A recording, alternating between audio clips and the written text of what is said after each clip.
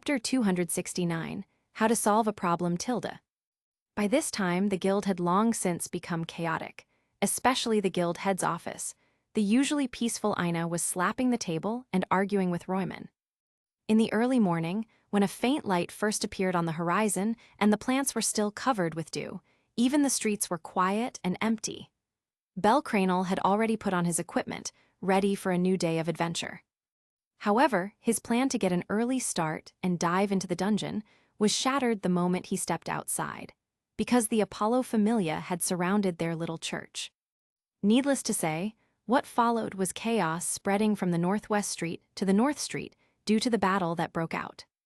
It should be noted that in Orario, the center of the world, even the use of magic was forbidden, let alone open fighting between familias. You could pick a quiet place to settle things or resolve it discreetly in the dark, but doing it openly was absolutely forbidden, especially when they were using magic and magic swords to destroy public property and the streets. Therefore, the Apollo Familia's blatant attack on the Hestia Familia, which really only had 2 people, was almost immediately reported to the guild.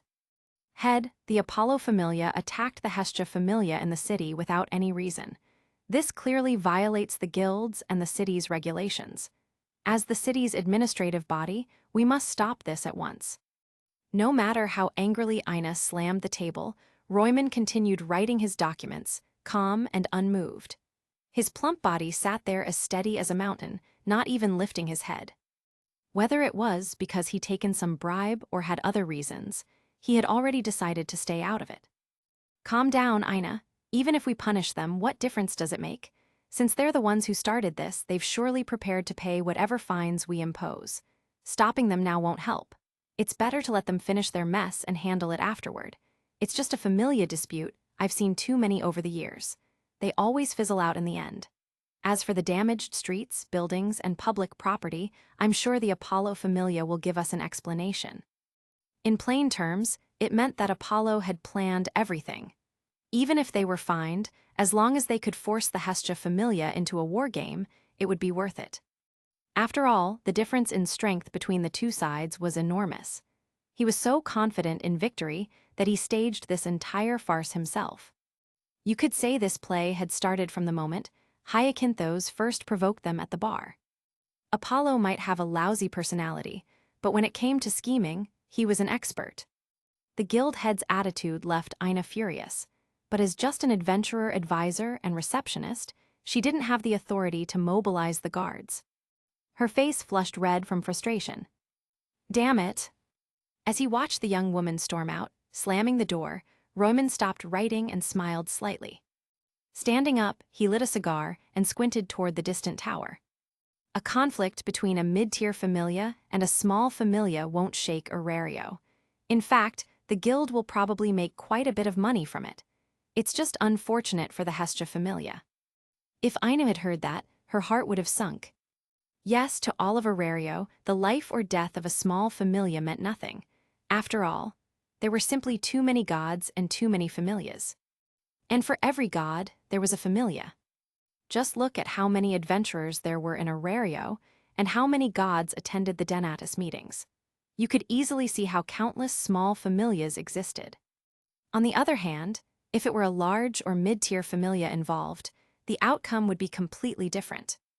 Before breakfast was even over, the news of Apollo Familia surrounding Hestia Familia had already spread throughout the entire city. The ordinary citizens, not understanding the full story, treated it as idle gossip. The bored gods, on the other hand, shouted and cheered with excitement, wishing they could personally witness the commotion. Orario hadn't been this lively in ages. A war game between familias, this was the kind of entertainment and thrill they had long been waiting for. While the gods and the common people were excited, the adventurers had more serious thoughts. The Apollo Familia, a mid-tier familia of Orario, shamelessly attacked the weak Hestia Familia without regard for rules, launching an assault in the city. That made many adventurers think of their own familias, and one by one, they grew worried. Afraid that the same thing might happen to them. The chaos in the city only slightly affected the low-key familia, mainly because it woke them up too early. Since he was already awake, there was no point trying to sleep again. Franz stumbled sleepily into the washroom, his golden hair a complete mess. But to his surprise, it seemed like he was the only one woken up. Raoul, Cruz, and the others were nowhere to be seen. Only Beta was up. Looks like your beast senses are working against you today. Compared to him, Beta clearly looked more annoyed. Damn it, a bunch of idiots making noise everywhere. Better not let me catch them. Beta bared his teeth, growling as he flicked his tail and left. Hey Beta, guess who it is? Beta stopped and turned his head slightly. Fran grinned, flashing his white teeth. It's those idiots from the Apollo Familia. I heard they hang out at the Hostess of Fertility too. What do you say we pay them a visit tonight? Apollo Familia, a dangerous glint flashed in Beta's eyes. When something annoyed Fran, his solution was simple, just beat the problem out of them. That was the proper way for those with power to deal with trouble. After washing up, Fran wandered leisurely around the courtyard in casual clothes, feeling a bit down when he didn't see eyes. He looked up at the sun and estimated the time. It should be around mid-morning now. Fran, come to my office later. There's something I want to discuss with you all. As he sat on the bench, staring blankly at the sky, a familiar voice called from above. It was Finn's. At the top of the northernmost tower, in Finn's office. Knock, knock, knock. I'm coming in. When Fran turned and closed the door behind him, he realized it wasn't just Finn and Eyes there.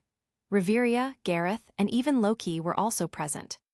He was slightly surprised, then quickly regained his composure. Chapter 270, the next target, Daedalus Street Tilda. He was slightly surprised, then quickly regained his composure. Sit down first, Fran. No need, Eyes and I are fine over here. There was only one chair in the office, reserved for Gareth. The remaining one was a small chair for Finn. Loki sat casually on the desk as usual, while Reveria stood by the window. As for the others, Eyes stood by the door against the wall, and naturally, Fran chose to stand beside her. All right, Loki, tell us, what exactly is it that we're looking for this time? All the recent incidents were tied to their search for the hideout of the Evelys, including Fran's involvement. He did know about the artificial labyrinth Gnosis, but because he and the others lacked the strength before, he didn't dare act recklessly. And besides, even if he knew the intel, what good would it do? He didn't actually know where Gnosis was located. It was like knowing that there's a certain place in your city, but not knowing where it is, especially if the other side is deliberately hiding it. That was exactly Fran's situation. Not to mention the underground waterway system, nicknamed the Labyrinth on the surface, even Daedalus Street in the southeastern district was so complicated that it couldn't be understood in a short time. While he was lost in thought, Loki spoke up. Whether inside the city or outside it, we've searched almost everywhere along with Hermes and Dionysus. Other than finding routes like the Sea Cave, we still don't have any clues about their true hideout. But although we've searched so many places, there's still one that slipped through the net. And based on my intuition, that place definitely reeks of something suspicious. Finn crossed his hands in front of his nose and mouth, his sharp eyes reflecting that familiar calculating light. Daedalus Street. With a snap, Loki snapped her fingers. Exactly. If there's anywhere in the city that can confuse our sight, it's Daedalus Street. Finn fell into deep thought, reviewing all the clues in his mind. Indeed, with that surreal, maze-like layout, it's perfect for those guys to hide in. If they really have been there all this time, it's no wonder we never found anything. After all, it's Daedalus Street. I've lived in Orario for decades and still can't make sense of the terrain there. Maybe even the residents themselves don't fully understand it. Reveria sighed softly. Hiding a tree in a forest, hiding a labyrinth's entrance inside a labyrinth, it's quite logical. What about you two, Eyes, Fran? What do you think? Eyes glanced at Fran and silently shook her head. The meaning was clear, she agreed with the others. Feeling everyone's gaze on him, Fran had no choice but to speak. Daedalus Street, Considering the Monsterphilia's venue was there, it really is the most likely place. But we should still proceed cautiously. Since everyone agrees then, our next target is set Daedalus Street. The library of the Twilight Manor. Fran and Eyes came here for the first time in a while. Breathing in the familiar scent of ink, Fran felt deeply immersed in it. So, what are we doing here, Fran? Eyes' eyes were fixed on a novel titled The Tales of Heroes as she asked without looking away. I came to find some historical records of Orario. I haven't gone through this part in detail yet. When I was browsing books before, I just skimmed it. I remember there was one called A Brief Architectural History of Orario. Ah, here it is. It was an old book with a thick, dictionary-like heft. Quite heavy, when Fran pulled it from the shelf, the sudden weight made his arm tremble. Careful, don't drop it. It's Anakitty and Alicia who maintain the library. This is the first I've heard of that. I thought the members of low-key Familia didn't really do these kinds of chores anymore. Eyes shook her head and explained. They don't have to, but according to them, it's a hobby. Like how I enjoy sword practice, or how you like researching magic items and reading.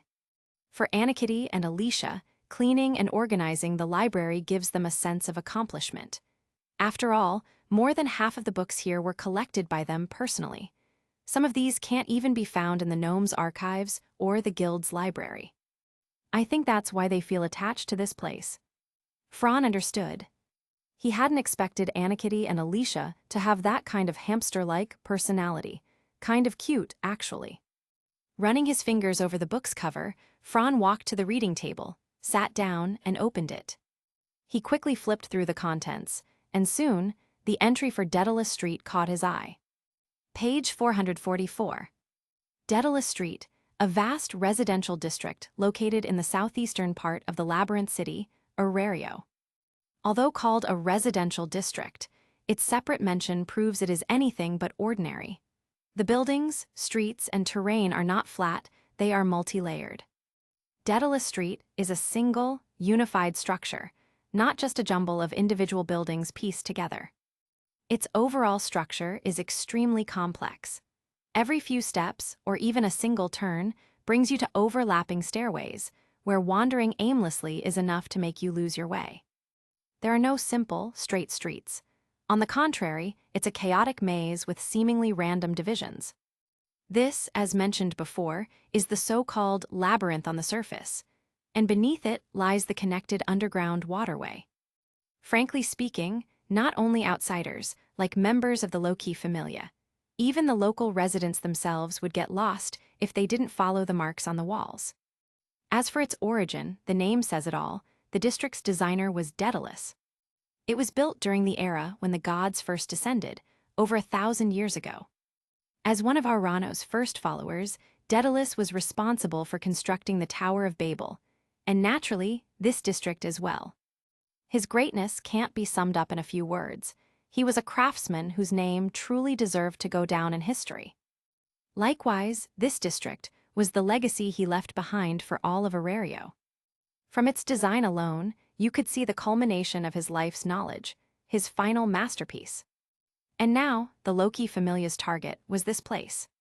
To catch the enemy's tail, they would first have to understand the labyrinth-like environment here. Chapter 271, Picking a Fight Tilda. The Familia had finalized their next plan of action and distributed the tasks to the other members. When everyone heard that the next destination was Daedalus Street, their faces immediately turned sour. I'm telling you, why do we have to go back to that damned place again? Raoul frowned, pinching the bridge of his nose, his eyebrows scrunched up tightly. I admit the architecture there is quite unique, but wandering around that place, I'd rather not. Cruz didn't say much, but his expression clearly showed how he felt. By the way, how's the security over there these days? I haven't been there for years. Rakta, the rabbit-eared girl who was a little familiar with the area, hesitated for a moment before speaking. I stayed there for a while when I was learning how to draw maps. The public order is okay, I guess. But it's true that a lot of thugs, wanted adventurers, and other familias gather there.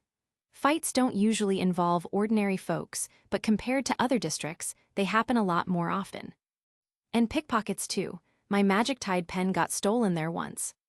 Her rabbit ears twitched as she spoke, her face showing a trace of lingering frustration.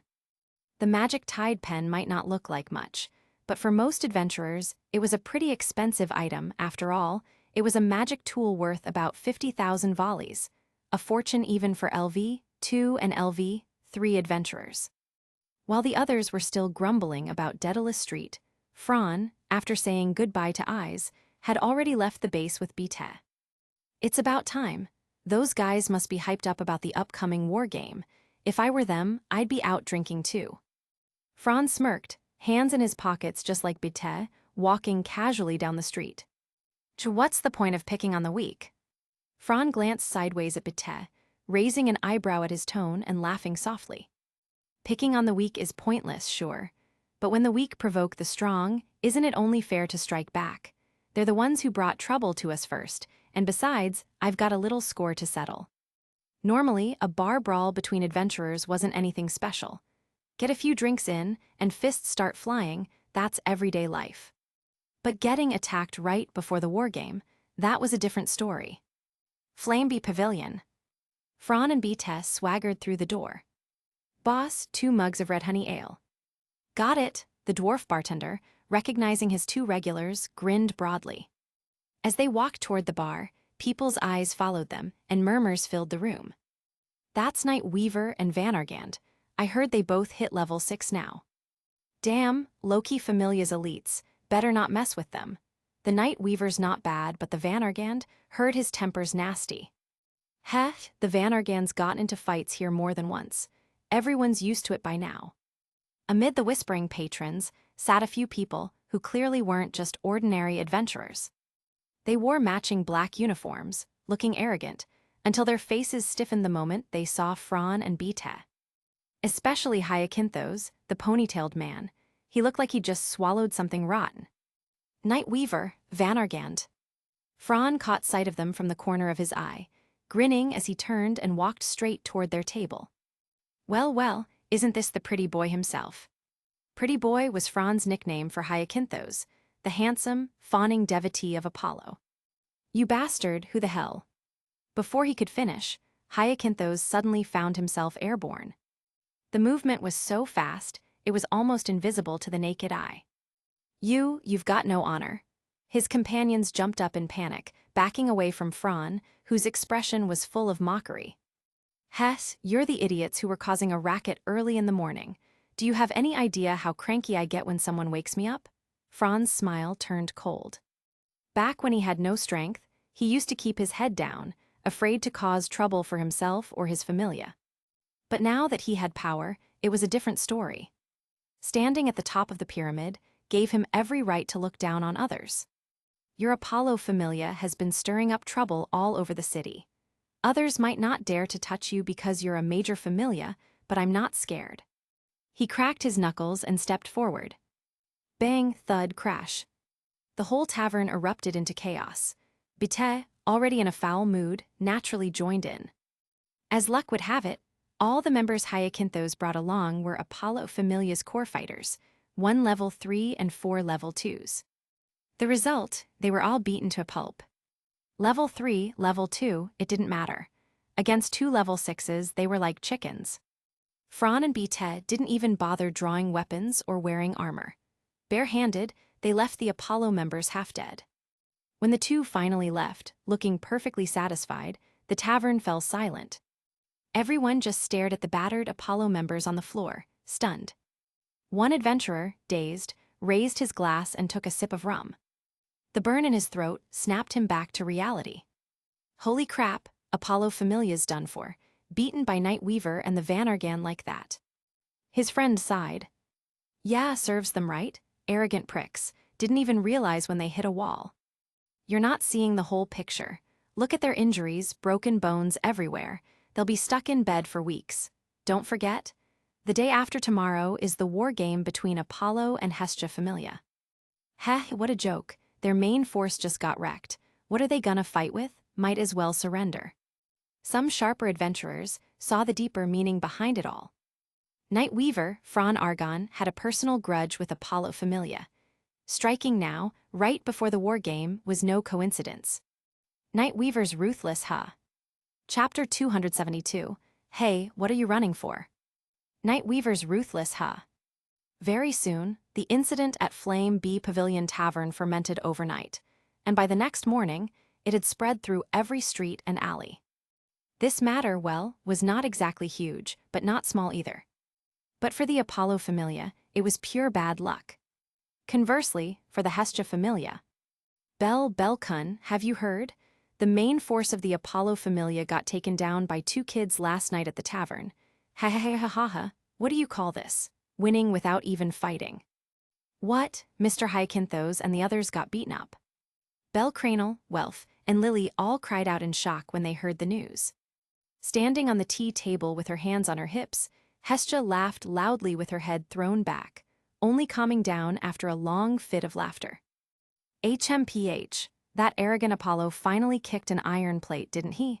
Totally flipped over this time. Lady Hestia, who in the world would have the guts to attack the Apollo Familia? That's a large faction. In all of Orario, they're a middle-ranked familia. Our strength compared to theirs is heaven and earth apart. The ones who did it were. Remembering who Fran and Bete were, Hestia's good mood instantly dropped by half, and she said irritably. The ones who made the move were Night Weaver Fran Argon and Van Argant Bete Loga. Hiss, the Loki Familia, Lily gasped, face full of shock. Unlike her, Belle and Welf both looked stunned, especially Welf, whose expression turned odd as he recalled something. Ah, Fran, that guy. I get it now. That kid sure holds grudges, tusk. What a schemer. He could have taken revenge any time, but he waited till now, picking this exact timing to strike. The Apollo Familia must be seeing stars right now. Recalling what happened in the dungeon before, Welf said with a smirk full of schadenfreude. Welf, you know why they fought. Lily, Belle, and Hestia all looked at him, eyes full of curiosity. The red-haired young man rubbed his nose and chuckled awkwardly. Well, that's a long story, back then. In stark contrast to the joyful mood of the Hestia Familia, the luxurious mansion of the Apollo Familia was filled with suffocating tension. Looking at his beloved children lying in bed, wrapped in bandages like mummies, Apollo's face twisted hideously. Bastards, those damned bastards, to attack me while I wasn't looking, and it's that hateful Loki again.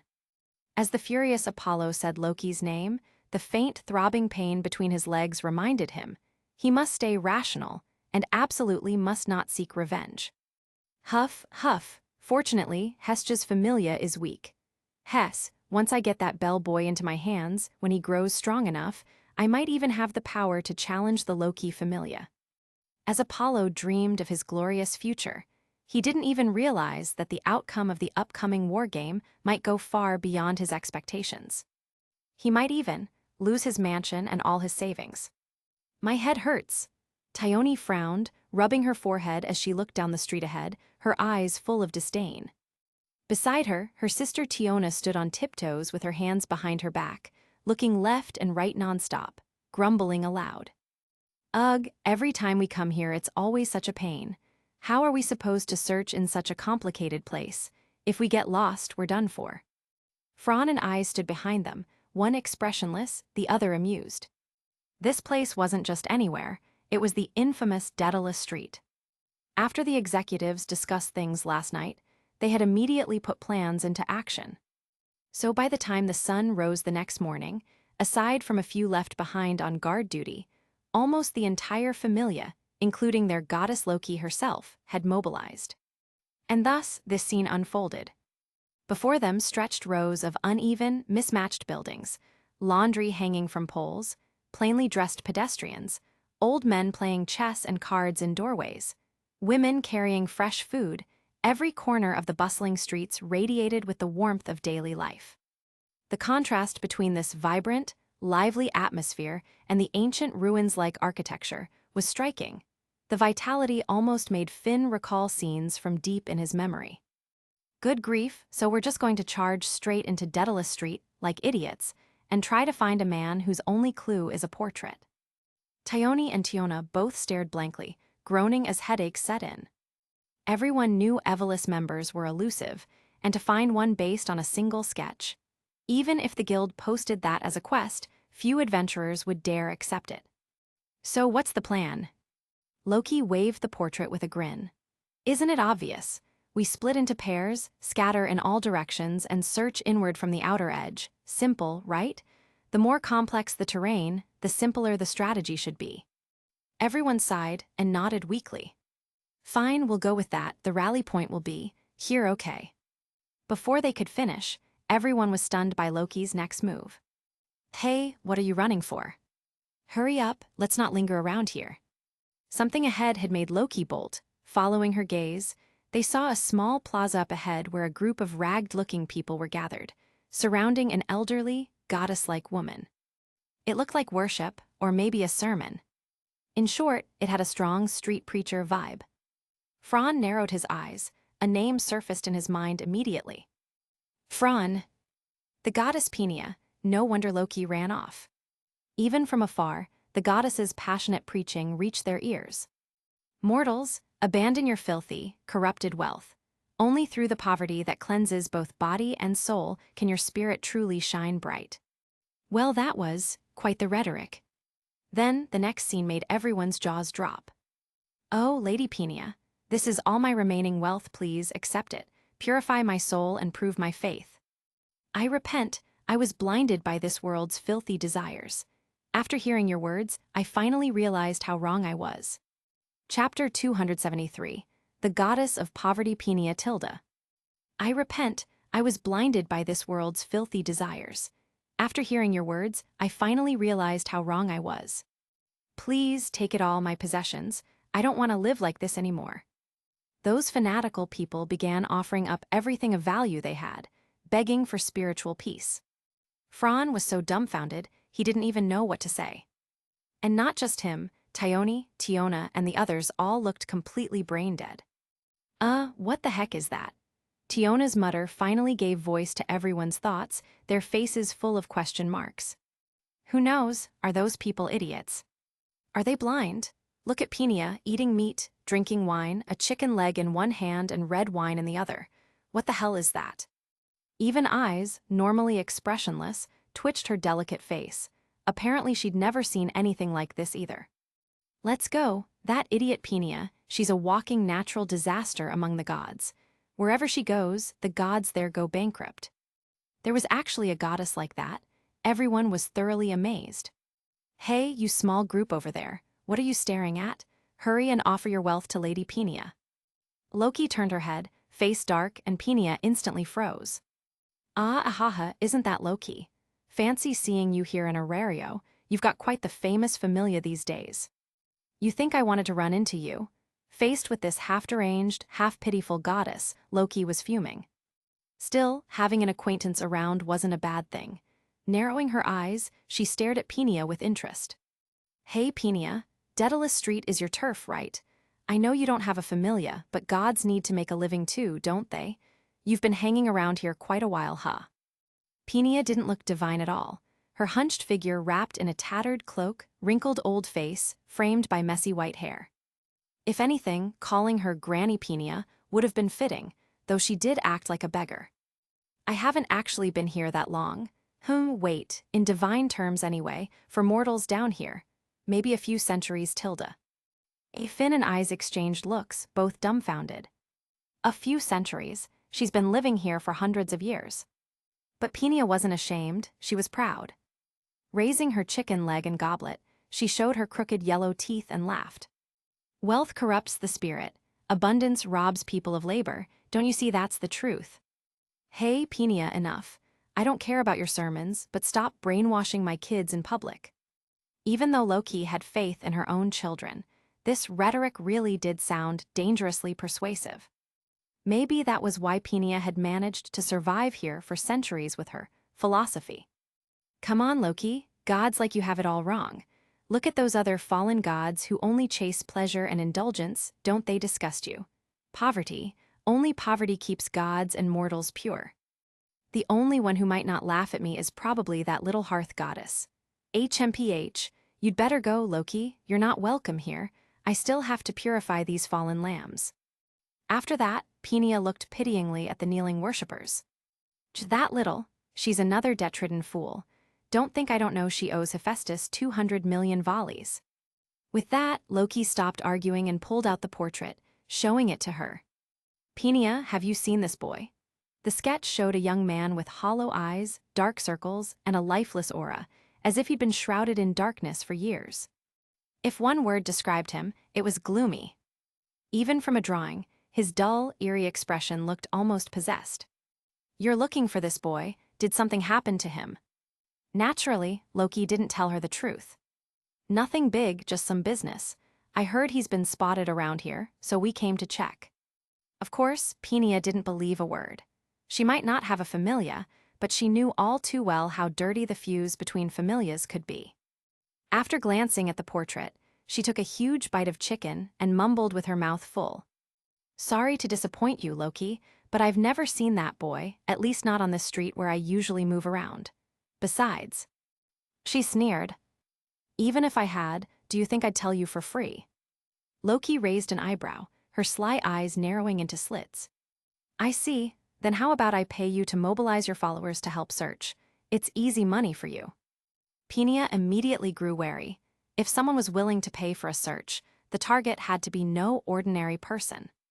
Forget it, I'm not getting dragged into this mess. After shouting her refusal, she quickly gathered her offerings and darted into the labyrinth-like streets. I told you, rich folks are all trouble. Loki watched her leave, clearly thinking of something. Neither she nor the other girls noticed that beside them, Fran had lowered his head slightly, his half-lidded eyes hiding his thoughts. That bottle of wine, it must be a god-tier liquor, even stronger than Soma's divine wine. Just one sip could enslave even a god. When Loki returned, everyone curiously asked about the woman's identity. After Loki explained her background, everyone understood. No wonder she could spout such rhetoric. Turns out she was the goddess of poverty. And wasn't her way of enlightening followers a bit too unique? Tusk, just standing there talking and people give her money, that's quite the scam. Low-key, those people offering money to her didn't look like her followers, right? Reveria walked over, asking curiously. Chapter 274, Fran's Backup Plan Tilda. Reveria walked over, asking curiously. Penia doesn't have a familia, but still, she must have her own methods. For example, she might donate part of the money she gets to the poor people living on this street so that no one calls her a fraud. Of course, she can still live quite comfortably on what remains, Loki replied. The topic of the goddess of poverty quickly became the subject of lively discussion. It's a shame she refused our request for help. If the goddess who had been living in Daedalus Street had agreed to assist us, our task would have been much easier. Loki sighed. Well, nothing we can do about that. Let's begin our search according to plan. Everyone spread out, second-line squad, move in pairs. As for Eyes and Thyone, you'll each go solo. There was no issue with this arrangement. With their level 6 strength, moving through the streets was hardly a challenge. Only someone suicidal would dare provoke top-class adventurers like them. I'll head this way then, said Fran, pointing in one direction before leaving without hesitation. Since the familia's focus was now on Daedalus Street, Fran also needed to prepare himself for battle. With someone taking the lead, the rest of the team followed suit. I'll go this way, said Eyes, pointing in the opposite direction of Fran. With a light tap of her toes, she leapt gracefully onto the rooftops of tall buildings and disappeared in the blink of an eye. Soon after, Thyone, Tiona, Anakitty, Lefia, and the others all followed suit, scattering in various directions. In the end, only Loki and Reveria remained. All right, Reveria, come with me. We've got another matter to take care of. Loki smirked, hands in her pockets, and turned down the next street. There, an elegant-looking bar awaited them, a place they often visited to chat with other deities. Dressed in his black knight outfit, Fran moved swiftly through the streets, staff in hand. The streets here were like a maze. Even if you walked straight, you'd encounter countless forks and stairways, some even spiraling down like giant dungeon shafts. The entire area was built like a sheer cliff, its buildings interconnected by stone skywalks, complex, tangled, and enough to make anyone lose their bearings instantly. Still, though Daedalus Street was an architectural maze, its residents had adapted to life here. They'd painted direction markers and street names on the walls, so as long as you followed them and didn't wander randomly, you could roughly find your way out. Unfortunately, finding buildings was one thing. Finding people was another, especially when those people were actively hiding. With a light, graceful leap, Fran landed atop a high roof and looked down. Even he couldn't help but marvel Daedalus Street's design was far ahead of its time. Even compared to the supercities of his previous life, nothing could match its surreal, dreamlike construction. Finn and the others should be searching the underground waterways in this area. Hopefully, they'll find something. Those smugglers using the sewers to move goods isn't strange, but if they were transporting violas, they must have left some trace. With BTE's level 6 enhanced sense of smell, he might pick up a lead. With that thought, Fran quickened his pace, heading toward an entrance to the underground waterway not far ahead. Meanwhile, the female members of the Loki Familia had begun their ground search. Only Loki and Reveria had gone to their usual tavern, apparently waiting for someone. Clang, clang, clang. Come in already, don't pretend to be gentlemen, Loki grumbled. Loki, just look at this handsome face of mine, how could I not be a gentleman? Two yellow-haired gods stepped inside, Hermes and Dionysus, Loki's allies. All right, enough with the formalities. My kids are already searching Daedalus Street. What about you two? Hermes spread his hands and smiled. According to the intel you got from Melon, I've set my sights on Ishtar. Coincidentally, she asked me to transport some valuable goods from the Far East. It's the perfect excuse to observe her closely. Loki narrowed her eyes, a sly smile playing on her lips. She didn't know if Hermes really planned to investigate Ishtar, but she was sure that the messenger god had other motives. What Hermes didn't know was that if he didn't go whisper in Ishtar's ear, someone else already had. After all, Fran had taken advantage of the previous Denetis to inform the goddess Freya that Ishtar had her eyes on Bel first. That way, Ishtar would act openly against Bel, forcing Freya to respond. That chain reaction was exactly what Fran wanted. And that's why the Ishtar Familia was of little concern. With the goddess of beauty herself in play, wasn't it better to let one goddess destroy another? What about you, Dionysus? The refined god ran a hand through his golden hair with a calm smile. You've already sent your children to Daedalus Street. Asking me now just makes me look bad, doesn't it? Loki swirled the ice in her glass and took a satisfied sip. Ha, come on, we're allies, aren't we? I figured I should at least keep you two in the loop. Allies, both Hermes and Dionysus thought the same thing. She's just using us as tools. But outwardly, they kept their polite smiles.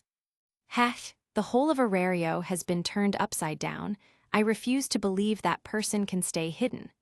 Once we find them, I'll make those bored gods remember why the lower world is so merciless.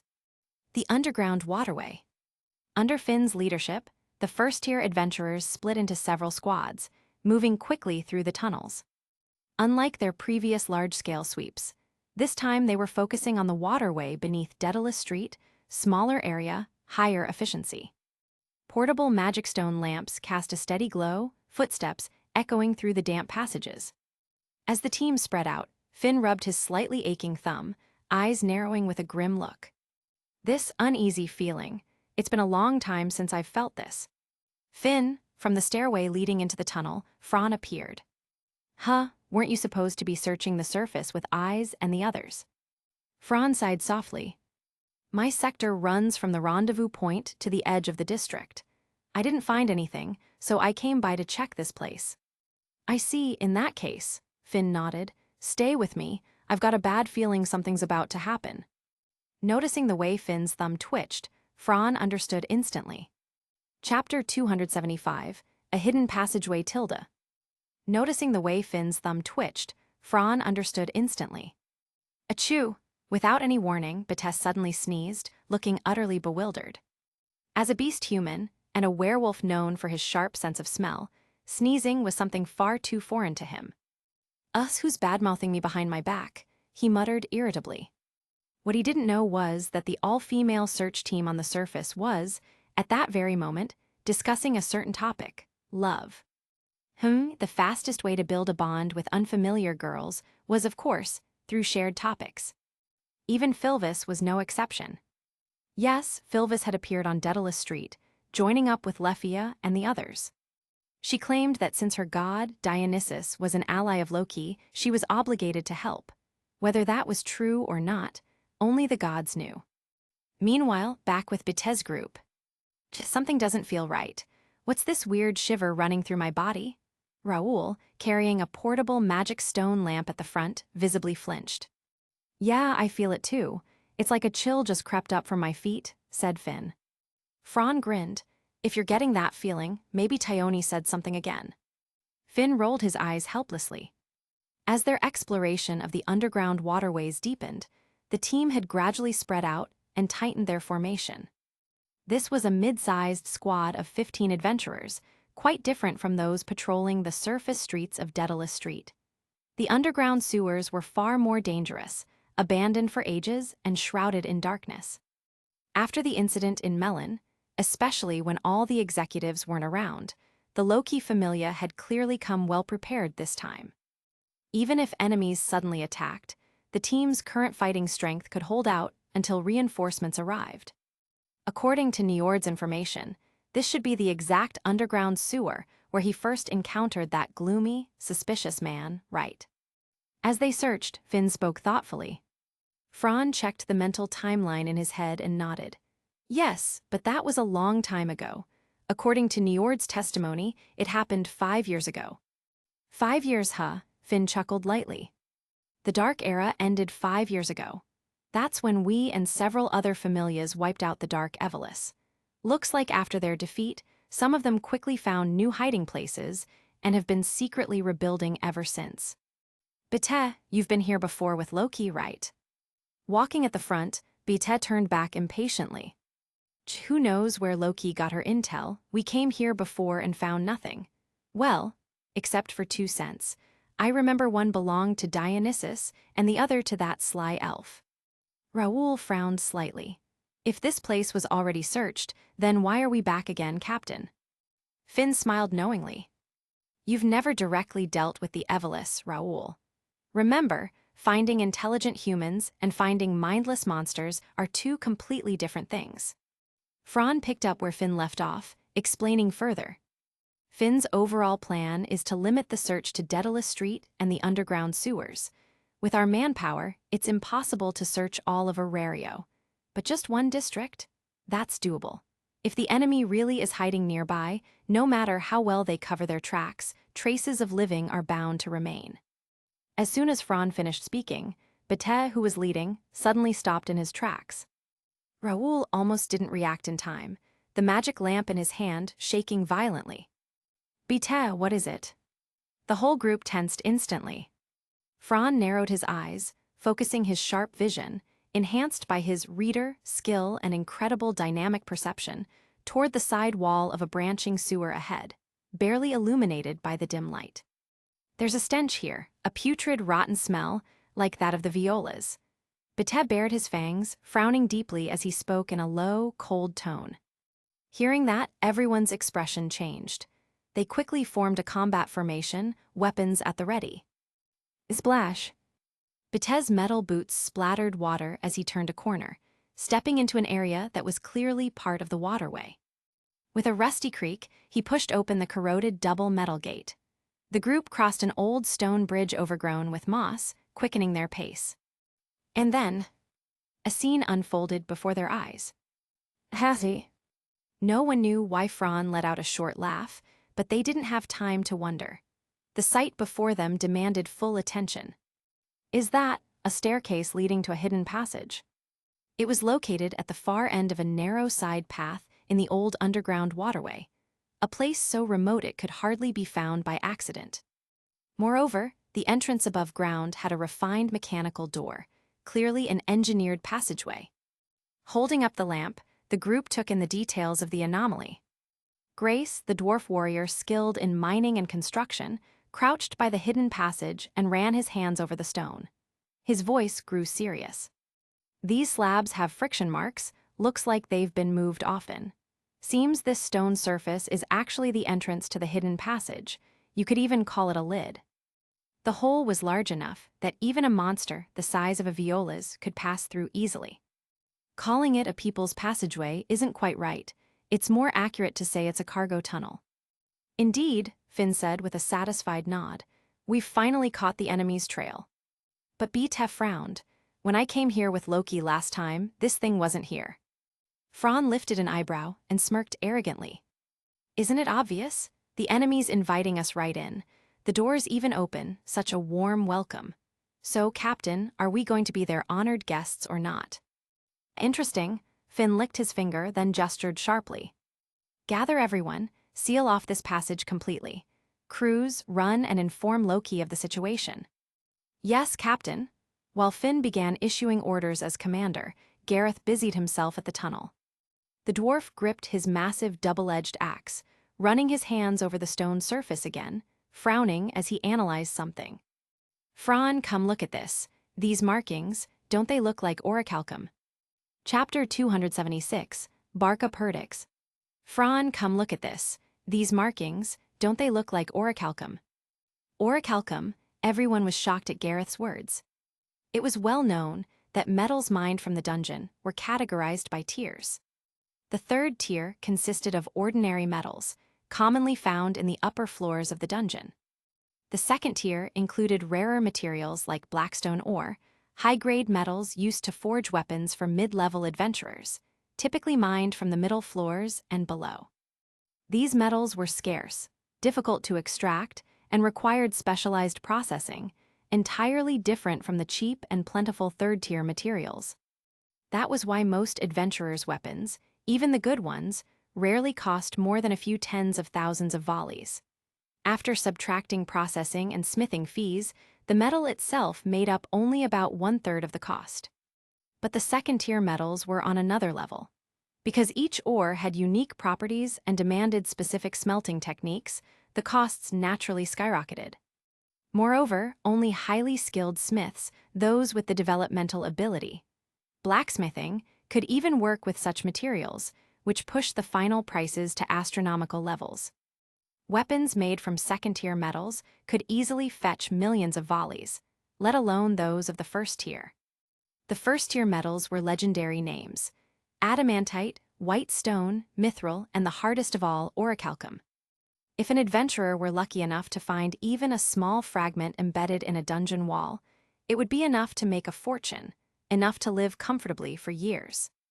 Unlike the other first-tier metals, weapons made from orichalcum weren't known for sharpness, far inferior to those forged from adamantite or mithril in raw cutting power.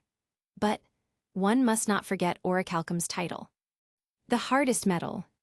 As a master smith capable of crafting weapons with special properties, Fron could say with certainty, the essential material for any durandal weapon was none other than orichalcum.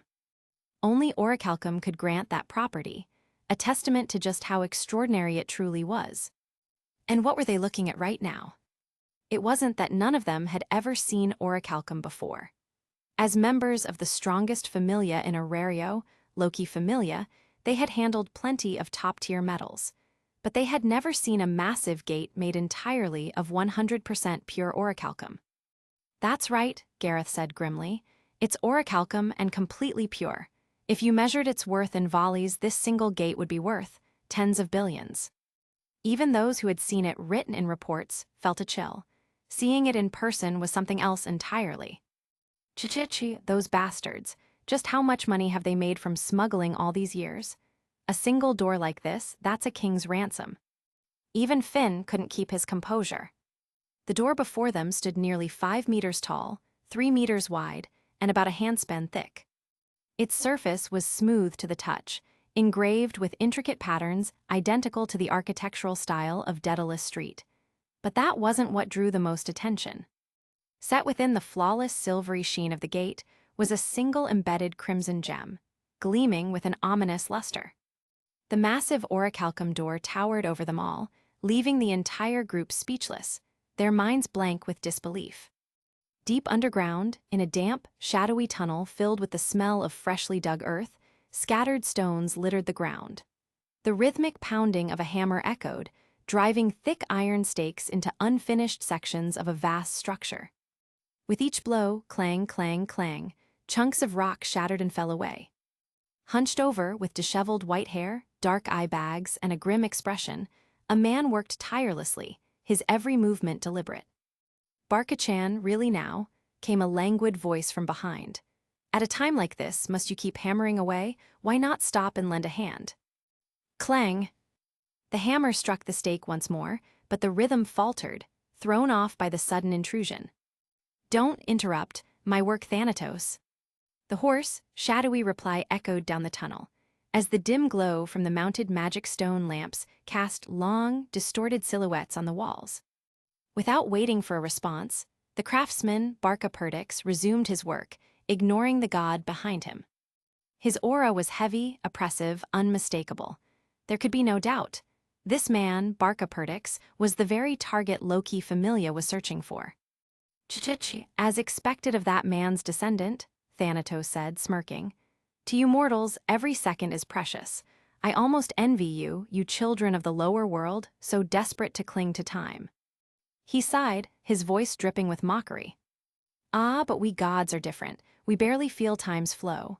A blink, a daydream, and centuries have passed." Barka didn't reply. He only swung his hammer harder, whether out of irritation or something else, even he couldn't say. "Ha, you gods should know better," he muttered. "I, and my ancestors before me, have always lamented our mortality. For those of us consumed by obsession, time is a merciless enemy. Even if I give my entire life, every heartbeat, every breath to this great work of art, I'll still die before it's complete." Thanatos smiled beautifully, almost seductively. A strange sight, given that he was a god. "Too bad," he said softly. "Your work is about to be interrupted. The Loki Familia are already knocking on your door. Do you really want those crude barbarians, those who know nothing of art, to destroy your masterpiece?" The craftsman froze, his movements stiff and unnatural, like a puppet whose strings had suddenly been pulled tight. Seeing the reaction, Thanatos chuckled, then leaned closer, voice low and serpentine. "Your project needs funding, doesn't it? Even after all these years, you've barely made progress. And now, with Loki Familia swarming the tunnels, your funding sources will soon be cut off. Once that happens, your work will suffer greatly." He paused, letting the words sink in. "So why not? Follow my plan? Let's give these passionate guests a proper welcome right here in your beautiful creation. After all." Thanatos grinned. They've spent their lives under the sun. It's time they tasted the blissful chill of the darkness below. His voice coiled through the tunnel like a whispering snake, each word eating away at the craftsman's will. Chapter 277, I'm Counting on You, Barka. His voice coiled through the tunnel like a whispering snake, each word eating away at the craftsman's will. Barka remained silent. Seeing this, the god let out a soft laugh and decided to play his trump card. "Hee, Barka, if this keeps up, not only will we fail to maintain progress, but even keeping your masterpiece intact will be difficult. As for completing it, that day may never come." At last, Barka hurled his hammer onto the ground with a heavy clang. Slowly, he turned around, his hollow, lifeless eyes fixed upon the god Thanatos. After a long silence, he finally spoke in a dull, empty voice. "Then, what do you want me to do?" Thanatos's lips curved upward in a faint smile. "Listen, Barka, I have a plan, a very good one, in fact.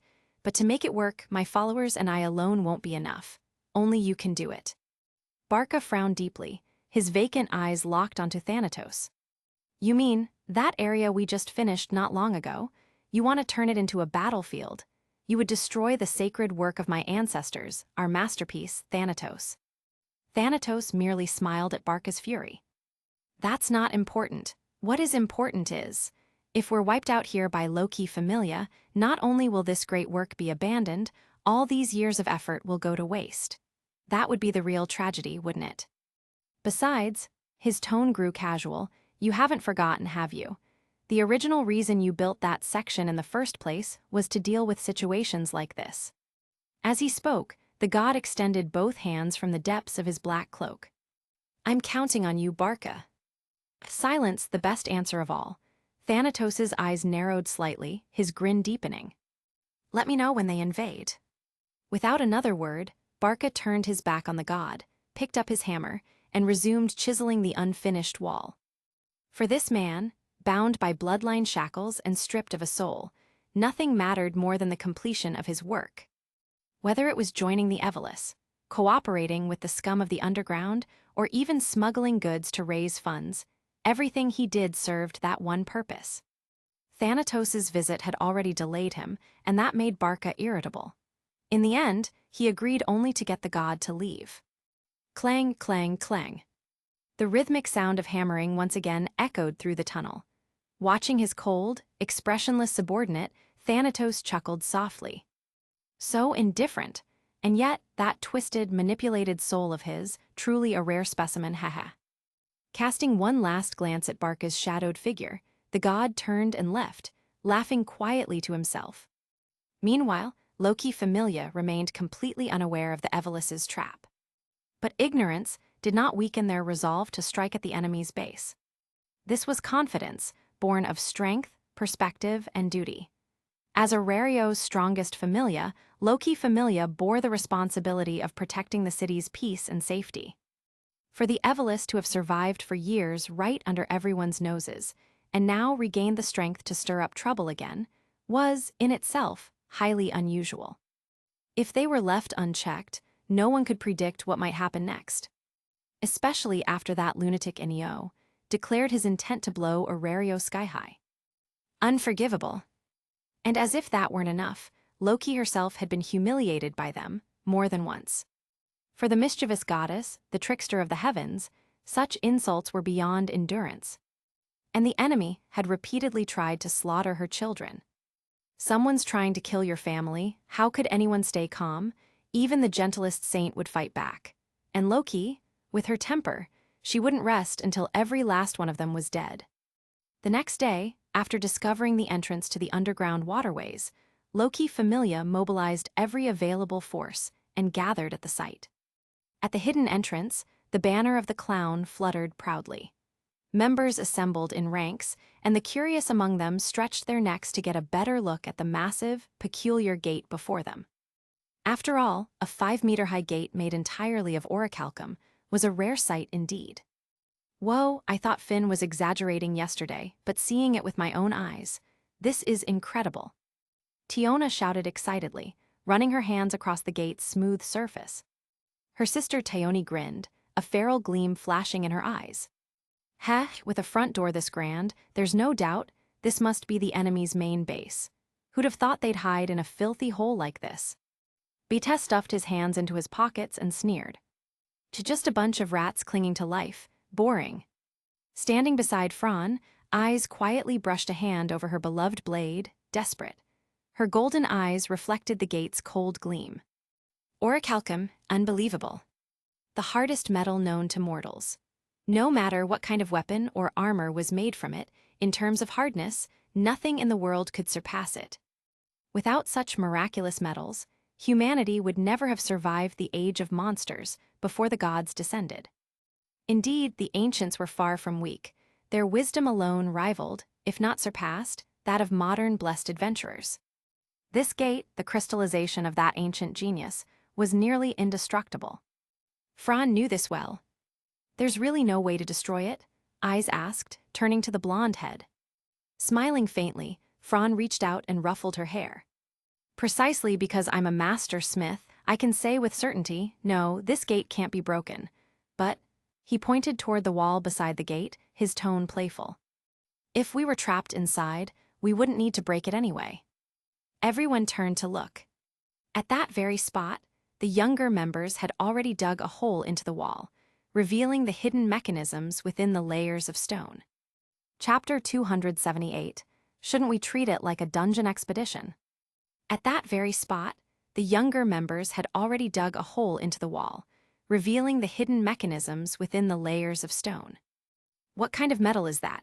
Not only eyes, but also Thyone, Tiona, Lefia, and Alicia were quite curious. And among those present, the only one who could give them an answer was Fran, the only blacksmith of the Loki Familia. Fran glanced at the metallic coating with a kind of matte color and smiled meaningfully. If it's the monster-repelling stone coating, just hearing the name should make you think of something, right? Monster-repelling stone. Everyone looked at each other, then gasped. The gate was made of orichalcum, and the endless passageway was made of monster-repelling stone. How much would that cost? What a grand undertaking. Reveria's expression turned grave as she gripped her staff tightly. Finn, are you realizing this? The Palom leader glanced at Loki and Reveria, pondering for a moment. Just this portion in front of us already costs an astronomical amount. We can't yet estimate how large this cavern is, but I only know that such a massive construction couldn't have been built overnight. Even the Goibniu Familia couldn't do it. All right, now isn't the time to be worrying about how much the enemy spent building their base. Loki clapped her hands, gathering everyone's attention. According to the map, this passage undoubtedly leads to Daedalus Street, meaning the enemy's base is located underground, centered around that street. Just look at this luxurious gate. Their intention is already clear: welcome. Low-key, based on our intelligence, there's a 90% chance the enemy deliberately lured us here, even leaving the gate open to welcome us. Inside, it's probably a trap. Anakitty spoke with unusual calmness, connecting all the clues and easily voicing the enemy's intention. But, just as her words fell, the massive hidden gate behind the mechanism began to open. Even Fran raised an eyebrow in surprise. Not only had the mechanism been disengaged, but the gate itself was being opened from within. The enemy's intention was crystal clear. They were inviting the Loki Familia inside. There's someone, I see them. Finn instantly spotted figures in the dark passageway. Someone, I didn't see anyone. Finn pointed to his eyes. Don't forget, we Paloms have excellent vision as our racial trait. Those guys are sneaky, wearing masks. They must have been the ones who opened the gate. Now, the Loki Familia faced two paths.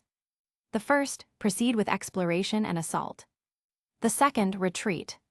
The second option was absolutely impossible. After all, they had already clashed with this enemy several times.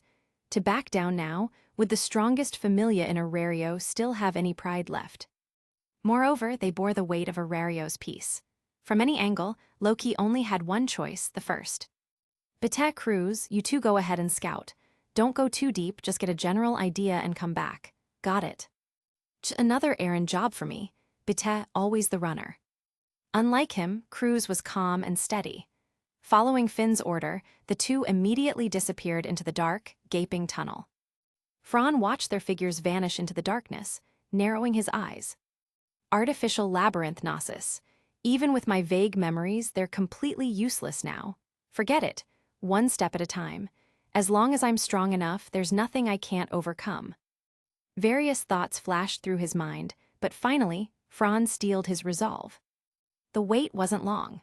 Bete and Cruz perfectly executed Finn's reconnaissance order and soon returned from inside. From the entrance to the point we reached, we didn't see anyone or any monsters. It was dead quiet. At that, Cruz glanced at Bete, signaling him to continue. Once we went a bit deeper, the tunnel started branching off. The feeling it gave me was just like the 51st floor of the dungeon. No, this place is almost an artificial dungeon. Analyzing the gathered intel quickly, Finn sighed. The arrow is already knocked. We have no choice but to fire. The enemy's goal has been clear since our return from the expedition. They want to perform the fallen spirit's clone summoning on the surface. In the battle on the 59th floor, even one mature clone was that powerful. If they managed to summon multiple, I can't imagine what kind of disaster that would bring to the surface. In short, the Loki Familia and their allies were racing against time to destroy the enemy before they could complete their matured clones. This was an opportunity they couldn't abandon. Although they had resolved to attack head-on, Finn's throbbing thumb continued to warn him, a bad omen. Finn, leave the small fry here, otherwise they'll just hold us back. Suddenly, Bete's sharp words cut through the tension. The lower-ranked members froze for a moment, then looked embarrassed and angry. Of course, by small fry, Bete meant them. Though they knew he meant well, his mouth was far too harsh. Franz sighed, walked up to Bete, patted him on the shoulder, and tried to comfort the others. Bete means well. We don't know what kind of danger or battle awaits inside, but it really isn't suitable for you all. Thanks to Franz's translation, everyone's expressions softened a little. Hey, you two, don't just decide that on your own. Without supporters, we won't have spare weapons or potions, and we won't be able to fight at full strength. Besides, you said it yourself, this place feels like a dungeon. So shouldn't we at least approach it like a dungeon expedition? Thyone mildly refuted Fran and Bete's opinion. In her view, this was clearly the second entrance to the dungeon they had been searching for. Since it was a dungeon entrance, according to tactical procedure, they should send in a large team for exploration and reconnaissance. Seeing the executives starting to argue, Gareth, Reveria, and Loki all turned their eyes toward the true decision-maker, Finn.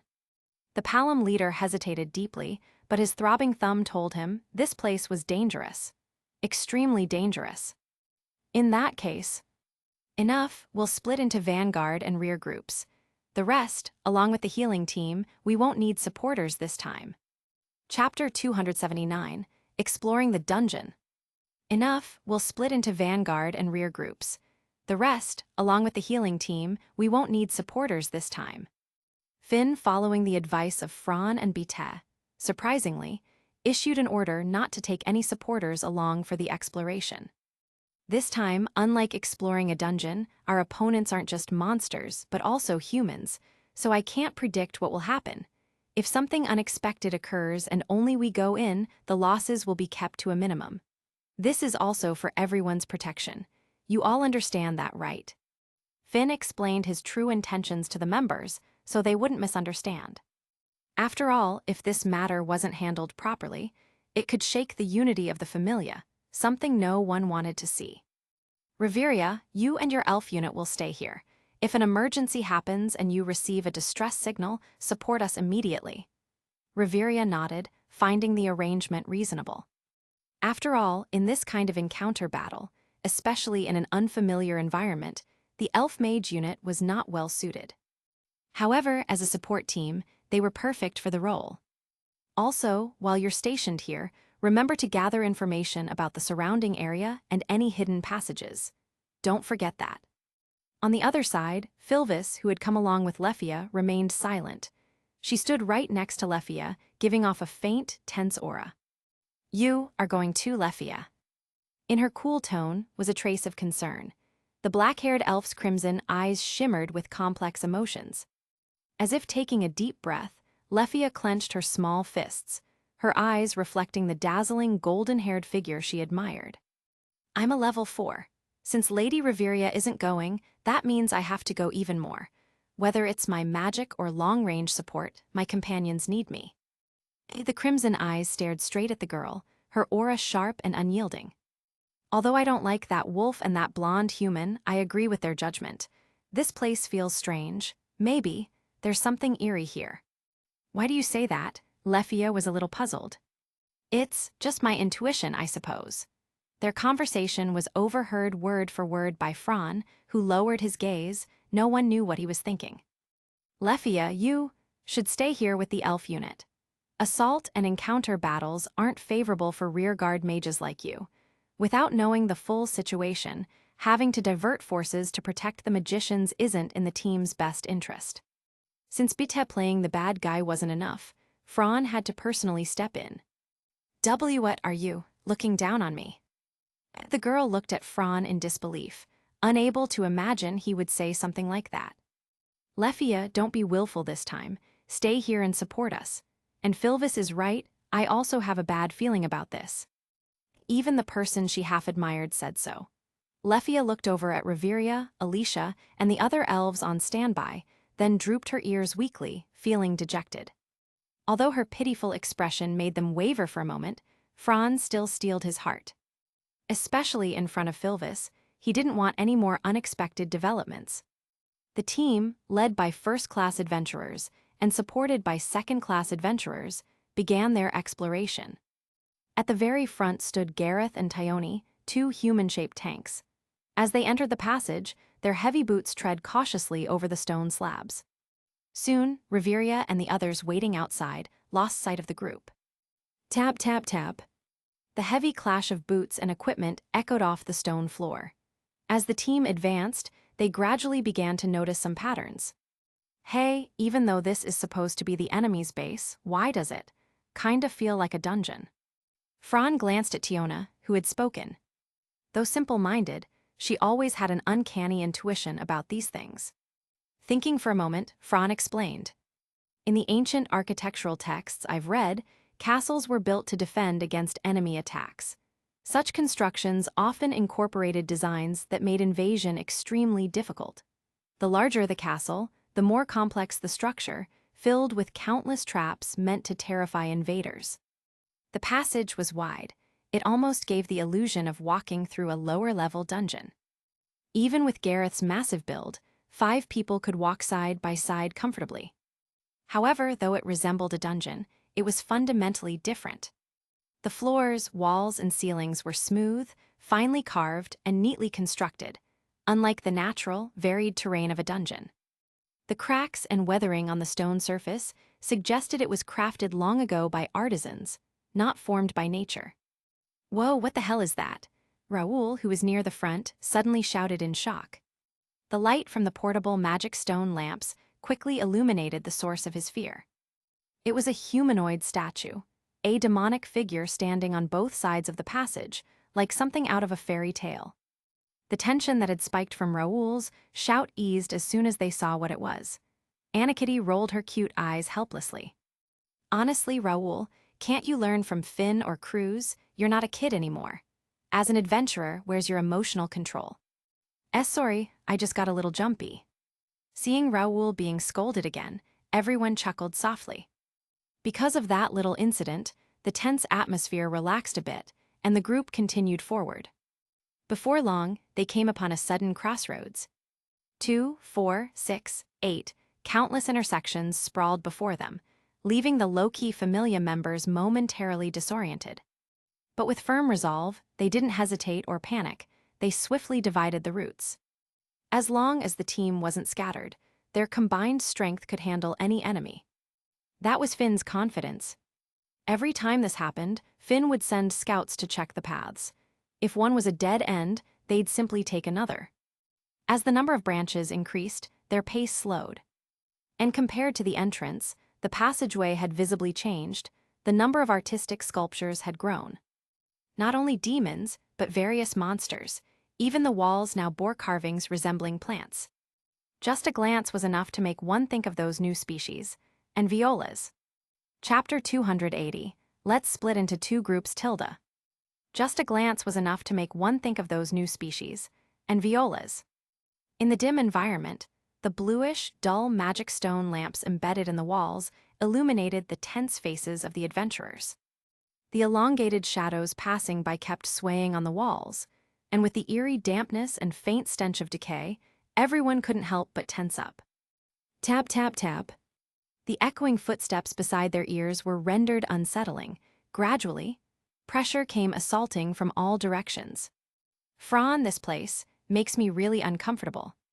Eyes cautiously placed her right hand on the hilt of her beloved sword and whispered to the Fran beside her. "Ah, yes. Compared to the dungeon, this place is even more eerie. Even though the dungeon is dangerous, it's alive, it has a kind of vitality tied to living beings' instincts. But here," glancing at the statue's eyes, at those inconspicuous dandelion-like specks, Fran showed a strange smile. "Here, this is a place of complete inorganic existence, and combined with being underground, it's destined to be cold and utterly lifeless." Yo-ho, that meaningful gaze and strange smile, did he notice our surveillance system? "What should we do now, my dear little Barca?" Inside a huge room, perfectly square in both length and width, a massive console stood fixed in the center. The mysterious, lifeless-faced man named Barca was operating an image projected by a statue, monitoring every move of the low-key Familia. And the moment Fran's gaze seemed to pierce through space and meet theirs, countless hooded figures trembled in fear. He's the flame demon, that damned flame demon. The culprit responsible for the one-sided slaughter and collapse on the 24th floor had now appeared vividly before the Evelis. Just the sight of Fran's handsome face nearly scared them to death. All right, don't be so nervous. Sure, that kid's strong, but geographically we have the absolute advantage right now, don't we, Barca?" The mysterious, gloomy man remained silent, not even turning his head. "Everyone, the stage is set. Now we just wait for the main character to arrive." As he spoke, Thanatos smiled. This is my first time exploring this kind of maze without a map. It really feels off. Tiona slowed her pace slightly, chatting with Fran. In the entire party, everyone's face was tense, spreading nervousness constantly, everyone except Fran. His eyes seemed to have the power to calm people's hearts. Just by looking at him, one's mind naturally settled. In environments like underground passages, secret paths, or caves, there's one rule that'll keep you from getting lost: feel the flow of the wind. Glancing at eyes, Fran continued. Of course, it's best to avoid exploring without a map. This time was just an accident. Fran's right, but I'd like to add something. The entire group suddenly stopped. Finn took 2 steps forward and continued. Following the direction of the wind is right, but the places where wind flows are often not easy to traverse.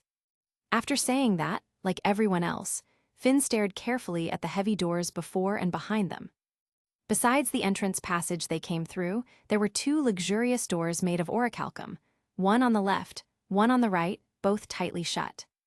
Our direction of advance is restricted. Yeah, every crossroads we've passed might have been prearranged by the enemy. In other words, we've been led here. So then, what purpose does the enemy have for luring us to this place? This intersection had no unnecessary decorations like statues. The floor, walls, and ceiling were all neatly smooth. Even if they trap us here, we still have options like... Boom! Gareth punched the wall, startling everyone. Just as I thought, besides magic stone, it's reinforced with mithril. In our group, aside from me and Fran, I doubt anyone could break through this. No choice then. There's a staircase ahead, this familiar feeling. Could it really be the dungeon? A labyrinth of this scale even below here. Now that's interesting. The team pressed on, but soon another crossroads appeared. Unlike before, neither of the 2 paths ahead were dead ends. What do we do, Finn? The Palom leader leaned on his spear, carefully surveying the surroundings. Unlike the previous level, the passage here was only wide enough for 3 people to walk side by side. Such a narrow layout resembled the upper floors of the dungeon. For a small team, it wouldn't be an issue, but with a force of this size, they couldn't even form proper formations. Thus, Finn made a decision on the spot. Let's split into 2 groups. I'll go with Fran, Bete, you take the right side, the rest go left. The members were also divided evenly, matching the first-tier adventurers. Of course, Tione and Eyes were quite unhappy about this. One argued loudly, while the other pouted adorably. That side's in your hands, Gareth. Leave it to me. Time slowly passed. It had been a while since the group split into 2 teams. As they went deeper, even Raoul and Anakitty could tell they were descending downwards. They were definitely about 100 meters below ground by now. Not only that, the deeper they went, the stronger the strange smell became, so strong that even humans could clearly sense it.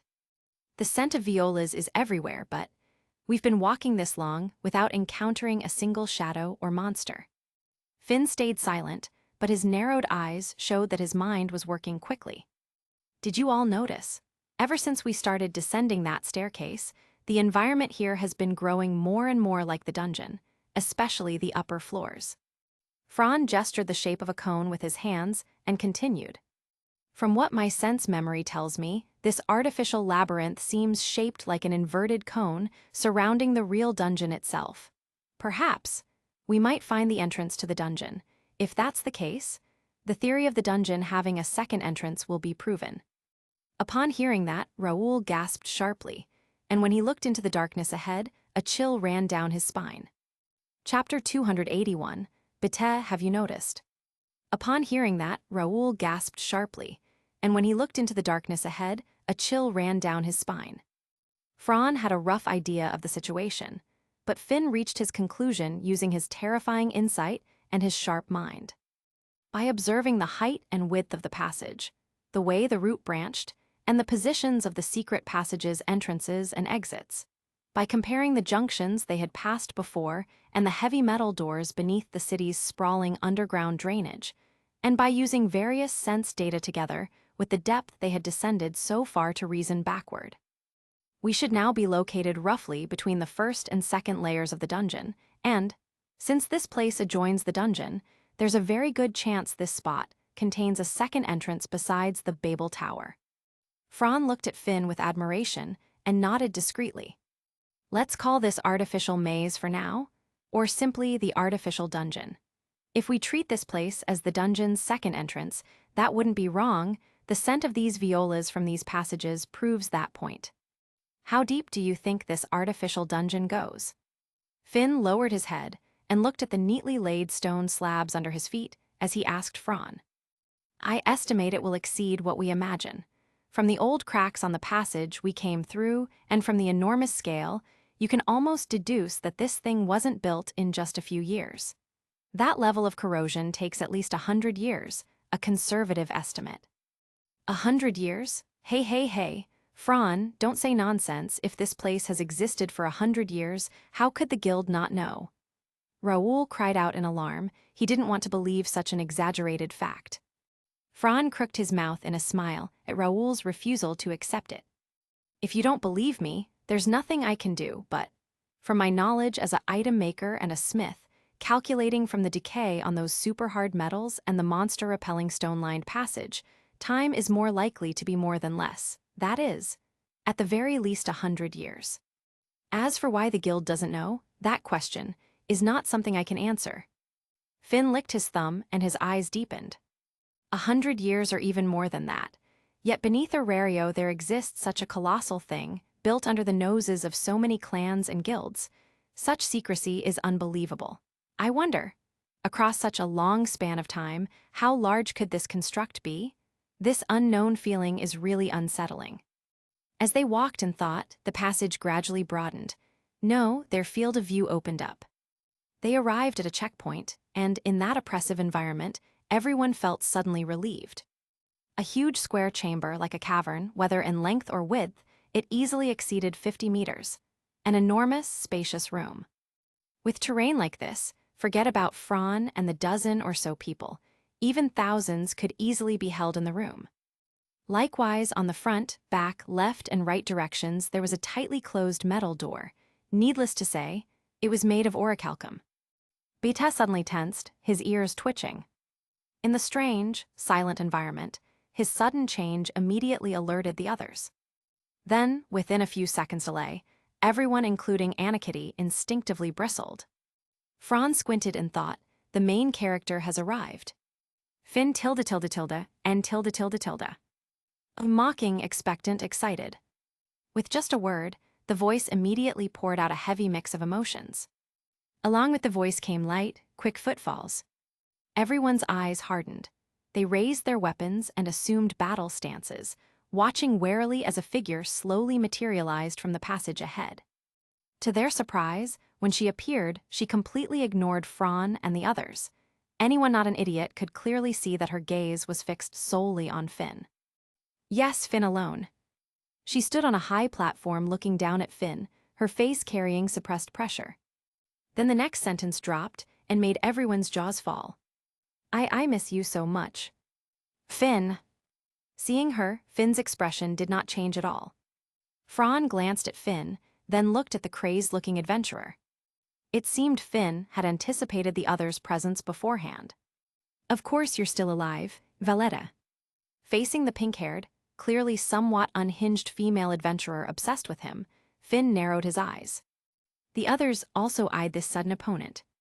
This slightly unhinged woman wore a fashionable fur coat. Her hair and outfit were a bit like those non-mainstream styles of her previous life, uniformly purple. Especially Raoul, Anakitty, and the others, when Finn shouted her name, they visibly tightened, their faces full of horror. Ha ha ha, I'm still alive. Oh my hero, that's hilarious. Compared to your fish-like memory, I've never forgotten your cold face, tusk. But you remembering me really surprised me. I almost thought I misheard. As she spoke, Valletta's manic laughter abruptly stopped. Then she viciously spat curses. But if you dare to fucking forget me, I'll butcher you 1,000 times, then kill you cruelly. No, 1,000 cuts are far too cheap for you. I'll pull out all your organs and turn them into skewers, serve them up to the public for show. Remembering that she almost died at Finn's hands 5 years ago, and his aloof, cruel face, Valletta had gone completely mad. The barking of a dog. Franz snorted derisively, not taking Valletta seriously at all. Just a measly LV5. What right did she have to be so arrogant in front of him? Dog. The woman's eyes flashed with ferocity and cruelty as she stared intently at the young man who watched her with amused curiosity. Ha ha ha ha ha ha ha, isn't this the famous Night Weaver? Your reputation precedes you. In just 2 years you've achieved what you have, remarkable, truly remarkable. But if you haven't seen darkness and chaos like mine, this time, I'll let you, the newbie, properly feel what cruelty is. Fran couldn't be bothered with this madwoman. He grinned and elbowed Bete. Bete, have you noticed? Women hooray obsessed with Finn all go a bit crazy. Is that some kind of strange attraction? Chapter 282. This place is the grave of you braver, Loki familia. Bete, have you noticed? Women hooray obsessed with Finn all go a bit crazy. Is that some kind of strange attraction? Anna-Kitty's face twitched at the words, and she looked at Fran. You mean Miss Tyonia Meyander? Don't take it personally, I didn't say that. Hastening to dispel the awkwardness, Fran instantly changed the subject. Finn, aren't you going to introduce this old acquaintance of yours to everyone? We've all seen how much you care about her. The new members were also very surprised. She's called Valletta Greed. Nowadays maybe only a few people know that name, but if you go back 5 years, during the dark days when Orario fell, she was quite notorious. In that period, the Evelis frantically disrupted order and caused massive chaos within the city. Valletta was one of their main officers at the time. One of the main officers, and during that dark, chaotic era. When everyone looked again at that frenzied woman, they all drew a cold breath, shocked at the terrifying identity of the other party. Not only the captain, but Reveria, Grace, even the Freya clan, the Ganesh familia, and many other factions clashed with them. After Raoul finished speaking, Anna-Kitty inhaled deeply and said in a low voice, I heard that after the Astria clan's total annihilation 5 years ago and the Gale incident, Valletta should have died during the 27th floor nightmare incident. Since 15 years ago, the Loki familia has been dedicated to exterminating the Evelis. As earlier members of the troupe, Raoul and Anna-Kitty knew part of the history, not to mention the notorious Valletta, who had been one of the Evelis' executives. Don't forget, at that time the 3 giants of the Loki familia were only LV5, and for the other side to be able to defiantly oppose those major factions, you can imagine how powerful they were. They were by no means weak. As for the 27th floor nightmare incident, it had been mentioned before. That incident was an extravagantly scaled monster offering launched by the Evelis. Every monster on the floors, including the floor boss wandering in the water city of floors 25-27, were involved. From that you can imagine how many people died back then. The scene was gruesome, blood flowing like rivers. Everywhere was indiscriminate fighting. Corpses lay strewn across the site. Valletta, as a leader of the Evelis, mixed forged corpses among them to deceive the guild's investigation and declared herself dead. They used that trick to confuse the public and preserve capital to make a comeback. Imagine building your chance to rise again on the corpses of your comrades, how cruel that is. And this is the style of the Evelis. But some people didn't think that way, like Valletta. Finn, to those of us who pursue darkness and worship chaos, you are a thorough monster, a devil.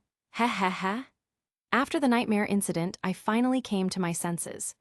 Back then, you didn't obey the guild's orders to go to the 27th floor to assist. Instead, you took those Freya and Ganesh people and went to attack our god, right? Speaking of that matter, Valletta's fury nearly contorted all her features, her face twisted with rage.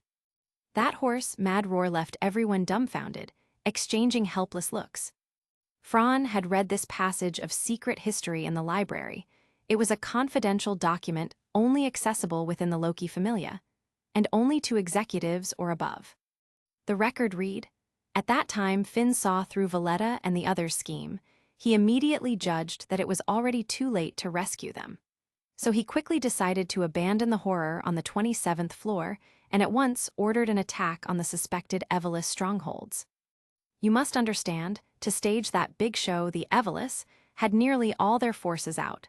The defenses of their main base were very weak, almost non-existent.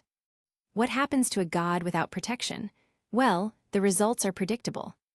With the help of many gods, Finn and his group successfully sent those so-called evil gods of the elves back one by one. And that battle was the key engagement that established the gap between the elves and the faction alliance. Because of that event, the remnants of the elves became extremely wary of the existence of the adventurers. Hidden in the shadows, whenever they gathered intelligence on Finn, they instinctively sifted it carefully. Do you damn well know how horrifying it was for me to be trapped in the dungeon after my god ascended and my blessings sealed? Just thinking about it makes me tremble.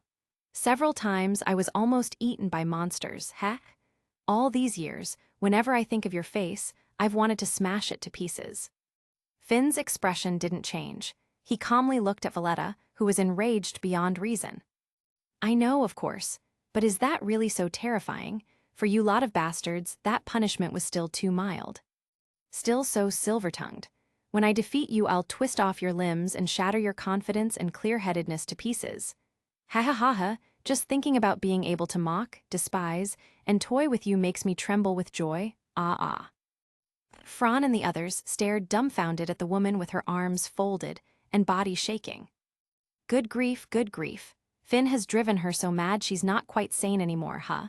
What did Valletta go through all those years? Finn watched his old adversary's appearance, and the corner of his mouth curled upward. I'm afraid, just based on you, this sad wish will probably never be realized. Although my words might be indecent toward you as a woman, I still want to say, Valletta, when will you have any decency? This will only make the opposite sex hate you more. Finn, tilde, you bastard. As I thought, I should have killed you. Now, right now, immediately, I'll kill you. You're so full of yourself after all these years, huh? Do you really think a person like you can say that, just because you've had many years of experience? As he spoke, Finn's gaze revealed contempt. Heh, you jumped in yourself, don't blame me. I don't know how many years I've been waiting for this chance. Since you came into this castle, don't think you can get out. This place is the grave of you braver, Loki Familia. You will die obediently in Knossos. Knossos, is that the name of this artificial labyrinth? From the opponent's words, Anakitty vaguely sensed something like a long-hidden conviction. But at that moment, Valletta made a move. Suddenly, she produced a finely crafted metal red sphere with an internal engraving of a D-shaped mark. A magic item, what are you doing, Valletta? Chapter 283, Continuous Battle tilde. A magic item, what are you doing, Valletta? Rumble. As the red eye-like magic tool with the D-shaped mark suddenly lit up, the passage behind them was instantly sealed shut by the hardest metal gate that dropped down. The team was thrown into chaos, everyone looking anxiously toward Finn. Are we trapped in here? Fran narrowed his golden eyes, his hand instinctively tightening around the staff, and his mind immediately began to race. Just as that thought flashed through everyone's mind, suddenly, the tightly shut doors on both sides of the square chamber opened. Sha sha sha sha sha sha. That familiar scraping sound and the sudden rush of rotting stench immediately told the members of the Loki Familia what was pouring out. Violas. A massive number of violas surged out from the corridors behind the two doors, and in just moments, the party was surrounded. Watching the adventurers clash with the monsters below, Valletta let out a mocking laugh, then with a light tap of her toes, retreated into the passage behind her. Damn you, violas. Batek cursed and spat out a string of profanity before charging forward at lightning speed to meet the attack. Everyone maintain formation grid 4. Roarer. With the encouragement of the braver and Batek's fearless charge, everyone's morale was instantly ignited.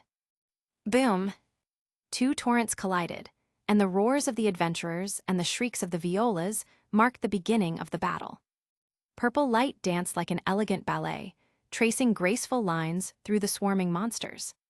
With every flicker, a space was cleared around the beam of light, only to be immediately filled again by more monsters from behind. Pew pew pew pew pew pew popo. With LV, 6-level stats combined with the further enhanced staff, Fran's slaughtering efficiency had reached a dreamlike level. Even when he was still LV5, facing such hordes of monsters required a great deal of stamina, but now Fran could eviscerate his enemies effortlessly with his staff, as easily as slicing tofu. He only needed to lend the weapon a little strength. The weapon's own momentum and sharpness did the rest, crushing everything in his path. Suddenly stopping in the middle of the monster swarm, Fran tilted his head and pinched his chin, lost in thought as countless monsters closed in around him. What's going on? The feeling is completely different. Even before, I could defeat these violas easily, but it was never this effortless. He still hadn't realized why the gods referred to LV6 as the hero's domain. That's because the leap from LV5 to LV6 is a transcendence beyond mortal limits. It's an evolution of life itself, a spark that ignites countless potential possibilities within the individual. Once you cross into LV6, you can no longer be called human. Extraordinary One, Transcendent, or Hero would be more fitting. Pew pew poo poo. In an instant, countless interlacing purple light lines appeared around Fran, freezing every violas near him in midair. Boom, boom, boom, boom, boom. Within a 10-meter radius centered on Fran, every monster turned to dust in an instant. You go support the rear guard, I'll cover the back. Glancing toward the team's movement direction, Fran spoke to Raoul and Anakitty. Understood. Among this team, the strongest was undoubtedly Fran. Bite held the front, Finn stood in the center to assess and command, so the rear naturally fell to the all-capable Fran. With him covering the back, everyone felt an unparalleled sense of security. Since the battle began, it had already lasted more than 3 hours. No one knew how many monsters the Evelis had stored in this artificial labyrinth's gloomy dungeon, but the 2 corridors continued endlessly spewing out violas. The team retreated quickly down the only available passage, yet the monsters pursued relentlessly. Fran alone stood at the rear, transforming himself into a wall. No matter how many attacked, he slew them all with ease. If violas left corpses behind, their bodies would have already piled into several mountains by now. So strong I can barely breathe. Does that mean Fran hasn't even tired himself out? Since Fran's promotion to LV6, this was the first time he had fought before everyone's eyes. Not just others, even his own comrades were stunned. Don't get distracted, maintain formation length, Finn shouted sharply while keeping a close watch on the path ahead. Sure enough, more monsters appeared in front of the corridor, and as the vanguard, Bite immediately charged. Those aren't violas, new worm-type monsters. What appeared before them wasn't a violas or a worm, it looked more like a water spider. It had 6 legs, about waist-high to an average human, and at its body's center gleamed a green crystal resembling a magic stone. Because of their small size, their numbers were horrifyingly large. Just one glance made everyone's scalp tingle. Bite, careful. Scared, monsters are monsters, just kill them all. The young werewolf grinned arrogantly and sped up once more. His foot blades and battle boots flashed silver, instantly clearing out a large swath of enemies. Bite, above you. Then, the party noticed that several square-shaped pits had suddenly opened up around the 5-meter-wide passage. From within those pits, monsters poured out non-stop.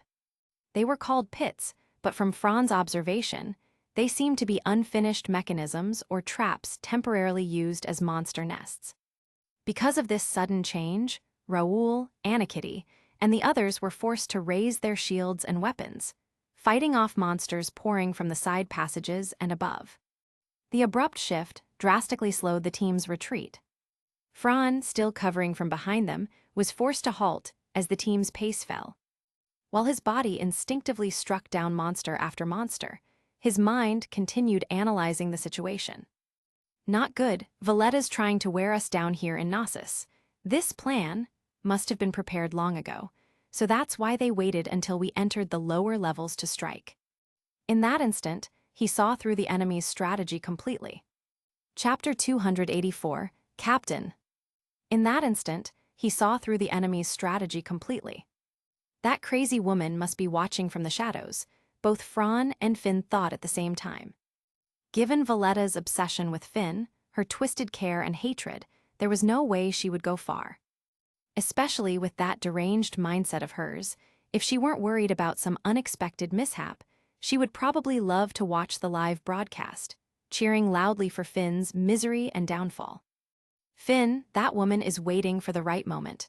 Once we're worn out fighting these monsters, when our strength and supplies are depleted, that's when we'll be in danger. As for her methods, given that she was alone against 5 of them, Fran couldn't think of any trick she might have besides the traps within the artificial dungeon, Gnosis itself. But, precisely because it was the man-made dungeon Gnosis, that made it all the more dangerous. Such a creation posed no issue if one relied only on their own strength, but to bring the entire team back intact, that was another level of difficulty. However, recalling his current overwhelming power, Fran raised the corner of his mouth confidently. Strong, so very strong. That posture, that expression, how long has it been since I've seen a child like that? The last one who caught my eye was that little girl, the Sword Princess, back on the 12th floor. In a vast and grand hall, through a mysterious reflective projection, the god Thanatos observed the battle area, his gaze fixed on a golden-haired human. Who is that? Can anyone introduce him to me? Below, a group of cloaked figures looked at one another before one finally stepped forward. My lord, that is the Night Weaver, Fran Argon, an executive of the low-key Familia. Oh ho ho ho, I see, so it's him, the Night Weaver himself. Then, my dear Barca, could you give him some special attention? How about separating the brave, the Vanagrand, and the Night Weaver? The gloomy man watching the battle through his biological projection tool nodded faintly in acknowledgement. He, as expected from the direct descendant of the one who created this masterpiece. I'll leave it to you then. As for Valletta, I'm sure she'll agree with my plan. In the midst of fierce combat, Fran's squad finally broke through the enemy line after half an hour of battle. Hurry, Raoul, faster. Their ragged footsteps quickened again, and soon a crossroads appeared ahead. But just then, an accident occurred. Boom! The gate leading to the crossroads suddenly dropped, almost crushing the entire team beneath it. Fran braced his spear against a Viola's attack, using the recoil to twist his body and kick Raoul forward, sending him past the falling gate. Fran! Thud! The last image burned into Fran's mind was the shocked and worried faces of his comrades. Don't worry about me, just move forward. At that moment, completely cut off from the others, Fran showed no panic at all, only a faint, calm smile. Even with his escape route blocked and dozens of Violas before him, he remained unfazed. Using the terrain to split us up and pick us off one by one, the enemy commander's not stupid, knows they can't win head-on, so they're resorting to schemes and traps. But, spinning his spear, Fran grinned wildly and arrogantly. No trick or scheme can stand before absolute power. Killing you will be like slaughtering chickens. A faint breeze brushed against his cheek. His golden hair shimmered, his cloak fluttering softly. Leaning forward, knees bent, staff braced along his left arm, then, with a single step, his figure blurred. In an instant, he became a streak of light charging straight into the enemy ranks. Silently, wherever that streak of light passed, everything turned to dust. The narrow corridor was instantly cleared. Boom boom boom boom. In the blink of an eye, the entire passage stood empty, leaving only Fran standing alone. His gear and weapon didn't even show a single scratch, completely intact. The remnants of the Evelis and Valletta, who were spying on the battle through their device, were utterly enraged. You're watching, aren't you, remnants of the Evelis? Oh, right. And your dear gods, let me guess, which decrepit fools are pulling your strings. The hall fell silent. Every member of the Evelis turned pale as they stared at the blond youth speaking in the projection, as if to himself because he guessed right. Those golden eyes of his, as if seeing through space and uncovering all secrets, made the followers tremble in fear. The purple-haired, alluring god showed an amused expression. Oh ho, he's quite the fighter. This could be a little troublesome, and besides, if it's this dangerous, how am I supposed to meet him in person? Even for a capricious god, he didn't dare risk whether Fran would strike at him. even if a god could unleash Arcanum the moment before being sent back to heaven. Still, compared to gambling on that, he was more reluctant to return to heaven now. After all, up there, he was a workaholic. Because there was so little to do, he had grown bored and frustrated, so he descended to the lower world, hoping to change it. Yes, he, Thanatos, the god of death. As the overseer of souls, the lower world's peace had left him jobless. Therefore, he needed more souls to ascend to heaven. To put it bluntly, the more deaths, the more souls for him to manage. And how could he make more people die? Naturally, by returning the lower world to the chaos of the ancient times. As long as Orario was destroyed, and monsters flooded from the dungeon to ravage the land and slaughter mortals, that would do the trick. From the perspective of Thanatos, the god who ruled over souls, the logic was flawless. But from the perspective of mortals, he was nothing but an evil god. From the viewpoint of the death god Thanatos, one could understand why gods and mortals were so different. Between gods and men, not only their values and habits, but even their ways of thinking, their entire outlook, were fundamentally opposed. Franz strolled leisurely through the passage, as if admiring a great work of art, utterly relaxed. Meanwhile, on the other side, things had gone terribly wrong. Finn, ambushed by an enemy lying in wait, was struck down by a single heavy blow, blood spilling everywhere. Captain Raoul, Anakitty, and the others stared at their fallen leader, the small-statured captain lying in a pool of blood, feeling as if their spiritual pillar had collapsed. And before them stood not only hordes of monsters, but also a red-haired woman, holding a weapon radiating ominous energy. Without even sparing them a glance, she turned and left. Chapter 285. You even brought down Finn so easily, ha ha ha. Without even sparing them a glance, she turned and left. The events happening over there were, of course, unknown to Fran. He was now proceeding deeper, along the secret passage. His powerful mental strength granted him terrifying memory and calculation abilities. Relying on unparalleled insight and bodily feedback, every section of the map, from the moment he entered the artificial dungeon until now, was clearly engraved in his mind. Comparing it to the dungeon, my current position should be around the 3rd level. After descending those stairs ahead, I'll reach the 4th layer. Smiling indifferently, Fran stepped down the stairs. Unlike the previous 3 levels, as soon as he entered the 4th layer, he found himself in a vast chamber, almost identical to the place where Valletta had appeared before. The walls bore tiny cracks, traces of erosion by time, and even scratches left by friction. No explanation was needed. According to the map formed in his mind, this room beneath his feet was a cargo relay station. Clatter. Disordered footsteps echoed from the passage ahead. Fran narrowed his eyes slightly, his lips curved into a confident smile. From the passage poured a group of humans, all wearing black hooded cloaks and expressionless faces. Their identical attire and similar aura instantly gave away that they belonged to the same organization. Hehe, welcome to the 4th layer of the artificial dungeon Gnosis, Lord Fran Argon, the Night Weaver. A god with purple hair, dressed in something resembling the vestments of a dark church bishop, stood smiling behind the group, gazing at Fran as if appraising a rare treasure. A god personally taking the field was something Fran hadn't expected, but he didn't panic. So, you're one of the masterminds behind the Evelis, right? And the people call gods like you evil gods, huh? Noticing that Fran remained utterly calm and unshaken, even when facing such his intimidating presence, the god was genuinely surprised. Heh, as expected, you're an excellent child, just like the Sword Princess. Then I'll introduce myself properly. I am the god of death, Thanatos, just a boring workaholic up in the heavens. Fran's lips curled in disdain, his eyes were filled with contempt. A workaholic? Makes sense. During the ancient era when monsters ran rampant, so many people died that your death god job must have been quite busy. But now, in this age of gods, your unemployed must be frustrating, huh? Thanatos froze for a second, then his face lit up with delight. Didn't think there were mortals who could understand my troubles.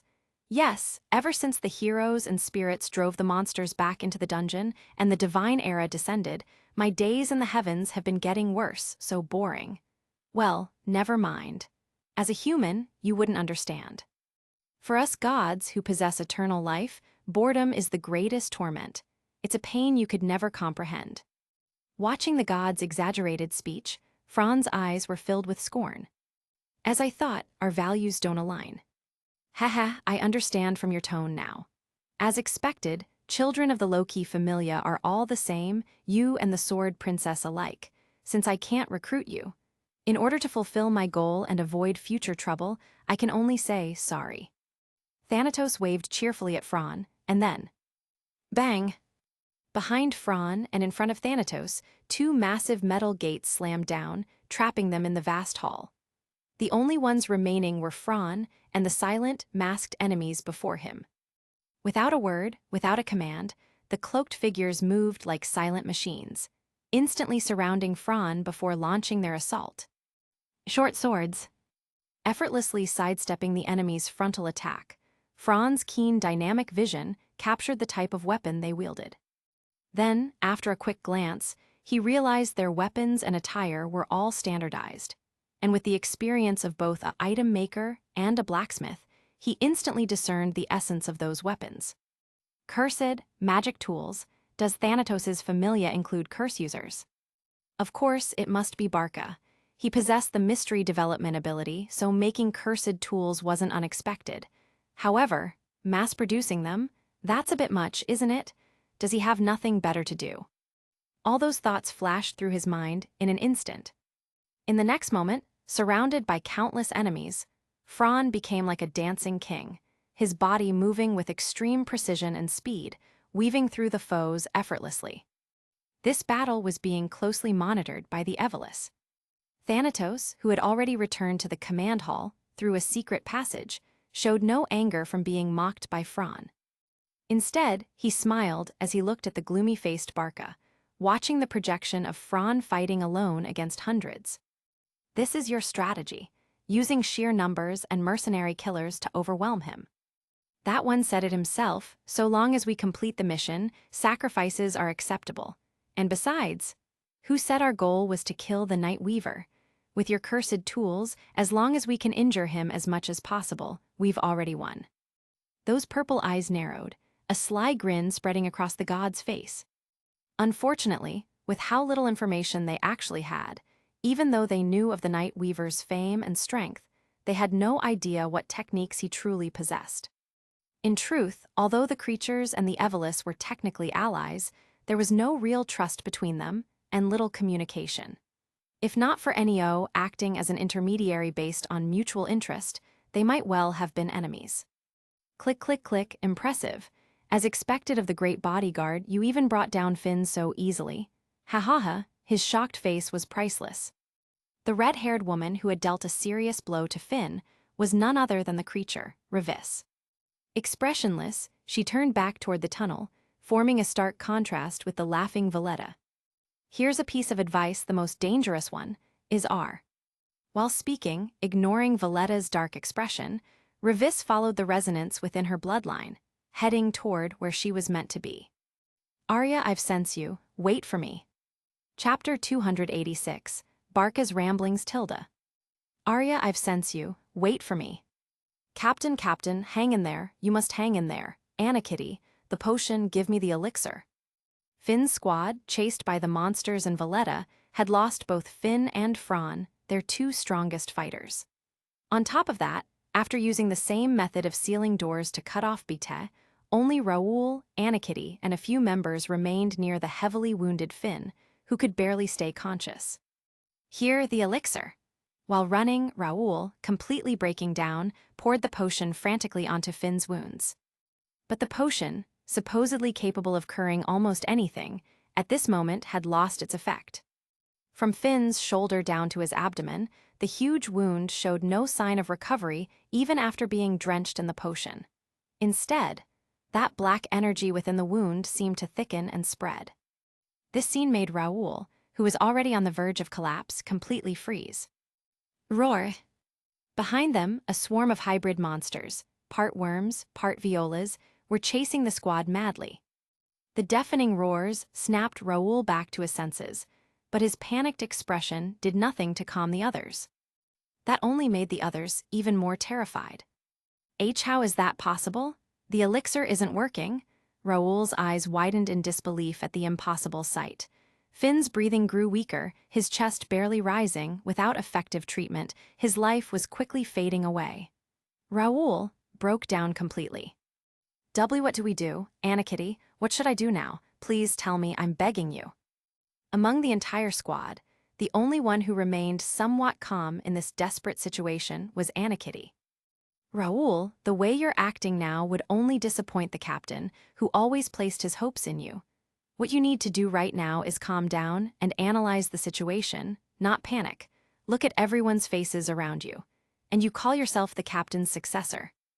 Anna Kitty's cold, stern reprimand hit Raoul like a lightning strike, leaving him stiff and frozen, almost falling behind the group. Luckily, Cruz reacted quickly and pulled him forward, saving him from being caught by the monsters behind. Raul, Anna Kitty's sharp, commanding shout jolted him completely awake. The young man trembled, his lips quivering, as if his broken will was slowly being reforged. I'm Raoul now. I have to pull myself together. I must carry the banner the captain left behind. Thank you, Anna Kitty. Seeing Raoul finally regain a bit of composure, Anna Kitty allowed herself a brief sigh of relief. Finn, Beta, and Fran had been separated. Finn, attacked viciously by Revis, was on the brink of death. Meanwhile, the exploration team composed of the dwarf, Eyes, Tyone, and Tiona had also fallen into the enemy's meticulously prepared traps. It was a similarly vast, orderly chamber, almost identical to the one Fran was in. Nice to meet you for the first time, adventurers of the low-key familia. Emerging from the dim corridor lit by a faint blue portable magic stone lamp was a pale-skinned man with messy white hair and an unkempt beard. He wore a light work outfit tied with a belt, looking utterly ragged, like a beggar or a vagabond. The exposed parts of his skin were deathly pale, unhealthy-looking, as though he had never felt the sunlight. If not for the faint trace of life energy coming from him, one might have mistaken him for a corpse. The air grew still. The two sides faced each other across the vast chamber, the oppressive darkness creating a suffocating tension. The man's messy bangs covered one eye. As he lifted his head slightly, his sunken cheeks, dark eye bags, and lifeless gaze stared coldly at Eyes and the others. He's that human male from the sketch. Thanks to her keen vision, Tiona was the first to recognize him. Immediately after, Tyone's sharp eyes locked onto the man as she questioned him. Years ago, you were the one who negotiated with the god Njord in the underground waterway, weren't you? That question made the shabby man, Barker of the Thanatos Familia, show a faint change in expression.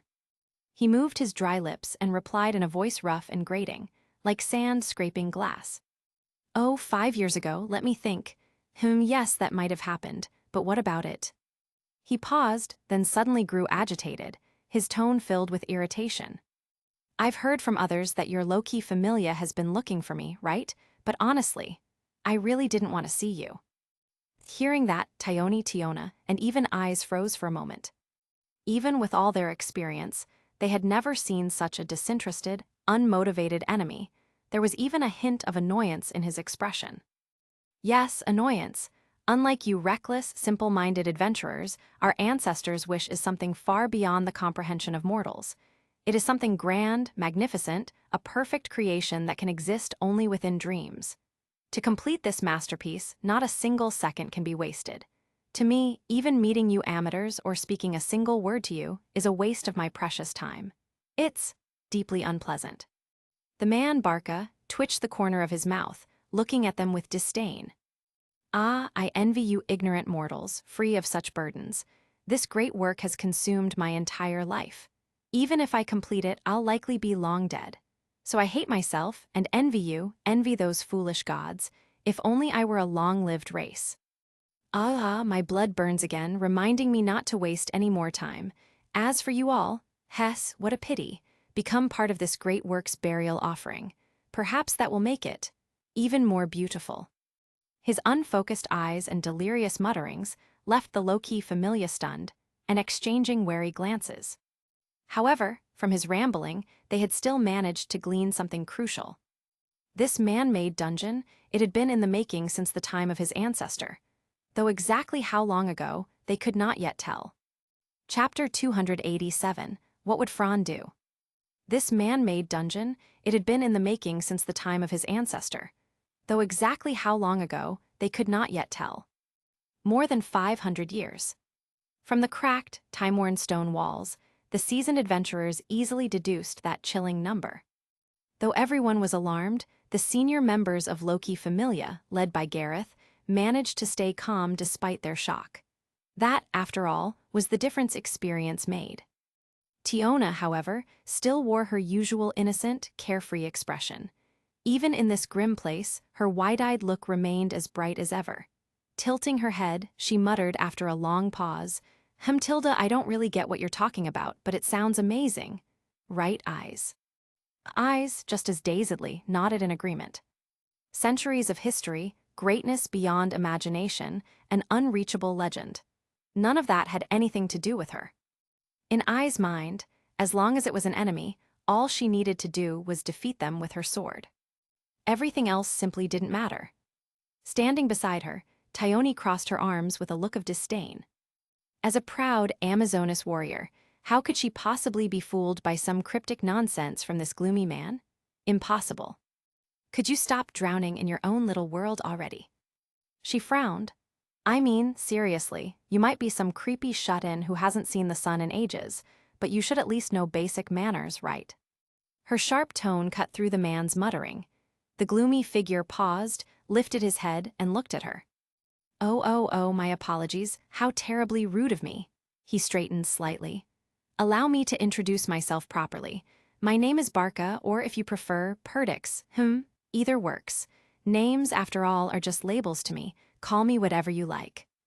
Even as he spoke politely, his voice remained as dark and hollow as his expression. When he finished, his demeanor shifted back to impatient indifference. The uncovered right eye beneath his bangs narrowed slightly as he said something that instantly put the entire Loki Familia on alert. I came here to meet you all, though it's frankly a waste of time. But since I was asked by that person, I can't just let you destroy my work. So, allow me to show you around the depths of darkness, properly. Without a word, Gareth raised his massive axe and stepped protectively in front of the group. Behind the helmet, his eyes were sharp and calculating. This guy, I don't believe he'd face us alone. Not even Freya's people would dare that. So what's he relying on? Some kind of trick? This thinking stuff really isn't for me, if only Finn were here. As he pondered, something caught everyone's attention. At the center of the vast square room sat a small, inconspicuous orb. The dim glow of the blue magic lamps made it nearly invisible. Even the experienced Loki Familia hadn't noticed it at first. But then Gareth's face suddenly changed. Because in Barca's hand was an identical orb. It was as if the two were a matching pair. If Fran had been there, he would have immediately recognized them as a pair of linked magic devices, capable of transmitting magical frequencies to control mechanisms from afar. Their function was simple, to activate a distant trap. And sure enough, the red orb in Barca's hand began to glow, flashing crimson in a rhythmic pulse, and then the orb in the room began to tremble. Not good, it's a trap, everyone jump. Boom! The floor beneath them suddenly opened wide. An endless black abyss yawned beneath their feet. The entire Loki Familia plummeted into darkness, weightless and helpless. Shock filled their faces. There wasn't even time to react before terrified screams echoed through the vast hall. Aochachach. They tumbled into the void, minds blank with panic. Even Loki Familia's vast experience in dungeon crawling was useless here. No knowledge could save them now. At this moment, only one thing mattered: composure. Quickly, Tione and Tiona threw out hooked daggers tied to ropes, trying to latch onto the wall, but of course, Barca had prepared for that. The walls, made of some impossibly hard metal, didn't budge under their strikes. Their blades left only faint marks before bouncing off harmlessly. The sheer toughness of the shaft stunned even Gareth and the Amazona sisters. Eyes, it's up to you. Gareth was the first to react. The dwarf warrior's muscles bulged as he roared, hurling his massive axe upward. Eyes' golden eyes gleamed. The girl's lips parted slightly. Awaken, Tempest. A swirl of wind wrapped around her body. The next moment, the spinning axe passed just beneath her feet. Eyes stepped lightly on its blade tip, using it as a springboard, and shot upward. Her bright golden hair streamed behind her as she ascended. With her magic aerial, the spell that granted fleeting flight, Eyes soared through the closing gap of the trap just before it sealed. Clang! The floor shut tight once more. Impressive. I didn't expect anyone to escape my carefully crafted trap. Barca's voice echoed softly, almost admiringly. The sword princess of the Loki familia, Eyes Wallenstein, was it? Just a little girl.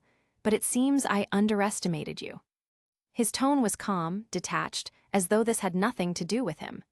Even with eyes free and armed, the sickly-looking man showed no hint of fear. Eyes, her sword drawn and pointed diagonally at him, didn't underestimate him in return. Her wariness had risen to its highest point. Open the door. Her clear, cold voice rang through the vast room. Barca's exposed eye gleamed faintly. A threat, Hess. Sorry, but I can't allow myself to be captured. No, I must not be captured. With that, he retreated swiftly into the shadowed corridor behind him. Stop right there. Thud. But a thick metal gate slammed shut before Eyes could reach it. Damn it, everyone. Her expression twisted with frustration. Then suddenly, an image flashed in her mind. If it were Fran, what would he do in a situation like this? Meanwhile, far below, in a far worse predicament, Fran himself had already begun to act. Firebolt. Chapter 288. Not playing by the rules, Tilda. Firebolt. Blinding orange-red lightning-like flames spun wildly like blooming lotus flowers, surging unrestrained through the passage. In the blink of an eye, the horde of monsters that had nearly filled the entire corridor was reduced to ashes under the overwhelming power of the spell. Fran shook his hand lightly, his expression calm, the corner of his mouth lifting into a faint smile. Level 3 monsters might be intimidating for an ordinary adventurer, but unfortunately, in my eyes, they're nothing but cannon fodder. You're still trying to use a swarm tactic against me when I'm already at LV 6. Hoping to wear me down and break through by attrition? What is this, a tactic from a century ago? You really think too little of me. His narrowed golden eyes glinted coldly, his expression as frigid as the northern winter. After a while, Fran arrived at yet another enormous, gloomy chamber. This time, things were different. Other than the gate through which he entered, the other 3 doors were all open, as if waiting for him to choose his path. So they've given up on leading me by the nose. Or, they've already achieved their goal, and in their eyes, I'm now expendable. Standing in the center of the hall, Fran lowered his head slightly, his face hidden beneath the shadow of his hood. No one could see his expression. Judging by the time, Finn and Eyes may already be in danger. If they've stopped targeting me, that means I have a chance to regroup with my companions. But first, I need to find the right way. Sorting through the situation in his mind, blue light flickered in Fran's eyes as the skill reader activated. In his mind, the fog over the artificial dungeon peeled away, and a mental map unfolded. His reasoning and calculations raced forward at full speed. Watching him intently, the god of death Thanatos was taken aback when Fran suddenly raised his head. Then, with a hint of amusement, he turned to look at Barca, who had just returned. My dear Barca, I assume you have faith in your so-called masterpiece. Are you sure opening 3 paths for him won't lead him straight to the rest of Loki familia? Barca's expression remained as grim and tight-lipped as ever. He walked slowly to the control console, eyes cold and deep as he stared at Fran, who was striding down one of the passages. Have faith in the wisdom of our ancestors. No matter which path he chooses, all of them lead to death. His words carried absolute conviction. He was certain Fran could not possibly find his companions. After all, this was no mere dungeon. It was an artificial dungeon built with their own hands. But Fran's next move shattered that arrogant confidence to pieces. Cloaked in black that melted into the surrounding darkness, Fran walked steadily down a narrow secret path, his staff in hand. Under the faint blue glow of the magic stones embedded in the walls, his footsteps were calm and measured.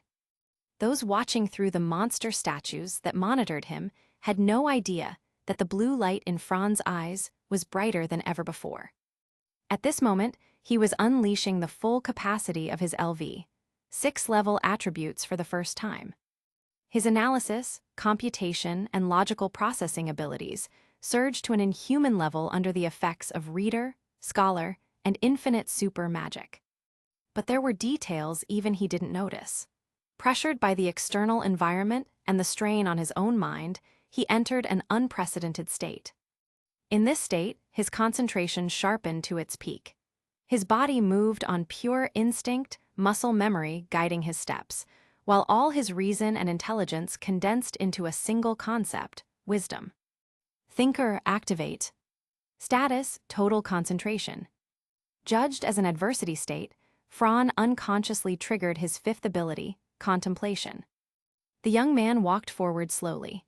The only sound in the entire passage was the sharp tap, tap, tap of his boots. The crisp rhythm of leather striking stone echoed through the empty place, each sound beating like a drum upon the heart. Combined with the dark and oppressive atmosphere, any ordinary person would have been scared witless by now. But for Fran, there was not even a flicker of fear. A tap. The footsteps suddenly stopped. Under the watchful eyes of Barca, Thanatos, and countless onlookers, Fran slowly turned his body. Then, before anyone could react, he raised his empty hand and pressed it gently against the cold wall. Hey, that damned night weaver, did he get scared stiff? What's he doing? Shut your foul mouth. I'd like to believe he's lost his mind, but think for a second, you fish-brained fool. What kind of adventurer reaches level LV 6 and is still simple? If you ask me, something bad's about to happen up there. Thanatos narrowed his violet eyes, glancing at the commotion among the cultists below. This kid really isn't easy to deal with. Looks like giving up on him was the right call. As long as he's stuck in the dungeon, we can finish off his companions first, then deal with him afterward. A sound strategy. But still, what is he doing now? Surely he can't break through the passage, can he? Just as that thought crossed his mind, Thanatos caught sight of Barca's face, an expression that hadn't changed in decades, suddenly twisting with shock, disbelief, and even a trace of madness. Is Barca? Barca's mouth opened and closed soundlessly like a fish gasping for air, his expression shifting wildly, yet no words came out. Finally, with visible effort and horror, he managed to whisper as he stared at Fran pressing the tip of his staff against a specific point on the wall. This, impossible, that young man, how did he find the thinnest point of the passage?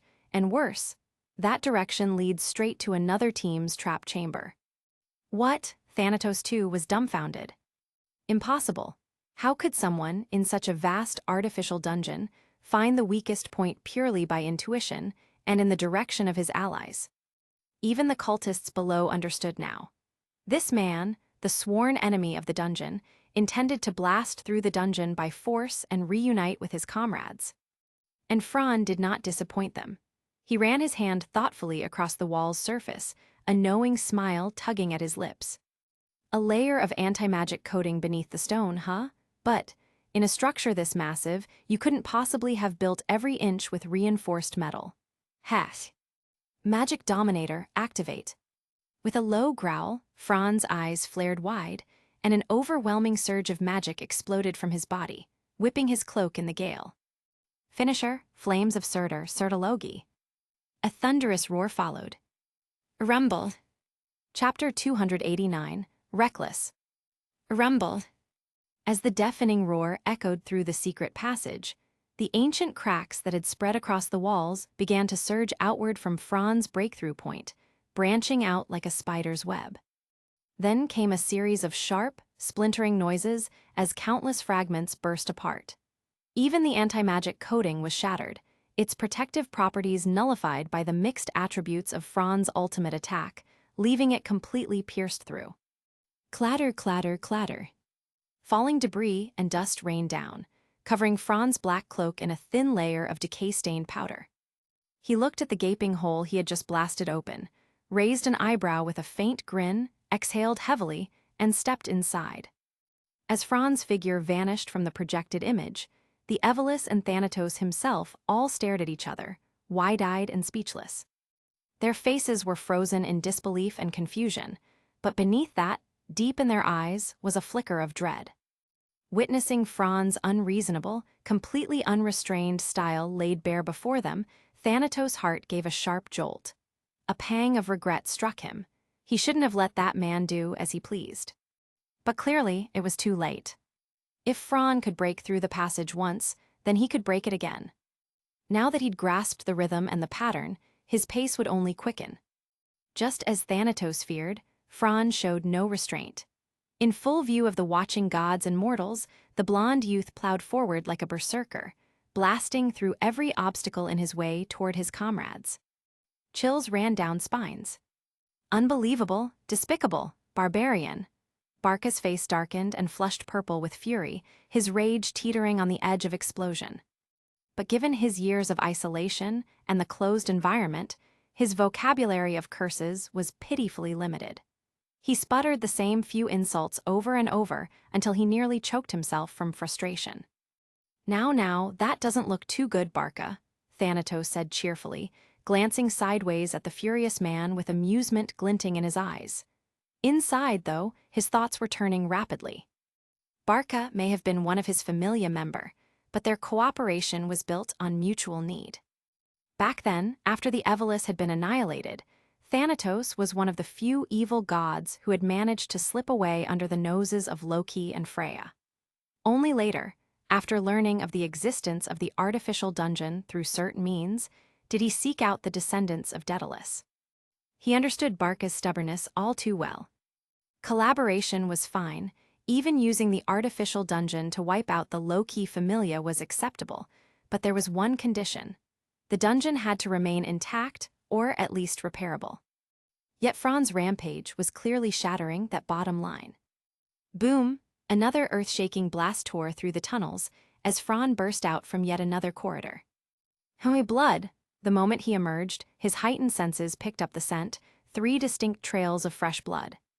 Enhanced by the reader's blessing, his dynamic vision quickly locked onto the faint streaks of blood scattered across the floor.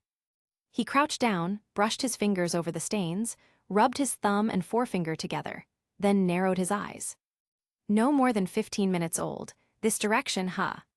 He stood sharply, his form blurring as he broke into a sprint. Whoosh! His black cloak wrapped around him, merging his figure into the darkness of the corridor. Under the pale glow of the magic stones, his shadow stretched long across the cracked walls, flickering like a ghost. This much blood, it's definitely a serious wound. An adventurer would be near death from this level. Damn it, don't tell me it's Finn. His pace quickened. Fran knew all too well, the remnants of the Evolus hiding within the artificial dungeon were nothing like the ones they'd faced on the 18th or 24th floors. Their weapons were cursed tools. And he was the only one who could lift a curse. Without him there to support them, if anyone from the team was hit, the consequences would be dire. Hehehehe, run, Night Weaver. Once your braver dies, you Loki familia ghosts will crumble into dust. Switching between surveillance screens, Thanatos let out a gleeful laugh. Fee and tilde. Where are you, hehehe? Come out already, the game's almost over. Valletta's face was twisted in a sickly smile, her tone light and mocking as she taunted. She trailed lazily behind Raoul, Anakitty, and the others, letting the monsters press the party from all sides while she watched their struggle with deranged delight. Clang, clang, clang. Weapons clashed endlessly against the monsters' claws and fangs. After being chased for what felt like forever, nearly a third of the group was wounded, and that wasn't even the worst of it. The real problem was that their healing potions were gone. Everyone's stamina was at its limit. And Finn was barely breathing. A crushing sense of dread settled over them. Fear began to spread like a contagion. Everyone, don't panic. Believe me, just hold on a little longer. Support will come soon. Our familia won't abandon us. How can that be possible? I saw it myself. Bite was trapped by monsters in the passage. And Fran, Anakitty and Raoul exchanged a heavy glance. They had done everything they could. But in the face of overwhelming power, they knew that the moment they admitted the truth aloud, their spirits would break completely.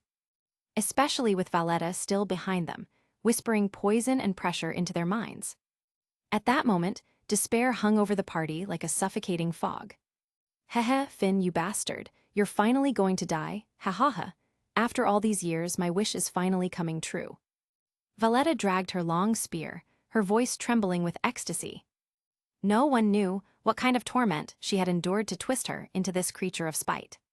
Standing high on the upper platform, she looked down with a smile, savoring Raoul and the others' last desperate struggle. The more hopeless they became, the brighter her delight burned. Boom! Just then, a blazing orange beam erupted from the southern wall, lighting up the entire underground chamber. Step, step, step. Ha, just in time. Raoul, Anakitty, everyone, you're all safe, right? Raoul, Anakitty, and the rest froze, staring at the blonde figure emerging from the crumbling wall. I must be hallucinating. How could Fran be here? Chapter 290, A Curse. I must be hallucinating. How could Fran be here? The sudden appearance of the blonde youth didn't just leave the tense Raoul, Anakitty, and the others bewildered and confused. It was as if a heavy blow had struck Valletta, who had been so sure of her victory. She was completely stunned. That manic, cruel, almost ecstatic grin froze on her face. Her eyes, wide and unfocused, stared blankly at the golden-haired figure walking out from the ruins. Her mind had stopped functioning altogether. In her head, questions repeated endlessly. Why is he here? Why? Wasn't he supposed to be trapped on the 6th floor? How did he get all the way down to the 3rd? What kind of joke is this? The mechanisms of this man-made dungeon are under our full control. Could someone have betrayed us? Or is there a spy? PSSH, the staff cut through the air like a violet bolt of lightning, cleaving through the monsters in its path and clearing the space between the two sides. From behind the dissipating monster emerged a figure all too familiar to Raoul, Anakitty, and the others, Fran. Fran. Anakitty, who had been forcing herself to stay calm, finally broke down. Tears streamed down her face as she wailed aloud, clutching at the fallen body beside her. Sea Captain, he's not going to make it. I am so scared. Fran looked around at the exhausted but excited group, then gently patted Anakitty's trembling back. I know, leave the rest to me. First, his tone was calm, almost casual. Let's deal with the culprit. The words came out as if it were the most natural thing in the world. Like eliminating that deranged, Eveless officer was no more difficult than drinking a glass of water. What did you just say? Deal with me? Ha, even that braver wouldn't dare talk to me like that. By the time Valletta fully came to her senses, she had clearly heard every word Fran said. Her eyes widened, disbelief plastered across her face, before she burst out laughing. Gah! Without warning, the Fran standing before Anakitty faded like smoke, his image dispersing silently before their eyes. PSH, an arm spun through the air, trailing blood that splattered everywhere. Only then did everyone realize. At some point, Fran was already standing right in front of Valletta. That's my arm. Beneath her hair, her eyes were blank and confused as she looked up at the man before her, who raised his staff spear and stared down coldly. The next instant, I'll kill you, you bastard. With your LV, 5 power level. Fran's lips curved into a cold smile, golden eyes void of warmth, as he gazed at the frenzied, helpless Valletta. He flicked his staff lightly, scattering the blood from its tip, then stepped forward again. His movement was like a ghost's, violating the laws of motion as he suddenly slid across the ground, closing the distance in an instant. The violet gleaming staff arced toward her neck mercilessly. This time, Fran didn't hold back. This was a strike meant to kill. Die. Happy. Faced with Fran's ghost-like speed, his attack too fast for the naked eye to follow, Valletta only smiled. The blow that should have been unavoidable missed. With just a light tap of her foot, she withdrew a step and easily evaded what should have been a fatal strike. Fran's eyes narrowed as he saw her retreat, and noticed the massive metal gate behind her beginning to rumble. Sensing a disturbance in his own physical stats, his golden pupils lit with twin rings of deep blue, and in an instant, he understood what had happened. He watched the flood of figures pouring out from behind the twin gates and smiled meaningfully. What's happening? Raoul stared, dumbfounded, unable to process the clash between Fran and Valletta, his mind lagging behind his eyes. Anakitty, however, narrowed her gaze thoughtfully, scanning the surroundings. So that's it, I underestimated you. Of course, as one of the last surviving officers of the Evelis, it'd be strange if you went down so easily. But I didn't expect you'd actually risk yourself as bait. Quite the dedication. By now, Fran had already realized he'd walked right into her trap. What? Don't tell me. Even Raoul and Cruz finally caught on, however slow they might have been. The hundreds of figures in black hooded cloaks surrounding them made it all too clear. Ha ha ha ha ha, you think this is just anywhere? This is the great man-made dungeon Gnosis. To wipe out you Loki familia pests, to tear your precious, braver to pieces, do you know how many tricks I've prepared? Hee hee hee hee hee hee. The time has come, the net closes now. Valletta, clutching her severed arm, laughed hysterically. Unlike her earlier pretense, this joy was genuine, pure and mad. Go, kill the Night Weaver. Once he's dead, the rest are nothing, do it. Without a sound, the cloaked figures drew twisted daggers and short swords that reeked of dark energy, rushing at Fran and the others. Fran frowned slightly, having been through this once before, and barked sharply, "Be careful. Their fighting style isn't like adventurers, it's more like assassins or mercenaries from outside the city. Don't go head-on, they're all desperados. And watch their weapons, those are cursed tools. The curse is the unhealing curse. One cut, and even divine potions won't save you." Anakitty, Raoul and Cruz all blanched, dread flashing in their eyes as they looked at the approaching foes. A curse, I see, so that's why the captain's wounds wouldn't heal, even with an elixir. A flash of realization crossed Anakitty's mind. Then she glanced at Fran's back as he stepped forward to meet the enemy and smiled faintly. Others might not know, but how could those closest to Fran not? In all of Orario, only 2 people could dispel curses. Aside from the D-Saint amid the other, was standing right before them. Clang, clang, clang, Fran's expression remained unchanged as he fought, his eyes cold and focused. No, it could hardly be called a fight, it was a massacre. Amid the chaos, Fran weaved through the enemy ranks like a dancer, his staff flashing in tight, precise arcs. Each swing claimed a life. He moved like a blood-red butterfly, spinning gracefully through the battlefield. Chapter 291, Shaldo, Barrier Magic. He moved like a blood-red butterfly, spinning gracefully through the battlefield. The red color of blood brings only terror to the enemy. Tusk, tusk, tusk, as expected of the Night Weaver. Even surrounded by hundreds, you can still fight like a monster. Good thing I made preparations in advance, hee hee hee. Valletta's loud, exaggerated praise rang out as she admired Fran's killing artistry. But the curve of her lips showed it wasn't that simple. Hee hee hee, feeling a little worn out, my dear Night Weaver. Ha ha ha ha, how is it? My exclusive magic, how does it feel? Taking a gulp of potion, Valletta retreated a fair distance, watching the fight with great interest. Compared to before, when Fran's movements were ghost-like, and even her dynamic vision at level 5 couldn't track him at all, now his movements were clear and visible. She could hardly hold back her shrill laughter. The tunnel once bathed in the soft cyan glow of magic stone lamps now shimmered faintly with purple, intricate lines crisscrossing the vast chamber.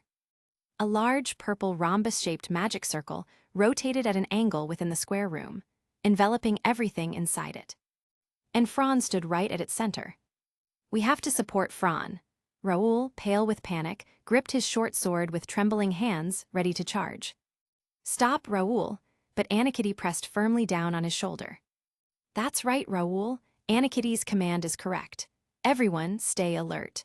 As long as we hold our ground, we won't drag Fran down. Anakitty, Raoul looked at his friend in confusion, unsure what she meant. Look at the floor and walls around us. That's a magic circle. Though Raoul wasn't talented, he wasn't blind either.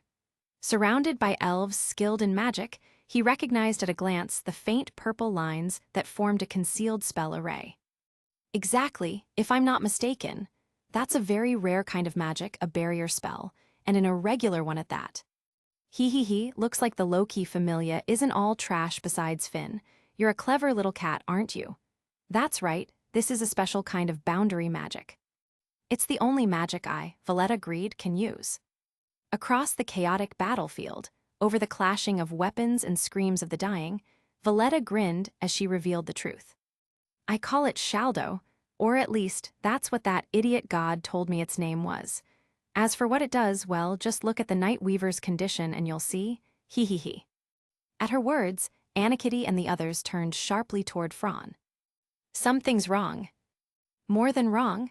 At Fran's level, there's no way we should be able to track him with our level 4 dynamic vision. Not as humans, and not even as beast folk. But now. Cold sweat ran down their temples. A chill crept up their spines. Don't tell me, this magic. He, you guessed it fast.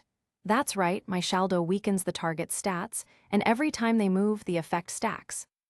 What? Shaldo. Barrier magic, irregular magic, rare type. Inside the barrier, all abilities weaken. The effect stacks with every action. Barrier magic, none of them, not even Anakitty or Raoul with 8 years of adventuring experience, nor Fran with his encyclopedic knowledge, had ever seen such a thing before. Not even Finn the cunning rat knows about this. I've been saving it as my trump card all this time. I was planning to use it on him, but he turned out to be such a useless wreck. Ha. Narrowing her eyes, Valletta watched as Fran's movements became slower and clearer to her gaze. Her grin widened to madness, her face glowing with savage delight. Dance for me, Night Weaver. Let's see how long you can last with level 4 stats. Ha. Her laughter turned harsh and crazed as she glared at the man surrounded by enemies. Even if you're level 6, you'll still die in my grasp. Effortlessly dodging 2 daggers that came at him, Fran tilted his head to evade another from behind, as if he had eyes in the back of his head. Spinning on his left foot, his staff swept in a wide purple arc, spraying blood in every direction. He shot a cold glance at Valletta in the distance, mind racing to find a way out. Heh, at her mocking tone, Fran answered only with a quiet, derisive chuckle. Contempt was written all over his face. Pew. The staff blurred into an afterimage. His technique, an inheritance of Finn's spear mastery, Iza's fluid swordsmanship, the Amazonas twins' hand-to-hand combat, and the rhythm he'd stolen from Revis was seamlessly merged into something entirely his own. So strong, Anakitty, Raoul, Cruz, and the others hadn't seen Fran fight like this in ages. In the dungeon, opponents worthy of his full strength had grown scarce. The last time they'd seen him unleash everything was during the great battle on the 59th floor. And now he was even stronger. So powerful, every move flows as if rehearsed 1,000 times, each strike linking to the next with no hesitation at all. Even in this desperate situation, they couldn't help but marvel at the artistry of his combat. Even Valletta's expression darkened. What was this monster? Weakened to level 4 and still untouchable. Just what kind of freak had the low-key familia found? But Valletta didn't know. Fran's stat limit wasn't 999, but 1999. That massive upper limit meant that even trapped within her barrier, his strength degraded much more slowly than she expected. Did she really think level 4 was his limit? A flash of cold light crossed his eyes as his lips curved into a deadly smile. Ragnarok Surtur. The air trembled. Boom. A storm of explosions roared through the chamber. Chapter 292. Damn it, are we even the villains here? A storm of explosions roared through the chamber. What? The sudden, visible surge in power made Valletta's eyes widen in shock. Panic and disbelief twisted her face as she stumbled backward, horrified by the sight before her. The assassins and mercenaries, felled in an instant, their bodies shattered by Fran's lightning-fast blur of movement. The scene shattered the confidence and arrogance she had moments ago, sending her composure crashing down. How can this be? Under my barrier magic suppression, how can you still cast spells? Terror, astonishment, and utter disbelief tangled in her eyes as Valletta froze in place. Anakitty let out a cold laugh. What a joke. You really didn't bother to investigate who you were up against before taking on us, the low-key familia, and you call yourself one of the Evelus's elites. Faced with Anakity's mockery and Fran's overwhelming slaughter, Valletta's face darkened to an ugly shade. Her severed arm, hastily regenerated with potion and adrenaline, throbbed with pain once more. And that figure, wrapped in black flames and crimson lightning, made her scalp prickle and her back break out in cold sweat. Impossible, you were clearly suppressed to level 4. How can you still have this kind of combat power? Don't tell me that damned magic can raise your strength by 2 whole levels. Effortlessly finishing off the 3 remaining lackeys, Fran stood in the middle of their corpses and sneered. What gave you the illusion that I was suppressed to level 4? Was it my spell count or my casting duration? Did you ever stop to wonder why they call me the unrivaled of my rank? You think the title Night Weaver is just for show. At the final words, Fran's voice rose in a fierce shout. His form blurred and vanished, turning into a streak of black lightning that tore straight through the enemy ranks toward Valletta. Fran, be careful. She might still have something up her sleeve. Anakity's sharp voice cut through the chaos as her eyes tracked the broken expression of the enemy leader. Fran, of course, took the warning to heart. The wounds on his body, unhealed and cursed, still bled, and even with his life-bound magic active, his attributes barely reached the lower tier of level 5. It was more than enough reason to stay alert. Yes, he admitted he had underestimated her, and nearly paid the price for it. If not for his development ability, Escape, keeping him just a single step away from death at every moment, he would never have had the chance to trigger his 5th skill, Thinker, entering a state of total focus. Without it, he would have been nothing more than a torn corpse by now. Stay away from me, ah. Seeing that black, flame-wreathed figure charging at her like a demon from the depths, Valletta's instincts screamed. Pride, victory, and reason were all gone. She turned and bolted, consumed by fear. Twice wasn't enough, and now you want a 3rd time. Catching her movement, Fran's eyes locked onto the magic tool in her hand, the Daedalus Eye. No way was he letting her escape this time. He glared, and with a low growl, the flames around him roared outward.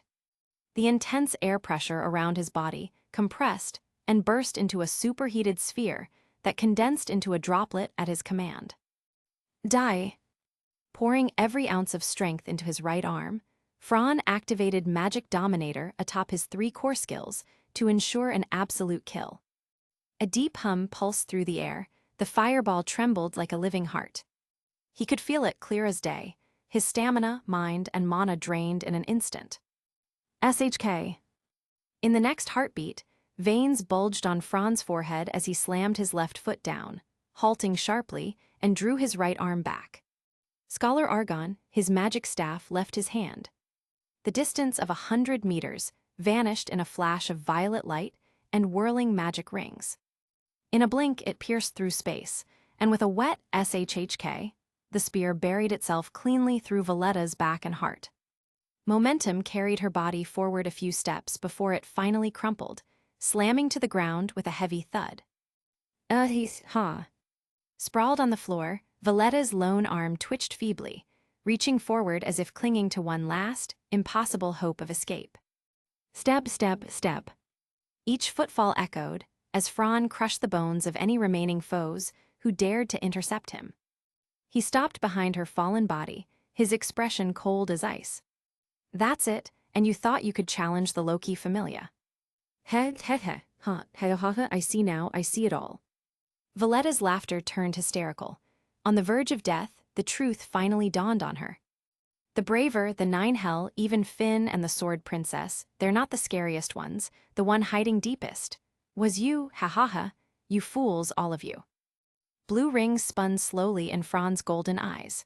Narrowing them, he grabbed his staff and yanked it free. SHHK, Valletta spat out a great mouthful of blood. Her heart was already beyond saving. Heck, you adventurers, still as boring as ever. Those were her last words before the light faded from her eyes. Stooping down, Fran picked up the Daedalus Eye, his expression calm but shadowed by exhaustion. With his face still streaked in blood that refused to heal under the incurable curse, he looked almost monstrous. And this scene, was witnessed by Thanatos, Barca, and the surviving members of the Evelis. At the altar below, the cultists flinched, trembling as they averted their gazes from the god above. "Damn it, are we even the villains here? That guy looks way more terrifying than we do." Fran's eerie smile sent chills through the air. Most didn't understand what it meant, but Barca's expression darkened, his gut twisting in dread. He knew this was bad. "Trouble, my dear Barca," Thanatos said lightly, almost amused. "That key just fell into the worst possible hands." Barca didn't reply, his voice was ice. "Shut up," he turned and vanished into the shadows of the passageway. Thanatos watched him go, purple divine eyes narrowing with a grin. Losing a single key, and now the game's gotten even more unpredictable. Phew, how delightful. The mortal realm truly never disappoints, this thrill of the unknown. As he spoke, his body trembled in excitement, and elsewhere, many others began to tremble too. In the sealed underground waterways of Orario, at the Loki Familia's hidden blockade, Loki herself stood silently, her face darker than anyone had ever seen. Chapter 293, Dia Panacea Tilda. In the sealed underground waterways of Orario, at the Loki Familia's hidden blockade, Loki herself stood silently, her face darker than anyone had ever seen. It is well known that between a god and their blessed followers, there exists some sort of mysterious connection. Perhaps this link isn't as exaggerated as a radar that can pinpoint their followers' exact coordinates, but when it comes to confirming life and death, it truly works. Loki's rare grim expression was like that of a volcano about to erupt. It only needed a single spark, and a 12-magnitude earthquake-like outburst would follow. "Loki, what happened?" With a sharp mind and an intimate understanding of her deity's temperament, Reveria caught a glimpse of Loki's expression while directing the members' assignments. Her heart skipped a beat, but she maintained her composure and asked calmly. The goddess' face was clouded, her eyes dark with suppressed turmoil. "Finn is in trouble. I can feel it, his condition is terrible." "What?" Even Reveria, who rarely lost her calm, couldn't stop her expression from changing drastically upon hearing the news. "Then what do we do? Should we gather everyone and charge in?" Loki shook her head. "No, since Finn told you to stay here and hold the line, we'll do just that. Besides, we have no intel about what's inside that passage. If you and the rest recklessly rush in, then we really would be doomed." "I understand." After that brief loss of control, Reveria quickly steadied herself. As one of the 3 leaders of the Loki Familia, she had far better control over her emotions than the younger members like Raoul. That was precisely why she stood among the trio of leaders, and they did not. A true commander required more than just combat experience. The ability to master one's emotions, analyze both strategy and tactics, and make decisions from a broader, long-term perspective, these were what defined a capable leader. And compared to Reveria, Finn's abilities in that regard were even more exceptional. That was why Finn was the captain of the Loki Familia. Outside the artificial dungeon, Reveria had faltered for just a moment after hearing Loki's words. Meanwhile, inside, after defeating Valletta and the Assassin's Guild, Fran and the members of Finn's team had regrouped in a hidden corner to rest and tend to their wounds. Pious staff, Pione's light, intersect with the authority of healing and heal everything. Dia Panacea. A gentle greenish-blue light spread from the massive magic circle beneath Fran's feet, drawing in the scattered mana from the air. It shimmered like starlight, and under the full surge of Fran's power, amplified by his staff, the entire chamber was illuminated in pale turquoise light.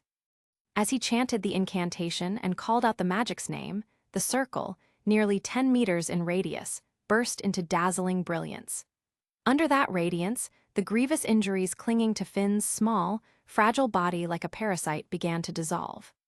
Before everyone's eyes, Anakitty, Raoul, Cruz, the terrible wounds rapidly vanished, replaced by healthy, unbroken skin. In only a few minutes, their joy surged. Finn's near-death aura stabilized, his breathing evened out, and his pale face regained a hint of color. What remained now was merely exhaustion. He was unconscious only because of fatigue. It wouldn't be long before he awoke. Ending the spell, Fran took out a vial of mind restoration potion from his belt pouch and drained it in one gulp. Ever since they had entered the passageway, he had been fighting without pause. The tension and strange atmosphere had kept his nerves taut. Only now could he finally breathe. Fran, how is Finn? Naturally, the one most concerned was Raoul, crouched nervously by Finn's side. Wiping the potion from his lips, Fran gave a relieved smile. Relax. Even with a cursed wound that severe, as long as he's alive, I can bring him back. And Finn's injuries weren't beyond saving. So that means, Raoul asked hesitantly. It's fine, he'll wake soon, just stay by his side.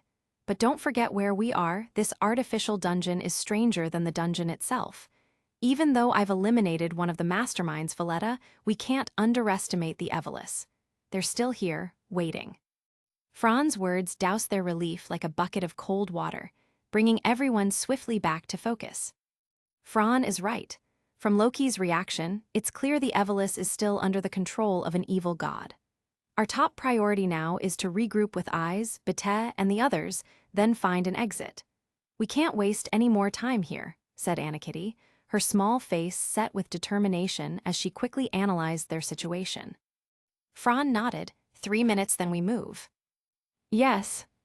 Everyone began recovering as fast as they could, using food, potions, and the healing potions from Fran to restore themselves to fighting condition. This way, let's go. With a sweep of his arm, Fran dashed forward first. Using the map they had pieced together, the team advanced swiftly through the dungeon's winding layers. Overall, their current depth was equivalent to the dungeon's 3rd floor. To reunite with Eyes, Bete, and the others, they needed to return to the previous fork and descend further. At the heart of the dungeon, inside the Thanatos Familia's stronghold, 2 rows of torches burned brightly. There were no modern magic stone lamps here, only an ancient temple and altar setup. Thanatos sat slouched on the lone stone chair, propping his cheek with one hand, his head tilted as he watched the surveillance images shifting to follow Fran's group. His half-lidded eyes gleamed with a faint, malicious amusement. Night Weaver, Fran Argon, was it? Tusk, what a troublesome child, to think his healing magic could even cure curses. That means all of Barca's carefully prepared cursed weapon tactics are as good as wasted. Still, it's fine. After all, he's the only one who can dispel curses. He. I hope the stage over there proves entertaining. As he spoke, his gaze slid to another projection. Displayed there was Gareth's squad, trapped in a vertical shaft of mechanisms and deadly traps. Their situation was no better than Raoul's group had been earlier, because they, too, had been separated. Thyone, Tiona, Gareth, Eyes, all divided by the closing gates and shifting mechanisms, each now facing their own peril alone. Chapter 294. Brothers, we just happen to share the same blood. Thyone, Tiona, Gareth, Eyes, all divided by the closing gates and shifting mechanisms, each now facing their own peril alone. Inside the man-made dungeon lay countless vast and empty chambers. In one of those enormous rooms, located deep within a section no intruder could ever reach, heavily armed members of the Evelys in black hooded cloaks patrolled ceaselessly along every corridor and junction. Even through their veils, one could sense the deep wariness in their eyes and a faint trace of panic. This was the Evelys, newly relocated stronghold, transferred here only moments ago. Sparse blue magic stone lamps were embedded in the smooth, precisely built walls. Perhaps the designer had deliberately intended to create a certain atmosphere, for the lamps gave off only a dim and unsatisfactory light. They seemed meant less for illumination than for ambience, leaving the vast chamber in a heavy, somber gloom, one that, perhaps, suited the taste of certain gods. Because of Fran's sudden rampage and Valletta's violent death, panic had spread among these rats of the Evelys like a school of fish startled by a catfish suddenly stirring the pond. Fearing that Fran would charge into their upper chambers and annihilate them all, they had hastily abandoned their former base. Such a large-scale migration could never be hidden, no matter how carefully it was planned. "Yo-ho, Nasus sure is lively today," came a mocking voice. "Even noisier than when I used to deliver contraband. What kind of show is this, my dear big brother?" Because someone was rampaging through the artificial dungeon of Knossos without a shred of restraint, tearing through corridor after corridor, Barca's mood had sunk to the depths. The intruder's flippant tone was like a spark dropped on dry tinder, instantly igniting his fury. He shot the newcomer a cold glare and rasped, "Shut your mouth, you traitor who betrayed the will of our ancestors." The man who entered wore a brown jacket with a fur-lined collar. Though he looked far younger than the outwardly aged Barca, their facial features and bone structure shared a distinct resemblance. Just as his form of address suggested, the man was Barca's younger brother. Dix Perdix, titled Hazer, level 5, a member of the Icros Familia. On the surface, the Icros Familia was a quiet, low-profile group. Even though Fran had lived in Orario for 2 years, he had barely heard its name mentioned. That was closely tied to their god's doctrine. Yet regardless of reputation, the fact that their captain was a level 5 adventurer was proof enough of their strength. After all, across the countless familias of Orario, adventurers of level 5 were few indeed.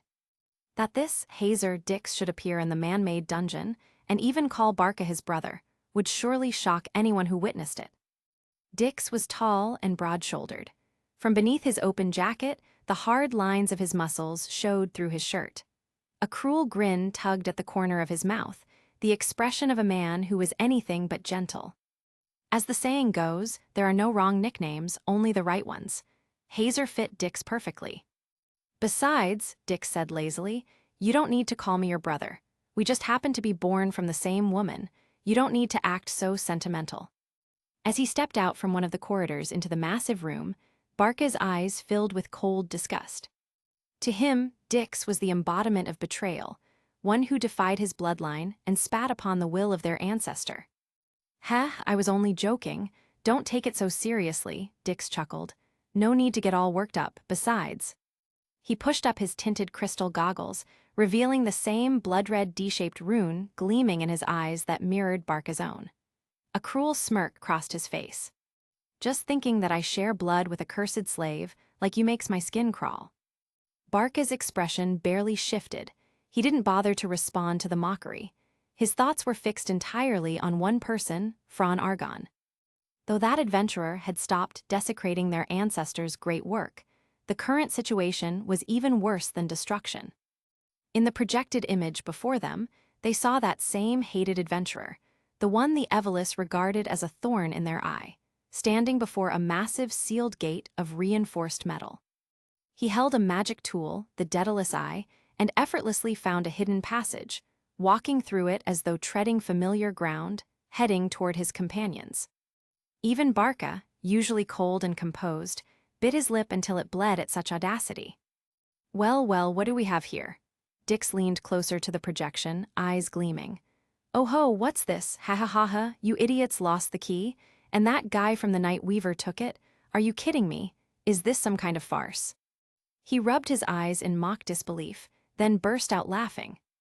"HMPH, don't say I didn't warn you," Barca said coolly. "If that man breaks through Knossos, all your little hobbies and smuggling rings will be exposed." Dix's laughter gradually faded, his thick eyebrows furrowed and bloodshot eyes fixed on the display. "I'd suspected for a while that someone was sniffing around, tracking the smuggling routes from the underground waterways to Melon Port. I didn't expect it to be those damned Familia bastards after all. Tusk, we've really caught the attention of some troublesome people." Barca said nothing, eyes locked on the flickering battle projections before him. "That lunatic Valletta's already been taken out by the Night Weaver. She left nothing but a mess behind," he muttered.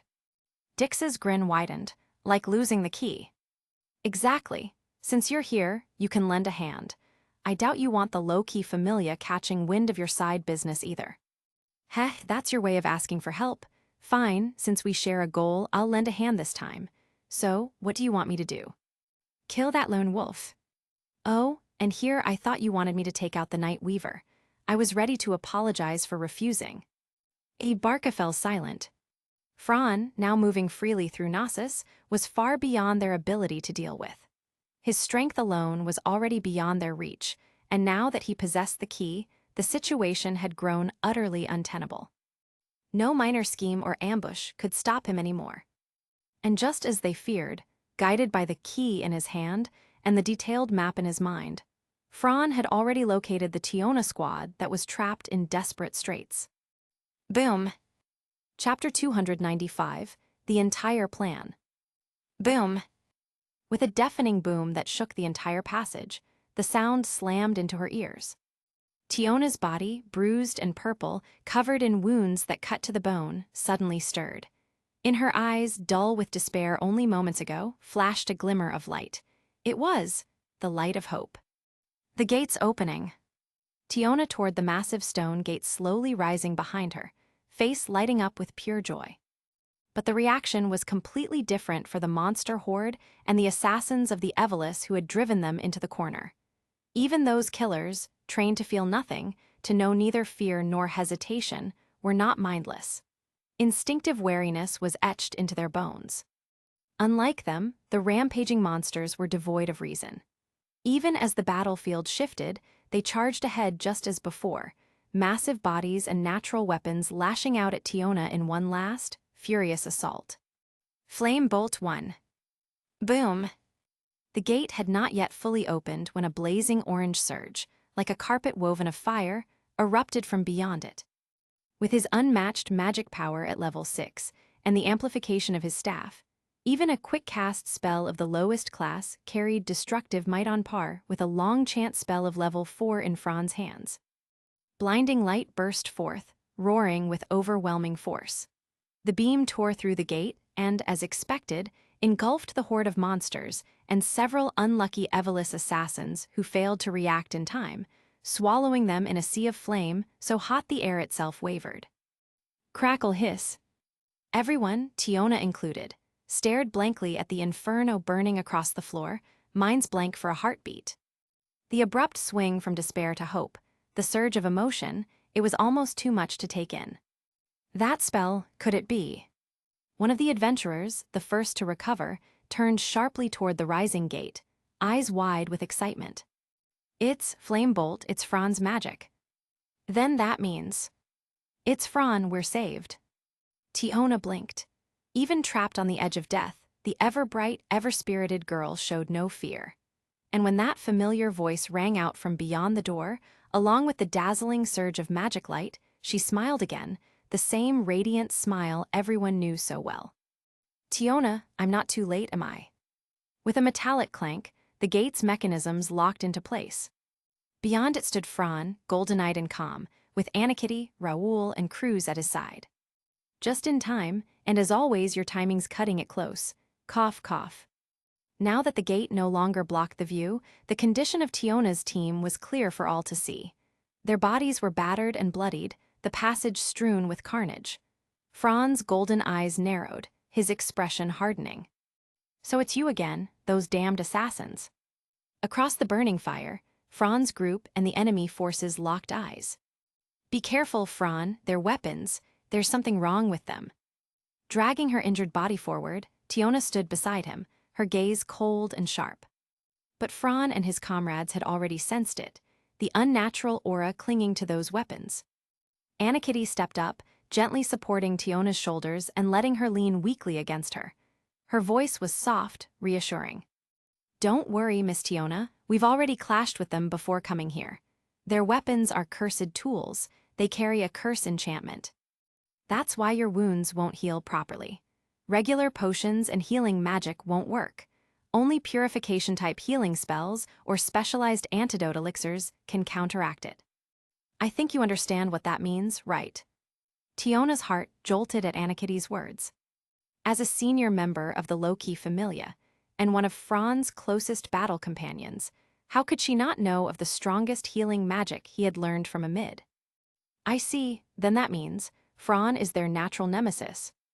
No sooner had she spoken than the golden-haired youth beside her blurred out of sight.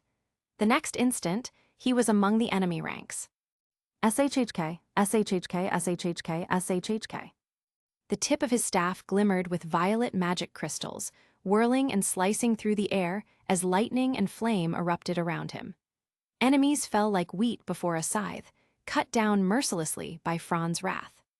Against a level 6 with broken tier stats, those level 2 and 3 assassins were helpless. His strikes were too fast, too fierce. This wasn't a battle, it was slaughter. Cracked. A hand shattered a mirror-like projection. In the flickering light, a veiled figure let out a low, mocking laugh. I underestimated you. I thought I could use this chance, throw out some bait, and wipe out that low-key familiar obstacle. HMPH.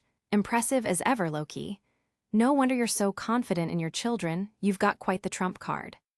The woman's face twisted in anger, as she recalled the intelligence her subordinates had gathered on Fron Argon. No choice then, notify our partners, lure them into that chamber. If he's their trump card, then we'll have our trump card meet his. I don't believe a mere level 6 can overturn the situation against that one. Yes, my lady. Footsteps echoed through the chamber. As the magic stone lamps flickered, they illuminated the furious face of the goddess herself. The hand that shattered the projection belonged to none other than goddess Ishtar. Her plans had been completely disrupted by Fran's arrival. After all, the elaborate scheme, to use bait, lure the low-key familia into the artificial labyrinth Gnosis, and annihilate them, had been her doing. And all of it traced back to the events in Melon. Loki had uncovered her and Kali Familia's conspiracy, even locating the Evelus's smuggling routes. That discovery threw all of Ishtar's schemes against the goddess Freya into disarray. The Loki Familia already suspected her. If she dared move against the Freya Familia, Loki's people would intervene immediately. Even with the trump cards in her possession, confident as she was in her strength, facing both Freya and Loki together was suicide. Unacceptable, so she devised a new plan, strike first. Before Freya's faction caught wind of her plot, she would use her cards and the labyrinth of Gnosis to destroy Loki Familia entirely. But plans never keep up with reality. She had calculated everything, except that Loki's children had a trump card of their own, one beyond all her expectations. That unpredictable variable was the man named Fron Argon. Chapter 296, Next Steps Tilda. That unpredictable variable was the man named Fron Argon. The sudden appearance of this man was like a catfish thrown into a still pond, stirring up all her carefully laid plans and leaving her completely on the defensive. Left with no other choice, Ishtar ordered her subordinates to lure the remaining Loki Familia into the predetermined battlefield, to draw them into the trap and then reveal her trump card early, forcing Fron into a decisive battle with that one. Coldly watching the golden-haired figure in the projection once again using healing magic, the purple eyes of the goddess gleamed like a venomous snake hidden in the grass, waiting for her enemy's slightest mistake before delivering a long-prepared, fatal strike. Ahem. Standing at the heart of a massive magic circle, staff in hand, Fron spread his arms and suddenly raised a brow. Opening his eyes, he looked around suspiciously. Under the glow of his healing magic, faint white motes of light fell like stars upon the wounded, their injuries mending visibly, flesh and skin knitting together before everyone's eyes. The comfort was so intense that some even let out sounds that made Fron rather uncomfortable, though thankfully, it was limited to the men. What was that feeling just now, as if someone was watching me? Relying on the amplified mental power granted by Reader, Fron's mind raced through calculations and analysis. After a brief moment, he seemed to realize something. Thanatos, the god of death? No, it shouldn't be him. Given the strength and methods I've displayed so far, they should have enough self-awareness not to provoke me. Their cards aren't nearly enough to counter a game-breaker like me. So, who could it be? As he thought of this, his mind flashed back to the clues from the previous dungeon incident, and soon, a graceful, alluring figure surfaced in his memory. That ambitious, ever-scheming goddess of beauty. Ishtar, huh? So she's finally noticed me. Looks like she plans to make an even bigger scene this time. A faint smile tugged at Fron's lips, a moment caught by Anakitty, who stood guard beside him. Watching as everyone's wounds gradually healed, Anakitty stepped closer, lowered her eyes, and whispered softly, "Fron, every time you smile like that, someone ends up having a bad day." His expression stiffened.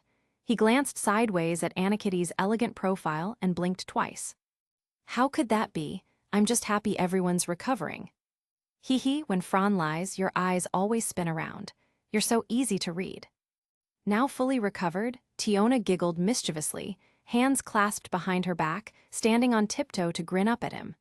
Fran's scalp tingled at her teasing gaze.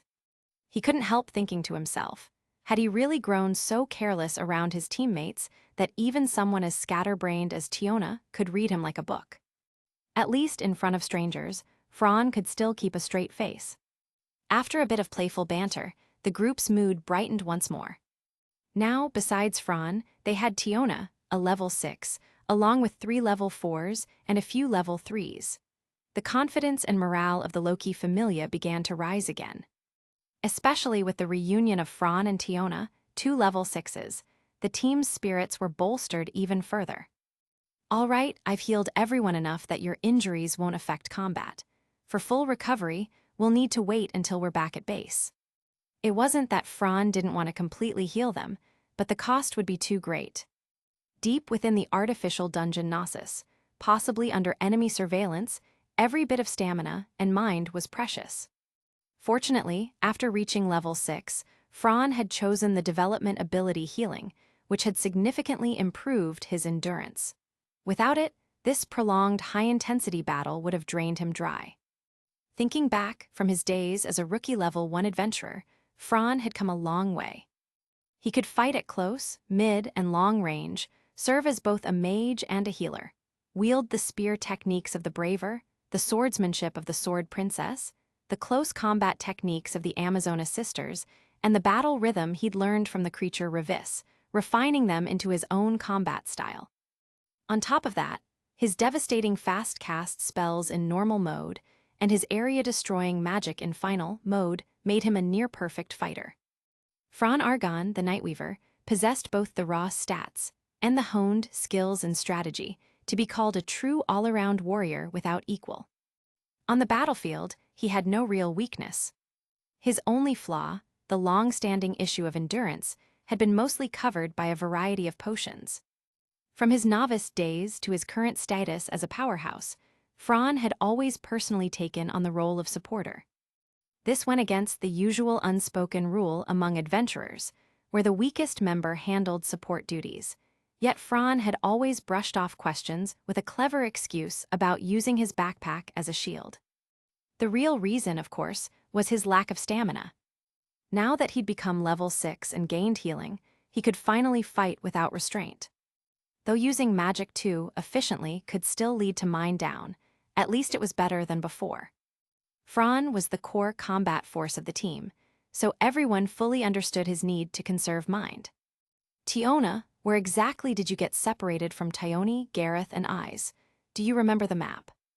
The path ahead was unfamiliar to Fran, since his group and Gareth's had taken different routes.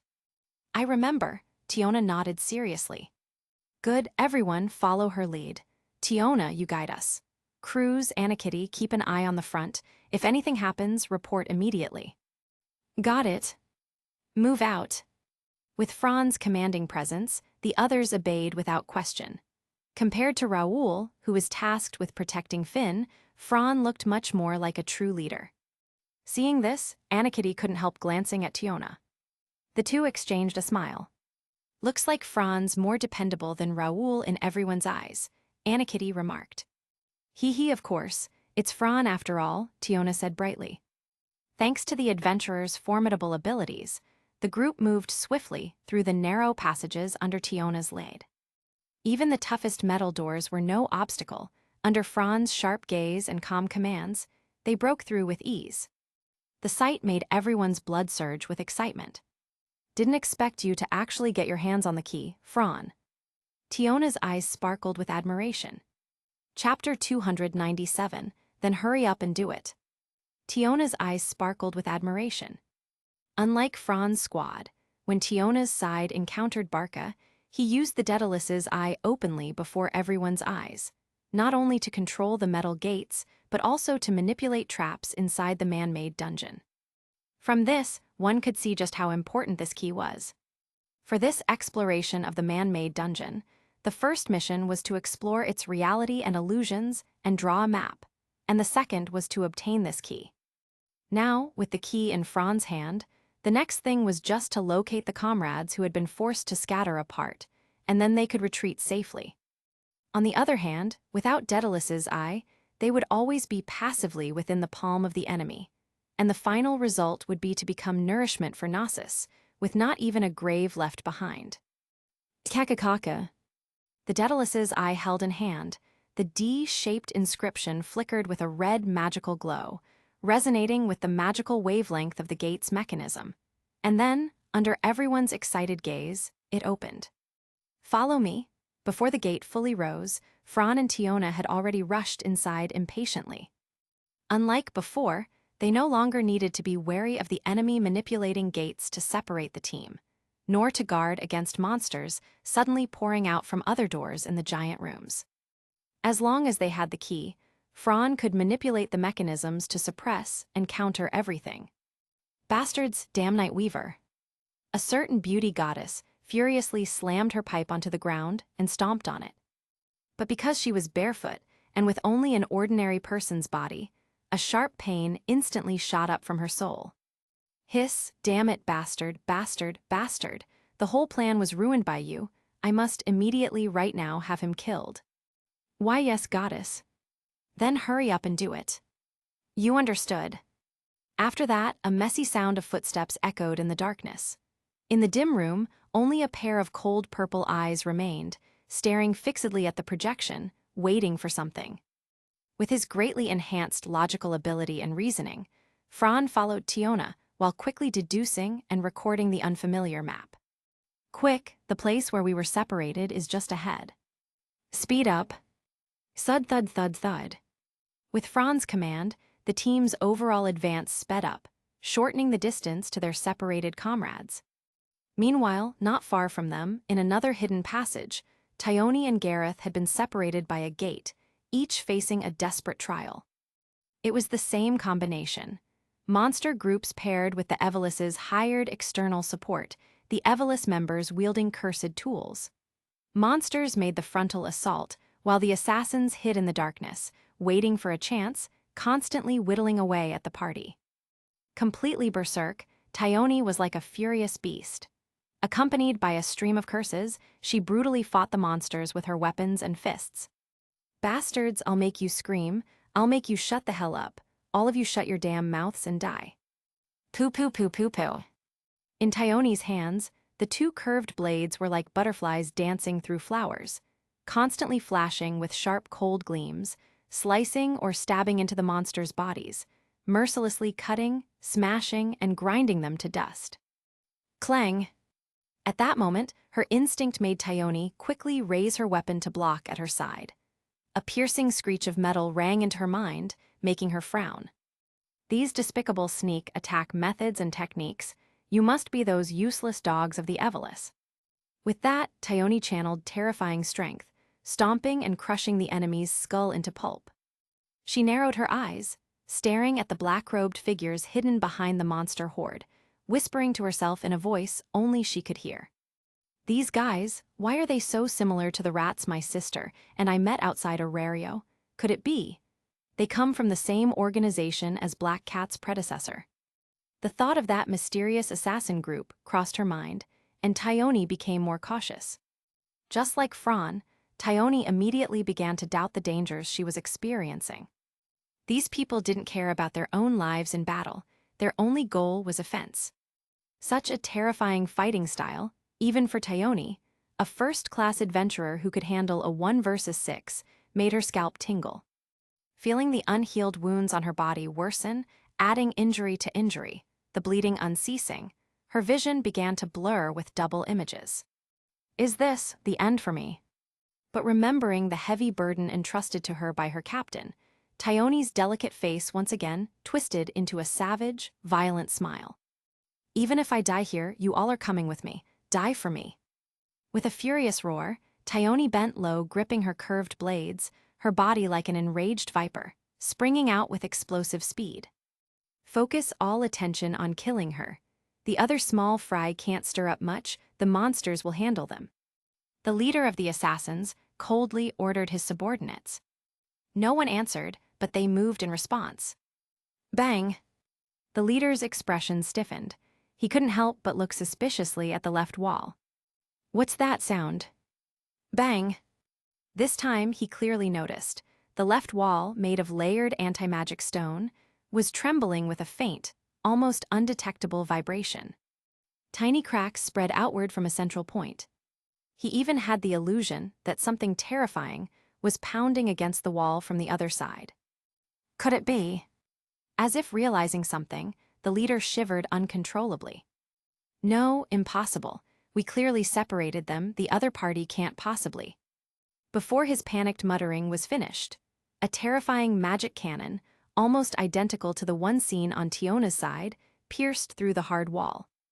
The leader, unable to dodge in time, blanked out, only able to stare as the orange magical light reflected in his pupils, growing larger and larger, until his body was completely engulfed. Rumbly. Like crashing tidal waves against a cliff, the flames blasted against the opposite wall, surging and spreading to both sides. On the other side, Tione, still fighting enemies, saw the massive wave of flames sweeping in from behind them. That familiar magic, even within this cold man-made dungeon, brought her a faint warmth. Are you all right, Tione? Chapter 298, Eyes, where is she? Are you all right, Tione? As the young man's voice echoed in Tione's ears, it was as if a silent spell had been cast upon the chaotic passageway, plunging everything into instant stillness. All gazes were unconsciously drawn to the blonde youth, whose faint smile carried a warmth that spread through the space. Then, one after another, their battered companions emerged from the opening, and the sight of them filled the blood-stained adventurers with sudden joy. Reinforcements. Thank the gods, aside from Fran, even Raoul Aki Cruz. As first-class adventurers, second-class adventurers, and numerous other comrades revealed themselves, the passage burst into noise and energy. The atmosphere of relief and joy spread rapidly through the group, while the remnants of the Evelis changed color slightly in unease. Damn it, the leader got killed by that magic bombardment. What are we supposed to do now? What else? We pull back for now. The plan was arranged by that one, so report back at once. Wasn't that scourge supposed to be in the opposite direction? Why is he here? How should I know? Fran's face had already become a nightmare, second only to the braver Finn, within the ranks of the Evelis. Now that he had appeared here, how could these men not think of retreat? While the adventurers' attention was focused on reuniting with their comrades, the assassins slipped away under the cover of black hoods, cloaks, the dim passage lighting, and nearby monsters. Since you're here, you might as well stay. After all, isn't your creed the mission above all else? Dying here shouldn't be a big deal. A low, cold male voice, like the frigid winds of the far north, whispered past their ears. The remnants of the Evelis froze instantly. Don't worry, my spear is sharp, you won't feel any pain. Before the voice had even faded, streams of violet light erupted throughout the passage, weaving into a pattern of beauty and bloodshed within both camps' formations. Splurt, splurt, splurt, splurt, splurt. In the blur of flying limbs and blood, whether it was a minute or only a handful of seconds, the panicked screams and terrified roars were utterly silenced before anyone could react. Not only the assassins, but also the surrounding monsters were caught in Fran's attack. The blazing trails of his spear and the flames of lightning reduced them to ash with the lightest touch. Terrifying technique, combined with his once more enhanced stats, made these level 2 and level 3 monsters no different from ants beneath his feet. Even after annihilating every foe, Fran's breathing and expression didn't change in the slightest. For him, killing was no more difficult than drinking water or eating bread. The wounded adventurers stared, wide-eyed and slack-jawed, at the scene before them. Was this really the same sinister enemy and horde of monsters that had driven them into such desperation, to be wiped out in an instant as if they were nothing? Since when had the enemy become so weak? Their battle just moments ago had been nothing like this. Miss Tione was a level 6-2, just like Fran, and yet, why was the gap between them so vast? Even those who had accompanied Fran before, though they had witnessed his strength more than once, couldn't suppress their admiration when he struck again. He's too strong. I know it's not the first time I've seen it, but those decisive and ruthless techniques are really something else. Strong, this isn't battle at all, it's slaughter. Pure, one-sided slaughter. Thyone herself stood frozen, still unable to process Fran's sudden arrival and the obliteration of their enemies. Perhaps the side effects of her skill, triggered by her rage, had left her reactions dulled by more than a beat. "Thyone, are you all right?" Tiona rushed to her sister's side, whose wounds were nearly identical to her own from before, forcing a bitter smile. There was no way she believed her sister would die from these injuries. In all of Loki Familia, if anyone could boast the strongest vitality in the face of devastating wounds, it would surely be the Amazonas twins. Don't be fooled by Gareth's sturdy body and skill boosts. Compared to the twins' resilience under pressure, he was far inferior. Fran walked back calmly to the group. His eyes narrowed as he scanned the various wounds and abnormal states plaguing his comrades. "Heh, this wave of enemies really went out of their way for you guys, especially you, Thyone." Supported by her sister as she lay flat on the ground, Thyone let out a bitter laugh. These bastards aren't Evelys remnants at all. Judging by their combat style and techniques, they were assassins. Assassins, using swarm tactics even against you all, trading life for life. That's right, these guys are even more despicable than the ones my sister and I ran into on our travels years ago. Tiona bent down, picking up fragments of shattered cursed tools with a wry smile. "Not this time, sis. Fran already told us along the way, these cursed tools aren't the handiwork of the assassins. According to Fran, forging cursed tools requires the development ability mystery. And to produce them on this scale, the caster's level must be very high. So that means..." Thaone's expression hardened as her eyelids lowered. "Sis, you mean someone in the Evelys?" Fran nodded, giving them the confirmation. "Yes, you should have seen him already, that man named Barca. The gloomy one from the wanted poster we've been chasing. He's the sorcerer behind this, and all these cursed tools are his creations. If not for Fran, we'd all be dead by now. It was those sinister cursed tools that nearly killed the captain, and he still hasn't woken up." "What?" At the news of Finn's condition, Thyone ignored her own injuries, nearly going berserk. "Calm down, Thyone. Finn and the others have already had their curses dispelled and their wounds healed by Fran. Don't worry too much. What you need now is to wait for Fran's treatment." As she spoke, all eyes turned once more to the golden-haired youth. "You've all worked hard. Let me lift your curses now." With a gentle smile, Fran flicked his cloak, raised his staff, and spread his arms wide. In an instant, an enormous magic circle unfolded beneath him, covering a vast area. Complex chants rolled off his tongue, and warm light illuminated the entire space. "Awaken, Tempest." In a vast and empty chamber, a young girl's solemn and fervent chant rang out, the casting of her one and only magic. Boom! A thunderous roar echoed as a heavy slash tore through the wind, crashing down. In canon, did the Loki Familia also get their hands on Barca's poster? Chapter 299. And this, Arya, will be our last battle. A thunderous roar echoed as a heavy slash tore through the wind, crashing down.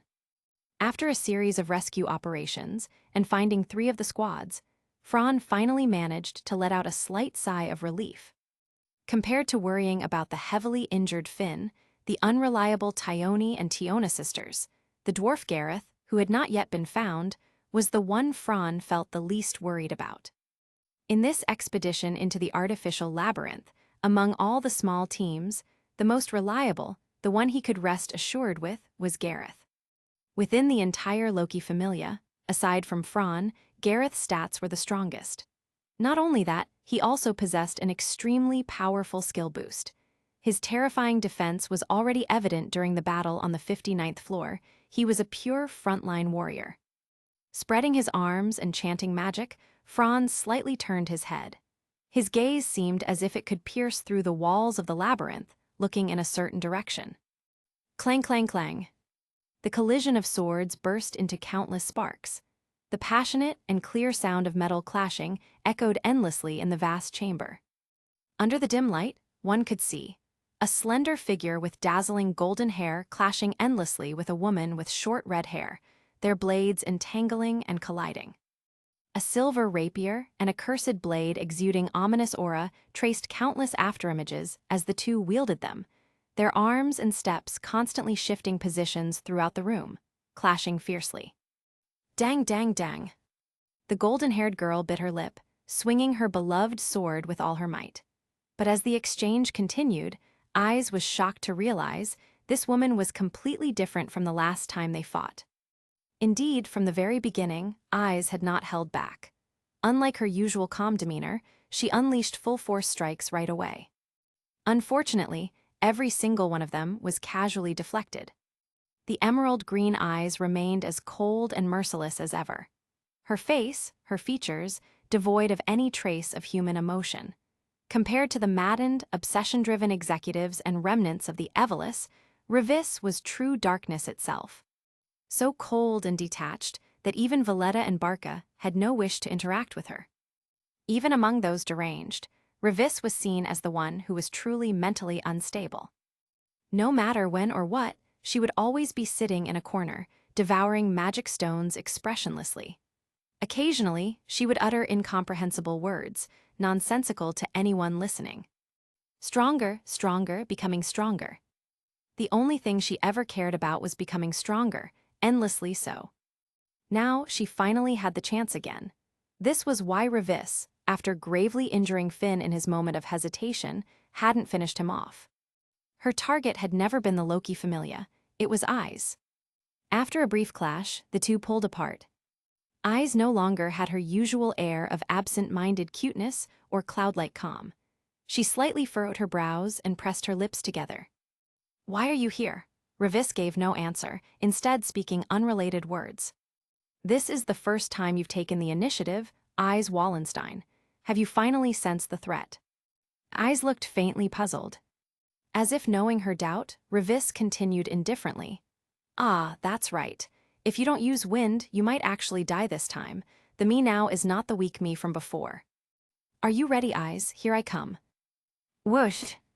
Once again, with that familiar fighting style, Revis relied on her monstrous body's terrifying physical abilities, accelerating in a straight line. The pressure from her charge was so immense it made the very air scream in tearing agony. Eyes widened her eyes, straining with her vision to catch her opponent's figure. Clang! Her beloved sword crossed above her head, clashing with Revis's greatsword, producing an ear-piercing screech. The impact through the blade stunned Eyes. That was overwhelming power. So heavy. The crushing force above traveled down the silver rapier into her entire body, instantly bending the girl's posture under the weight. The cold, merciless green eyes watched her struggle to resist. Revis raised the corner of her lips. Boom! With a deafening sound, her power-packed whip kick landed before Eyes could react, sending her flying. Awakened Tempest. Without hesitation, the girl unleashed her only magic. She invoked her Ariel, the bestowed wind magic of the Great Spirit. Clad in the armor of wind, wielding the blade of air, Eyes charged back into battle against the monster. Her golden hair whipped wildly, the girl holding her silver rapier, toes pushing against the wall, her body stretched taut, striking back in an instant. Clang, clang, clang. As expected, the two were once again entangled. Yet, just like before, no matter what techniques Eyes used, Revis calmly countered them all. Eyes realized this. How could Revis's swordsmanship purely crush her own techniques? The sword style she wielded was the strongest, inherited from her father and combined with her mother's wind, a sword style belonging solely to Sword Princess, Eyes Wallenstein. And yet, Revis used nothing but raw strength and speed to cut down the sword arts that the Sword Princess took pride in. Indeed, even after enhancing herself with magic and raising her attributes by a whole tier, Eyes still fell behind in sheer ability. Could it be you? Batting aside Eyes' sword once again, Revis sneered. You adventurers can ascend, and I can devour magic stones to level up. A cruel truth lay before her. The powerful enemy shook Eyes' heart, if only for an instant. This time I win, and this, Arya, will be our last battle. With that, Revis raised her cursed blade once more, cutting toward her foe. One more bargaining chip. Though the other plans failed, having the Sword Princess killed, now that would be a fine result. In a newly built temporary base, the death god Thanatos tapped his finger on the armrest, tilting his head with a playful grin as he watched the projection of the battle. Click, tusk, just look at her, then look at you lot. The fighting strength isn't even on the same level, eh? Barca stood coldly beside him, his hoarse voice cutting into Thanatos' self-satisfaction. I think our ally may be in big trouble. Is that so? But even that dwarf and that werewolf won't make it in time, right? Don't forget, as for the Night Weaver. Clang! And then Fran instantly slapped death god Thanatos in the face. Looking at the golden-haired figure in a black cloak, wielding a staff glowing with violet light, Thanatos' eyes almost popped out. Impossible, he was just on the upper floor. How could he have found the Sword Princess's location so quickly? It was the wind. Chapter 300. Hess, another spirit clone. Back then I was level 5 but now tilde. It was the wind. Thanks to the bond between Fran and Eyes, the resonance produced by the Falna had reached an almost terrifying degree. Of course, Fran could not determine Eyes' location with that alone. But don't forget, where was this place? This was underground, inside the man-made dungeon Gnosis. Just like the dungeon, there was absolutely no way for natural wind to exist here. Yet at the very moment Eyes unleashed her wind magic, the breeze that brushed past him became Fran's opportunity, and naturally he rushed straight toward it.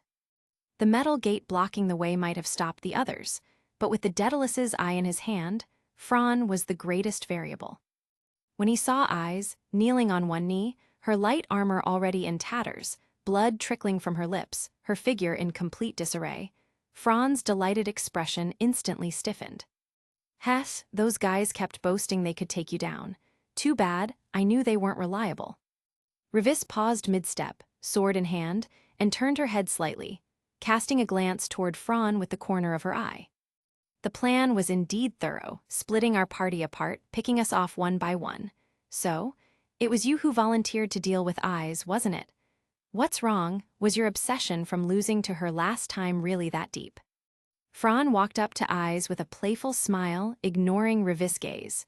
He gently helped the girl up, pulled the cork off a potion with his teeth, and poured it down her throat. Thank you. No need to be so polite with me.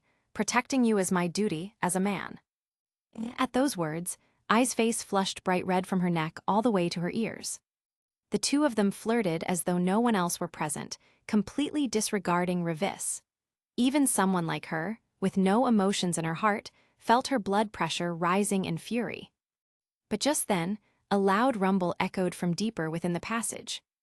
Revis suddenly turned her head toward the darkness of the tunnel and saw countless adventurers rushing in. The low-key familia, huh? She drew back her gaze, shot a cold glance at the smiling blonde youth before her, and spat out sharply. You're as vile and cunning as ever. Fran curved his lips, his golden eyes narrowing. To deal with remnants of the Evelus and monsters of the dungeon, the means don't matter. What I care about is only the result. Heh, so self-righteous. That's exactly why I despise you adventurers. This time I'll admit you've won, but your time is running out.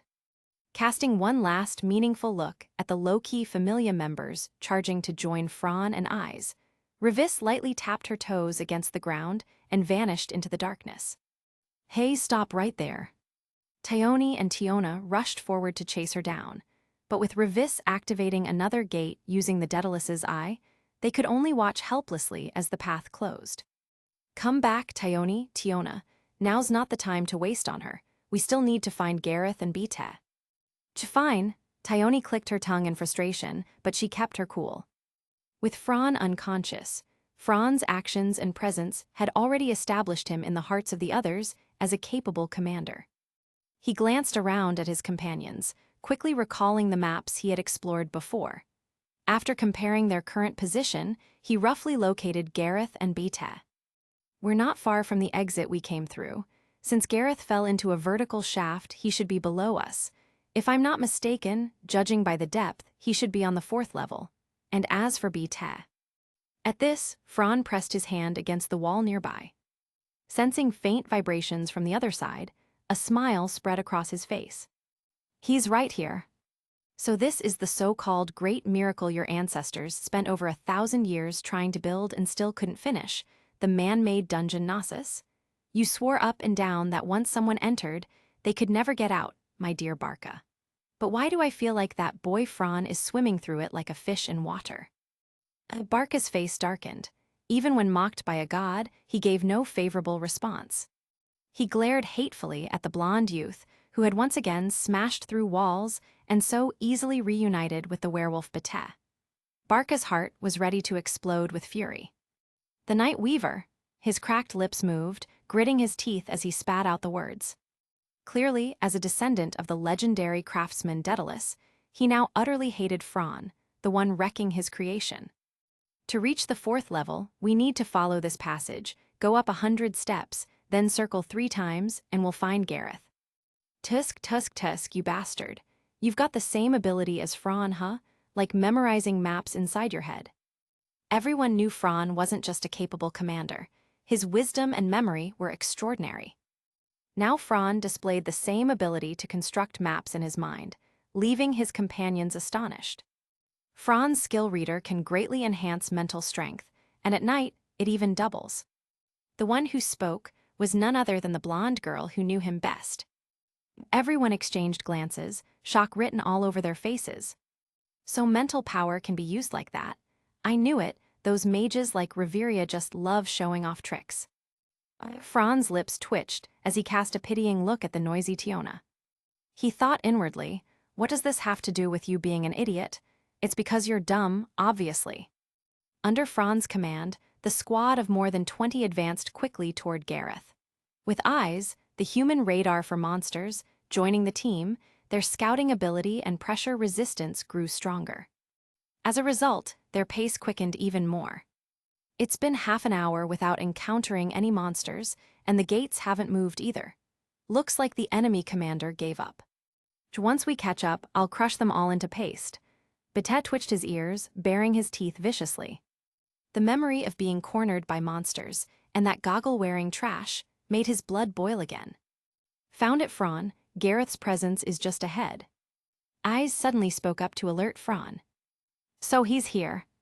Something's off. Gareth's aura, it's very weak, and there's another strong aura there. It feels like. The girl bit her lip, her eyes flickering, unable to believe it. Fran and the others stood before the gate, activating the Daedalus's eye.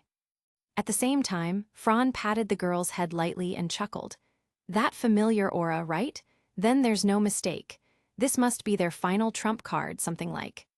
Clang, the gate rose fully, revealing the massive chamber beyond. Inside lay crumbling ruins, a devastated battlefield filled with rubble. And in the very center of the vast room stood a monster that shattered everyone's understanding, raising its head with a roar. All members of the low-key familia participating in the artificial dungeon Gnosis's conquest, after finding Gareth, had finally gathered together without a single one missing. However, the monster that appeared before them did not allow them to happily celebrate. On the contrary, not even a smile was shown. The group poured into a rectangular space, far larger and emptier than any room they had seen before. Reflected in their eyes was a gigantic silhouette. This monster, while fighting Gareth, had once charged so violently that it smashed through every obstacle in a straight line. With a roar through the partition wall, countless stone slabs and fragments of ultra-hard metal exploded with deafening blasts, boulders and rubble flying through the air. The ground quaking, the ceiling trembling, cracks spreading endlessly along the wall from the point of impact. Clang! Huge hooves crushed the stone slabs numbered 6, 7. Even first-class adventurers like Eyes, Tyone, and Tiona couldn't help but hold their breath. Staring at the monster before them, Fran gripped his staff tightly. His golden eyes shone brilliantly in the dim space, circles of blue light endlessly flowing within them. Combined with the hooded cloak covering his entire body, he appeared eerie and mysterious. His main weapon, forged through repeated upgrades, responded to its master's emotions as complex patterns of magic circles wound around the shaft. The exquisite top-grade purple magic crystal at the staff's head seemed to sense something as well, flashing continuously with mysterious glyphs as if it were breathing. And all of this was simply Fran's instinctive reaction upon seeing the monster before him. Especially the magic power surging within the creature's body. Even his weapon reacted instinctively with feedback. Cluck and cluck cluck. As Fran's mind wandered, the monster before him let out a chilling laugh. The aura was still so familiar, the composition still so familiar. Yet with slight changes overall, that one-seen form was recognized at a glance by Fran and the others who had fought it before. Overly robust and durable limbs, massive twisted horns, steel-like skin with a rusted hue peeking through the strange green covering its head. Judging by the adventurer's dynamic vision, its massive bulk clearly exceeded what had come before.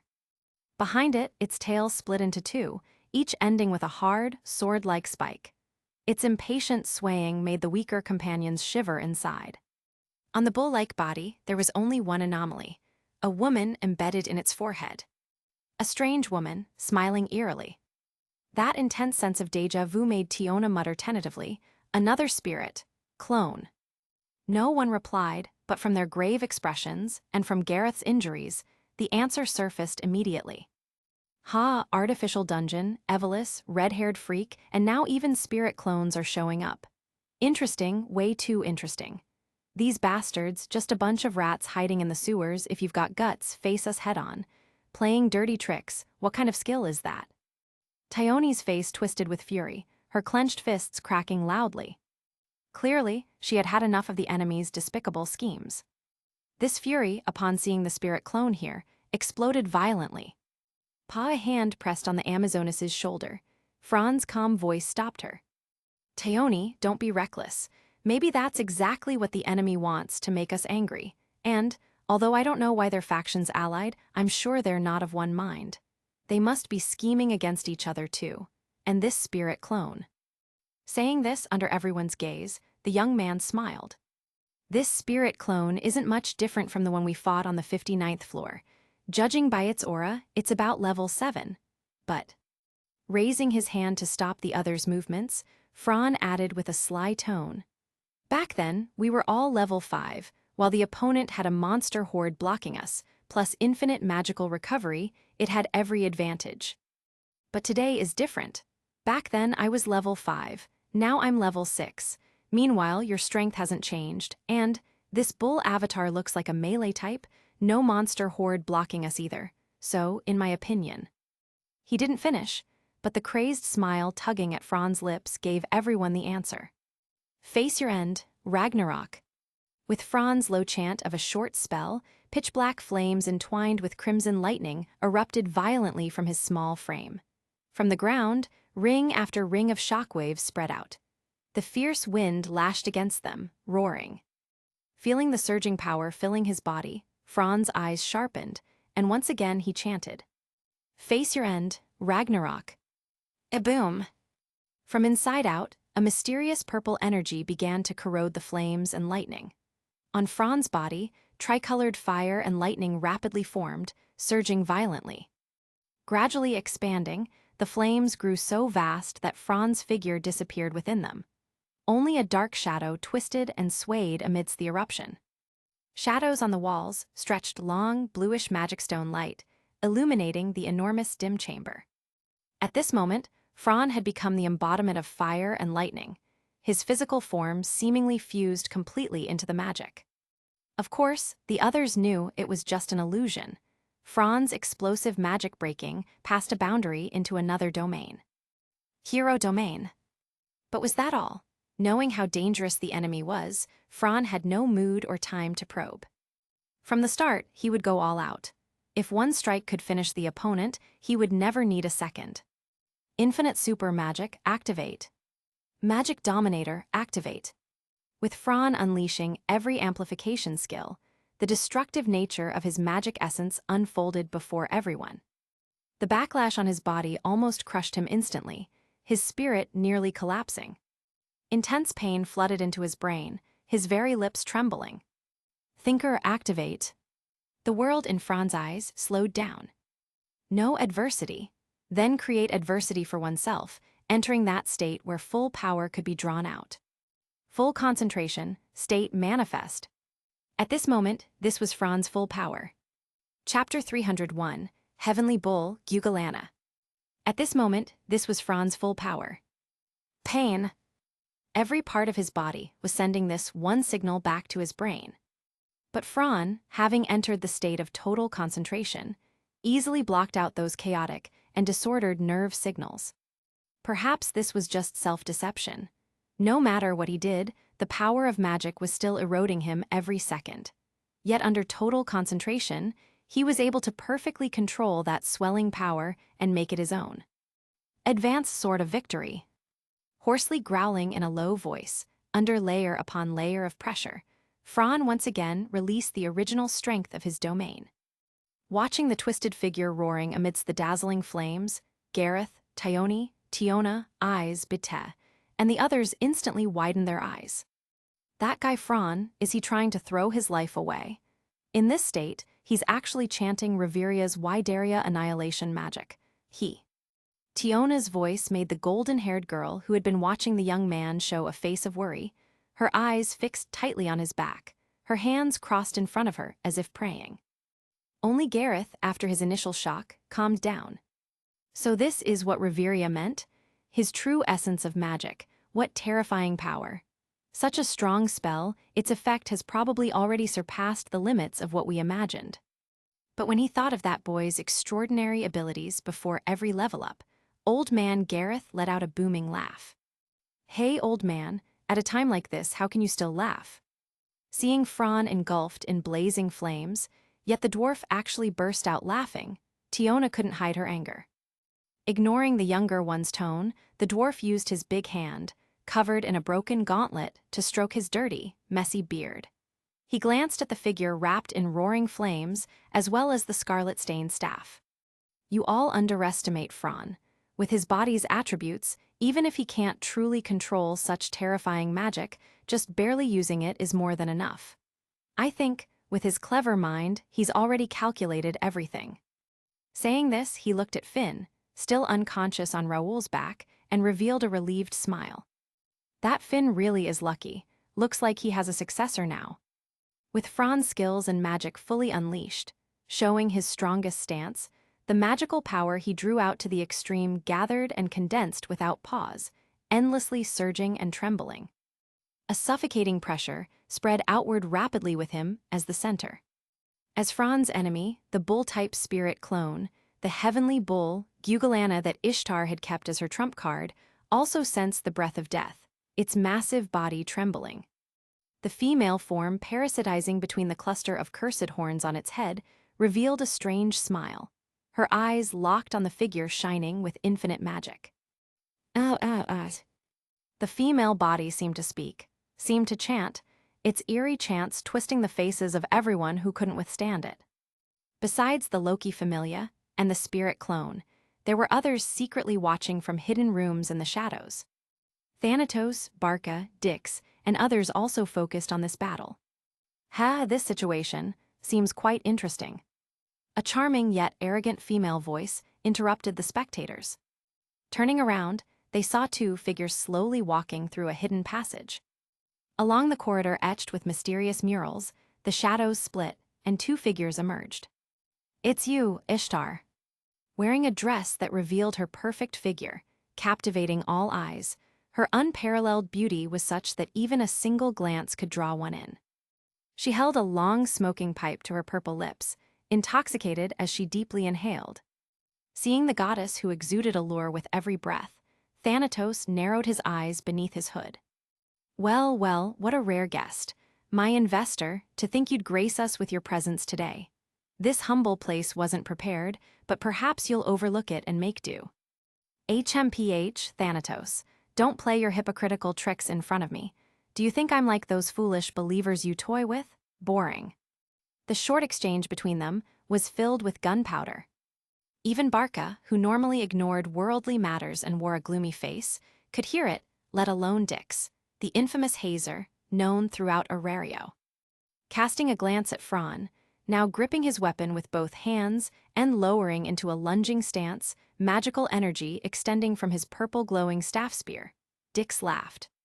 Although I welcome a goddess whose beauty is top class even among the heavens, don't you think your appearance here not only endangers you, but might drag us into unnecessary risks as well? Holding her pipe, the goddess walked with a cat-like stride to Thanatos' side, leaning forward with interest as she glanced at the kneeling believers below. Heh, what's the use of saying such nonsense now? Haven't I already come here several times? Besides, do you think I enjoy coming to this gloomy, lifeless place? Speaking of which, you skulking around all the time, hiding in the shadows, this goddess has been looking for you for quite a while, you know. She glanced back at her attendants, a male servant with hands at his sides, bowing respectfully, and a robed figure in a purple cloak wearing a mask, guiding the way. Thanatos seemed thoughtful. Although the two sides were allies, cooperating in smuggling and funding, there was little communication beyond that. Of course, the Evelis, like Barca, a descendant of the Daedalus craftsmen, needed vast resources to build the artificial dungeon. Smuggling through the harbor town of Melon was one of their forced methods of raising funds. Ishtar also traded with Thanatos and invested large amounts of material and money. Controlling the entire pleasure district, her Ishtar familia was among the wealthiest in Orario. Still, compared to the city's two great factions, Loki and Freya, she lagged in scale. And unlike those explorer-type familias who gambled with their lives, her faction had more stable foundations. Originally, with her trump card in hand, the crushing strength that would bury Loki familia's children left Ishtar in a very good mood. But when her eyes caught the projection of Fran's body burning with red flames, streaking like a meteor and piercing the entire chamber in a single strike, her expression froze. The smoking pipe slipped from her hand, falling to the ground without her even noticing. Finishing moves. Surtur's flame, Surtologi. Hala. Chapter 302, One Strike Tilda. Hala. Rumble. The vast underground space shook violently, countless falling rocks shattered by that heaven-breaking strike, while flames spread across the ground like a burning carpet. At the exit of the chamber, the members of the Loki familia widened their eyes in shock. They only saw a blinding flash of light, and in the next instant, the spirit clone, once radiating fury and singing its eerie song, froze in place like a puppet with its spring broken. Clatter. The vibrations of the environment passed into the monster's body, and then everyone seemed to hear the sound of something breaking. Starting from the head, the monster's body slowly disintegrated until it turned completely into ash. All were veteran adventurers. They instantly understood the truth. That finishing blow from Fran, one that seemed to pierce everything, had directly passed through the enemy's body and shattered its core, the magic stone. Huff and huff huffs. The magical glow around Fran had vanished. He dropped to one knee, leaning heavily on his staff, gasping for breath. The moment he exited his state of total concentration, waves of pain surged through his limbs and torso, crashing into his mind like a flood. His face went pale, his expression was strained. His cracked lips were even bitten open by his own teeth, bleeding nonstop. The golden irises, once shining with blue magical circles, now dimmed to lifelessness. His whole body seemed drained, even his very bones howling in agony. Eyes flashed. Her golden hair fluttered as she darted forward like the wind, arriving at Fran's side and supporting him with visible worry. "Fran, are you all right?" Forcing a faint smile, he shook his head at the girl, showing her not to worry. "I'm fine. I just stacked too many amplifications at once and my body couldn't endure it. You know how it is. My magic is too strong, the side effects." The girl bit her lip and nodded. Lower-leveled people might not notice, but Eyes, Gareth, and the other executives could see clearly. That last strike had definitely surpassed level 6 standards. Fran had poured every ounce of his strength into that attack. It was his strongest blow yet. Even the city's mightiest first-class adventurer, Otter, would likely not have been able to withstand it. Eyes believed this with confidence. After all, no one understood Fran better than she did. And the stronger one was, the more clearly they could feel just how much power had been contained in that strike. A state where one elevates their craft to the highest possible mastery. This attack might not have reached that level 8 yet, but Fran was certain it had pushed him a giant step forward. perhaps, he truly had a chance to touch the threshold of that level one day. With that thought, the young man, supported by eyes, raised his head, looking at everyone with a faint smile. Whoa! Bang! The members of the Loki familia erupted into cheers and victorious roars at Fran's overwhelming display of power. In sharp contrast, the projection showing the Evelys stronghold filled its occupants with suffocating pressure. A shattering glass sound rang out from the altar. Beside the death god Thanatos, the beauty goddess Ishtar's face twisted in rage, her divine composure shattering as she cursed like a common shrew. Bastard, bastard, bastard, the bull of heaven, this is it. Are you kidding me? Realizing her words were too crude for a goddess and her image was collapsing, Ishtar's eyes burned with fury as she glared at Thanatos. Neo swore to me this thing was level 7, yet it got taken down by some level 6 nobody in a single hit. What kind of joke is this? Thanatos, I expect an explanation. Otherwise, our cooperation ends here. You'll never get a single coin from me again. Barca, face dark, sneered with 2 cold chuckles at the quarrel between the 2 deities. Without caring about their reactions, he picked up his tools and disappeared into the hidden passage. As a descendant of the great Daedalus, he had only one obsession: completing the grand work his ancestor had failed to finish for 1,000 years. Everything else meant nothing to him. Seeing his elder brother leave without a word, Dix let out a twisted laugh, clutching his cursed red spear. Unlike Barca, Dix was a rebel. He loathed the bloodline inside him, sought to break free of its cursed shackles, and so indulged in his pleasures, torturing monsters and savoring their screams. Just the thought made his body shiver with excitement. He could hardly wait any longer. Haha, this isn't my problem. You'll have to take it up with Neo yourself. After all, you were the one who initiated this plan. Now that it's failed, isn't the responsibility yours? Besides, instead of wasting time picking fights with us, shouldn't you be worrying about how to cover this up? Since you failed to stop the Loki familia, once they return to the surface, they might share the news with the Freya familia. And isn't that woman your real enemy? Ishtar clenched her fists, biting her lip, her expression extremely ugly. She glanced at the death god, who looked completely unconcerned, as if the matter didn't involve him at all. Her perfect teeth nearly cracked from how hard she was grinding them. HMPH, we're leaving. Yes, Lady Ishtar. The death god tilted his head slightly, watching her departing figure, whispering only to himself. Neo, you sly bastard. Stirring the pot from behind, trying to have us tear each other apart so you can swoop in for the spoils. No, that doesn't fit him. He's a hedonist, schemes like that would bore him. What is he really plotting? Could he have a trump card even I don't know about? As he pondered, Thanatos' violet divine eyes gleamed with cunning light under the flickering torches. The plan had completely collapsed. With Fran tearing through almost everything, Evelys was now on the brink of defeat. On the return journey, the Loki familia encountered no obstacles at all, reaching the upper levels in just over an hour. The massive door connecting to the underground waterways was within reach, and cheers erupted among the group. Likewise, their companions standing guard at the gate, and the chief god Loki, heard the sound of footsteps echoing from the passage. They're coming out. Having waited anxiously all day, Leffia rushed eagerly to the gate, eyes fixed on the darkness ahead. She wasn't disappointed. Soon, a flash of dazzling golden hair caught her sight.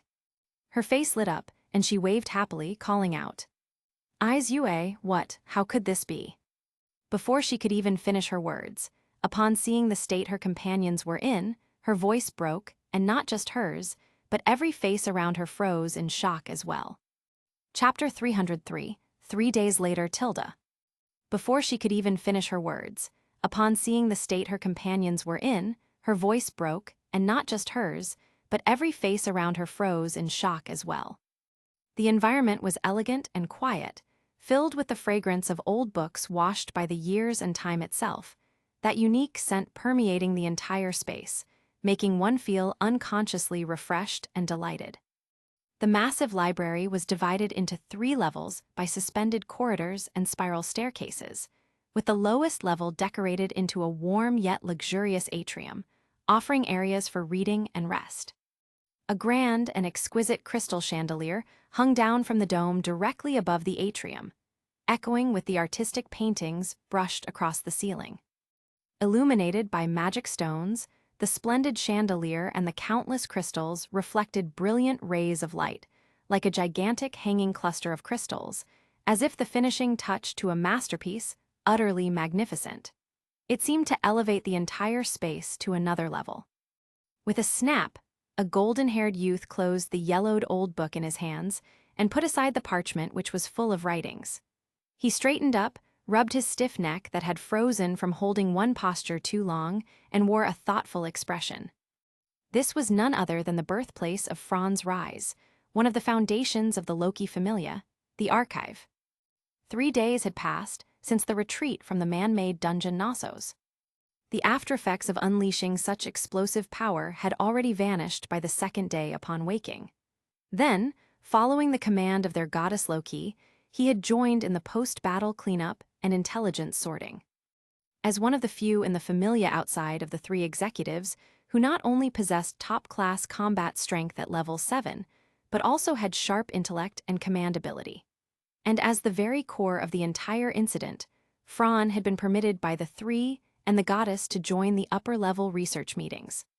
He poured everything he had seen in Knossos and all enemy intelligence into his report without reservation. A man-made dungeon Knossos? Tusk, what astonishing intelligence. No matter how much one predicts, who would have ever thought such a thing actually existed? Riveria frowned tightly, murmuring in a low voice. That sullen human male in the portrait. To think he's a direct descendant of the master craftsman Daedalus from 1,000 years ago, and that his ancestors spent an entire millennium constructing such a shocking work. Finn, his face still a little pale, gave a bitter smile and said to Riveria, "I admit this work surprised me, but that's not the real issue. The real issue is, this thing was built under the guilds, Oranos, and the gods' very noses for 1,000 years. Even back in the prime days of Zeus and Hera before the Dark Age, not a whisper of this ever surfaced. That's what makes it truly suspicious, doesn't it?" Loki raised her wine glass, the liquid within catching the light. The goddess slowly opened her crimson divine eyes, her expression utterly calm. Yet that very expression made everyone present, Fran included, understand one thing clearly. Loki was in a foul mood. Finn, by your speculation, not only us, the Loki Familia and the Freya Familia, but for all these years, no one noticed a thing. And after that great war back then, when the Evelys vanished without a trace. In all of this. Finn met her gaze. I'm certain there's a traitor covering for them. Otherwise, there's no way we wouldn't have a single piece of intelligence about such a colossal thing hidden in Orario's underground waterways.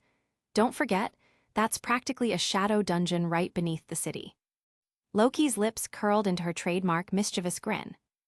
To play me like a fool, don't let me catch your tail. Cruel and vicious, at that moment, the infamous trickster goddess revealed a sinister smile. Fran lowered his head slightly. Aside from his initial intelligence sharing, he remained silent throughout the meeting. When it came to strategy, he wasn't particularly skilled. Besides, now, as a level 6 with terrifying abnormal stats, he was confident he could even fight a level 7 to a draw. There was a saying he remembered, power can break all schemes. Whatever plots or schemes there were, in the face of absolute strength, they were all nothing but paper tigers. Since arriving in this world, he had always felt an urgency.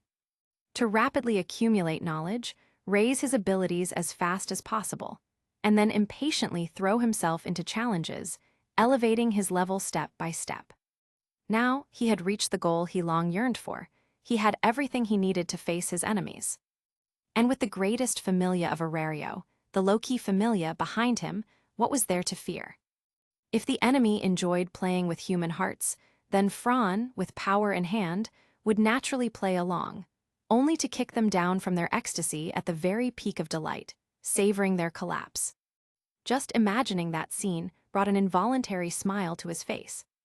"You brat," looking so cheerful all of a sudden. The still-bandaged dwarf slung an arm around Fran's neck and laughed boisterously, as if his injuries didn't exist at all. Fran couldn't help but mutter inwardly, Was this dwarf's body made of steel? With wounds like that, how could he not feel pain? The sky was like a bright blue mirror, refreshing to the heart. Orario bustled as always. The hidden currents of darkness and the Loki Familia ordeal didn't affect the lives of adventurers and townsfolk alike. The main street was lively and noisy, with adventurers shouting and cursing in the crowd, drawing side glances from the onlookers. After spending a whole day and night in the archive, Fran walked down the street in casual clothes, without carrying weapons, his face relaxed and cheerful. The burden and pressure on his shoulders had all vanished with his growth in strength, allowing him to truly begin enjoying the life and beauty of this other world. Today you look a little different. Perhaps it was just an illusion, but the golden-eyed girl tilted her head, blinking as she curiously looked at him. Fran paused in his steps, then instinctively reached out and tousled the girl's dazzling golden hair under her protesting gaze. Yeah, a little. I thought through some things and my mood just got better for no reason. By the way, it's been a while since you had Jagamaru-kun, hasn't it? Today, it's my treat. Walla, you scumbag, take your hands off Miss I's head. Before the two could even take a step, a certain elf, who had been missing for quite some time, suddenly rushed out angrily from a corner, glaring at Fran like he was a criminal. Heh, Fran, don't bully. Tiona, hands behind her back and a playful smile on her face, came over shoulder to shoulder with her sister. When have I ever bullied Lefia? Clearly. Scumbag! The elf shot a deadly glare at the young man, pulled eyes away from his side, and clung tightly to her arm, glaring at him with full vigilance. Chapter 304. The Nervous Hestia Familia Members Tilda. Got it, Fran now understood. Lefia, that girl's vigilance toward him had already risen to quite a high level, and if he wanted her attitude to change. Thinking so, Fran's eyes dimly shifted toward Eyes, who was entangled with the girl, and a certain gleam flickered deep in his pupils. It still had to start with Eyes. After that, Fran, Tiona, Eyes, and Lefia as a 5-person group strolled leisurely along the bustling main street. First, they visited the famous luxury clothing shops on North Street. Everyone bought a new outfit, and altogether they spent nearly 10 million volleys. Because the second-tier armaments he had forged before were all converted into gold coins, Fran's wallet was bulging, and naturally, he could not let the girls spend their own money. Wow, as expected of a blacksmith and item maker, and even someone with mystery. It's not too late to hug your thigh now, right?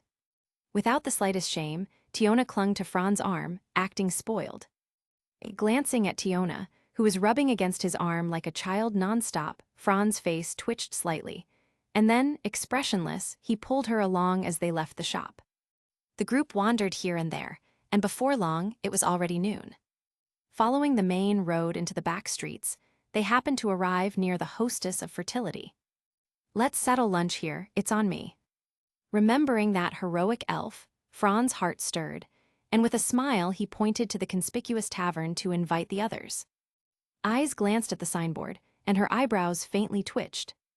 Being naturally airheaded did not mean she was stupid, especially when it came to matters involving Fran. Eyes was always smart about those things. This tavern immediately reminded her of that Gale lady. The girl nodded, and Tiona let out a cheerful cry, dragging her sister inside first. As expected, you with that unclear relationship with Miss Eyes, and now even daring to Hemen HMPH. Clinging to Eyes' arm, Lefia passed by Fran, her cute brows tightly knit as she glared at him fiercely, then sweetly nestled against the girl and walked inside. Leaving Fran standing alone on the street, dazed in the wind. Welcome, Naya. Long time no see, everyone from Loki Familia. Spotting them, Anya immediately stood up, happily greeting the group as she ushered them into the tavern. Holy crap, it's the Loki Familia. The Sword Princess, Amazonas twins and the 1000 Elf, 3 level 6s and 1 level 4. Hiss. The adventurers dining inside all looked on in awe, forgetting their meals and drinks. After all, in this labyrinth city of Orario, within Loki Familia resided the top-class level 6 adventurers. No matter where they went, they were always the absolute focus, drawing countless eyes. Not to mention that the girls had beauty and figures as additional buffs. Wasn't that unfair? The group was already long used to such an atmosphere, and even Lefia could now handle it well. Following Anya's lead, they sat down at a table. Only then did they notice Fran was still at the entrance, seemingly talking with a few anxious-looking people. "Hey, that red-haired youth. Isn't he Fran's friend? I remember." Welf Krazo, eyes accurately spoke the name. Though unfamiliar, even strangers like Tyone and Lefia couldn't help but show a subtle change of expression upon hearing the highly conspicuous surname, Krazo. Especially Lefia, her cute brows arched upward. That blacksmith who can forge Krazo magic swords, the Krazo who burned down the elves' homeland. The girl bit her lip, her face slightly angry. He's Fran's good friend. Back when Fran had just become an adventurer, the two of them always teamed up to explore the dungeon. Their relationship is very close. Tyone, who was more well-informed, glanced at Welf, then shifted her gaze toward the other two newcomers. One was a human female dressed in a violet Far Eastern kimono paired with reddish-brown over-the-knee boots. The other was barely up to Fran's waist, a chibai with curly chestnut short hair, dressed in modern-styled clothing similar to what Loki wore. "That isn't she that supporter always sticking with the rabbit? Wait." In an instant, realization struck, and Tyone and Tiona exchanged looks full of shock. The ones from Hestia Familia, the ones in the war game with Apollo Familia. Eyes nodded firmly, her little face serious. Judging from their anxious expressions, something must have happened. Should we go check? Tyone shook her head. "No need, Fran is bringing them in." Sure enough, after exchanging a few words at the door, Fran led the adventurers of Hestia Familia inside. "Anya, please bring over a few more chairs." Fran smiled as he called to the catgirl, then looked toward Mamma Mia behind the bar. "Sorry to bother you again, Mamma Mia." As a top-level Level 6 adventurer, Mia had already noticed them, especially Fran. Hearing his greeting, she let out a hearty laugh. "It's rare for you to come by, so you better drink properly this time. Don't tell me you're stingy with your coins, brat." Fran spread his hands. "How could I? Rest assured, I'll make sure you earn big." "That's more like it." Leading the newcomers to Isa's group, Fran introduced them. "These are..." "No need for introductions, we already know. The hottest rising stars in the city lately, Hestia Familia. You beat Apollo, not bad, huh?" It was mainly thanks to our captain, Miss Tyone." Clearly, they were still nervous to be meeting top-level adventurers face-to-face. "All right, sit down. Tell us what happened in detail." "Why yes," understood Lord Fran. Even though Lily had met Fran several times, truly facing him, with that faint pressure radiating from a top-class adventurer. Even if Fran wore a warm smile, it was impossible not to be nervous. Only Welf, being Fran's familiar friend, could relax a little. "Mind if I listen as well?" Just as Lily was about to speak, a calm voice suddenly cut through the air. Everyone froze, then saw an elf in staff uniform staring at them expressionlessly with sky-blue eyes. And whether it was an illusion or not, when her gaze fell on Fran, the corners of her lips instinctively curved into a faint smile. Chapter 305, Belle is Missing. And whether it was an illusion or not, when her gaze fell on Fran, the corners of her lips instinctively curved into a faint smile. This familiar voice entered his ears, and Fran naturally smiled. Looking up, his gaze met the other's eyes. In that instant, an indescribable emotion passed between them, making Fran understand. Quietly, he reached out and held the girl's small, fair hands, which were crossed in front of her. "Of course, no problem. It's not really anything serious. Sit here. I don't think Mamma Mia would mind lending us Ryu for a while, right?" The latter half of his words were clearly directed at the bar's owner, who was pretending not to care and was busily wiping down the counter. Without changing her stern expression as the bar's mistress, Mamma Mia's movements froze for a moment. She cast a sharp glance at the overly respectful Fran and snorted coldly. "Taking away my lovely girl isn't fair to the others, don't you think?" "Fran," Ryu wanted to persuade him, but he cut her off with a raised hand. "Mia-san, bring us 2 barrels of your signature fruit wine." In that moment, the atmosphere shifted. "Heth, interesting. Anya sir, Lunwar Chloe, you all heard that right?" "We heard it. Handsome guy coming right up." The signature fruit wine was the flagship product of the hostess of fertility. Not only among adventurers, but even common folk and traveling outsiders knew it well. Such wine, being the signature and only sourced here, naturally came with a beautiful price tag. A whole barrel cost a small fortune. Here, let's drink first. You guys rarely come here to drink, right? Try the specialty here. This fruit wine isn't very strong, adventurer girls like it a lot. Eyes, Ryu, Lefia, they all love it. Tayoni curled her lip. What's so good about fruit wine? It's nothing compared to rum or mead. Watching the Tayoni and Tiona sisters down huge mugs in one go, Fran was dumbfounded, even if he'd seen it before. Everyone knew taverns used large oak mugs, about the size of a bottle of wine. In other words, the two sisters had just downed an entire bottle of mead in one gulp. Gulp, Welf's throat bobbed as he stared wide-eyed at the bold sisters, completely stunned. Even Fran's eyebrow twitched violently. Mead wasn't low in alcohol. For the sisters to drink it like that, without even reddening their faces or losing breath, their tolerance was terrifying. Thinking of his own goddess's temperament, Fran couldn't help but feel a small sense of relief. Eyes, what are you drinking? While Fran was chatting with Ryu and the others, Lefia leaned toward Eyes, peeking curiously into her clear cup. Faced with her junior's question, Eyes answered bluntly. Water. Lefia's little face went blank, as if she had just heard something unbelievable. Water. Unusually, her cheeks flushed slightly, and she felt embarrassed, her gaze darting nervously. Heh, Lefia, you can't let Eyes drink alcohol. Back in the day, some god tricked her into drinking, and she nearly tore down the whole tavern. Tiona, chewing loudly on roasted meat, spoke around her mouthful. Tiona. Hee, but everyone who should know already knows. Lefia was utterly dumbstruck. In her fantasies, the flawless sword princess she admired like a goddess actually had such a black history. Wasn't that basically saying she turned into a drunk troublemaker after just a sip? Sensing Lefia's reaction, Fran's lips curved upward. Did you really think Eyes was always a well-behaved girl? You're gravely mistaken. When she was young, she was a complete little menace, otherwise how would she have earned that infamous title later? All right, let's get to the main point. Tell me the details about Belle.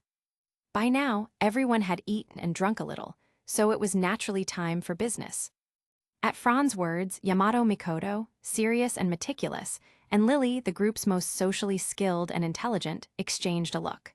Finally, Mikoto spoke. Lord Fran Belle, he's gone missing. Fran was slightly stunned. He had thought maybe the Hestia Familia had run into some trouble, which was why Belle wasn't here. Or maybe Belle had hit some obstacle in training and gone alone into the dungeon, but neither he was missing. Thinking back to the recent war game against the Apollo Familia, Hestia Familia's strength had already been revealed to all of Orario. With their current reputation, who would dare provoke the goddess of the hearth? Wait, the war game. As if realizing something, Fran rubbed the oak mug in thought. The so-called fastest rabbit is missing. Judging from that war game fight, he's already at the level of a first-class adventurer. With that strength, nothing on the surface should be a threat. Even deep dungeon monsters wouldn't take him down so easily. So, how long has he been missing? Rayoni frowned deeply and calmly asked Lily. 2 days and 2 nights. Ooh, Lord Belle, please don't let anything happen to you. What will Lily do then? Even Tayoni and Tiona put down their knives and forks, gulped down mead, and said bluntly, a first-class adventurer vanishing without anyone noticing in the city? Impossible. The Ganesha Familia, the Adventurers Guild, and all those other familias and merchant networks have eyes everywhere. Tayoni dabbed her lips with a napkin, continuing her sister's thought. If someone managed to do it silently, there's only one place where it's possible. Everyone immediately understood the implication. The dungeon, but Lily instantly denied it. Impossible. Recently, Lord Belle's been training alone in the dungeon after his level up, but he never goes deeper than the 5th floor. So, being attacked by monsters can be ruled out. Then who is targeting your Hestia Familia? Everyone looked bewildered. Meanwhile, Fran narrowed his eyes, sipping his fruit wine calmly. It seemed the trap that had been laid earlier had finally sprung. And with a certain scheming god's failed plan, they must have set their sights on Belle Cranel instead. Ha, since you've chosen death yourself, don't blame me for giving you a little push. Chapter 306, Hermes Stirring Up Things Tilda. Ha, since you've chosen death yourself, don't blame me for giving you a little push. Afterward, Fran comforted the members of the Hestia Familia, settled the bill, and slowly left the tavern under Ryu's watchful gaze. However, Ryu felt a bit puzzled. What's wrong, Ryu? Sir, ever perceptive, noticed the slight change in Ryu's expression and leaned over with a mischievous smile to ask. It's nothing, it just feels like. Fran knows something, as if he's hiding something. Oh ho, as expected of Ryu, your intuition really is sharp. But it seems you can't hide secrets from him either, huh? Sir's teasing made the stubborn, golden-haired elf instantly blush red, twisting uncomfortably. What are you saying, sir? Don't say weird things. Hey, Ryu, you're embarrassed. Wah, Tilda, how cute. Just stop already. Neither of the two girls realized that amidst their playful commotion, those golden eyes were quietly fixed on Fran. You know the truth behind that boy's disappearance, don't you? Fran was stunned, locking eyes with the girl beside him. He never imagined that she would see right through him. If he knew that not only eyes, but even Ryu had noticed, Fran would probably be completely dumbfounded. I'm not certain yet, but I have some clues. If things really are as I suspect, then Orario is going to get very lively soon. Just thinking about the other parties flustered, enraged expression made Fran secretly rejoice inside. Right, while they're distracted, I can seize the opportunity to rescue that fox. Not only will it strengthen my side, it'll also strip them of a trump card. That's 3 birds with 1 stone. A sharp glint flashed in Fran's eyes at the thought. Tione, Tiona, Lefia, and the others didn't pay much attention to the incident involving the Hestia Familia, treating it as nothing more than a small episode. After all, it concerned another familia. It wasn't wise for them to meddle. Relations between familia were complicated, and getting involved could lead to endless trouble later. Even the low-key familia, during the war game, only observed without directly helping the Hestia Familia. Not even the fact that Fran and Belle Cranel knew each other changed that.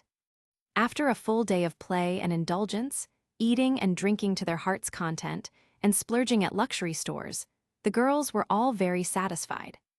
After continuous adventures, both mind and body needed a break. Work hard, rest well, that balance was essential for one's health. Adventurers were human too, especially when they were all girls under the age of 20. Night fell, and the stars glittered like shattered clusters of crystals against the tranquil, beautiful sky. A full moon hung high, half concealed by drifting clouds, appearing and disappearing. In the far north stood the Twilight Manor, standing proudly in the guild-established residential district. Within its spacious courtyard, under the dim glow of magic stone lamps, greenery swayed gently in the wind, and flowers released their fragrance. By now it was midnight. As a high-class residential district, the place was already quiet, with only a few guards patrolling diligently. With a soft click, a wooden door on the 4th floor of the southern tower opened slightly. Fran narrowed his eyes, using his reader, amplification, and night vision to carefully scan the surroundings before quietly closing the door again. Back in his room, he picked up his staff, slid short sword number 6 into the sheath at his waist, pushed open the window, and leapt out. His figure blurred into the darkness of the night. As a top-class level 6 adventurer, Fran's stealth under deliberate concealment meant that not even Finn, Gareth, Reveria, nor the beast humans with their superior senses, nor even the level 6 werewolf Bite, could possibly detect him. He was no longer that greenhorn level 2 adventurer of year past. Meanwhile, as Franz snuck out of headquarters, the southern district of Orario, the city's liveliest district at night, was bustling with noise and activity. It was a pink-colored world. Customers in suits and formal wear strolled the streets, excitement and anticipation on their faces. Beautiful women stood by the roadside, some stepping forward to greet suitable patrons, others simply waiting for opportunities to come to them. Even the air along the street was thick with the scent of perfume and rouge. This was Night Street, the infamous red light district of Orario. Berbera, adventurers, merchants, nobles, commoners, even gods all played different roles in the day. But here, on Night Street, they shared the same identity and the same purpose: to seek pleasure.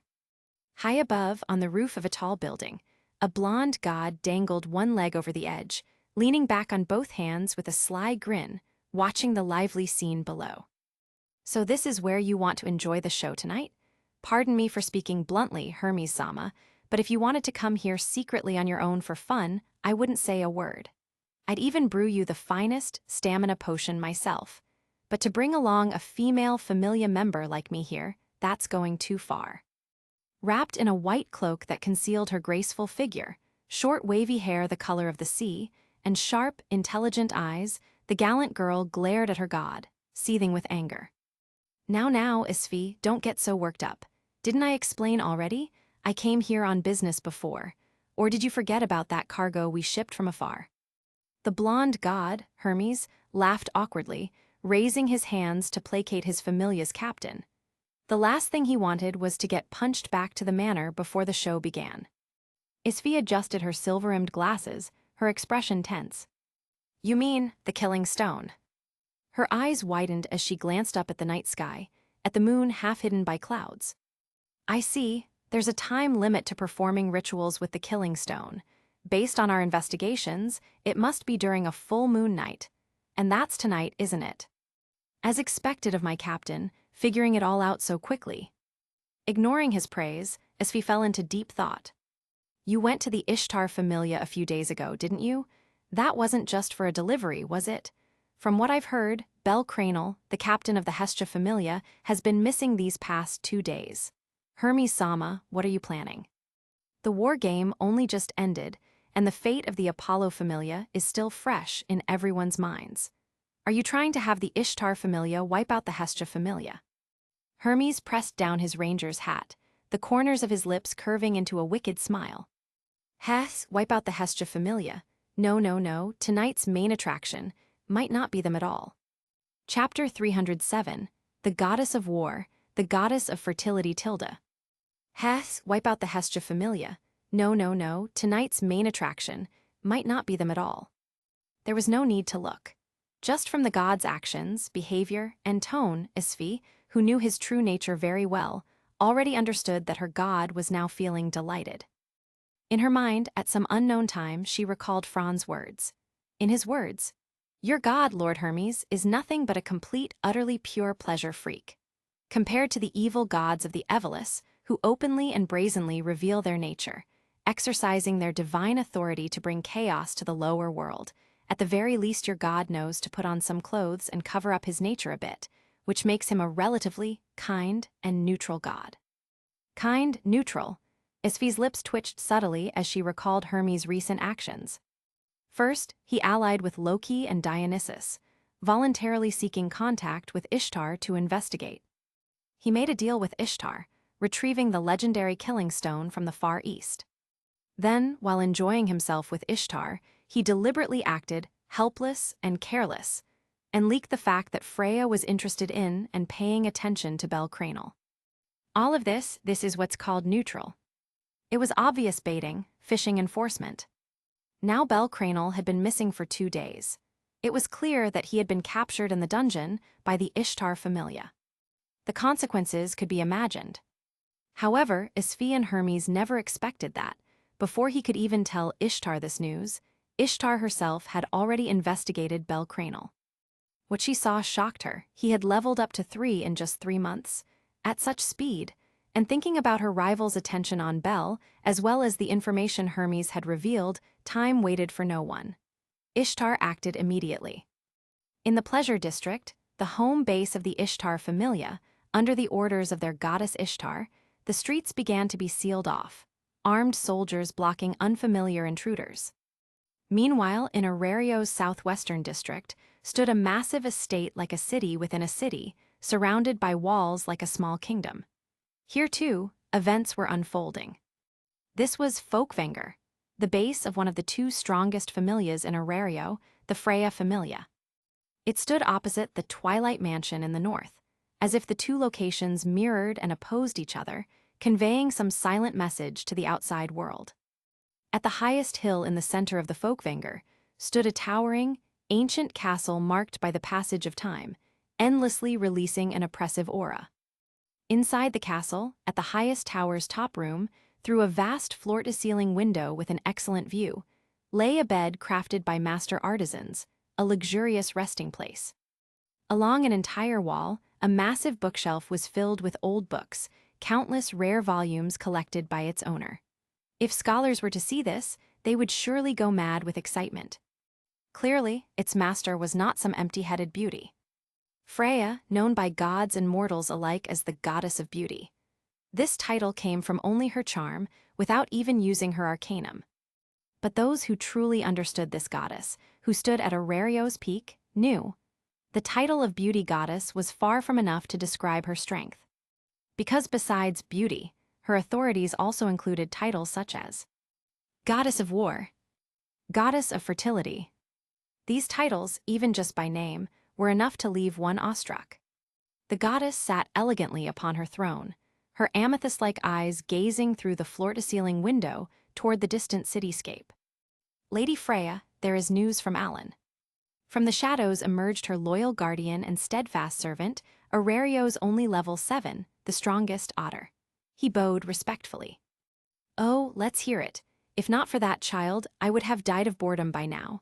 I hope this time brings me some amusement. The goddess smiled charmingly, her lips curving seductively. That bell cranal disappeared in a chamber on the 6th floor. According to Alan's tracking, his scent last remained in the pleasure district. The goddess said nothing, but as her eyes narrowed, a terrifying aura spread from her body. Continue. Yes, as you thought. That one from the Ishtar Familia has set her sights on Bel Cranal and kidnapped him in the dungeon. Based on intelligence, a small group from Ishtar Familia recently took some action, but it seems to have failed. From probing, it seems that goddess is in a foul mood lately. Tonight, they sealed off the pleasure district, as if preparing some action, so I suspect Bel Cranal may be in danger tonight. The goddess' smile grew increasingly dangerous. If she still couldn't understand what Ishtar intended, she didn't deserve her throne. Otter, you know what to do next, don't you? Her loyal servant placed a hand over his chest, bowed deeply, and closed his eyes in respect. Yes, your will is our essence. Good, this time I will also go with you. Otter, you must understand, usually I can ignore Ishtar's little pranks as trivial mischief, but this time it's different. The goddess' narrowed eyes shone with dangerous light, her aura spreading outward. Familia war? No. This is something more fundamental between us two goddesses. Because of Bel Cranal's capture by the Ishtar Familia, unbeknownst to the other familias, undercurrents began to stir among Orario's top powers. And the one orchestrating this grand play, Fran, after quietly sneaking out of the Twilight Mansion, did not take the main road, but instead slipped through alleyways using the map in his mind. With the cover of a black cloak and the shadows, even when he occasionally passed a drunk adventurer, they only felt a chilling breeze and never realized someone had passed. His terrifying speed and stealth of a level 6 were unmatched. Without a sound, circled from the northern base through the eastern industrial district, then across the plaza of the Tower of Babel, heading straight toward the pleasure district. He leapt lightly onto a tall building with a broad view. Under the amplification of his reader ability in the dead of night, he carefully observed the complex terrain within the Ishtar Familia's domain. By coincidence or not, the pleasure district controlled by Ishtar Familia was not far from the Daedalus Street. From this, it was clear that Ishtar was colluding with Thanatos and Neo, gaining a favorable position. Chapter 308, A Sea of Fire Tilda. From this, it was clear that Ishtar was colluding with Thanatos and Neo, gaining a favorable position. Brilliant, grand, magnificent, yet carrying a trace of allure. The base camp of the Ishtar Familia fully displayed the style of courtesans. Perhaps it was the confidence of the building's master.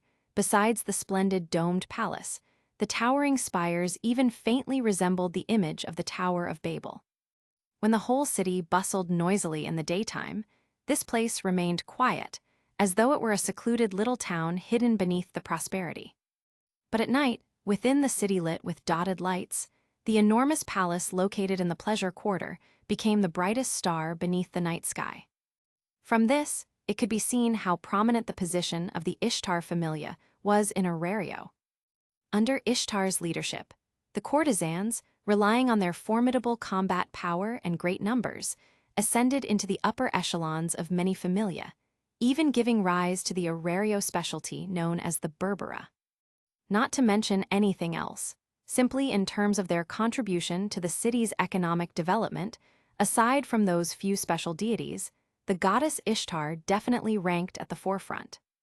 Added to that, the vast network of connections gained from operating industries in the gray area of the pleasure district, these three factors combined to form a qualitative transformation. It was no wonder that even the upper levels of the Adventurers Guild were reluctant to offend them. Formidable combat strength, an immense web of connections, terrifying wealth. Among these three, the Loki familia only held an advantage in combat power. As he analyzed in his mind the comprehensive intelligence regarding the Ishtar familia, Franz stood atop a high building, his golden eyes gazing at the splendid stronghold, his expression deep and unreadable. The cloak draped over his shoulders flapped violently in the cool night wind, rustling without cease. He raised his hand to press down his hood, then sat cross-legged, silently waiting for the moment the flames of war would ignite. The other protagonist should have finished gathering and be on the way here by now. He muttered in a low voice, slightly turning his head toward the western horizon with eyes like layered veils. Just don't know how long will this war last, an hour or 2 hours. Thinking of a certain goddess's panic, Franz sneered, striking while the iron was hot. Heh, just think of this as punishment for your prank against our Loki familia. I hope you'll behave like a proper god when you return to the heavens. The soft murmur sounded like a death sentence pronounced upon a deity. The lower world was the gods' playground. For the children, it was a life-or-death battle. Was this simply entertainment? No, since you personally joined the game, becoming a player, you must be prepared for defeat. An empty, desolate heaven.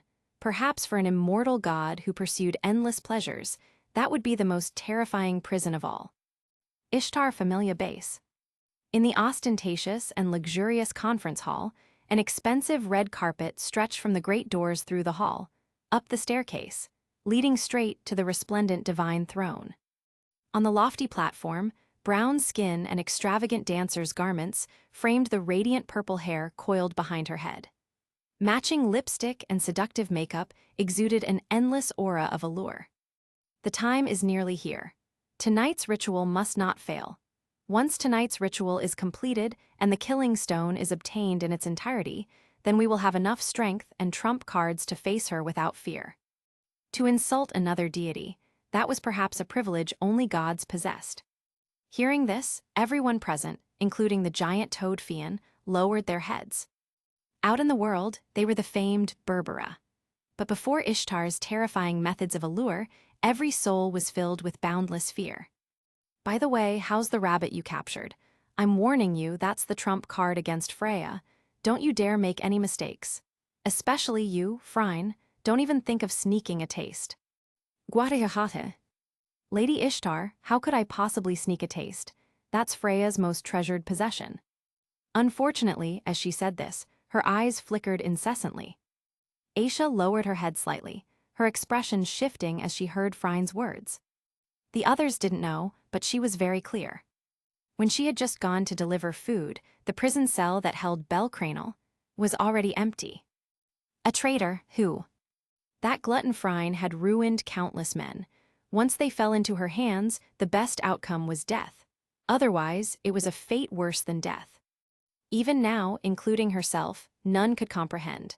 Where exactly did Phryne's confidence come from to claim her beauty rivaled that of a goddess?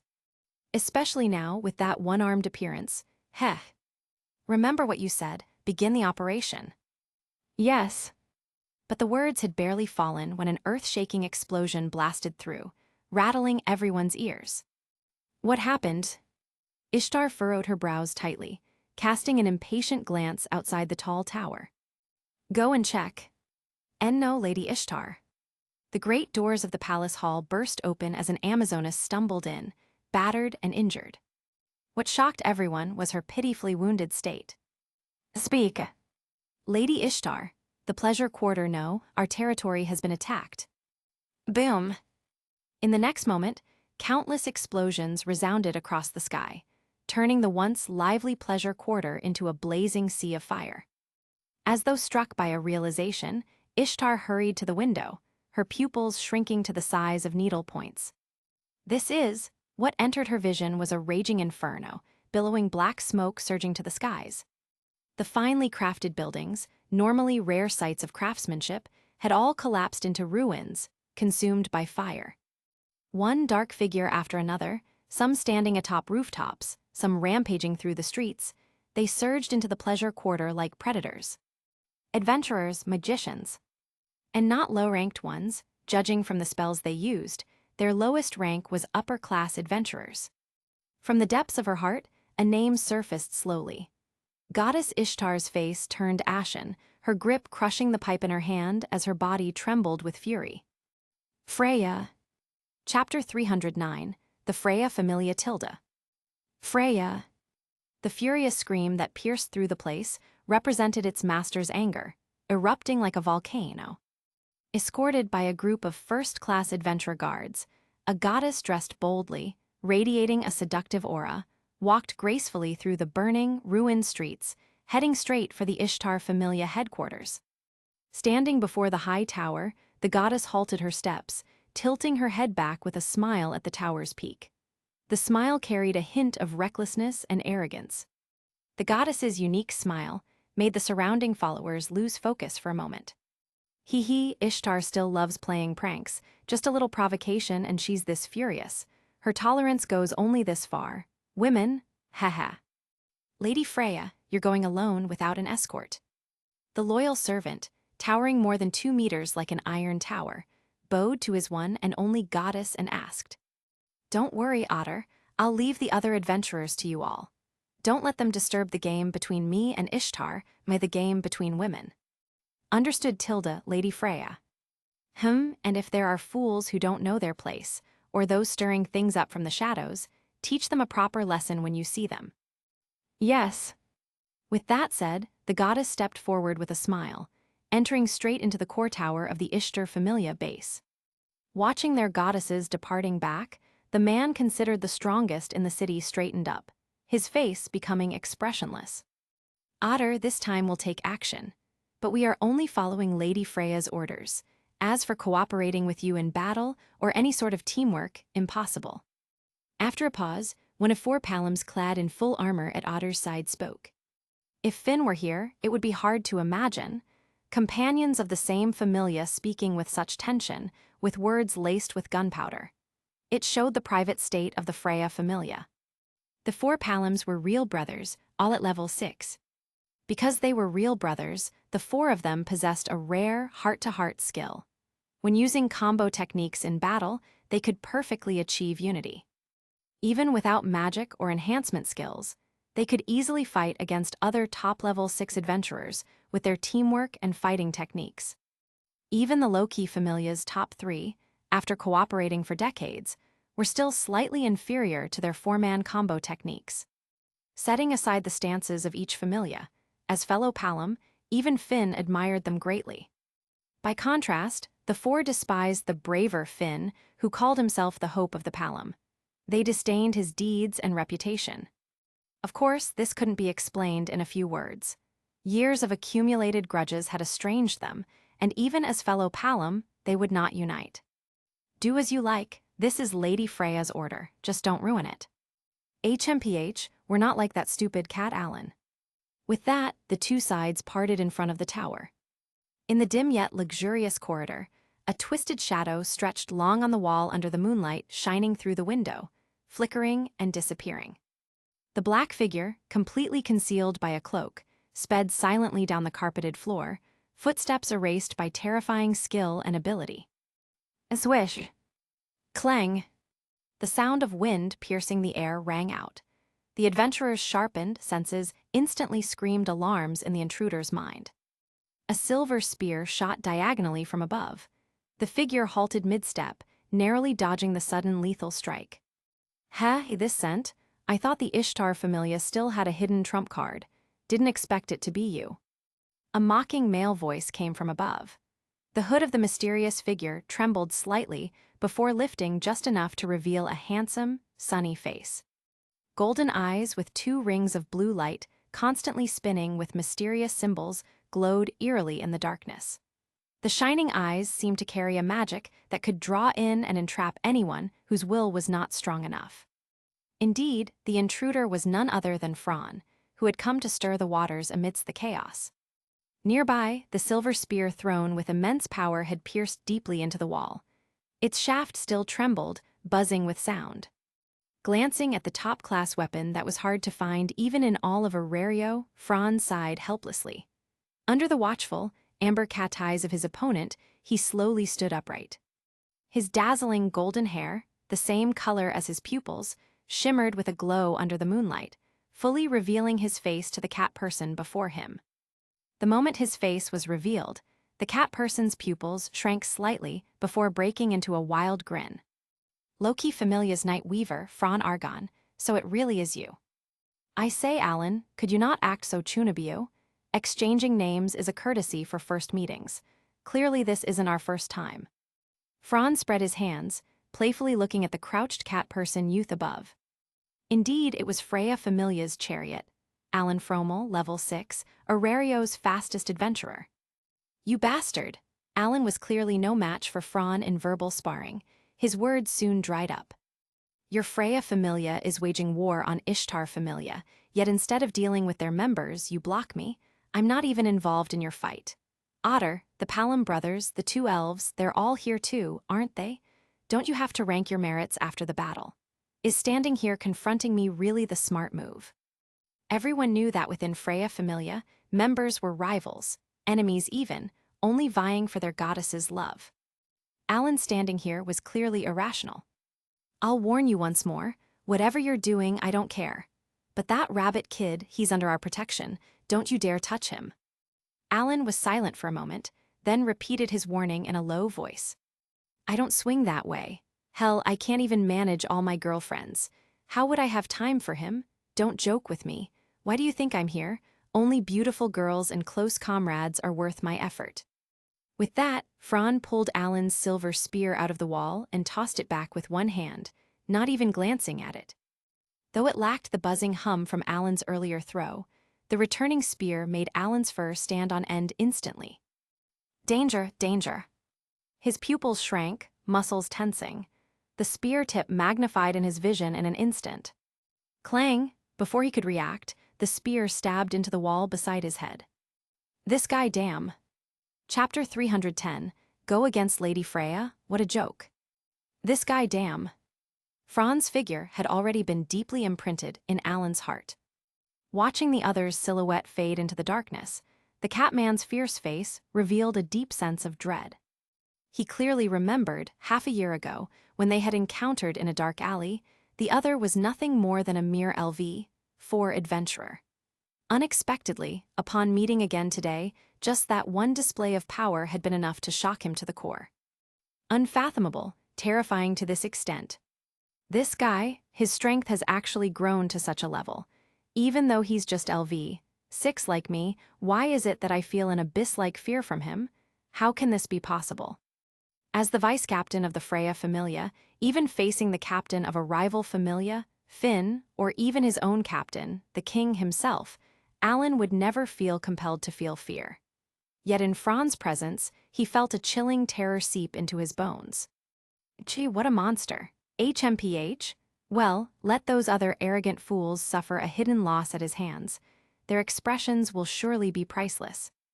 Thinking about those companions he didn't get along with suffering under Fran, the suffocating frustration in Alan's heart instantly vanished, replaced instead by a touch of schadenfreude. Perhaps this is life. Reuniting with Alan was just a minor episode. Fran sprinted quickly along the ornate corridor, rushing toward the top floor of the tower. Meanwhile, in a dim, stone-built chamber, iron chains and shackles bound a certain white-haired boy tightly to the wall. Judging from his pale face and wretched appearance, he had clearly endured unspeakable torment. Looking around the chamber, the countless torture tools and pleasure devices were enough to show the variety of twisted amusements that had taken place here. Drip, drip. In the damp air, water dripped continuously from a corner of the ceiling, one drop after another falling onto the boy's face. Having gone without food for 2 whole days and nights, combined with the energy drained from struggling, the boy's vitality was already completely exhausted. His rabbit-like crimson eyes were half shut, dull and lifeless, faintly radiating despair. His short silver hair, which once shimmered under the moonlight, now hung like withered grass, dull, dry, messy, sticking to his forehead. The once neat uniform he wore had become tattered, as if violently torn apart, hanging from him like a beggar's rags. Perhaps out of some lingering scruple, the master of this chamber had left his pants intact. Otherwise, Bel Cranel's spirit would have already collapsed entirely. No, just because his pants remained, did not mean he had escaped the grip of death. The mere memory of that obese figure over 2 meters tall, coupled with the terrifying gah-ha-ha-ha laughter, shook Bel's mind as if polluted by madness. And when he recalled the captor's possessive gaze and the words left upon departure, his whole body trembled in fear and shame. No, I can't just wait here to die. I have to escape before that monster comes back. If not, then all those encounters, all those dreams, everything will be over. I must escape. I must escape. Haunted by the shadow of that obese giantess, the boy's teeth chattered. His small frame, shackled to the wall, writhed in a grimacing struggle. But before the iron chains forged from hardened steel, all his efforts were futile. Forget a mere LV, 3 like him, even a LV. 5 adventurer, and less specialized in raw strength, could never break free of restraints custom-made for this chamber. Looking at the blackened stains of blood on the floor, it was clear just how many men had been toyed with inside the private dungeon of Phryne. Without exception, every man bound here, favored by Phryne, needed the highest-grade stamina potions to even survive her games, along with various specially crafted restraint tools. Of course, their fates were all miserable. Bel could almost hear the shameful screams of those tormented spirits echoing faintly in the room. Help, help, help me, someone please save me. Keeping to his principle of less trouble is better, Phryne remained low-key, heading straight to the ritual site. Exposing the Ishtar Familia's plot, and the kidnapping of Bel Cranel before Freya was nothing more than a calculated move. Of course, he knew, even if he didn't do this, once the guild discovered Ishtar's ties with the Eveless, her funding and smuggling operations, she would not escape punishment. That alone was enough to see her expelled from Orario, maybe even banished back to the heavens. But even that wasn't enough. She had actually provoked the Freya Familia, going so far as to kidnap Freya's beloved Bel Cranel, whom she treated like her otter. With the beauty goddess, obsessive affection for Bel, wasn't this the same as courting death? Forget the Eveless. Even if she sought refuge with Neo, not even he could protect her. Thinking of her arrogance, even as a god, Phryne's lips curled in scorn. Did she really think that with trump cards like the Bull of Heaven, the Killing Stone, the man-made dungeon Gnosis, that creature, Revis, and that mysterious masked man, she could go against Lady Freya? What a joke. You think your tricks and cards are countless, yet how do you know the Freya Familia, standing at Orario's peak, doesn't have even deeper trump cards? Do you really think all of their strength has been shown? After living countless ages in the heavens, how could a goddess be so foolish? Muttering under his breath, Phryne suddenly stopped in his tracks, eyes narrowing sharply as his body froze in place. His azure-ringed pupils glinted as he turned into a side corridor. His boots landed on the luxurious carpet as silently as a cat's steps. Even the darkness could not obstruct the vision of a top adventurer. At the end of the passage, a thick wooden door reinforced with steel came into view. Even before approaching, Phryne's keen senses told him of the utterly different atmosphere lurking beyond that door, compared to the lavish corridor behind him. Dark, decayed, and damp, the air reeked of thick blood mixed with some indescribable stench. Raising an eyebrow with interest, a faint amusement flickered in his eyes. So, a private dungeon, someone's twisted hobby. Hess, the rich really do know how to play. Chapter 311. You're saying, there's a war in the pleasure quarter. Hess, the rich really do know how to play. Standing before the door, separated only by it. Even though the thick wooden walls and doors were built with special soundproofing materials, Fran's superhuman hearing could still faintly catch the sounds of unwilling cries and angry shouts coming from inside. Without hesitation, he kicked the wooden door open with one sharp strike, and in that instant, his eyes met the pair of red eyes belonging to a boy who had frozen stiff mid-struggle. Well, well, isn't this our cute Bell Cranial? Long time no see. How did you end up becoming a boy toy for the Ishtar familia, and even get yourself tied up here? Glancing at the various instruments of pleasure hanging on the wall, Fran's expression twitched.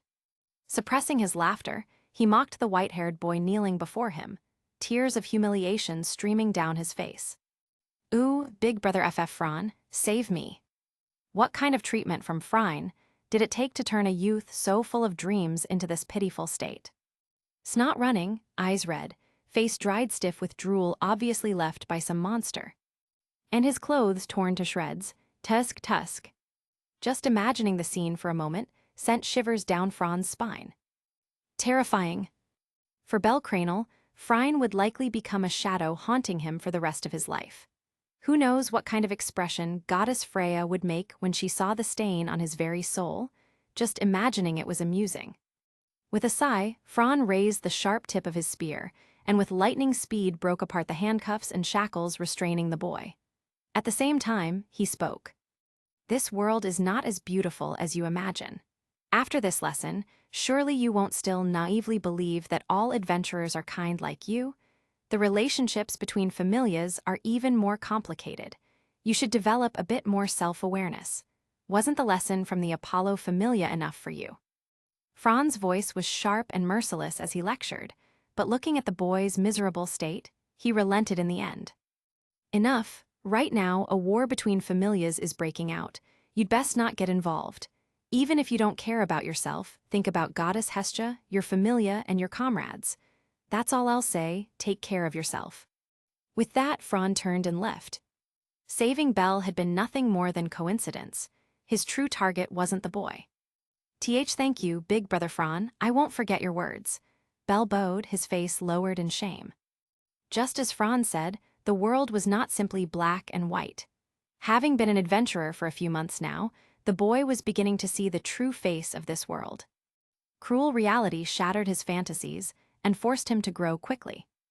Especially after this incident with Frine, the alarm bells in his heart had already been struck. If Fran hadn't stumbled upon him and saved him, what would have happened? Just the thought was chilling, so chilling he didn't dare think any further. I must leave this place and inform Lady Hestia immediately. Rushing out of the cell, Bell darted away in haste after only a few steps. Meanwhile, just as this episode ended, Fran was hurrying toward the tower rooftop, the location of the ongoing ritual. The Freya familia and the Ishtar familia had already begun their clash. Booms, booms, boom. The streets of the pleasure quarter echoed with the clashing of weapons, the metallic friction, and the curses and roars of adventurers, turning the battlefield into chaos. Burning flames set by magicians lit up the night, with thick smoke and fire illuminating the entire southern district. Northwest Street, Adventurers Avenue, Guild headquarters. It was already deep into the night, and the hall was nothing like its busy daytime self. Occasionally, one or two adventurers returning from the dungeon were met by night shift staff to either take quests or exchange magic stones for volleys. Even the usually lively bulletin board area was quiet. A few scouts lounged on sofas in the corner, hats pulled low to cover their faces, arms folded as they dozed. Cold night air, seeping in through the doors, occasionally made them shiver. What did you just say? Suddenly, the sharp voice of a receptionist shattered the silence of the hall. Startled, the sleepy scouts quickly straightened up and glanced toward the reception counter. There, a few men in suits with loosened ties and disheveled clothes, panic written all over their faces, were frantically talking to a half-elf receptionist. Combined with their frantic gestures, the scouts instantly understood. Something big had happened. They exchanged quick glances, stood up, and edged closer, ears sharp to collect information. At the counter, the one on night duty tonight was the half-elf, Ina Tool. Pushing up her glasses, she gestured an apology to those in the hall, then looked seriously at the men before her, men whose adventurer's aura was unmistakable despite their messy suits. You're saying there's a war in the pleasure quarter. Adventurers are fighting each other, even the streets have been destroyed. Why, yes, believe me, the ones fighting definitely weren't just low-level adventurers. At minimum, they were level 2. At those words, Ina's expression hardened.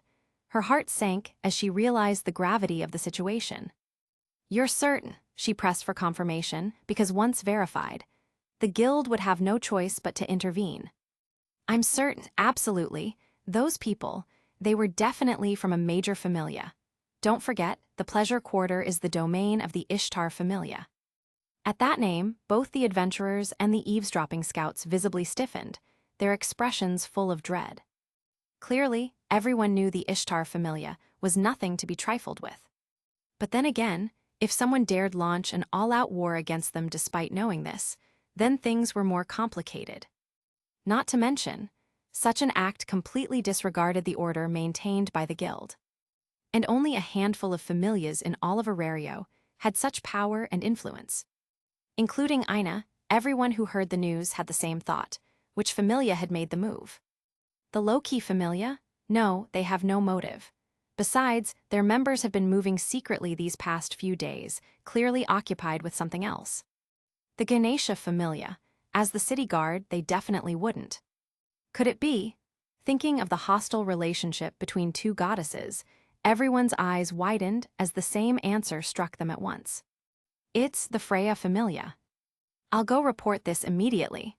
Ina's expression sharpened, and she hurried toward the deeper part of the guild to deliver the intelligence. Chapter 312, Loki's Thoughts Tilda. I'll go report this immediately. Ina's expression sharpened, and she hurried toward the deeper part of the guild to deliver the intelligence. After the news reached spread inside the guild, all the big figures were instantly shocked and doubtful. The grudge between Ishtar and Freya, Ishtar's one-sided jealousy of Freya, while Freya treated Ishtar's various actions as nothing more than a child's mischief, was never really a secret among the higher-ups and gods. But the situation had never escalated to the point of a familia war. This was not only due to the balance between familias and gods, but also because of the mediation from the guild headquarters. In the dungeon city Orario, even the movements of high-level adventurers, the top combat power, were strictly monitored and controlled, let alone a war between powerful familias. Both the Ishtar familia and the Freya familia were large factions, standing at the very top within Orario. No matter who won or lost in a war between them, the city would suffer heavy losses in top-tier fighting power, something the guild absolutely could not afford. Thus, even though everyone knew about the grudges between the two goddesses of beauty, they had always tried to maintain a delicate balance between them. But no one could have expected that a familia war would suddenly break out like this, especially since there had been no signs beforehand. The news from the guild headquarters spread immediately, and the gods of each familia, upon reading the information, were all utterly dumbfounded. North District, Twilight Manor. Ha ha ha ha, I can't stop laughing.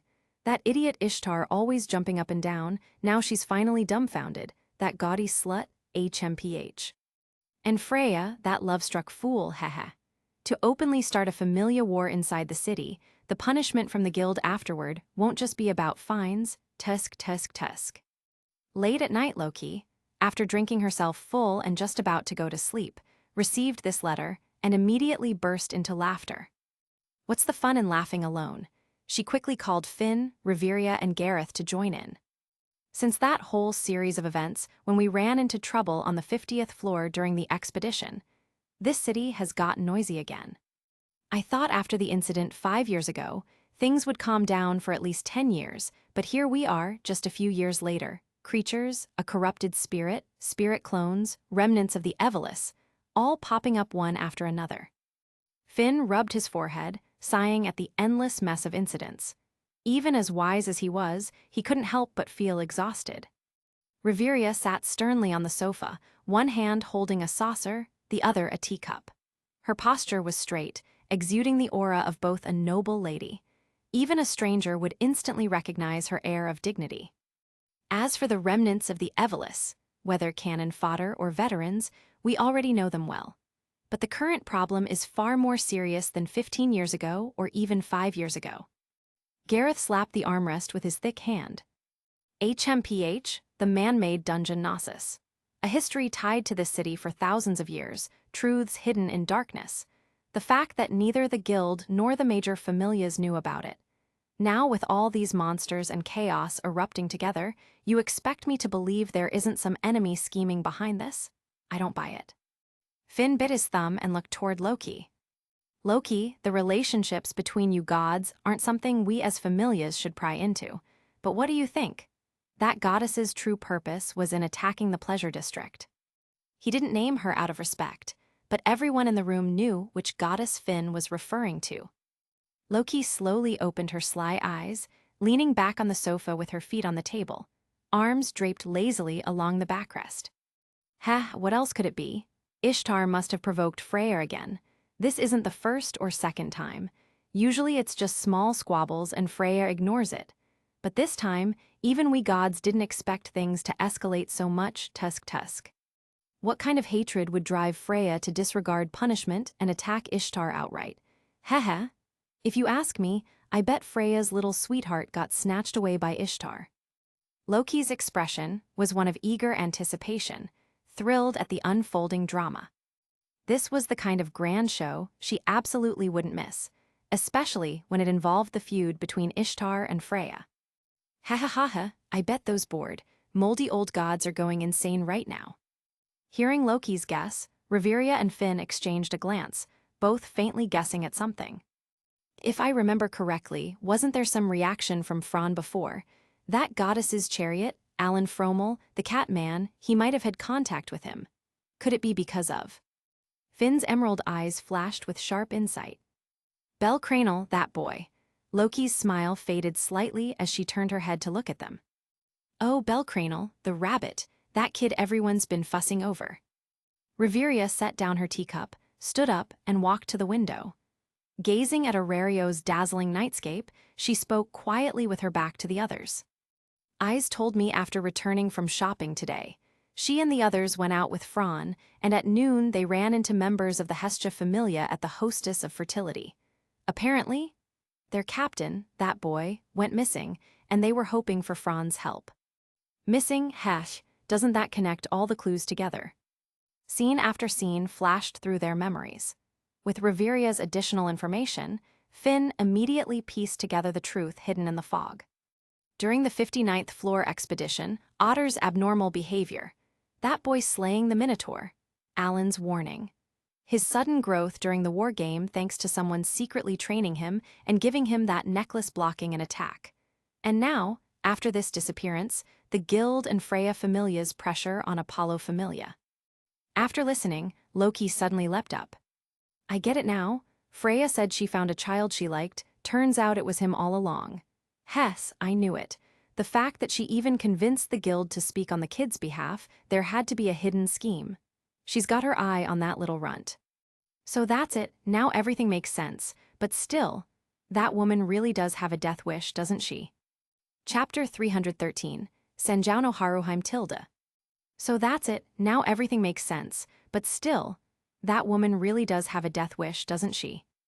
That goddess of beauty who stood atop the city's peak, silently launched a familiar war against the gray market overlord entrenched on Pleasure Street. What had been a quiet night instantly boiled over as the news spread. In a short time, countless gazes turned toward the southern district, the busiest part of Orario at night. As the great blaze that lit up the night burned through that stretch of street, the familiar war was confirmed beyond doubt. One of the parties involved, the goddess of the Ishtar Familia, Ishtar, no longer wore the arrogance and coquettishness she had minutes before. Watching the towering flames outside the spire and the once prosperous street reduced to rubble, she was completely undone. The anger in her heart even turned into tangible flames and kept burning. Jealousy had twisted her features, and her mind filled with indignation. Intertwined with that fury was another current hidden deep in her heart. Her strongest ace, who had just been slain by the Loki Familia, left her forces utterly unable to compete with the cards Freya now held. Right now, her only hope was to sacrifice that Renard to the killing stone. Completing the ritual would upgrade her cluster of familiars, only then would there be a sliver of hope. Guard the ritual well. As long as the ritual is completed, even Freya won't be able to stop us. We'll have a chance at victory. Yes.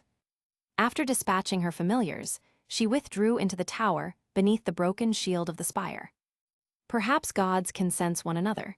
A pair of equally seductive eyes entered Ishtar's sight.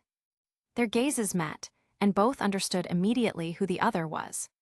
That bitch Freya actually came herself. No, I must hide.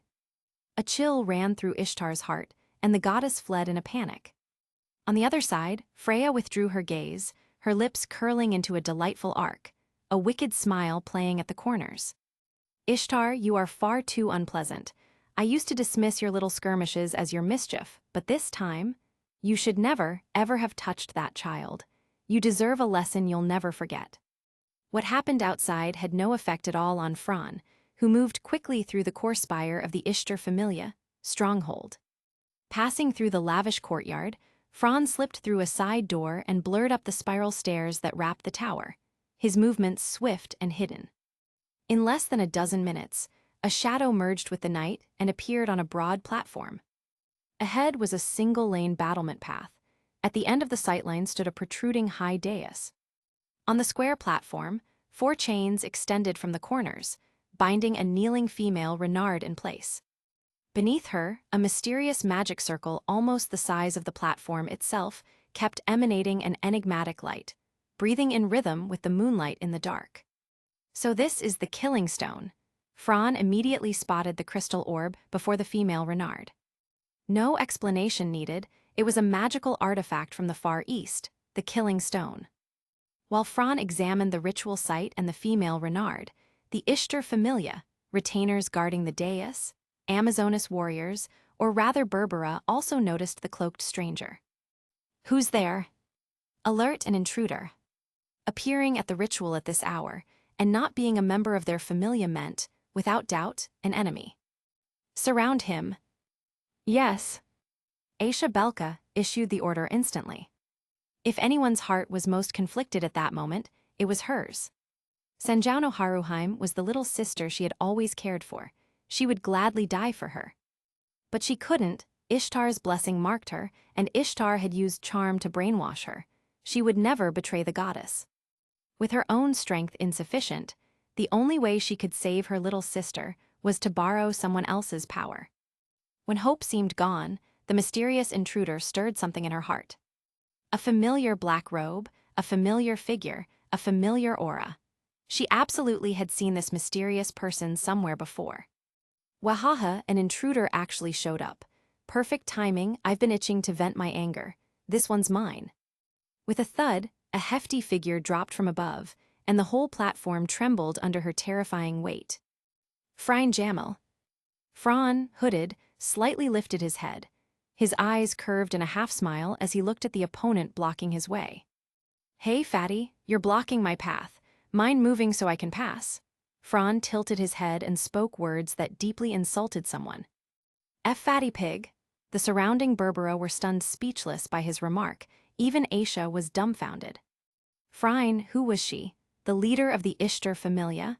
Her reputation across the city and among adventurers was loud. She was also one of the rare first-tier adventurers. To call her fat in public. This person, does she not fear death? At that moment, Fran removed his hood, revealing dazzling golden hair and a striking, handsome face. Aisha's pupils contracted to pinpricks in an instant. It's him. Frein reacted even more extremely.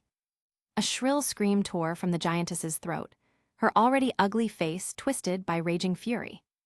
It's you, it's you, it's you, it's you. Fran tilted his head slightly and smiled wantonly as he looked at the now crazed toad. What, does seeing my handsome face make that severed arm of yours ache? Don't worry, last time I was in a hurry and let you live in squalor for a bit. This time, I'll give you a proper, satisfying end. Shut up, I'll kill you, kill you, kill you, kill you. Enraged, Phryne raised her war axe with one hand and swung it straight at Fran. Anger had clouded her reason, in her mind at this moment. She only wanted to slaughter the one who had ruined her beautiful body. She threw aside the disparity in strength between them. Heh, what nonsense. Aisha sneered coldly and then instantly leapt to Haruheim's side. Haruheim, listen. This gentleman is here to save you. When we're defeated, you run and leave with him. What, be but Sister Aisha. Chapter 314, Phryne Jamal dead. What, be but Sister Aisha. Before everyone's eyes, Phryne's fat body was like an elastic ball. With a sudden stomp on the ground, a clang reverberated, and at the same time, her whole figure shot into the air. Over 3 meters in height and almost equally wide, her body's layers of fat trembled endlessly as she fell with gravity's pull. Her left arm was raised high, and the weapon that reflected a cold glint came down with her enormous strength. After a double amplification, the ear-piercing buzzing of torn air made the watching prostitutes' faces grow heavy. Phryne, though it's unpleasant to admit, her strength really is formidable. HMPH, relying on her power to throw her weight around the familia every day, I spit on her. Heh, strong she may be, but don't forget, the man she's swinging at isn't some simple prey. That's the Fran Argon, one of the city's top-class adventurer. Before the words had even finished, with Phryne's sharp roar, her downward slash came cleaving for Fran's head. The young man slightly lifted his head. In his golden pupils, 2 rings of azure light slowly rotated. His face bore no ripple from the sudden assault, only that ever-present smile at the corner of his lips tugging higher again. Wind whipped across his forehead hair as he stretched out his arm from under his cloak. That not-so-muscular arm simply met her giant axe head-on. His 5 fingers spread, and he pinched lightly. Cracked. A strange sound came from the point where palm and blade met. The onlookers all widened their eyes. Boom! Fran's body did not move, not even a tremor, but Phryne's crashing strike from above shattered the stone pavement beneath his feet. Dense cracks spread rapidly from him as the center, the ground even sinking down. Oh, this strength, about level 5 at the upper end. Purely in terms of raw power, aside from a few individuals, I'd call you the strongest in this city. Fran's amused gaze fell on Phryne, whose face was dark and strained, struggling desperately to wrench her weapon free from his grasp. A mocking smile appeared. Perhaps you thought last time you lost so miserably only because you underestimated me? Heh, seems my name as the Night Weaver is loud, but you don't really acknowledge my strength. Or is it that I've been too low profile? Since that's the case, before you die I'll let you see my power. Although for dealing with you, what I'm using is just excessive experience. Before the words were finished, Phryne was startled to find the black-robed figure in front of her had disappeared bizarrely from sight. Vanished abruptly, without warning, without a trace. Just like that, his figure was gone. In battle, when the enemy vanishes right in front of you, that is an extremely terrifying thing. As a level 5 adventurer, Phryne of course understood this. But there was no more time to think. Phryne, above you, watch your head. The surrounding Berbera screamed in horror, as though they had witnessed some great terror. Awakened by her companions, her scalp tingled, her whole body shuddered. A deadly sense of danger raised goosebumps across her flesh. That fatal sharpness, that icy chill, it came from behind her, slanting above. Just a mere level 5, thinking a firefly's light can rival the brilliance of the full moon, Phryne Jamal. Tonight your tale will end. This, too, is part of the familia's myth. PSSHT. A flash of blinding violet light.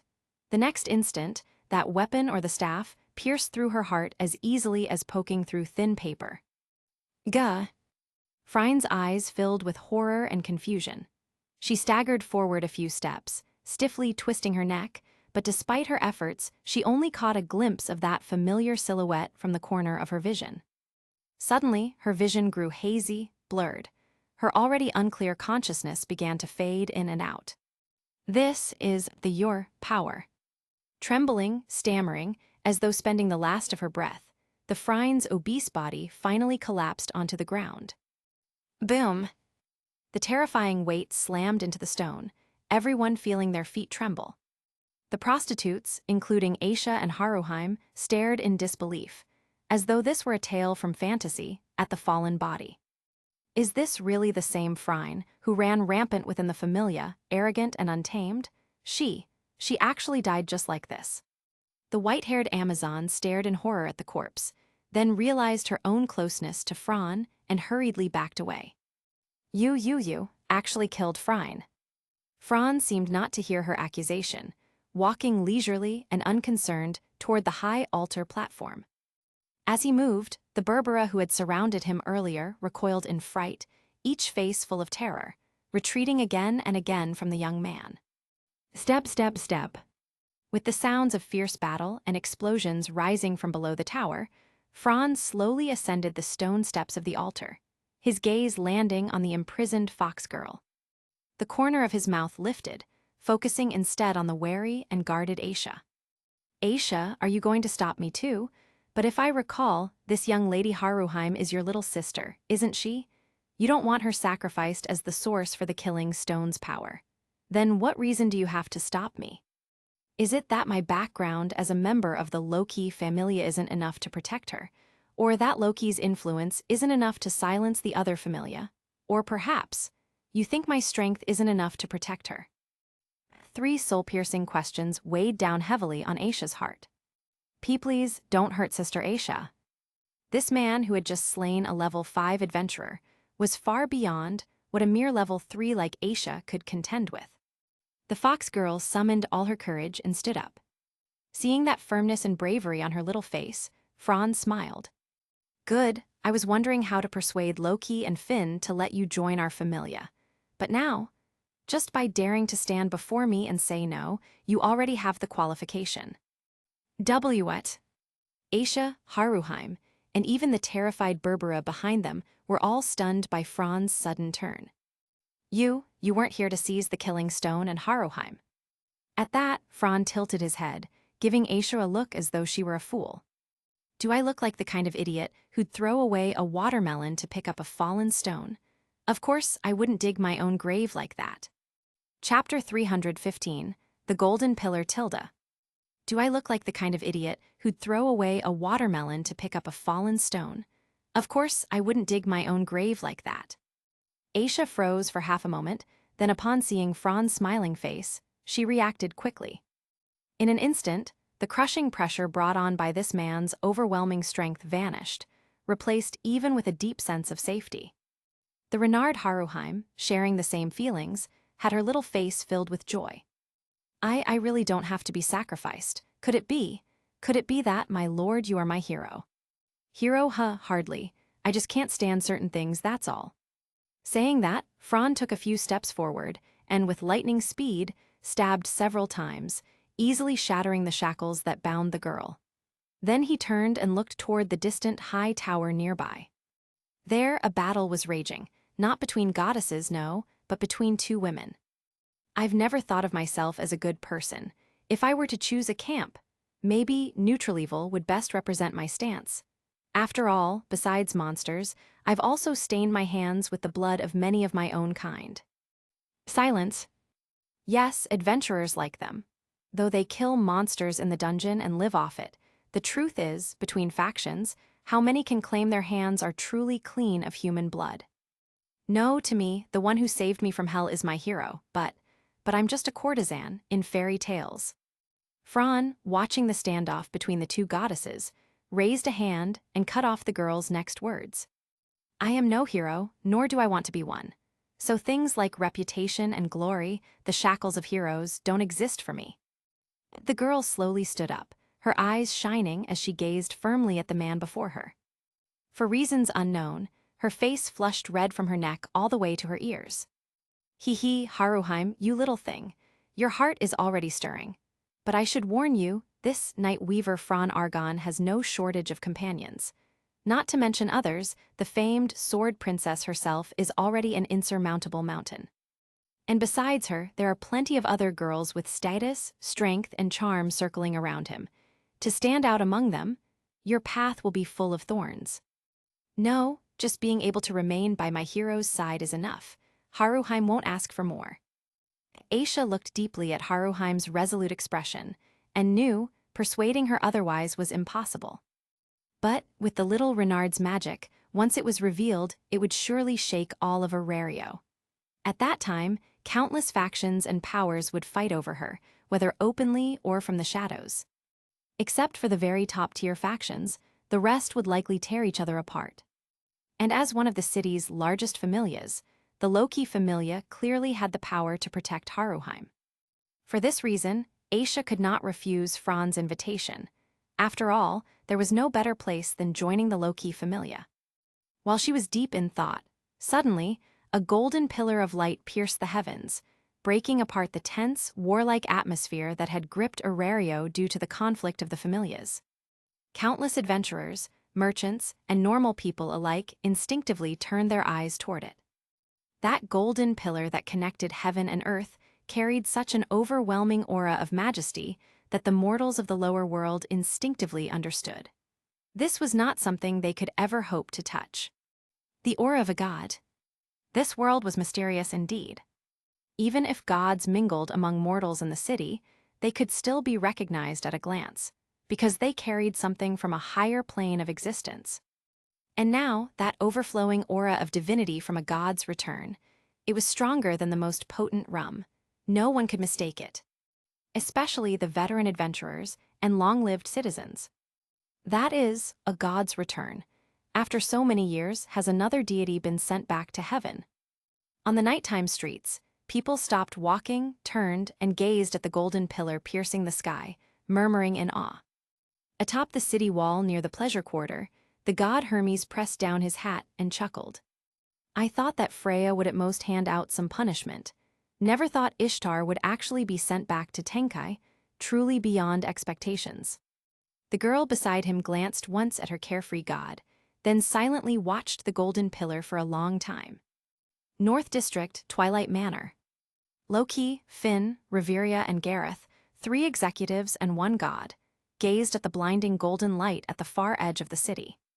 Interesting, so very interesting, fu. Care to guess whether it's Ishtar being sent back or Freya? Finn gave a wry smile. Both are goddesses with charm abilities, both lead major familias in Orario. But if you ask me, I'd say the one being sent back is Lady Ishtar. You have that much faith in Freya. Reveria's expression was grim. She's the head of the Freya familia, one of the strongest factions in Orario alongside us. I can't imagine the Ishtar familia ever being able to defeat them. Ha, I think the same. Otter must have acted. That fine woman, she'd never be enough to take on Otter. Loki said nothing, but the look on her face already revealed she had her answer. Loki familia, Ganesha familia, Hestia familia, Hephaestos familia, and many others. At the moment the pillar pierced the sky, all their gods and executives already knew the truth. Ishtar, the goddess who ran one of Orario's largest factions, had in the end been sent back to heaven. Some gods cheered and danced, some forced a smile, some rejoiced, some lamented, others grew wary and fearful. Ishtar, that useless woman, in the end she was finished, always ruining things. I told her not to provoke Freya, but now look, we've lost an ally, and worse, our benefactor. In the man-made dungeon Knossos, Thanatos, god of death, stood with another man with dark circles under his eyes, dressed in sportswear. Together they gazed at the golden light piercing the heavens from the entrance to the underground waterways. Hess, I don't really care. That child of ours has already gone mad. Plans or no plans, he's long stopped caring. Still, up till now, the show he's put on has been plenty entertaining for me. Hey. You're as boring as ever, Icros. Chapter 316. Another key to the man-made dungeon. You're as boring as ever, Icros. The whispers of 2 gods hidden in the darkness foretold that the forces lurking in the shadows of Orario were once again beginning to stir. But with the fall of their sole financial backer, the Ishtar familia, the phenomenon was once again neutralized. Without the support of vast funds, the progress of constructing the man-made dungeon Knossos would be delayed again and again. Even just the supply of rare materials such as magic stones, orichalcum, and adamantite had already become a troubling issue. Not to mention that the external trade channels, had always been controlled by the Ishtar familia. The entire Evelus now resembled a bull trapped in a swamp, possessing plenty of strength and countless schemes. Yet ironically, its throat was unexpectedly seized by the factions on the surface. Accident? Besides the goddess of fate, who else dares to toy with destiny? What mortals of the lower world see as coincidences are nothing more than arrangements made by hidden hands behind the scenes. In Orario's 5th district, inside the tavern Blazing Bee Pavilion, located in a deep alley of the bustling streets, Fran down mouthful after mouthful of the spicy, yet fragrant blood-red mead, greedily finishing an entire large cup before slamming it onto the bar counter with a bang, laughing with drunken delight. The goddess of fate, boring. Sitting beside Fran on a high stool at the bar was a werewolf, Bite, a fellow executive of the low-key familia. It wasn't that he didn't want to invite the others of the familia out drinking, but compared to drinking, the Renard Haruheim, whom Fran had brought back the night before, was far more attractive to them. A magic without side effects that can raise the recipient's level by 1 whole rank, Uchide no Kazuchi, isn't that terrifying no matter how you look at it? In just a single day, even the normally airheaded sword Princess Eyes, who was only ever interested in Fran and training, along with other high-ranked adventurers of the familia, had gained first-hand experience of that terrifying growth. For adventurers at level 6 like Eyes, being able to experience level 7 power ahead of time had given them precious insights regarding the strength. Because of this, Bite and Fran were now out drinking together, celebrating as brothers in arms. Those bastards, always hiding in the sewers playing hide-and-seek, sewer rats are livelier than them. Speaking of the Evelus, who were already enemies of the low-key familia, and remembering the hatred between them, Bite downed his mead and cursed out loud. Hearing the werewolf's complaints, Fran only smiled faintly. If before reaching level 6 he still felt urgency, pressure, and fear of the unknown, now, with his current strength, he no longer needed to pay attention to their petty tricks. Name, Fran Algen. Title, Weaver of Night. Level, LV6. Stats, Strength. I0 right arrow A834 Endurance. I0 right arrow A834 Dexterity. I0 right arrow A834 Agility. I0 right arrow A834 Magic. I0 right arrow A834. Development abilities. Mystery F, Blacksmith E, Mage D, Healer D, Escape E, Abnormal Resistance D, Spearman F, Shatter F, Recovery H, Harmony I. Magic. Surtur. Enchantment Magic. Skills. Reader. Superdomain Mental Strength Enhancement. Effects doubled at night. Immunity to mental pollution. Scholar. May choose 2 development abilities each time. Can learn magic without slot limitations. Power greatly increased when using magic swords or magic tools. Doubles magic's power, range, and scope. Infinite super magic. Knowledge accumulation strengthens spirit. Knowledge accumulation strengthens magic. Magic power synchronously amplifies all attributes. Current accumulation, 44.1%. Magic Dominator. Instant casting. Superdomain Attribute Enhancement. Superdomain Magic Enhancement. Consumes large amounts of spirit, mana, and stamina when activated. Thinker. Enters full concentration in adversity. Automatically exits concentration after adversity ends. Special moves. Surtur's Flame, Surtology. Surtur's Blaze, Surtology. Surtur's Inferno, Surtology.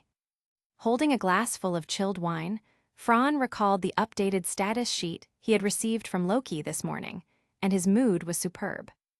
After the wars in the Great Tree Sea and the man-made dungeon Gnosis, his stats had begun to grow again after reaching LV6, and after adapting to his new strength, his growth had once more entered a rapid phase. From rank I to rank A leap that was unimaginable under normal circumstances. Meanwhile, his development abilities such as healing, escape, abnormal resistance, spearman, shatter, and recovery had all leveled up as expected, some by 1 rank, some by 2. Beyond stats and abilities, his overall foundation was also filling out. In addition to the changes on his status sheet, the new skill thinker, along with its bug-like focus, had already been tested in real combat. And after integrating it into his fighting style, Fran's peak combat power had seen significant improvement. The final surprise was when he slew the heavenly bull in an instant. His magic surtur underwent a deeper awakening, excavating its true essence. And as a result, his ultimate moves evolved with a new form. The third form, Inferno. The fire form, the blaze form, and the Inferno form, the three forms of all his ultimate moves. In terms of power, naturally, they were worlds apart. With surtur's destructive amplification and essence of opposition fully unleashed, the third form's ultimate move could instantly drain all his mana for a single strike. The terrifying, destructive, and penetrative power was enough to guarantee death for even LV7 adventurers. Even Otter, the king, whose defensive techniques were honed to perfection, would not be an exception. With such a trump card in hand, Fran's heart was full of confidence. The schemes and plots of the Evelis and NEO now appeared to him as nothing more than clownish antics.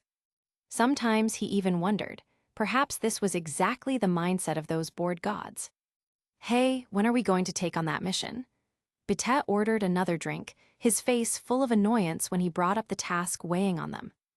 "Looking for clues about those rats? The day after tomorrow, maybe. Anyway, since the search is within the city, as long as we keep control of Daedalus Street and the entrances to the man-made dungeon in the sewers, sooner or later those bastards will crawl out." Though he said so casually, Fran was secretly considering the situation. Since the enemy already knew they held one of the keys, they would surely not act rashly. Most likely they would throw out bait or create a disturbance somewhere in the city, and then take the chance to retrieve the key once held by Goddess Ishtar. Chapter 317. Today's cook is actually Haruheim. Most likely they would throw out bait or create a disturbance somewhere in the city, and then take the chance to retrieve the key once held by Goddess Ishtar. The low-key familia scattered their forces, putting full effort into investigating the missing key that had fallen into the hands of the Goddess Ishtar, while also dispatching members into the dungeon's upper and middle floors to search for the suspected man-made dungeon's entrance. In terms of intelligence work, it was always Anakitty, Finn, Reveria, and Gareth handling the connections, so for the time being, the others found themselves idle again. Taking advantage of this rare free time, Fran casually found an excuse to dump his search mission onto Beta alone, while he himself disappeared who knows where to busy himself. As for work that was impossible for him, at most, he would just tinker around with his hobbies. Hidden knowledge had always ranked first on Fran's list of interests. All because of that damn Evelis bunch of bored idiots. Can't they just live quietly? Isn't that happiness enough? Why do they have to stir up trouble all the time? Inside his magic workshop, Fran sprawled across a leather sofa like a slime, resembling a salted fish. While things are quiet, I should focus on studying. Come to think of it, it's been a long time since I really sat down to read in the library. My knowledge of magic has already formed into an independent system, but I still need to collect and review rare and obscure side knowledge, as well as advanced knowledge for my sub-professions. Fran suddenly jolted upright, his eyes gleaming like a wolf spotting prey, filled with greedy light. When it came to knowledge, he could always rouse himself from his gloom and become active again. In that sense, the young man was a natural-born researcher of mysteries. Just look at the names of his awakened skills, weren't they all leaning toward the mystical side? So then, why did his combat style resemble a lancer's? That was because, at his current peak strength, enemies weren't even worth his time chanting spells, not even with his ultra-fast chanting skills. Even quick-cast magic wasn't worth using. It was like firing a cannon at mosquitoes. As everyone knows, the power of magic is naturally ranked a tier higher than close combat skills. Simply put, magic is more high-class.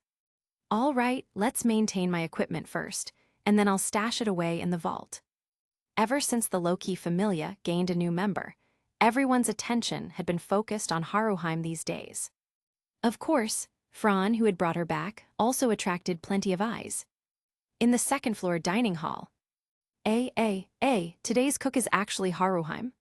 Tiona, Tyone, Eyes, and Lefia came to the cafeteria at lunchtime and just happened to see the Renard in a cook's outfit, wearing a headscarf, busy behind the counter. Ah, Miss Tyone, Miss Tiona, Miss Eyes, Miss Lefia, good afternoon. As for this work, I'm very satisfied. After all, I'm only level 1 and have no combat strength, so being able to help out as support already makes me very happy. HMPH, don't tell me this was arranged by that guy Fran. Tiona exposed the truth with a single sentence. Sure enough, Haruheim's face instantly turned bright red. Why yes. Such a playboy, Lefia frowned and muttered quietly. Eyes, however, remained as calm as ever. She knew Fran's personality too well. Playboy, more like broad-hearted, his good guy personality made it hard to hate him. Of course. She also knew that his kindness was conditional, usually only beautiful women received that treatment. By the way, it's been days now. Have you guys seen that Fran?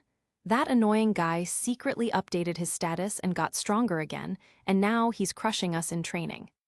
Tiona clenched her fist angrily, clearly frustrated.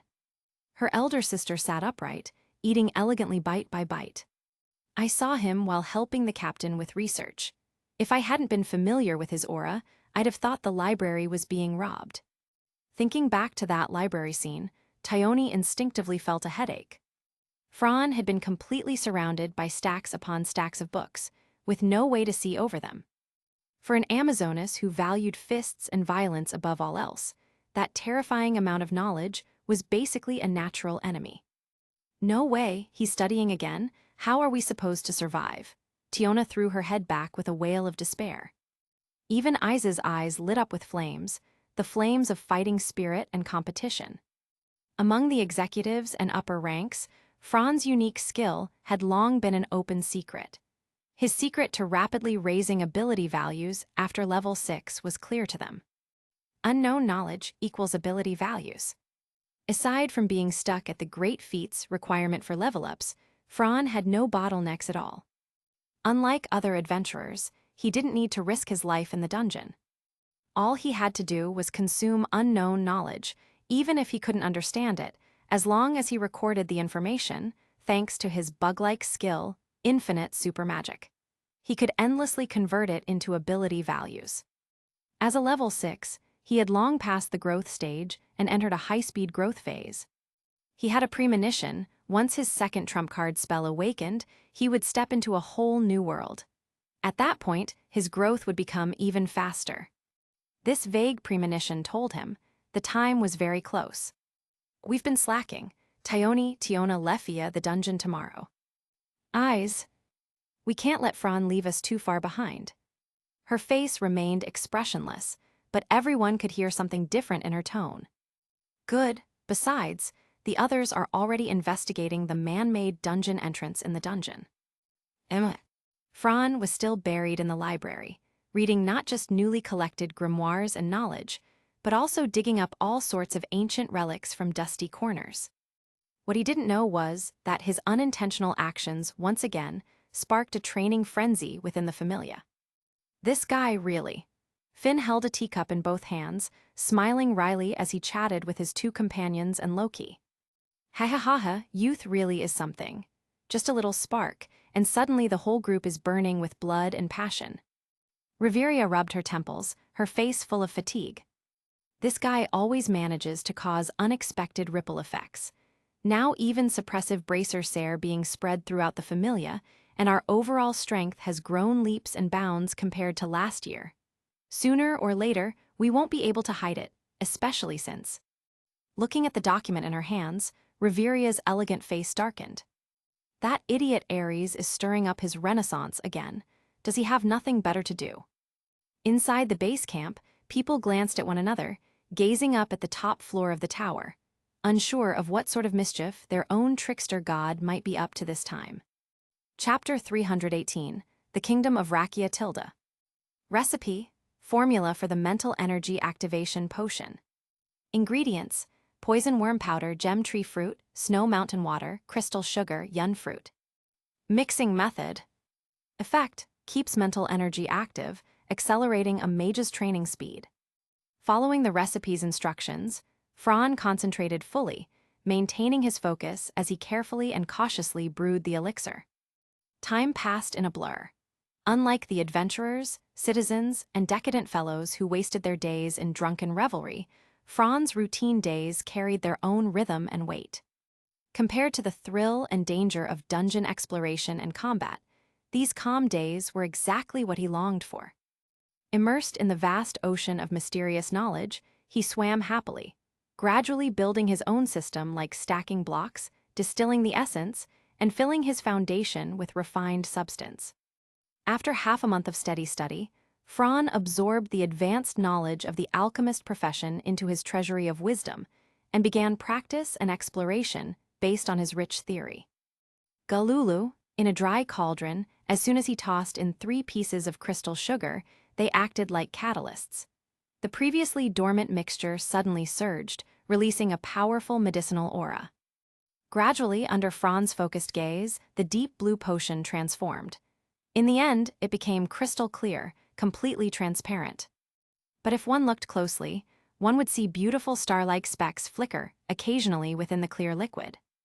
Mental Energy Activation Potion, also called Meditation Elixir, was complete. Phew, it took 49 sets of materials just to succeed once. A success rate of only 2%, that's way too low. Calculating the amount of experimental funds he had burned in less than a week, even as a level 6 veteran, the sheer consumption of resources was beyond what Fran had expected. Money flowed like water, volleys vanished as soon as they came.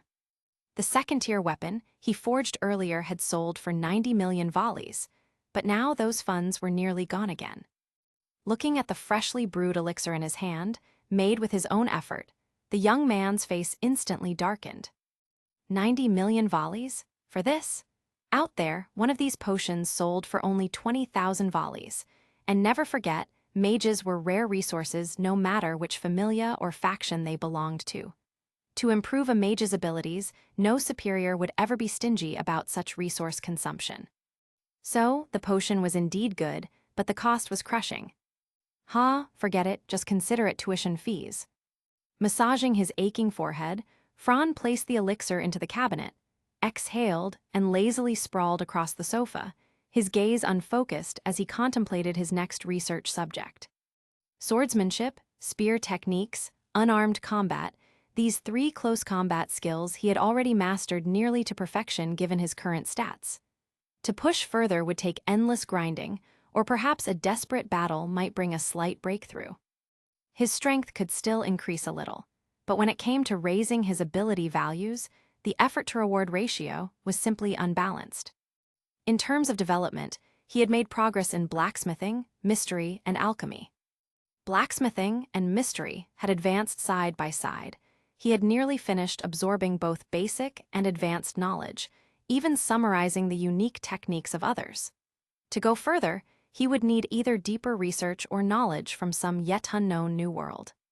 As for alchemy, his foundations were solid. He had learned advanced theories, and even in practice and application, he had already explored much. Half a month in the library, a week of practice, and some rest in between, over about a month of peaceful days, while others may have stagnated, Fran's strength had indeed grown significantly. Next, the mission is to collect as many keys as possible, then storm the man-made dungeon Gnosis, deal with Neo, and as for those gods, that's Loki's problem. Knock, knock, knock. Just as he was laying out his future plans, the workshop door was knocked upon rhythmically. Fran didn't need to look to know who it was. In the Familia, the only ones with keys who could freely enter his magical workshop were a very small number of people. Sure enough, the dazzling golden hair that appeared confirmed his guess. Fran, something's happened. The slouching young man, hearing the girl's emotionless words, abruptly opened his previously closed eyes. His gaze met hers, brilliant golden irises shining. He didn't speak, silently waiting for her to continue. The kingdom of Rakia has declared war on our Orario. The Rakia kingdom, what the hell is that? Seeing his utterly dumbfounded face, eyes knew right away. Though his knowledge surpassed the entire Familia and perhaps even ranked among Orario's greatest scholars, he had a small, flaw. To people and forces not close to him, he often gave them only a dismissive label in his mind. Perhaps it wasn't forgetting. He simply couldn't be bothered to waste the effort digging it out of his vast memory palace. Of course, it might also be that he just outright ignored it. The state once served by Krazos, the blacksmith family. Though nothing compared to our labyrinth city Orario, historically, the kingdom of Rakia launched many invasion wars, sweeping across half the continent. At its peak, it shone brilliantly in history. Even the homeland of the closed-off elves was destroyed by Rakia using the Krazo magic swords. At the mention of Krazo magic swords, Fran instantly remembered that country. So it's that kingdom. Wait, wasn't the Krazo family forbidden from ever forging magic swords again by the gods? How could Rakia still? Loki and Finn can't figure it out either. But one thing is clear, there are plenty of spies in Orario. Our Loki familia has most of its fighting power occupied searching for entrances to the artificial labyrinth and the remnants of the Evelys. We barely have spare manpower. That may be exactly why they chose now to launch war. So they're trying to tie us down, huh? I thought that War God was just a musclehead, but turns out he's got at least a bit of brains. The youth sat up, rubbing his smooth chin as he thought.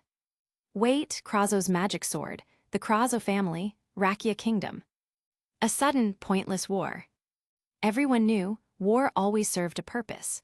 Rakia's upper echelons couldn't possibly be ignorant of Orario's terrifying might. Hard-headed, reckless, impossible.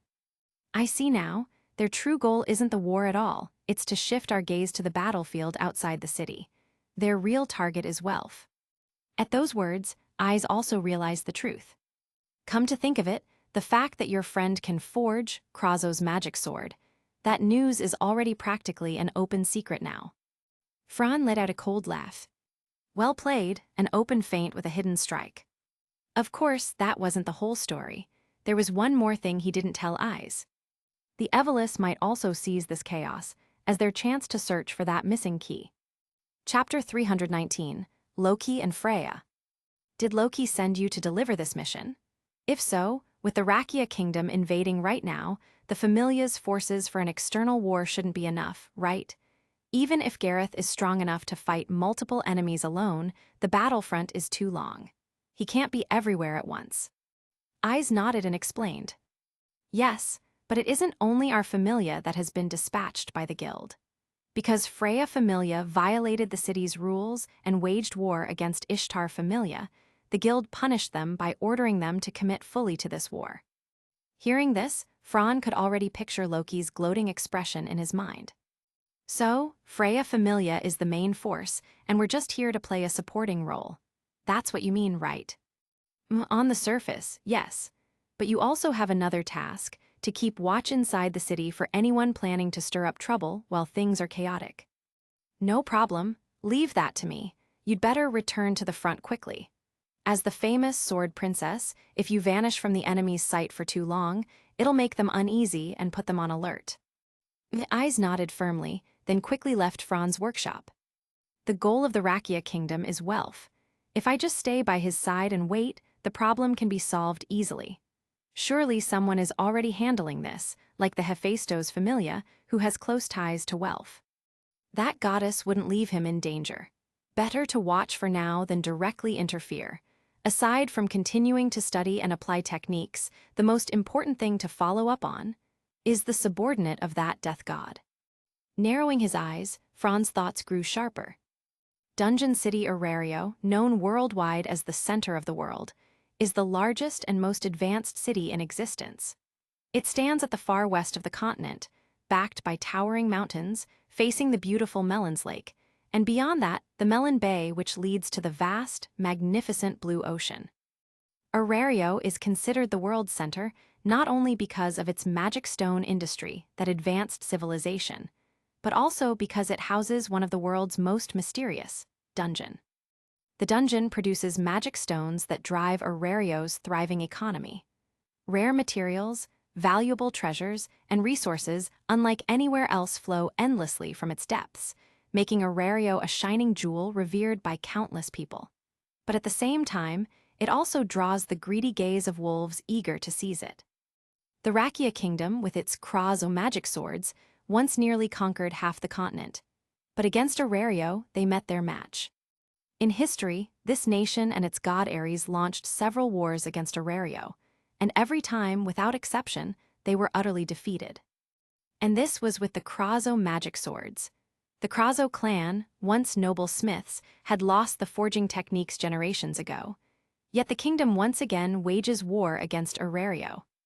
In the end, apart from their main god, everyone, from king, prince, nobles down to commoners, paid the price clearly. But as a god-led nation, their deity's command is absolute. So they once again gathered armies and supplies, marching toward Orario. Time passed slowly. Boom. Run, run away. The adventurers of Orario are all damn monsters. I don't want to fight anymore, I want to go home to my mother. With a deafening roar shaking the earth, countless soldiers were shattered by a single terrifying shockwave. Their formations collapsed in panic, fleeing like demons chased them. One strike alone dispersed a group of thousands, Rakia's warriors breaking into a desperate rout. 5 kilometers from the battlefield, white tents stood in neat rows. The banners of Clown and the Freya Familia fluttered in the wind, mocking the overconfidence of Rakia, though in truth, it was accurate. On the high ground near the camp, a red-haired goddess and a silver-haired goddess stood side by side. Finn planted his spear into the ground, smiling as always. By the silver-haired goddess's side, Otter silently kept his vigilant guard, his presence towering. What a boring war, Ares never learns. With this so-called renaissance, how could he possibly be a match for Orario? As a god, can't he see the difference in adventurer levels? Such a waste of time. The red-haired goddess narrowed her eyes, her tone openly mocking Ares's foolishness. Who knows, even if he loses every battle, he's no brainless fool. After all, he is a god. The two gods spoke in riddles, but their judgment of Ares was unanimous. Hee, you little flirt. Since you've been punished by the guild this time, I'll leave the rest to you, Freya. And what about you, Loki? Me, I've got more important matters to handle. At those words, Loki's eyes sharpened dangerously. Otter said nothing, but he felt the fleeting malice radiating from the goddess. Oh, important matters, Fine, I've been bored anyway. I'll just have some fun with Ares. Our children are always fighting among themselves anyway. Finn cast Otter a glance, still wearing his mask-like smile. He bowed slightly to the goddess of beauty, then followed Loki away. Sipping expensive red wine, Freya's amethyst eyes reflected the battlefield ahead, her lips curving with allure. Interesting, more important matters. Hech. For you, Loki, to call something important, I must admit I'm curious. Yes, Lady Freya, Otter answered. Investigate Loki's recent movements, but be cautious. I don't want Loki coming to me to complain. I've bought many slaves lately, and with the guild's fines, we're already running short on resources. As you command. As the footsteps faded, the goddess stood alone on the hillside, enjoying the summer breeze. Could it be related to that item in Ishtar's hands? Loki is hiding quite a few secrets. Then again, so is Aurano's. That old man kept us from leaving Orario during the dungeon riots, and with the way he's been excluding me and Loki, he's hiding plenty as well. None of them are easy to deal with. And Hermes, that pretty boy, passing Belle's information to Ishtar, trying to stir up trouble behind my back. The goddess's smile slowly turned cruel. Chapter 320, A Man-Made Dungeon, Gnosis. In his own room, the god, who was struggling with the headache of accumulated paperwork, suddenly shivered. Hiss! What was that? The quill pen slipped from his hand, staining the document with a splash of ink. Hermes stiffly straightened his back, his gaze wandering blankly around the quiet yet messy office, before finally slumping back into his chair with a sigh. Drooping his arms, he stared out the window at the gloomy sky, lost in thought. Even though I'm not good at predicting this sort of thing, this ominous feeling is too strong to ignore. Someone must be plotting against me. While the god muttered to himself nervously like a paranoid fool, Isfi stood just outside the door, her eyes full of suspicion. Knock, knock, knock. After politely knocking 3 times on the wooden door to announce her presence, she stepped inside and walked straight to his desk, looking down at him. Lord Hermes, could you not overreact like this? feeling guilty about something. The subordinate's slightly mocking words fell into his ears.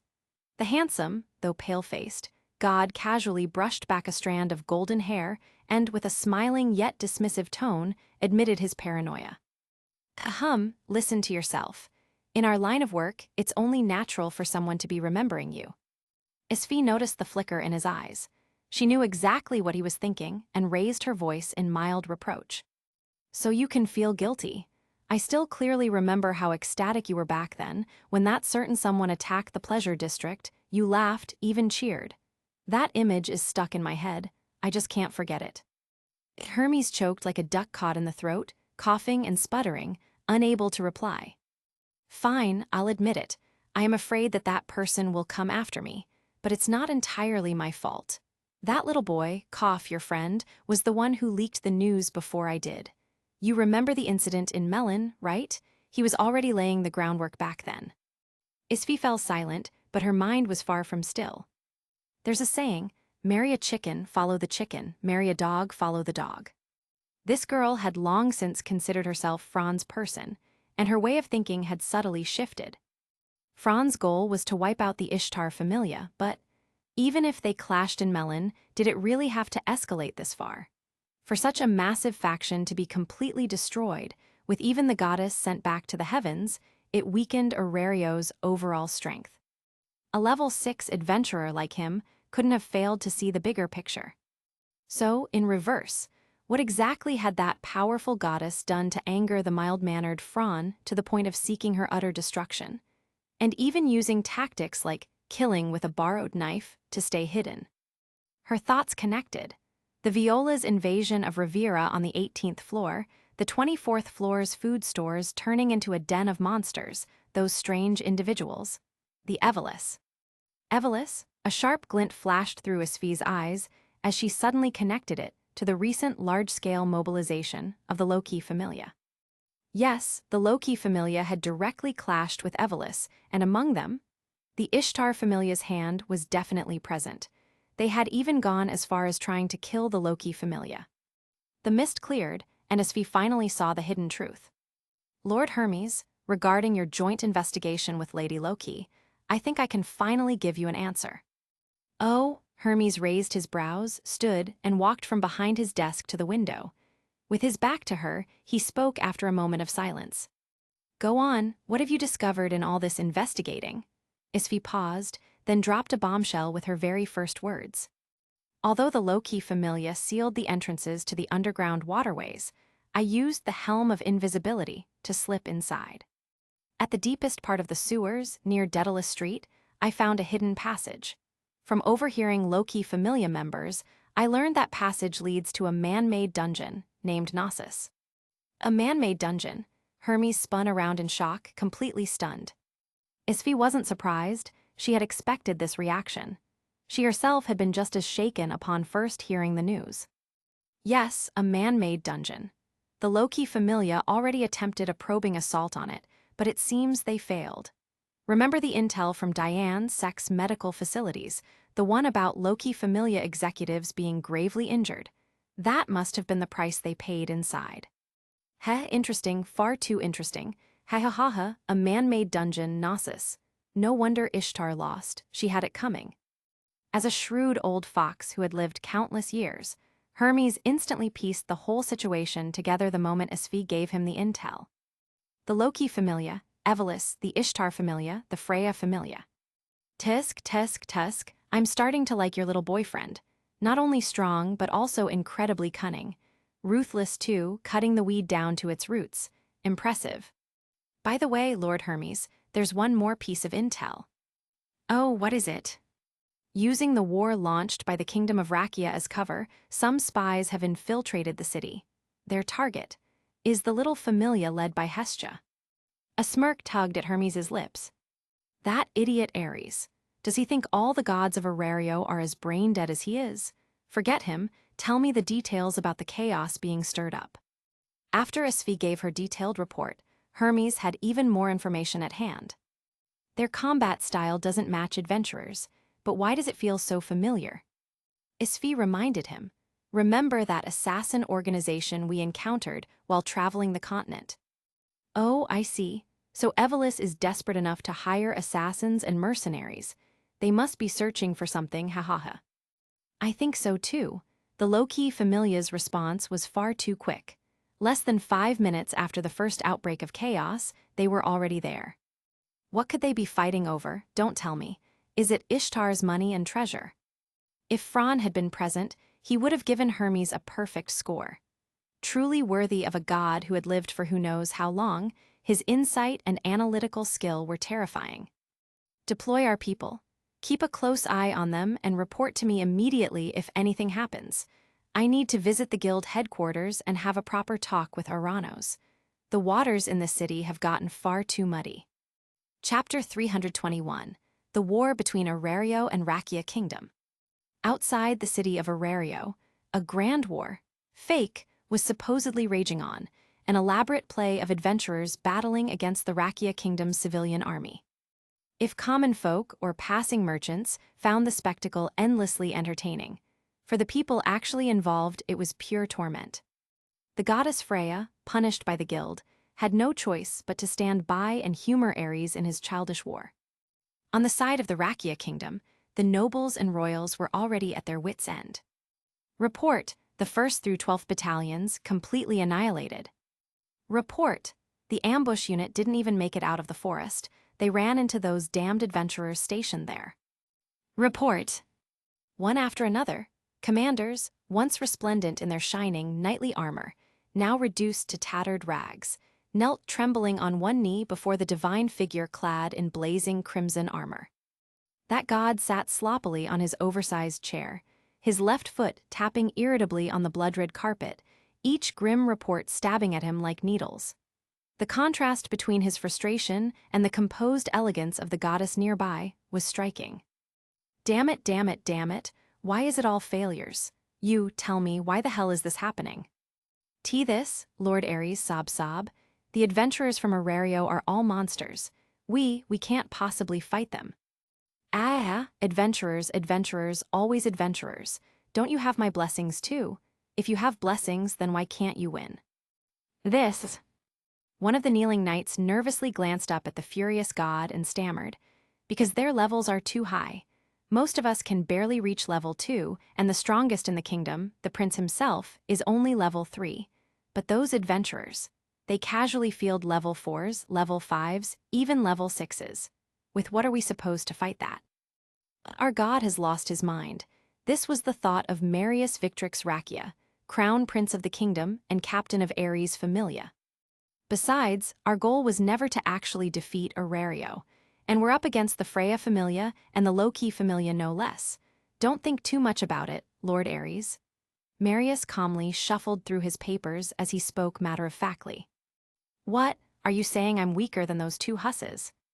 Lord Ares, I must seriously remind you, if either of them hears you call them that, your fate would be, well, you wouldn't dare imagine it. So, once our spies bring back that Welf Kraz, let's just go home, all right.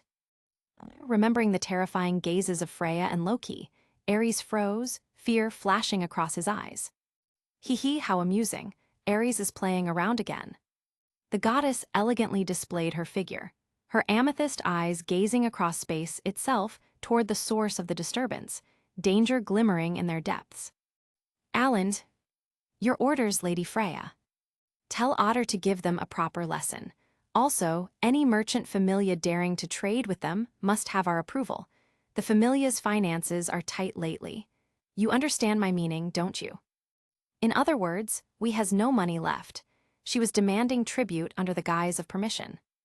Perhaps this was why exploration-type familias stood higher than purely commercial-type familias, no matter how poor they were.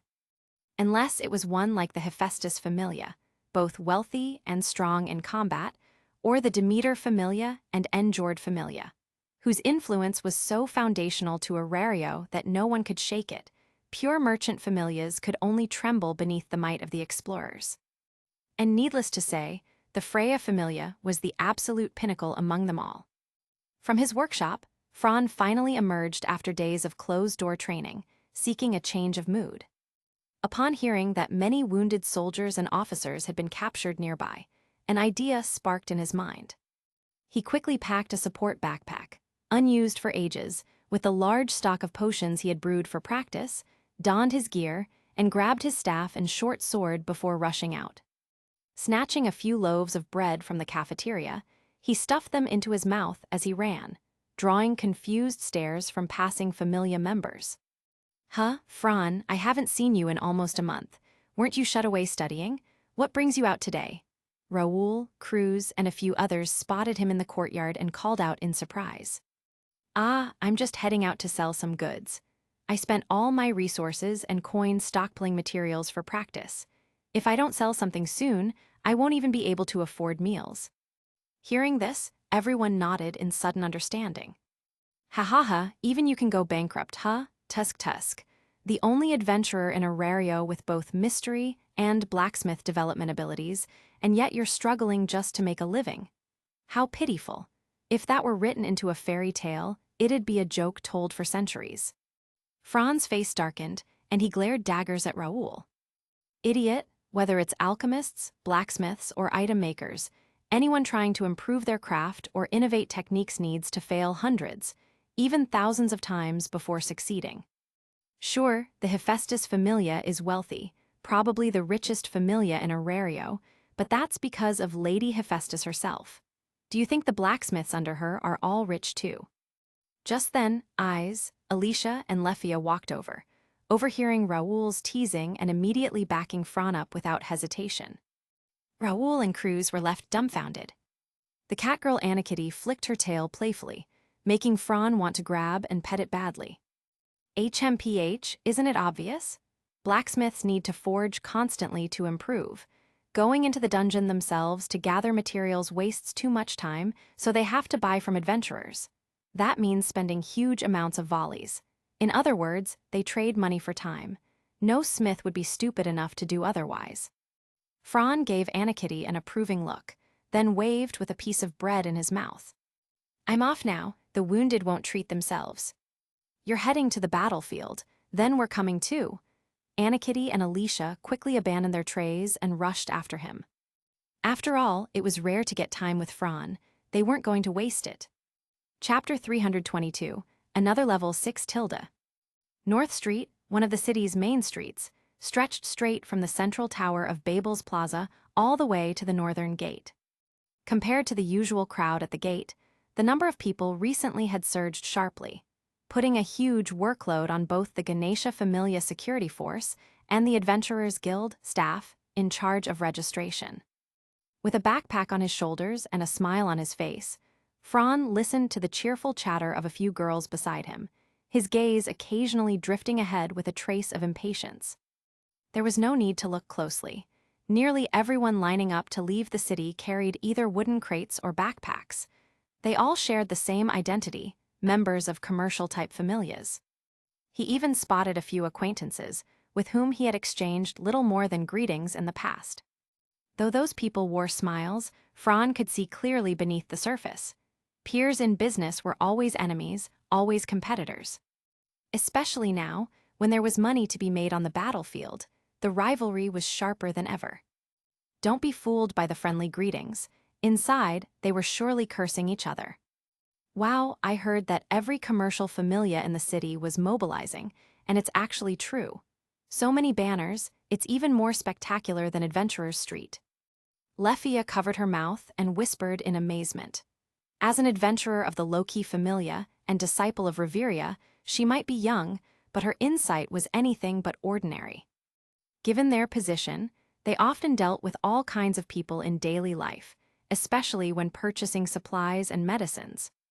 The number of captured soldiers is in the tens of thousands, and all of them just came from the battlefield.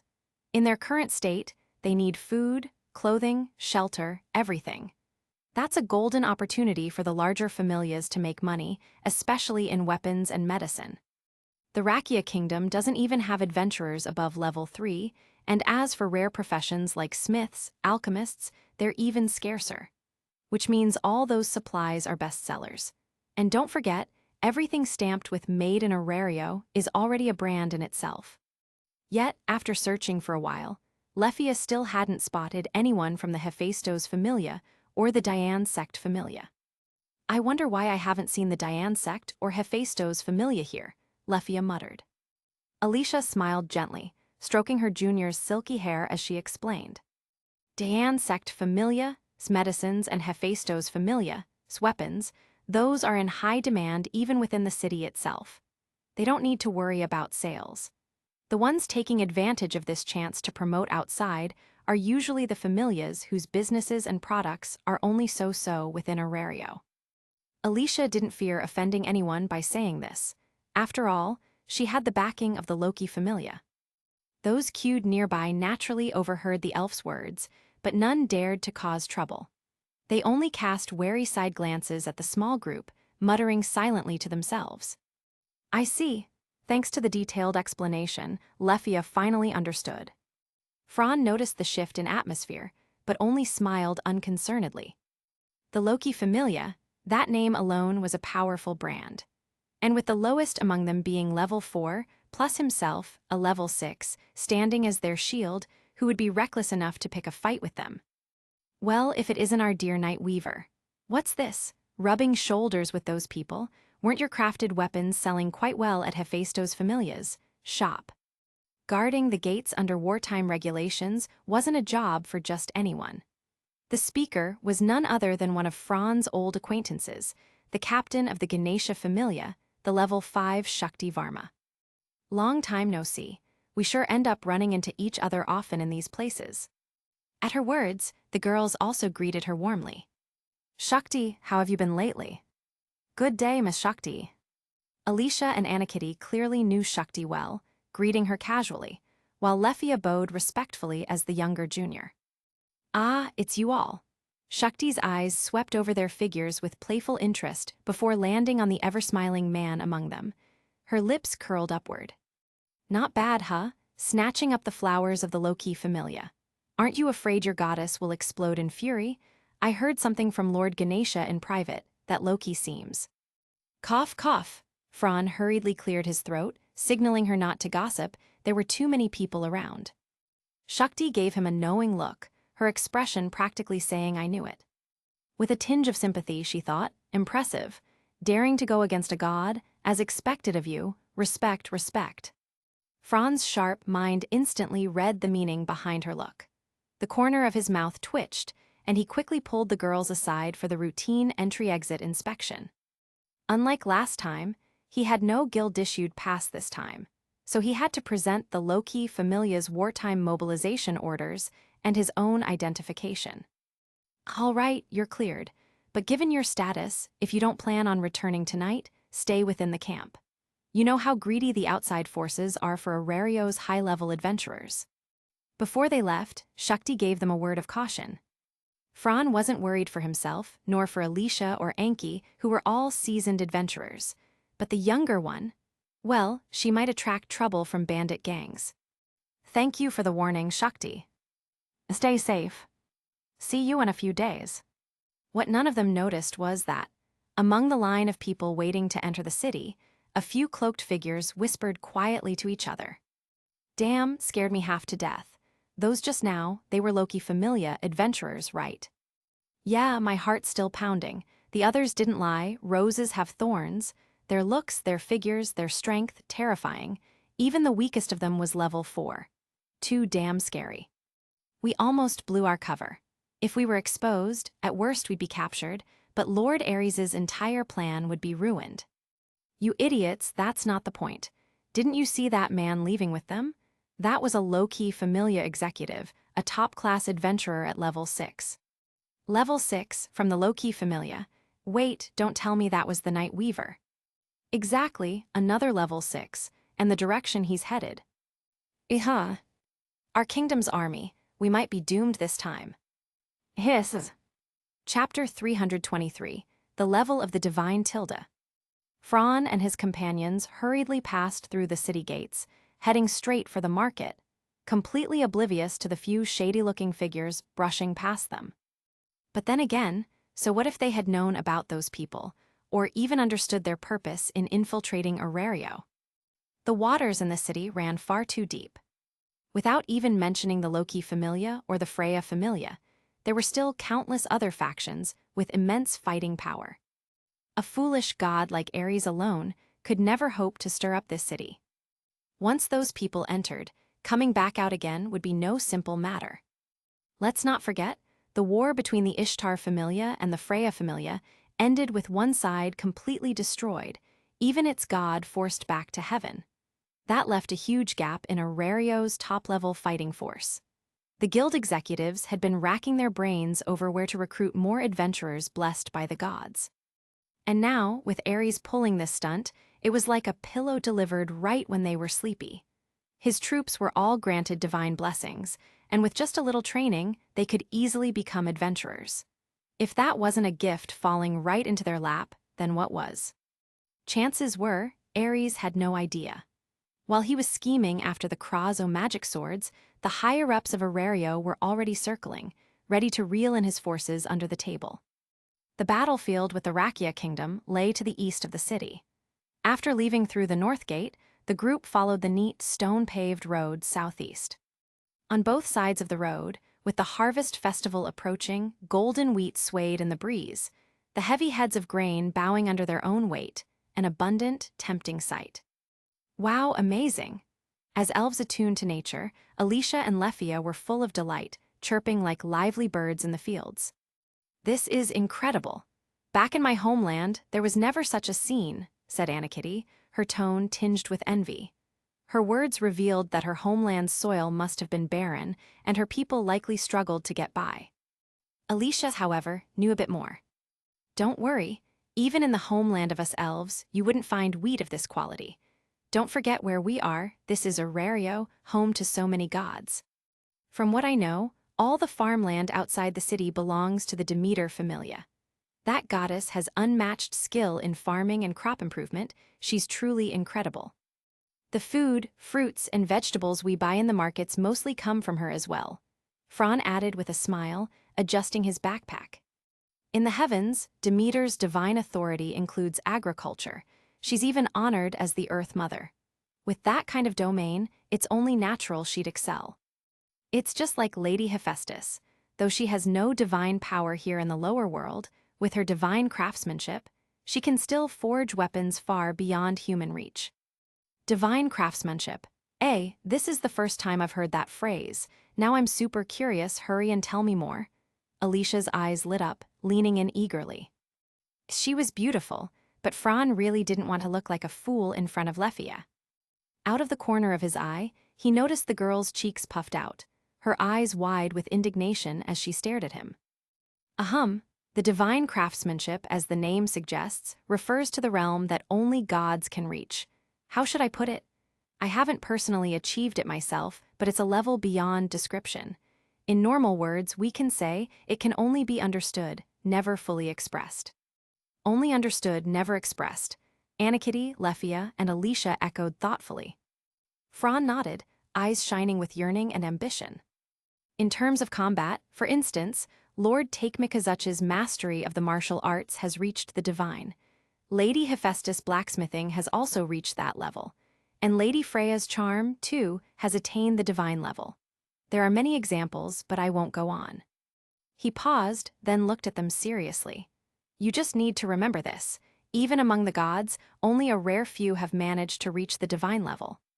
Hiss, hearing such a secret for the first time, the three girls gasped, eyes wide. Even gods themselves, not all of them can. Exactly, which makes it clear how unimaginably difficult it is for us mortals to elevate any technique into the divine level. I see, so that's how it is. That's what it all means, Anakitty murmured to herself. Fran's explanation had suddenly opened her eyes. No wonder whether it's smiths from the Hephaestus Familia, like Tsubaki, or those straight-laced types from the Goibniu Familia, their true goal is this. Unlike us adventurers, their pursuit is the divine level, Lefia added, her eyes shining as the broad plains ahead came into view, dotted with black specks like ants and clusters of white tents. That's right, Fran said with a sigh.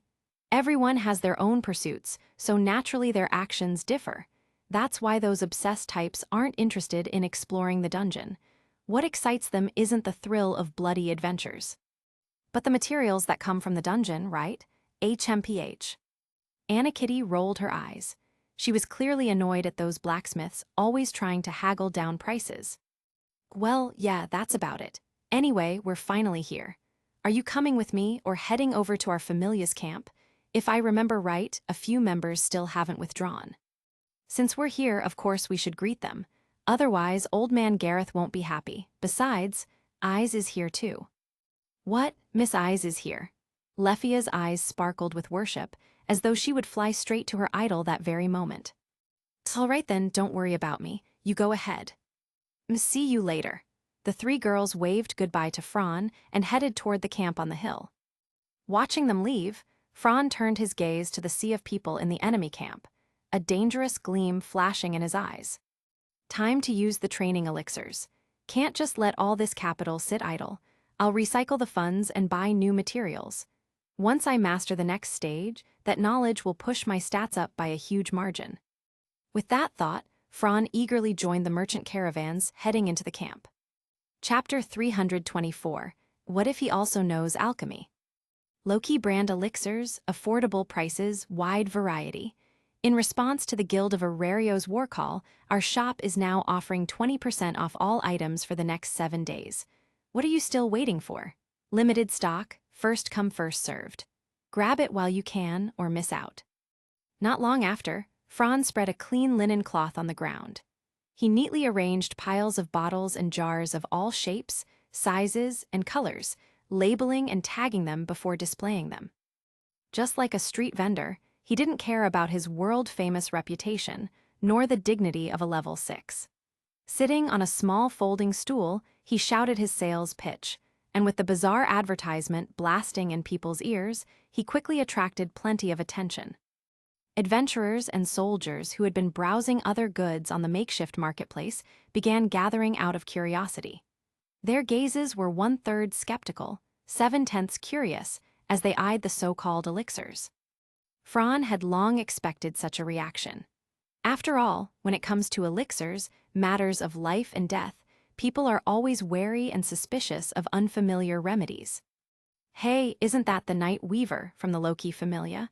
A level 6, why is he lowering himself to petty street business? Is the sun rising from the west today? A nearby stall owner sneered at his puzzled colleague. What's the use of being level 6? We're selling products here. It's all about the goods and the prices. Commerce has its own rules. Otherwise, someone would have just stabbed him dead by now. That's true, but I heard this guy is a bit unusual. Mystery and blacksmithing. He's the only one in all of Orario who has both development abilities, completely unique. But he's selling elixirs. What if he also knows alchemy? You gotta be kidding me. Before their gossip could continue, Fran was already in action. Come, you there, young man. You look drained, must be a defeated prisoner, eh? Tusk, clearly crushed both physically and mentally by a high-level adventurer. I recommend these two, my own special blend, the dual attribute recovery elixir. Works instantly, especially effective for lower-level adventurers. And since you're my first customer, I'll give you a 90% discount. Only 2,000 volleys, what do you say? The pale, worn-out but faintly handsome knight in ragged armor wavered under Fran's warm sales pitch. But that price? 2,000 volleys. To Fran and his circle, it was nothing. But that was because everyone Fran knew were adventurers, no, high-level adventurers. Their cash flow was always in big numbers, hundreds of thousands, millions, even tens of millions of volleys. But that was all circulating capital to fund adventures, not fixed assets. At best, their liquid funds might be 1 million or so, unless it was someone like Riveria, who kept some cash saved for emergencies. For Orario's common citizens, a monthly income might only be tens of thousands of volleys. And though Orario was the center of the world, economically and industrially advanced, drawing merchants from everywhere, high incomes also meant high expenses. In contrast, in the Rakia kingdom, ordinary folk might only earn 10,000 volleys a month. These low-ranked knights heading to war probably earned a bit more, but not by much. That was why Fran offered the 90% discount. 2,000 volleys wasn't too much, even if the gamble failed. All right, I'll buy it. Fran beamed, took the gold, and handed him a vial of purple elixir. The knight didn't hesitate, Uncorking it in full view, he downed it in one go. Gulp, gulp, gulp, his throat worked as he swallowed every drop. The onlookers leaned closer, curious to see if the elixir from a big name, who'd never shown up in the business world before, was actually effective. And then, to their surprise, the knight's pale cheeks visibly flushed with color, his eyes no longer dull but full of life. Amazing, I feel revived instantly. It's like walking 10 days and nights in the desert and suddenly finding an oasis. Give me one dual attribute recovery elixir. One recovery potion. One mana recovery potion. One antidote. Seeing the dramatic results, the crowd went wild. In the blink of an eye, Fran's little stall was surrounded, jam-packed with shouting, red-eyed customers jostling and even cursing at each other to grab something. Elixirs, priceless treasures even in Orario, and in the Rakia kingdom, they were considered strategic resources. Usually only nobles or wealthy merchants could afford them. Yet now, even these defeated soldiers could buy them, at prices within reach. How could they not go crazy? Faced with the surging crowd, Fran didn't panic at all. Maintaining his professional smile, he swiftly and precisely took payments, handed over goods, and moved to the next buyer. He had brought along all the low-grade elixirs he'd brewed for practice. He had no shortage of stock. The entire day, business boomed. Countless fellow merchants grew envious, but there was nothing they could do. Fran wasn't hiding his identity, who didn't recognize him. If it had been a small-time familia like the Myich familia, others might have sabotaged them. But against Fran, they were just praying he wouldn't cause them trouble, let alone dare interfere. So Fran's mood was sky-high. Especially as the clinking of coins in his bag grew louder and heavier, the excitement of earning money needed no words. Gold coins, nobody dislikes them, nobody thinks there are too many. And for Fran, this money was even more important, tied directly to whether his abilities could grow further. Night fell, stars studded the dark sky like gems. In the open space, ringed by rows of tents, a grand bonfire banquet was being held. The various familias responsible for this war all attended the celebration. Chapter 325, Wealth Falls into a Trap Tilda. Here, Fran, try this, it's really good. After a busy day, at the night's campfire feast, the beautiful Alicia cheerfully grabbed Fran by the arm and forced a large cup of so-called spring water into him with a bright smile. Reluctantly, he nodded to show that, yes, it was delicious. But, for someone like Fran, who preferred stronger flavors, this mild natural drink was clearly not an enjoyable experience. Whether it was the variety of roasted meats, the fruit and vegetable salads, or the strange assortment of soups, Fran never liked food that was bland. If the girl said today's food was a bit salty, then Fran would definitely find it far too plain. Perhaps this was simply one of the elves' natural choices, born from their closeness to nature. Honey mead is still the best. He downed a large cup of crimson honey wine, and combined with the big profits he had made during the day, Fran was in an exceptionally good mood. Thinking that after a period of rest and refining his craft, he could digest the new knowledge he had acquired and raise his abilities even further, it was hard not to feel elated. And naturally, his mood changed his very presence.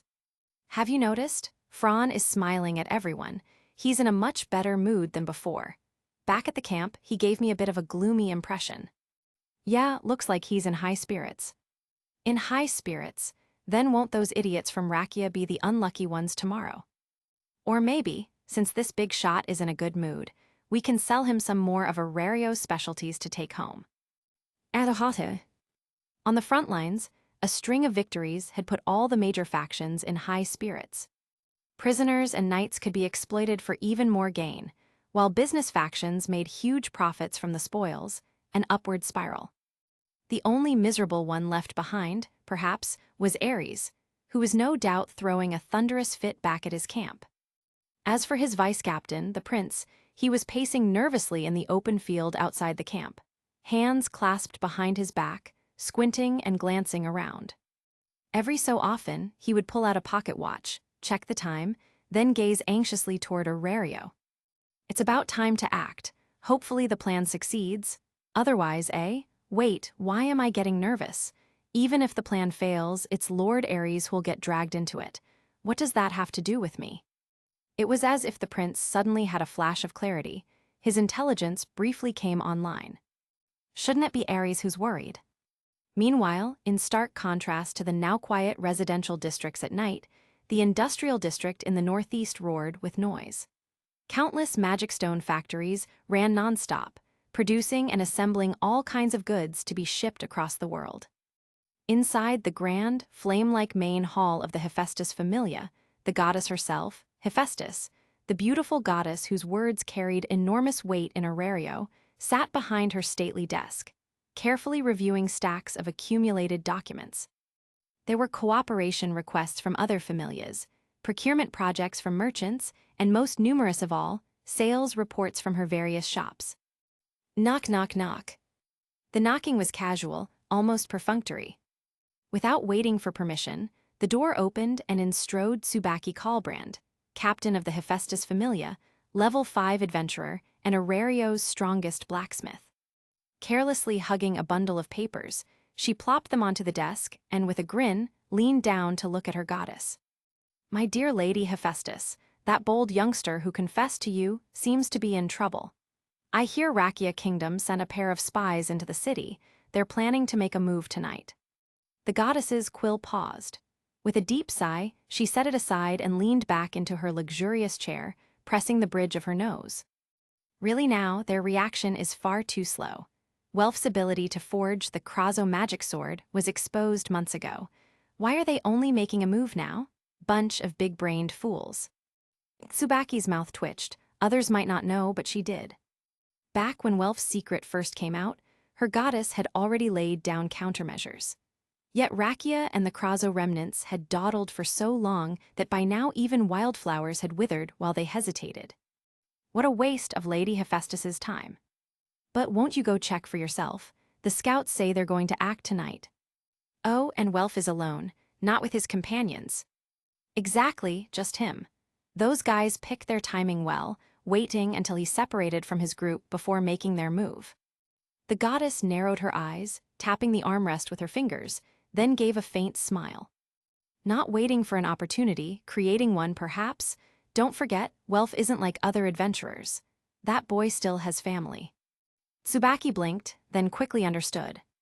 You mean, the Krazo family themselves showed up, or maybe, one of his relatives.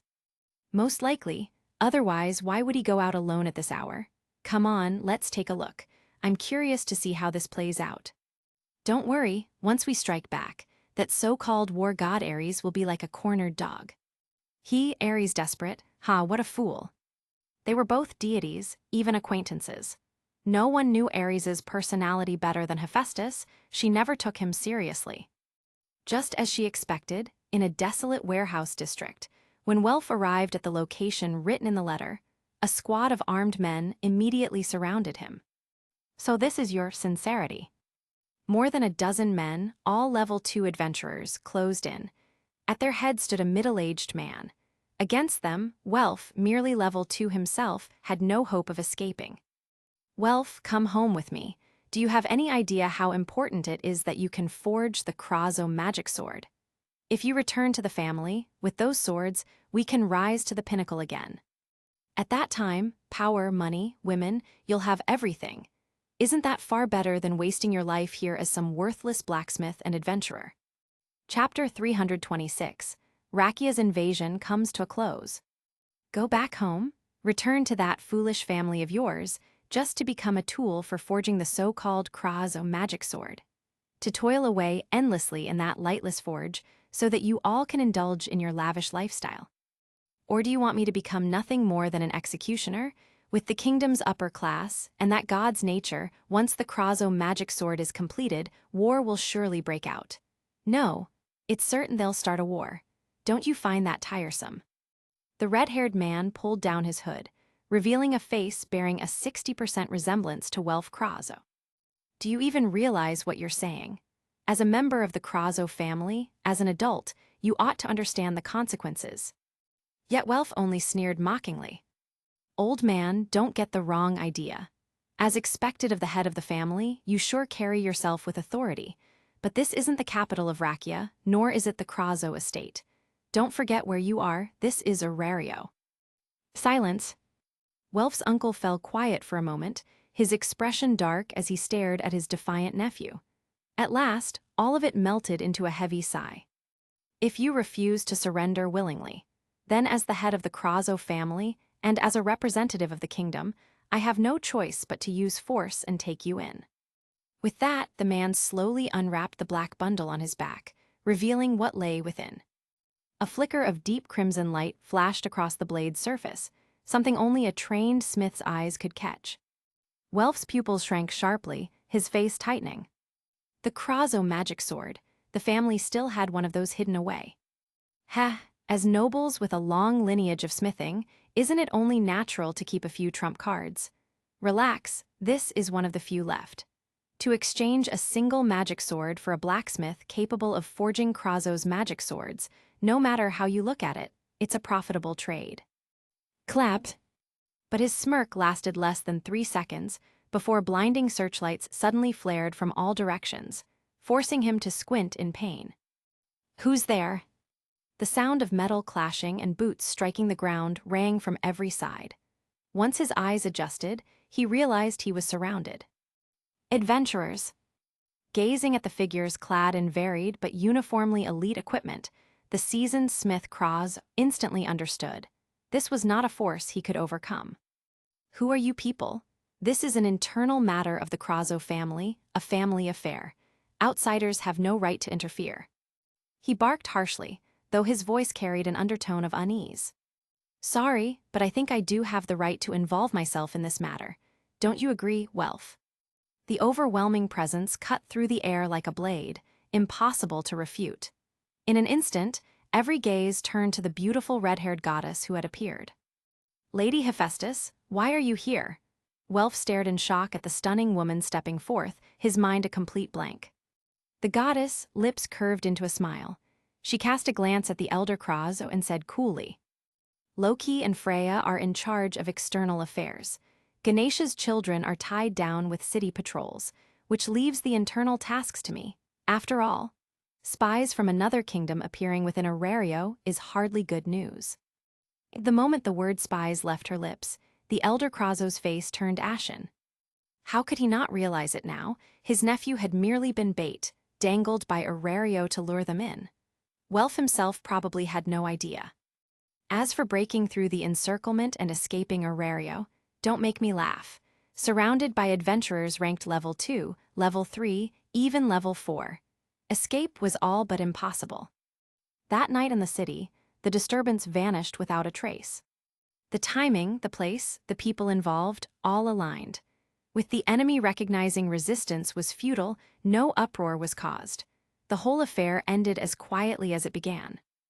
Thus, the shadow struggle between Orario and the Rakia kingdom drew to a silent close. Or rather, it hadn't been a fair contest at all. This had merely been Ares' last act of willfulness. Or, as Loki would put it, kids in their rebellious phase always need a good beating to set them straight. When Fran later heard the report from Miss Alicia, even he was stunned. There was such a thing, Welf's uncle sure had guts, but that's not the main point. The real issue is. He and Anakitty exchanged sharp glances. Anakitty's frosty face lifted slightly as she continued solemnly. What comes next is full retaliation. Without the enemy's shadow meddling, Rakia alone cannot possibly withstand Orario head-on. Anakitty was right, confirming what Fran and the others suspected. Not giving the enemy even a moment to relay intelligence, the very next morning the goddess Freya launched a full-scale assault without hesitation. In an instant, the battlefield thundered with explosions, screams, clashes of steel, curses, and cries. Of course, the sweeping counterattack also skyrocketed the number of captives, making business boom for Fran and the commercial Familia members. Within days, profits overflowed like a flood. He ate and drank to his fill, while others shared in the spoils. Every face brimmed with smiles and laughter, starkly contrasting the grief-stricken, despairing prisoners. Well then, not only did we recover the 80 million volleys investment, we even earned a hefty sum. I have to say, money really does come easy this way. Fran packed his bag, unable to hold back a sigh. What brutality! Whether potions brewed by alchemists, weapons forged by smiths, or mysterious magic items crafted by item makers, once the craftsmanship reached a higher level, the profit margin was staggering. Utterly violent. And yet, it was precisely this pyramid structure that kept the cost of adventurers' gear sky-high. My beautiful ladies, it's time to go home. After more than a week out here, I'm sure you're all impatient to return. Phew, battlefields are so bad. Anakitty and Alicia glanced at Leffia in silence. Just days ago, this very girl had been excited beyond measure. Fran narrowed his eyes toward the city in the distance, his thoughts wandering. Those guys must have already begun to act. And the dungeon, too. With the wisdom of Finn, Reveria, and Gareth, the entrances above the 18th floor must all be sealed off by now. Next comes the true counterattack. Chapter 327. A new chapter in the City of Adventurers begins. Tilda. The invasion of the Rakia Kingdom, to the labyrinth city, Orario, was nothing more than a joke. No, perhaps in the eyes of most people, it wasn't even worthy of being called a joke, just a yearly routine, a little spice added to an already lively, yet mundane life. Not only the many familias and factions inside the city, but also those outside, the neighboring countries, familias, and gods constantly harassed and invaded by the war god Ares, were all watching his antics with schadenfreude. If it weren't for the fact that they truly couldn't defeat him, those so-called fun-loving gods would have long since rushed in to kick him while he was down, instead of enjoying their wine leisurely in their temples. Of course, the fact that Ares could continue such a life even after invading Orario, instead of being forced back to heaven, was naturally due to some unspoken deal. In the words of the guild's representative, he had made significant contributions to Orario and the world's economy, though the blood and tears behind that were self-evident. Just looking at the city's commercial familias, each feasting with oil dripping from their mouths, showed how sweet the profits of war were. After all, Orario's goods were plentiful in variety, and their effects immediate. Its powerful manufacturing capacity not only guaranteed quality, but could also further lower prices. Add in the unique specialties that could only be purchased in Orario, and considering that the defeated had no other choice, the results were obvious. In contrast to the exploration familias like Loki Familia and Freya Familia, this guy Ares was nothing but trouble, an utter waste of their time. Perhaps the younger adventurers found some novelty in this Renaissance-style warfare. For example, Fran and the girls might have used it as a chance to refresh their spirits. One major event after another continued to unfold in Orario, dazzling the people. Not to mention ordinary citizens, even the gods themselves were thrilled. Hestia Familia's child, dashing about at impossible speeds. Loki Familia's children conquering unknown floors and battling in Melon.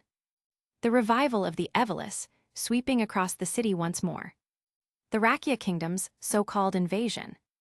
One after another, good or bad, incidents came in waves, almost blinding the crowd. Since that incident 5 years ago ended, how long has it been since Orario was this lively? A golden-haired god sat atop a tall rooftop, one hand holding down his feathered hat as he swung his legs, eyes narrowed with a joyful smile on his face. Behind him stood a short-haired girl wrapped in a white cloak. Hearing his words, her lips curled in disdain, her eyes filled with contempt. You really have the nerve to call other gods pleasure seekers. If only you'd look in the mirror right now. Ha ha ha, don't put it so harshly, Isfi-chan. Hearing his own child talk back like that, the god chuckled helplessly.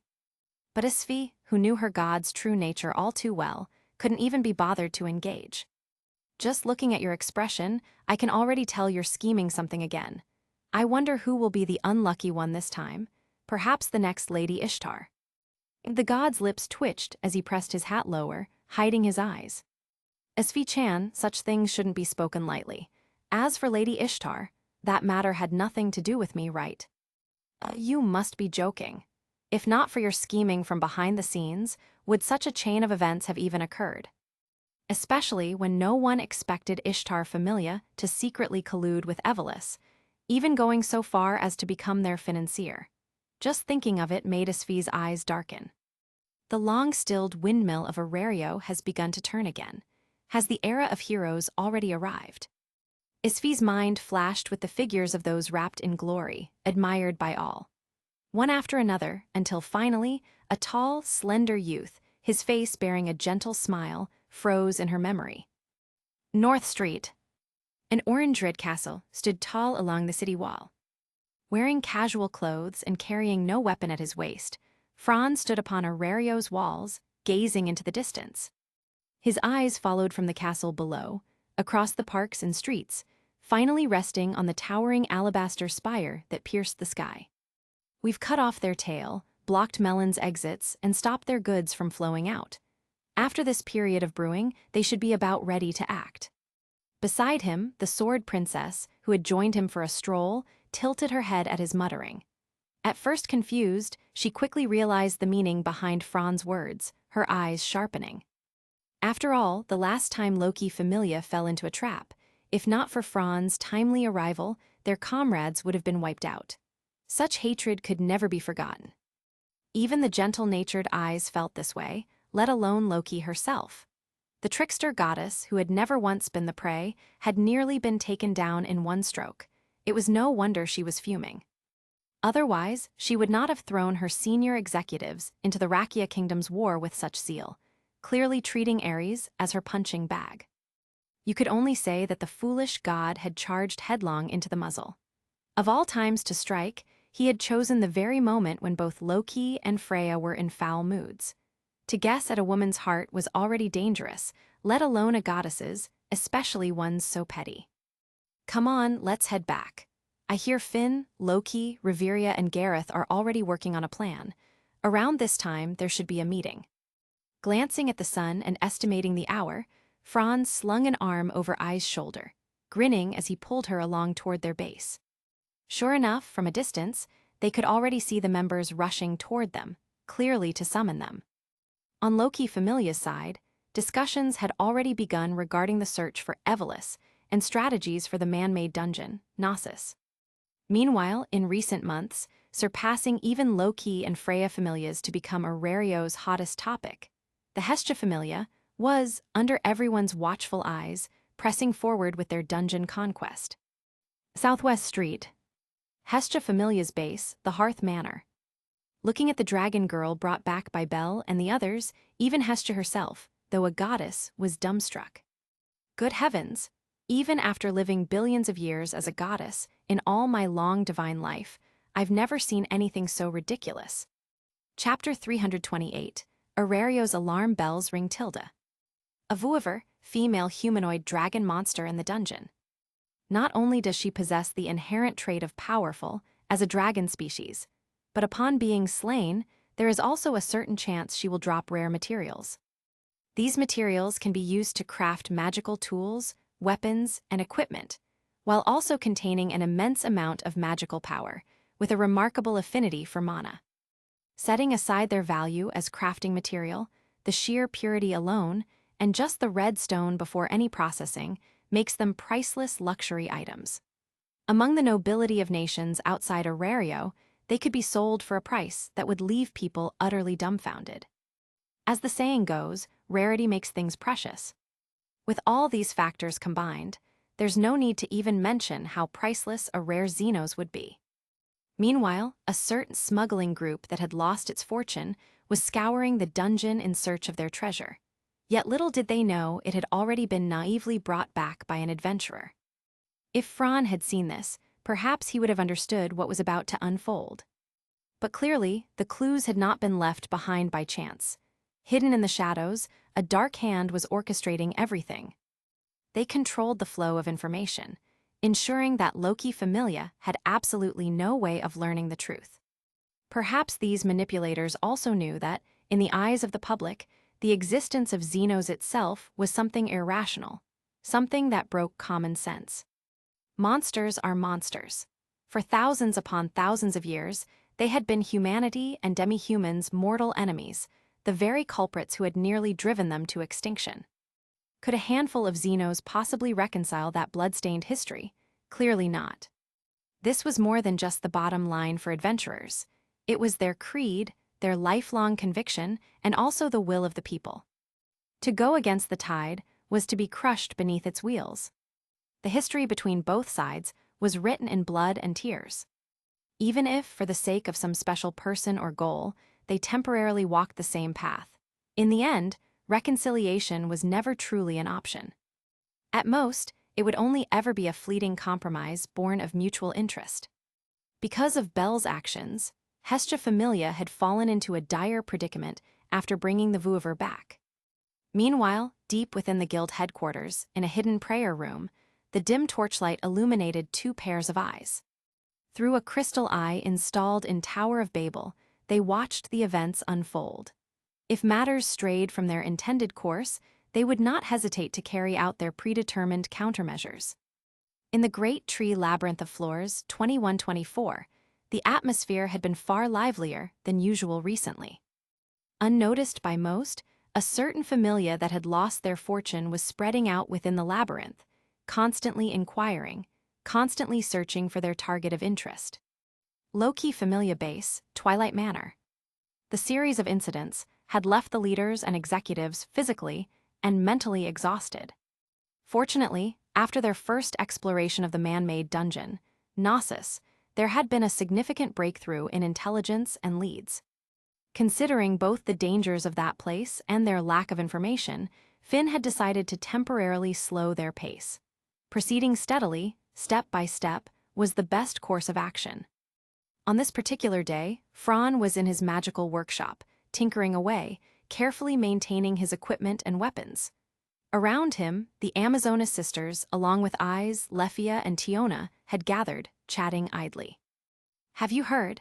Lately, quite a few adventurers have been reporting strange monsters appearing in the middle and lower floors.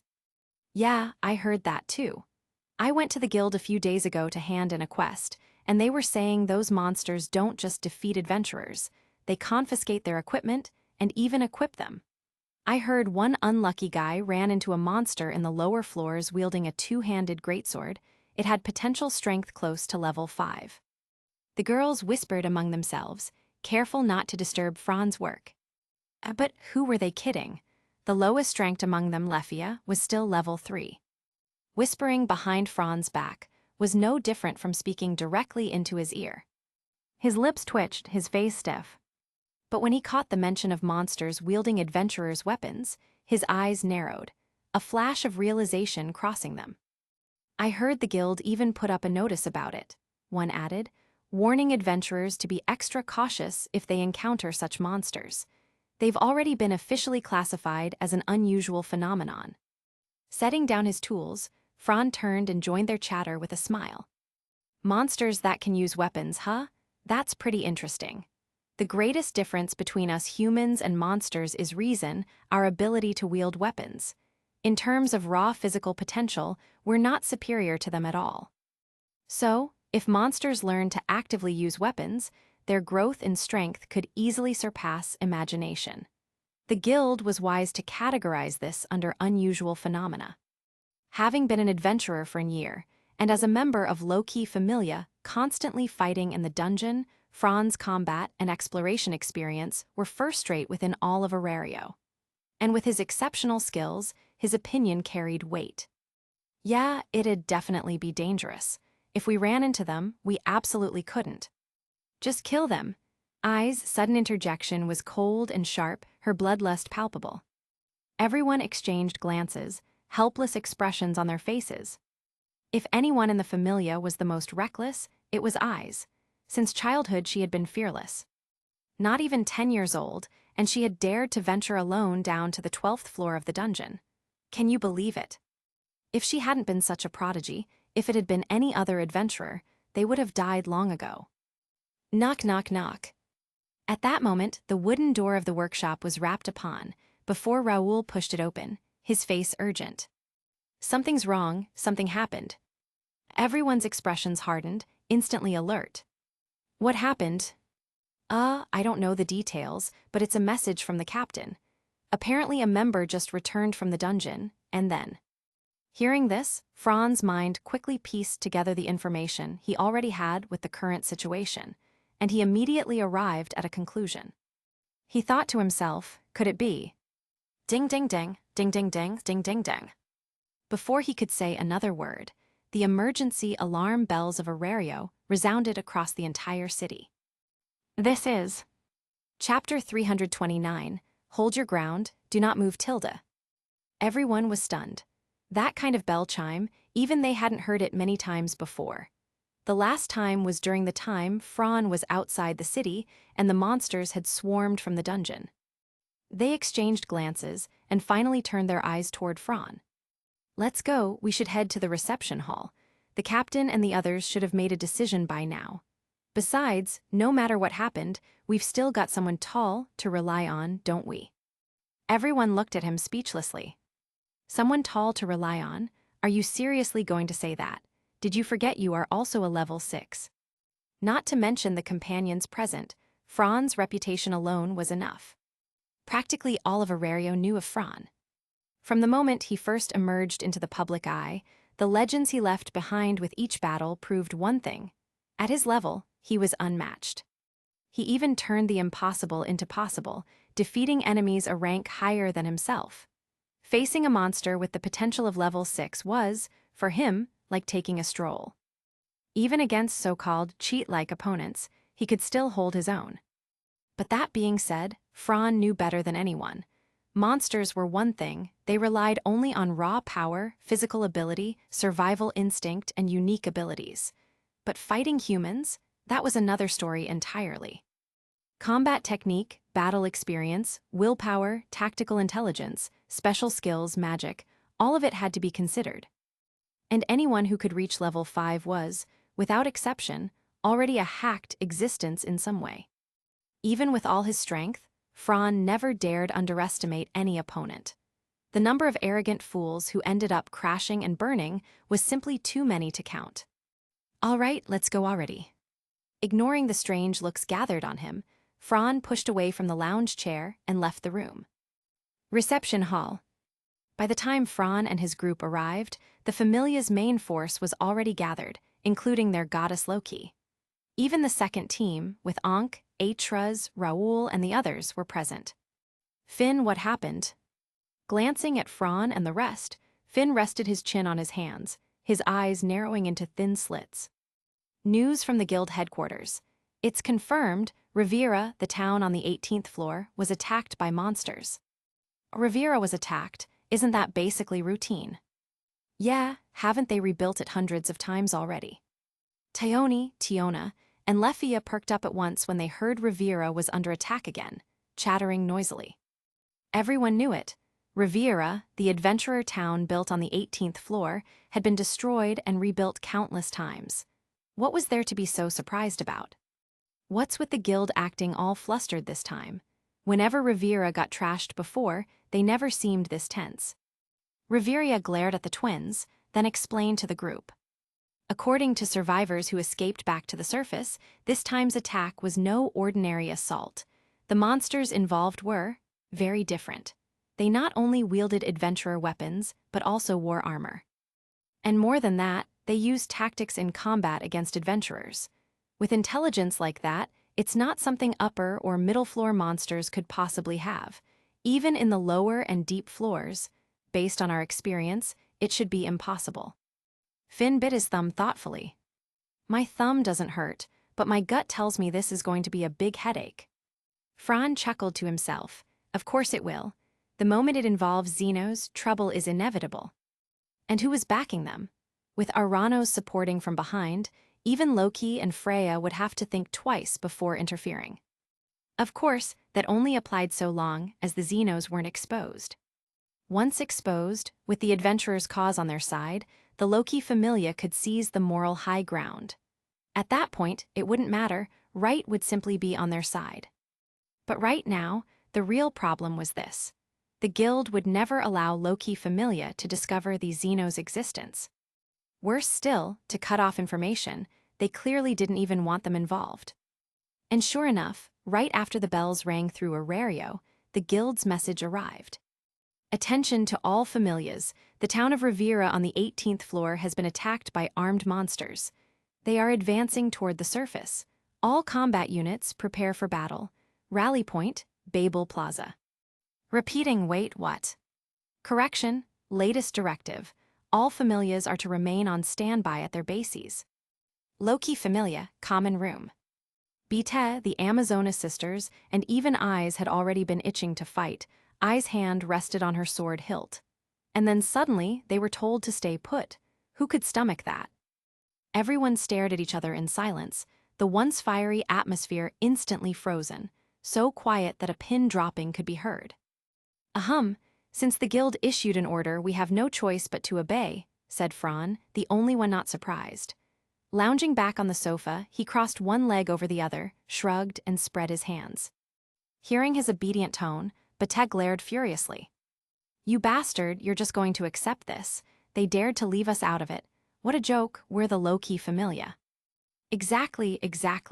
The whole city's on alert, and they won't let us move. Who else can the guild rely on, those pigheads? Though Tiona didn't name names, everyone present knew who she meant. Naturally, it was none other than the Freya familia, the only force rivaling their own. If it's the Freya familia, then yes, they could handle it, but I don't believe for a second the guild could order them around. Finn smirked, amused. Riveria, however, was much calmer. My guess is that the guild is worried that if multiple familias head to the 18th floor at once, command systems would clash and chaos would follow. Don't forget, the upper floors of the dungeon can't possibly withstand so many adventurers rushing together at the same time. That's likely part of it, but not the main reason. Loki sat quietly, listening to her children debate. She didn't comment, but her divine intuition told her things weren't nearly so simple. Could it be the guild is deliberately hiding information from us? I wouldn't be surprised if they sent the Ganesha familia to deal with it instead. Chapter 330, Taunting Alan Tilda. At this moment, Fran gave a light chuckle and voiced his opinion. Hearing his words, everyone fell into deep thought. Finn, who had originally been unable to grasp the key point, suddenly brightened up at Fran's analysis.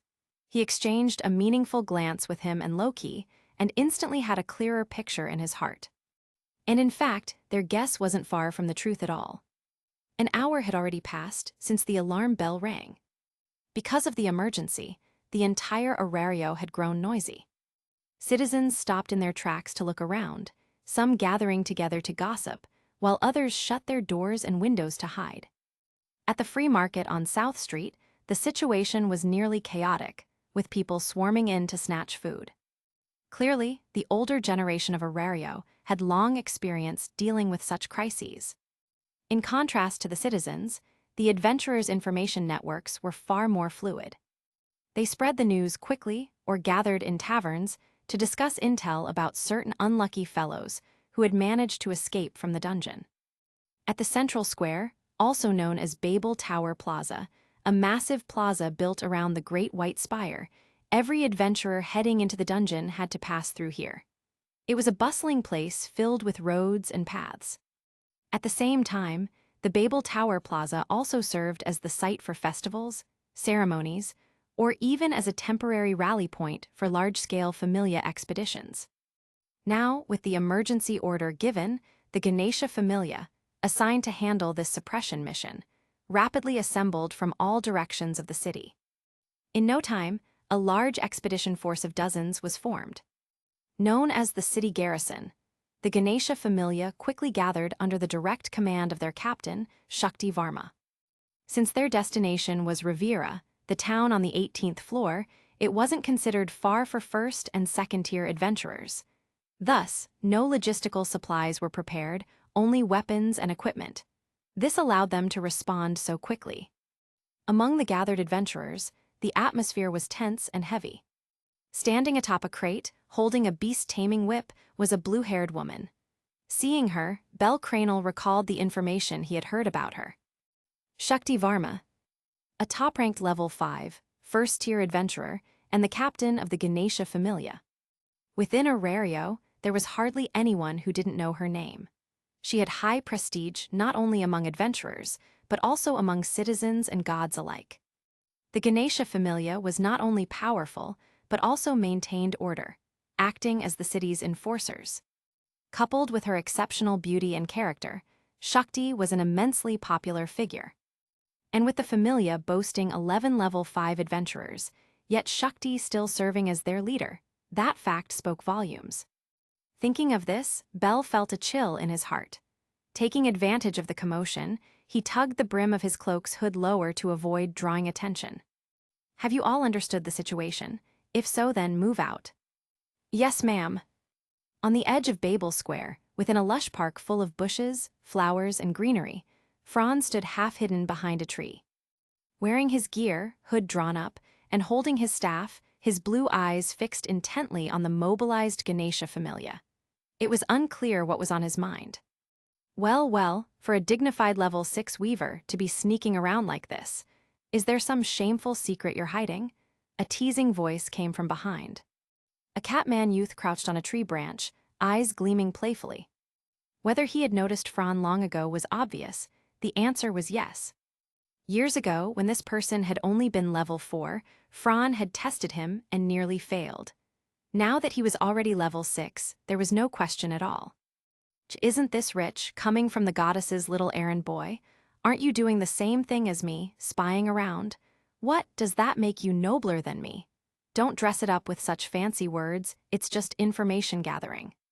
Don't think that big shots at level 6 would disdain underhanded tricks. On the contrary, Fran, Alan, and others were better at it than most. Alan's expression stiffened, his gaze turning sharper after being jabbed by Fran's retort. When it came to verbal sparring, Orario had its infamous duo, Catman Alan and Werewolf Bite. Now it seemed, Fran was another contender. Seeing no more chance to glean information, Alan silently slipped away into the shadows. Fran just shrugged, he had expected him to appear. If Freya herself wasn't interested in the dungeon's disturbance, then pigs might fly. Knowing that Bel Cranel was in the suppression force, that Yandir goddess would surely be watching closely.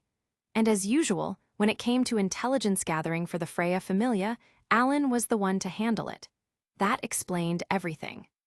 With all this uproar on this side, the other side surely won't let the chance slip either. Time to set my own plans in motion. Fran's figure flickered and vanished into the park. As if sensing something, Shakti glanced in his direction thoughtfully. Captain. Nothing, prepare to depart. Yes, ma'am. That's the general situation, Finn low-key. Having delivered the intel, Fran accepted a teacup from Alicia, sipping with satisfaction before smiling and thanking her. The small, affectionate gestures between the two weren't hidden at all, making the others roll their eyes. Especially Lefia, who was grinding her teeth in anger, cheeks puffed up. If not for eyes showing no reaction beside her, she might have rushed up to beat the two of them senseless. As expected, the guild is definitely hiding information they don't want us to know, and it's certain that idiot Ganesha is mixed up in it too. Loki slightly opened her long, narrowed eyes, her tone taking on a sly sharpness. By the way, Fran, you said Bel Cranel of the Hestia Familia is in their ranks too. He's the only exception, correct? Correct. Heh, well, isn't that interesting? If he's the only special one then, am I right to guess that the cause of this entire incident is tied to him? After all, he's far too conspicuous. Fran just chuckled, without giving an answer. Silence was not confirmation, but neither was it denial enough to imply the truth. Good, then next, we'll continue with the original plan to search the entrances of the man-made dungeon. In addition, split off a small group to monitor Hestia's base. Meanwhile, Fran, the dungeon side is up to you. No problem, right? Chapter 331, Lo, Lord God, can you truly grant my wish? With Finn's order given, the executives quickly departed and began directing the Familia members to form teams and divide their tasks. According to the intelligence obtained from the last man-made dungeon Gnosis assault, the overall shape of the man-made dungeon is the same as the dungeon, taking the form of an inverted pyramid. The difference lies in the fact that the man-made dungeon was built enclosing the dungeon above it. Therefore, eliminating the possibility of secret entrances outside the city, among the 8 districts within Orario, any one of them could potentially conceal a gateway. Of course, that's only in theory. Don't forget who resides in Orario. Adventurers are practically inhuman beings. a man-made labyrinth secretly built since 1,000 years ago, wanting to construct such a thing without attracting any attention. That would be absolutely impossible right under the nose of a major familia. Therefore, the Daedalus district is the most suitable place to hide it. In this operation, aside from sealing all known sewer entrances, the Loki familia must also investigate other suspicious locations. Well then, I'll be heading out too. As the others dispersed, Fran also rose to leave, closing the door behind him. Be careful, Finn gave him a meaningful look as she departed. Understanding his intent, Fran smiled and replied, Don't worry, I'm not the reckless type. I'll handle things properly. Haha, then I'm relieved. Click. As the meeting hall's doors closed, Loki and the others fell into silence. Now, as the brains and command of the familia, all they could do was wait. Wait for their members' actions to bear fruit, wait for events to develop further in the dungeon, and then combine all of that with the information they already knew, analyze it, and determine their next move. For now, the best option was simply to wait. Crackle, rows of torches flickered along the walls. From the thick brick walls and the deathly stillness, it was clear this was a vast underground space. In this deep, silent chamber, countless figures stood cloaked and hooded, with scarves covering their faces. If Fran were here, he would surely scoff.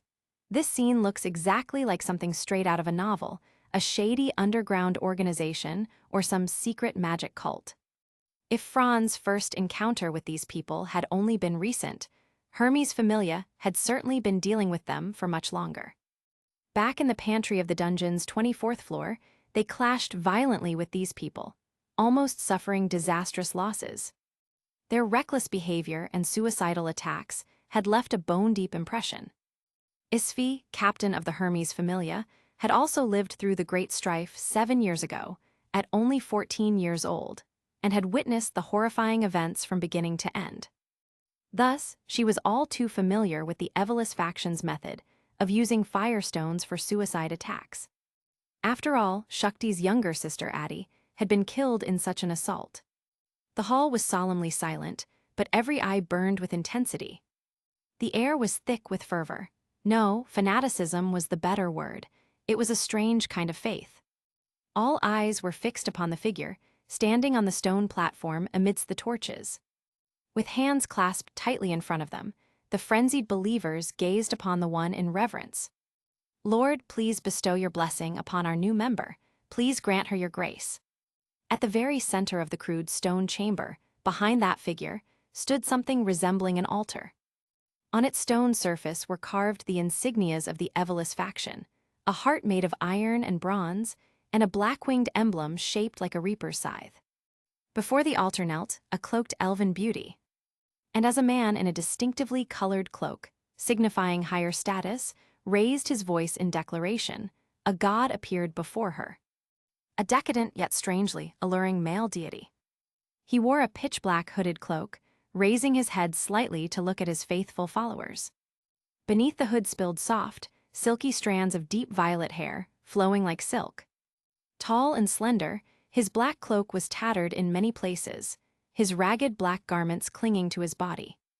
His violet eyes, the same shade as his hair, narrowed as he looked upon the kneeling believer. Lo, Lord God, can you truly grant my wish? Of course, as long as you forge a contract with me. You know the terms already, don't you? When you sacrifice yourself for my divine will, I swear I shall fulfill your desire. He smiled gently, his expression filled with divine blessing. The believer's eyes glazed with devotion as she trembled, slowly removing her cloak, revealing herself to those around.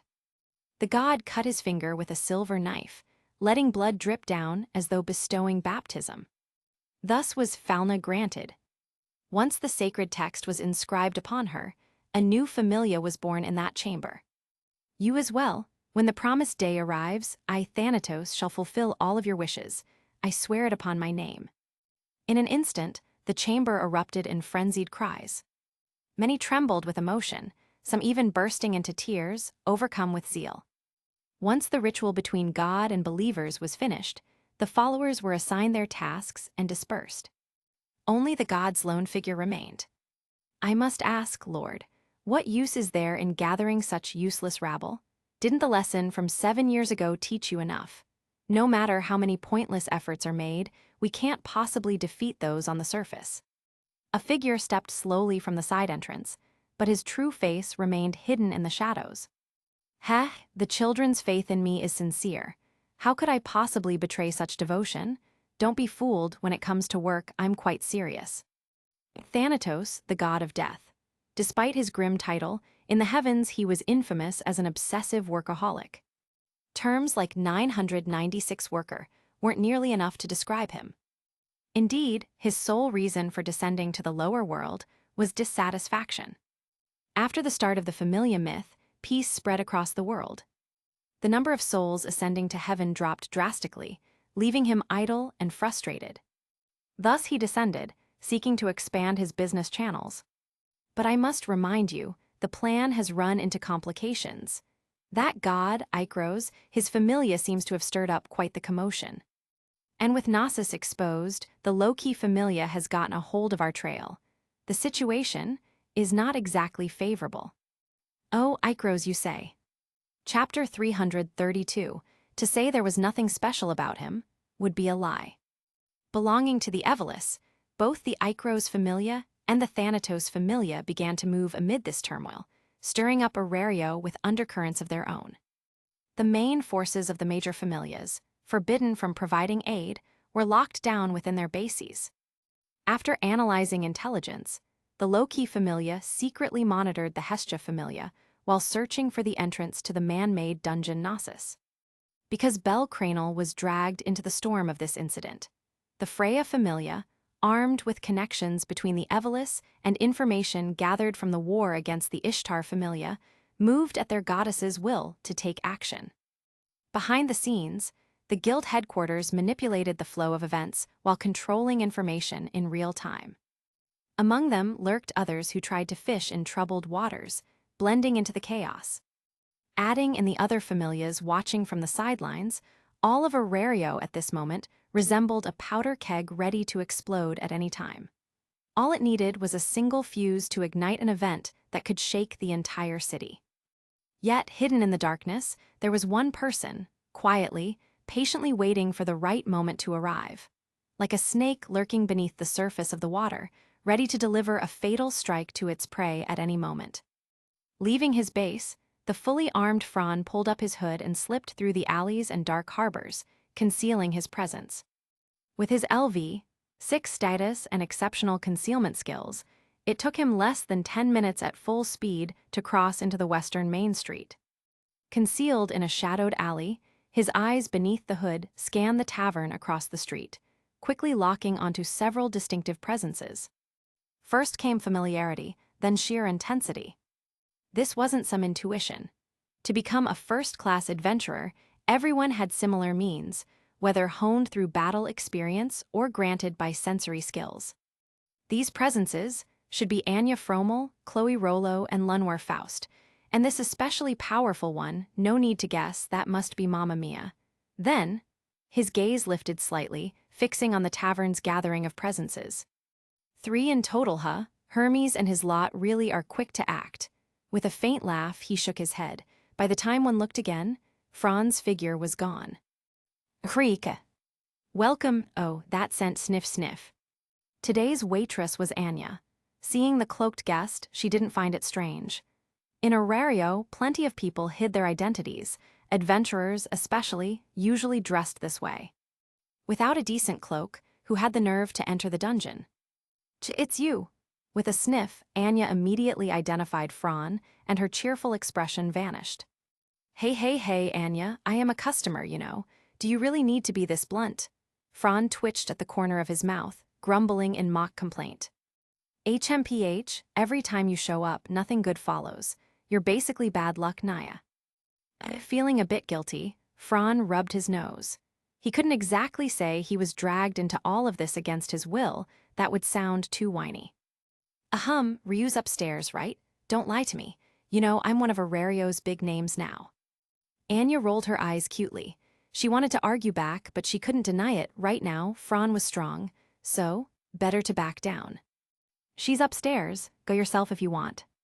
Knew it, talking to you is pointless.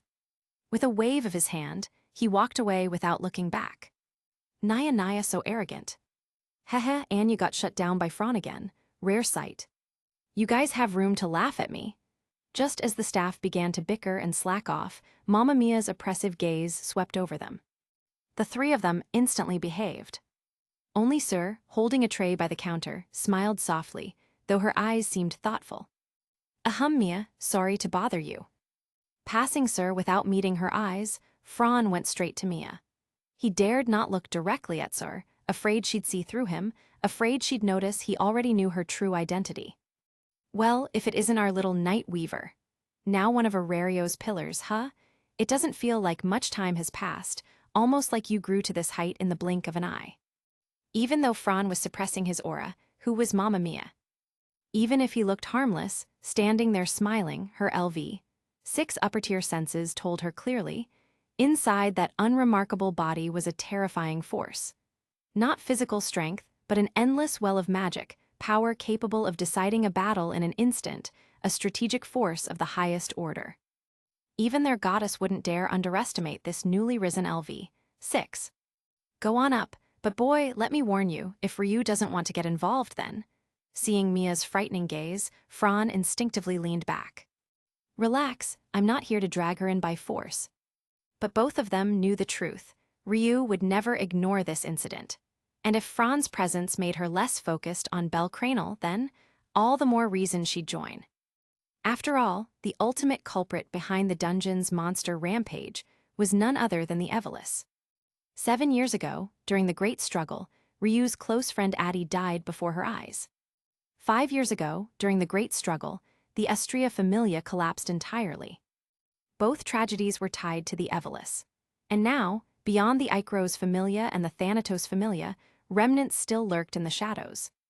Thank you, Mia. Fine, now scram. Turning, he headed upstairs. Passing Sir, Fran greeted her with a smile. As she watched him ascend the stairs, Sir's eyes narrowed. How curious, even this close I still can't see through him. Strange. Isn't that just willful blindness? Hee. In the lower world, there shouldn't exist anyone she couldn't see through.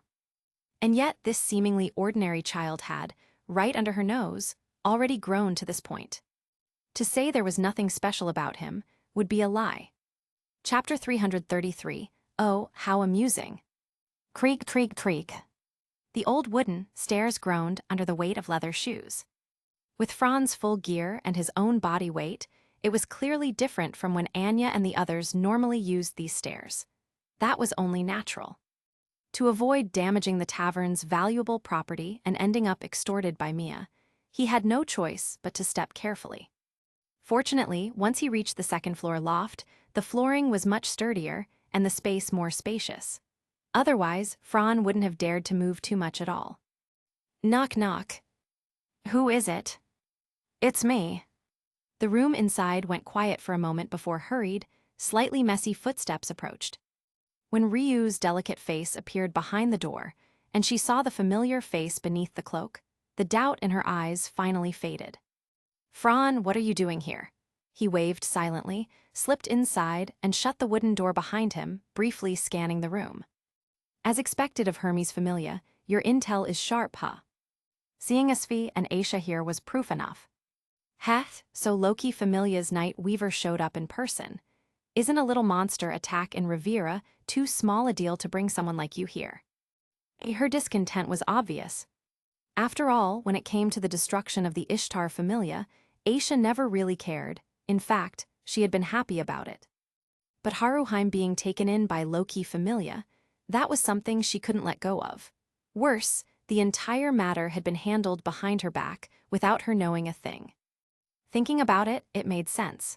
With the relationship between them, such secrecy could only breed resentment. Sorry, Aisha, it all happened suddenly. Besides, you wouldn't want Haruheim's power to become known to all the other familias in Orario, right? If that happened, well, you can imagine her future. The familias and gods with some principles might cause only small troubles, but the ones lurking in the shadows, they would stop at nothing to erase such an unstable factor. Not only Aisha, but even Isfi and Ryu, who were quietly observing, agreed with Fran's reasoning. The two of them had crossed paths with those kinds of chaotic elements more times than they could count. They knew very well what such groups were truly like. "All right, Aisha, we actually came here for something more important. You can discuss this later." Seeing the conversation veering off track in such urgent times, Isfi had no choice but to intervene. Fran and Aisha exchanged a glance before shifting the topic. "Let's talk about the intel we've gathered. Hermes Familia specializes in this, Isfi. What did you find?" Unbothered, Fran casually looked around the loft before seating himself by the window. Isfi glanced at Ryu first, then replied. "This incident happened very suddenly, without any signs beforehand. The only certainty is that this group of armed monsters has a traceable history. Based on what we've dug up, they can be traced all the way back to the age of Zeus and Hera. But their records were forcibly suppressed by some power. As for why they attacked Rivera this time, there must be reasons we don't yet know. However, I believe the key lies with Bel Cranel. As for why, Fran, you should understand, right?" Fran raised an eyebrow, glanced at the three of them, then instantly understood the unspoken meaning. Of course, even he, someone not adept at intelligence work, had noticed the unique individual within Ganesha Familia. There was no way Hermes Familia hadn't noticed. And Hermes had been keeping an eye on Bel Cranel for a long time. If he didn't know, that would have been the real surprise. Wandering between two deities as he did, Hermes likely knew secrets that even Loki and Freya didn't. "Of course, then our target is Rivera, right?" "Exactly. Maybe we'll uncover the real reason behind the attack there. As for the nonsense about breaching Babel Tower and invading the surface, that's just a story to fool the masses. Time is short, let's set off immediately." "Wait, take these. Our identities are too sensitive. Especially with Babel's dungeon entrance under tight guard right now, if we're caught, the guild won't let it slide. Not to mention Ryu's situation. And most importantly, you, Fran, a level 6 from Loki Familia, wherever you go, you draw attention. We're here to investigate quietly, not startle the snake." Yeah, I get it." Taking the mask from Isfi, Fran looked at it with interest. It was a magic tool that granted optical invisibility once worn. The maker, of course, was the Perseus, Isfi herself. Fran himself, after learning enough magic and craftwork, could probably make something like this given time. But whether it would succeed, that was another question. After all, Isfi had devoted years of study to this craft. Catching up instantly would be an insult to her title as the Perseus. With the masks, Fran and the others easily slipped past the blockade, relying on their invisibility and the overwhelming strength of a level 4 and level 6. They dashed straight for the 18th floor. Meanwhile, another figure, also cloaked in invisibility, was hurrying toward the 18th floor. "Being forced to stay out of this really annoys me, you know." Loki lounged on the sofa, legs crossed, a wine bottle in hand, muttering. "Loki, we've done all we can. The pieces are already in place. Now, we just need to wait." Riveria's calm voice analyzed the situation. "Well, yeah. Still, my godly intuition tells me this isn't over. There'll definitely be follow-ups. Might even shake the whole Orario, who knows." "You really think so, Loki?" Finn sat at his desk, fingers interlaced beneath his chin. Southwest of Orario stood the dazzling estate. Within its luxurious hall, a goddess sat gracefully by a huge window, a glass in one hand and a guild notice in the other. After reading it, she flicked the parchment and smiled thoughtfully. "Hee, so even the great god Oranos has secrets to hide. Buried so deep, too. If not for this incident blowing up, we might never have known, right, Otter?" "Goddess, what's the situation now?" "Do you mean Bel Cranel? We've confirmed that his participation in this suppression mission was at the guild's direct summons." "Oh, how amusing. Oranos, are you trying to test my precious child, to see if he's just another puppet of the gods, or perhaps?" Hee. Chapter 334, The Xenos Tilda. As Fran and the others set out, concealed intelligence also gradually spread to the factions excluded by the guild. Before each god's desk lay a report, obtained through various means. On this, each had their own reaction. Some sneered, some were amused, some brooded darkly, and some rejoiced in others' misfortune. 1,000 gods, 1,000 faces. A divine being's nature is almost impossible to change. Unlike mortals in the lower world, a deity's essence lies in their divine authority and the power they wield. These have long formed their core being. They do not change with their environment, but are eternal. Dungeon, 15th floor. With Ryu and Aisha as vanguard and frontline, Isfi in the middle, Fran bringing up the rear. The four-person party crossed the first deadly line, the 13th floor, almost as if it were flat ground, then rushed onward toward the 18th floor without slowing down. Compared to the narrow, twisting tunnels and mist of the upper levels, the mid-level caverns had higher ceilings and much wider passages, allowing the four to quicken their pace even more. The monsters that posed huge trouble or even mortal danger to level 1 and 2 adventurers were, to a level 6 and 3 level 4s, no different from level 1 foes. For this party, it was basically one strike, one kill, hardly an effort at all. For reasons unknown, Ryu and Aisha, as the vanguard, casually struck down every respawned or obstructing monster as they went. I suggest you too conserve your strength. Besides, we're in stealth mode, monsters can still attack us using smell and hearing. If you keep fighting so openly, and a witness happens to see, it'll cause a lot of trouble later. To minimize unnecessary trouble, Fran reminded them to keep a lower profile. It's fine, the dungeon entrances are already sealed off. At this time, no adventurers other than the suppression squad could possibly be here, so there's nothing to worry about. And how exactly do you know no other adventurers are here? Don't you know what adventurers are like? Reckless, curious, eager to make a fortune by piggybacking on a suppression squad, there's no shortage of them. But seeing the peculiar tension radiating between the women, Fran wisely chose to shut his mouth. Never reason with women, especially beautiful ones. Worse still, Ryu was not only beautiful, but also a stubborn elf, making her even more intimidating. Thus, even in stealth, Fran instinctively pulled his hood lower, hiding his face and wordlessly trudging along, as though that gave him a sense of safety. Isfi followed the group, watching them, and when she noticed Fran being deflated by Ryu and Aisha, she couldn't help but stifle a laugh. 3 level 4s plus a level 6, sparks flying all the way, the four quickly cleared the next floor. Passing through the broad tunnel, they gazed up at a massive, unnervingly smooth wall. As expected of the dungeon, a natural wall, so smooth and mirror-like, it's hard to believe, no matter how many times I see it. The wall of size.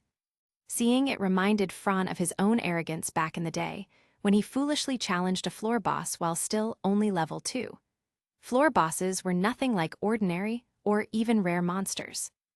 They had enormous health bars, absurd defenses, gigantic bodies, and all-encompassing attack ranges. Unless you completely outleveled them, a solo challenge was impossible. Cross-level fights were outright suicide. Remembering those harrowing moments still made Fran break out in a cold sweat. Fortunately, even among top adventurers, he had been a cheat player, and the biggest one at that. Even so, it had been a brush with death. I was really reckless back then. If it were me now, I wouldn't dare, even if I were beaten to death. The others, well aware of his past exploits, smiled knowingly. New adventurers always think like that. Most of them end up dying because of overconfidence. But the dungeon is alive, it strikes from places you least expect. Fran had long since learned this truth, carved into him through countless brushes with death and bloody lessons. Yet, when such wisdom was passed down to rookies, they never took it seriously. They always had to try. Try it and die, haha, let's move. Ryu and Aisha hadn't caught on yet, but Isfi immediately understood, shaking her head. Crossing the wall of size, the space before them suddenly opened wide. Once again, the miracle of the dungeon unfolded before them. Unfortunately, unlike before, today's Riviera was choked in thick smoke. From the passageway came the clashing of steel and the roars of battle. Exchanging glances, Isfi suggested, "Our identities shouldn't be exposed. I imagine none of you want to bring trouble to your familias, especially you two, Fran and Ryu. So let's focus on gathering information." Fran raised a hand in an OK sign, and the four detoured from the designated route, slipping quietly into the scene. Kill them all. As they went deeper, they finally encountered the battle firsthand. On one side was, of course, Ganesha Familia's suppression squad. On the other, strange monsters clad in armor, wielding weapons. So these are the armed monsters from the guild's notice? They're completely different from normal monsters. Not fighting on instinct and brute force alone, but actually using skill and technique. Even Fran, like the three women, was seeing Xenos for the first time. Their movements, their eyes, all of it proved they possessed reason. Strange, why do these monsters feel so much like humans? Hearing Isfi's words, both Ryu and Aisha fell silent. Fran, however, took it more easily. His worldview and values had been formed in his previous life.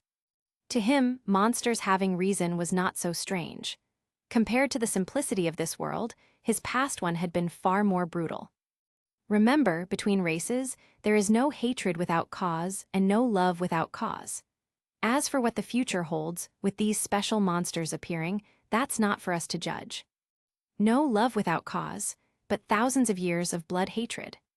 Franz smartly skipped over the topic. He had no desire to waste time on it. It wasn't something he needed to think about. Look over there, where are those flying monsters going? Judging by the direction, the eastern edge of the great forest, but there's only a wall there. What are they trying to do? Let's go find out. Chapter 335, That Figure Behind the Guild Tilda. Dungeon, 18th floor, at the far eastern end of Riviera Town, beneath the dungeon's outer wall. Following the flying monsters all the way here, Fran and his party of 4 stopped. The monsters were circling around the rock wall, seemingly searching for something. What shocked the other 3 besides Fran even more was that these monsters were clearly communicating using language. The 3 were utterly stunned. How is that possible? Monsters are communicating with words. Do they really possess reason? This scene, which shattered their very worldview, struck them with undeniable reality, leaving their minds in complete turmoil. Are they really monsters? These, monsters with reason? Could this be the very truth the guild has been desperately trying to conceal? This is too absurd. If word of this truth spreads, all of Orario, no, the entire continent will fall into chaos. Isfi, deeply shocked, immediately thought of the fallout if the incident of 73 were ever exposed. Humans and monsters had slaughtered each other on this land for thousands of years. Humanity had come close to extinction countless times. This was not something that could be described as a mere blood feud. It was hatred etched into their very bones and genes. Isfi, this isn't something we need to concern ourselves with. Don't we still have the gods? We just need to focus on doing our jobs. Since these monsters possess reason, doesn't that actually make our cover operations easier? As Fran said this, under the dumbstruck gaze of the other 3, he walked straight toward the group of monsters. On the other side, the monster's naturally keen senses immediately picked up his approach. Rular. Hathy. As the monsters raised their weapons into defensive stances, Fran only smirked. Weren't you just speaking in the common tongue a moment ago? Why the act of going mute the moment I show up? He chuckled, not the least bit fazed by their hostility. He didn't even bother to raise his staff, standing there completely unguarded. But alas, Fran, as the famed pillar of the Loki Familia, carried an influence far greater than even he himself imagined. Beneath his trademark black-shouldered cloak was a matching battle robe, and in his hand was his staff. For the Xenos, who had intelligence ties with Fells, there was no way they wouldn't know him. On the guild's Do Not Confront list, targets deemed far too dangerous to approach, Night Weaver, Fran Argon of the Loki Familia, was one of the most prominent names, ranked just beneath the King Otter of the Freya Familia and the braver Finn of the Loki Familia. In fact, Fran's placement was even higher than other level 6 powerhouses.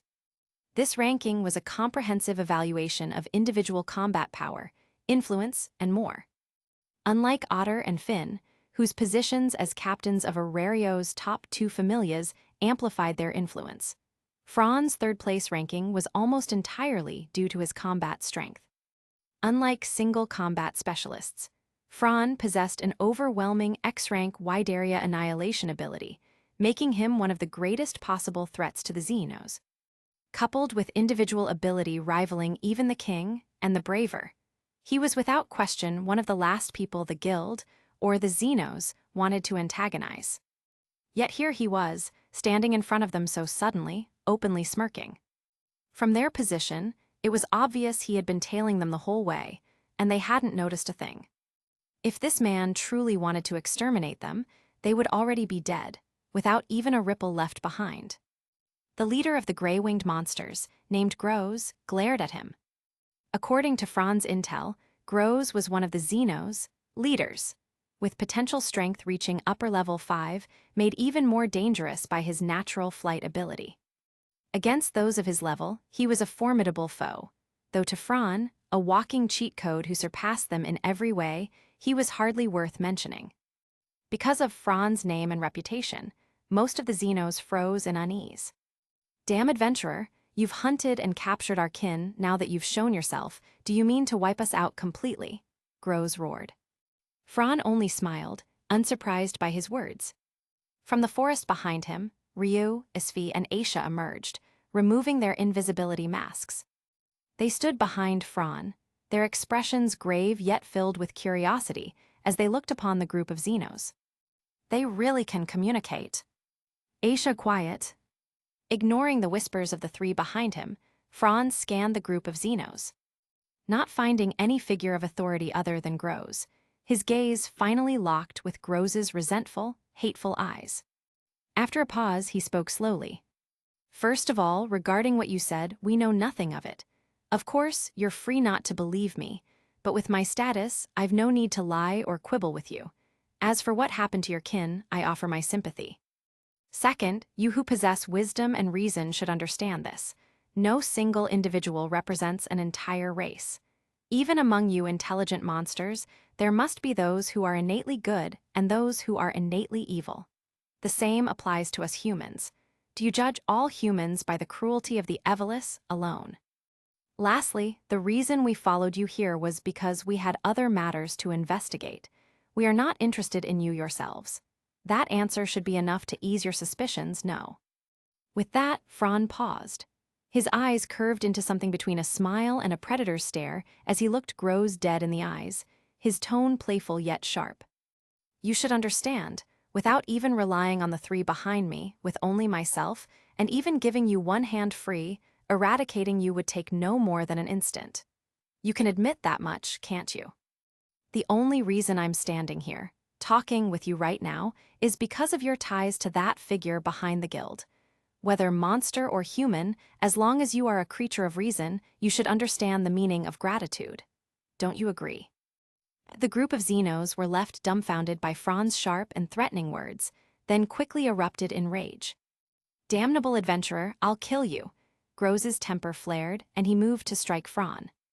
Yet Fran didn't even place him in his eyes.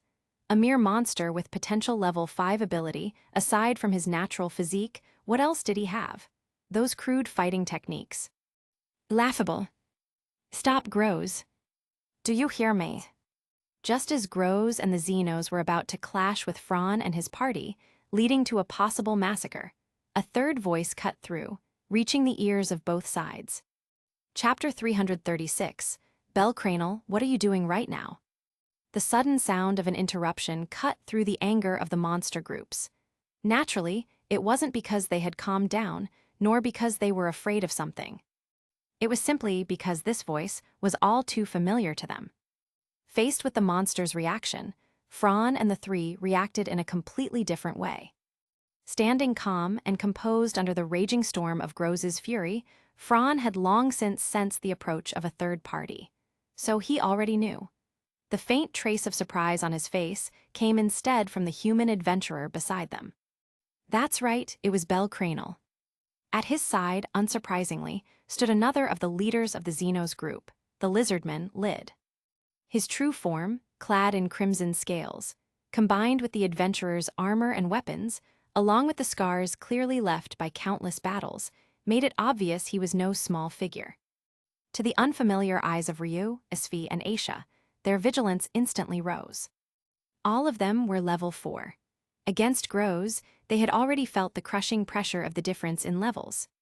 And now, suddenly, another rational monster appeared, one capable of exerting such oppressive force on them. It was only natural they were on high alert. But the figure standing beside Lyd instantly disrupted their thoughts. "Belle Cranel, why are you here? Weren't you supposed to be with the Ganesha Familia's suppression squad?" Ryu Lion's face was full of disbelief. One must know, when younger, this elf was famous for her stubborn nature. After enduring the tragic death of a dear friend, the jeers of an evil god, and the annihilation of her familia, much of her sharpness had already been worn down. If this had been the old her, she would have already stormed forward, angrily questioning him. "Ryu, Mrs. Fee, Miss Aisha, Big Brother Fran, I'm sorry." Still immature, still at a naive age, never having been battered by the world's darkness, Belle Cranel could only bow his head in shame, enduring as best he could the scrutinizing stares of the three women. Monsters and humans, thousands of years of blood hatred. Killing had always been the eternal theme. And yet today, this innocent boy stood on the side of rational monsters. To the three girls, it was simply beyond comprehension. Only Fran, whose worldview had been shaped in his previous life, could look at this scene calmly, from an indifferent perspective.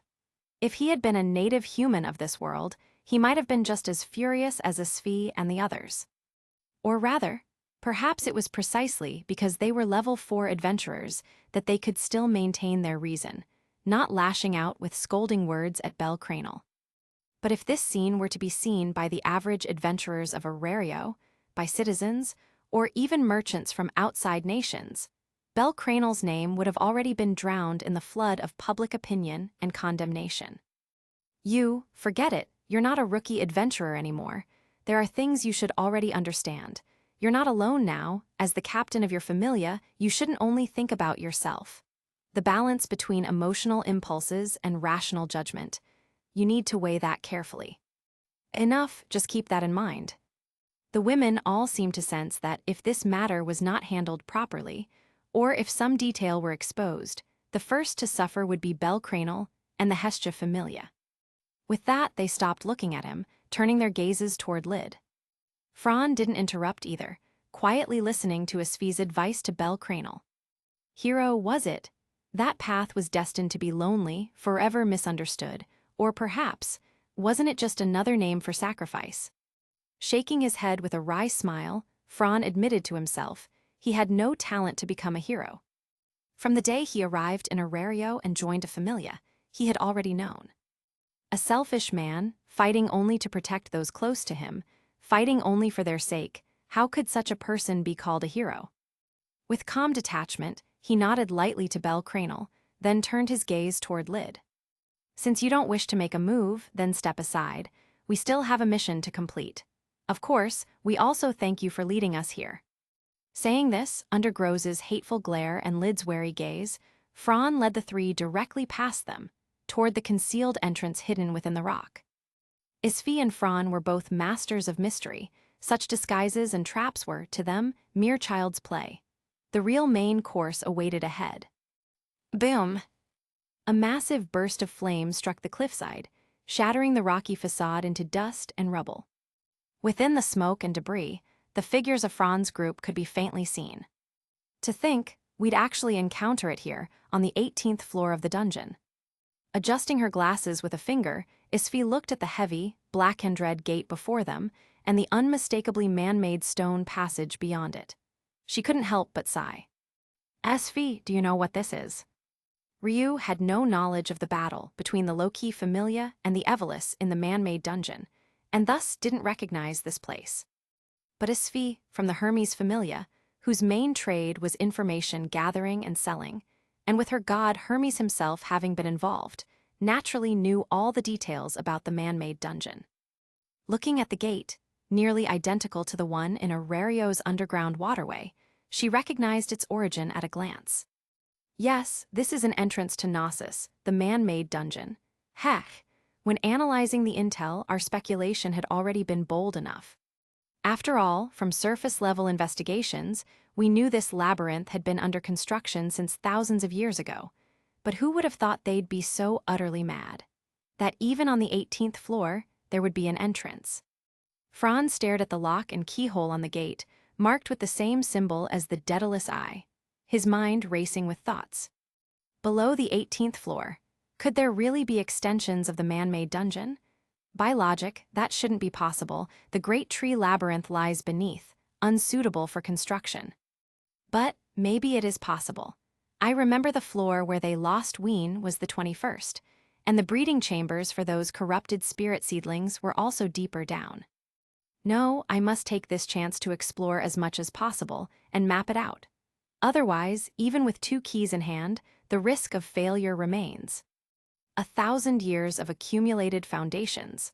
Who knows how many traps and mechanisms lie hidden? If the Evelus secures the terrain advantage without intel, no matter how many we send in, they'll just be marching to their deaths. Chapter 337, Fells Tilda. During the earlier incident with the man-made dungeon, Gnosis, the Loki Familia was the first to be caught up in it. The chain of events triggered by the Amazonas nation ultimately revealed the backer funding the construction of the man-made dungeon, the Ishtar Familia. And it was precisely thanks to this gray market ruler's meddling, with Freya and that golden-haired god Hermes stirring up the waters, that the hero candidate Belcranel, valued by several powerful figures, was dragged into the mess. In the end, it even forced the goddess Freya herself to take the stage personally, bringing the curtain down on that grand play. As for Aisha and Ryu Lion, one, upon being toyed with, the other, kept in the dark due to strict information control. They were both outsiders and insiders at the same time. It fell to Asfi, who had calmly observed everything and pieced the threads together, to explain to them the origins of this man-made dungeon and its current purpose. After hearing her account, Aisha simply looked amused, taking it as entertainment. But Ryu Lion's delicate face turned cold, her eyes darkening with suppressed fury. The Evelus faction? That group of rats who only hide in the sewers. I thought on that day 3 years ago I had already wiped them out. Who would have thought there were still so many left, even bold enough to stir up trouble again? Isfi and Aisha exchanged a glance, both with a trace of helplessness in their eyes.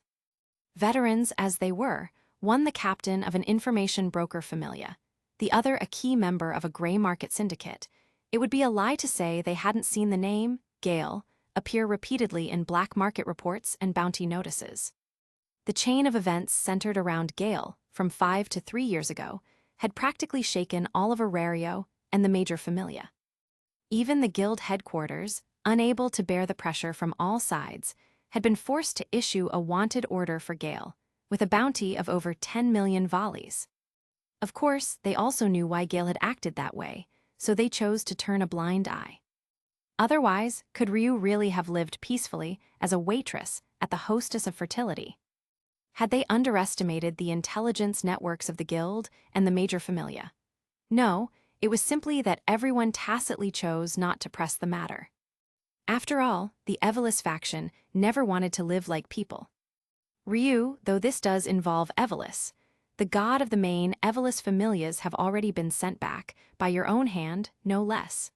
Isfi carefully tried to console her.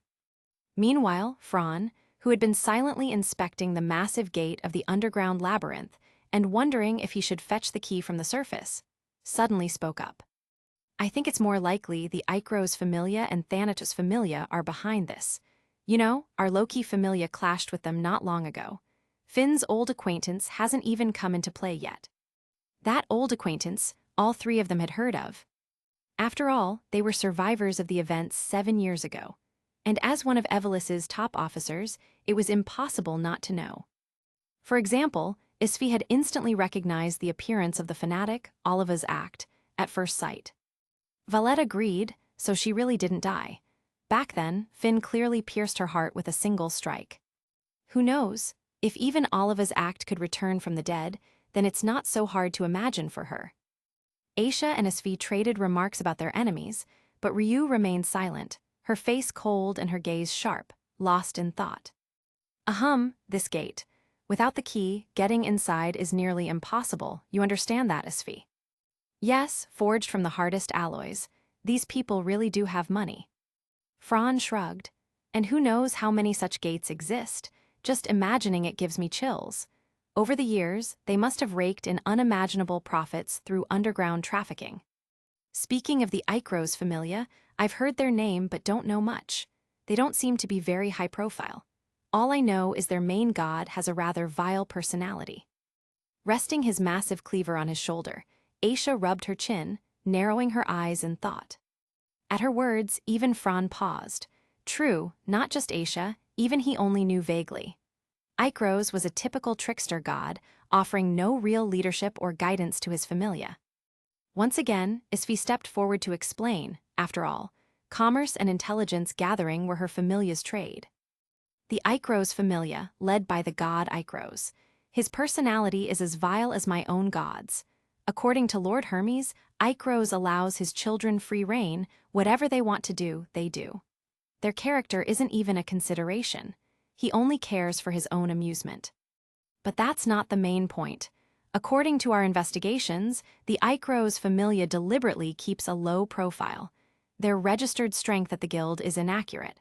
For instance, their captain, Dix Perdix. He's one of the few first-class adventurers outside of Loki, Freya, and Ganesha's familia, a level 5. His combat style is unknown, and whether he wields dangerous magic is also unclear. He's not easy to deal with. Not just not easy. With his magic and weapon, even someone like Fran could fall if caught unprepared. That's the thing about Evelis, they always come up with bizarre tools, especially curses. Curses to weaken, to cause bleeding, to sow confusion.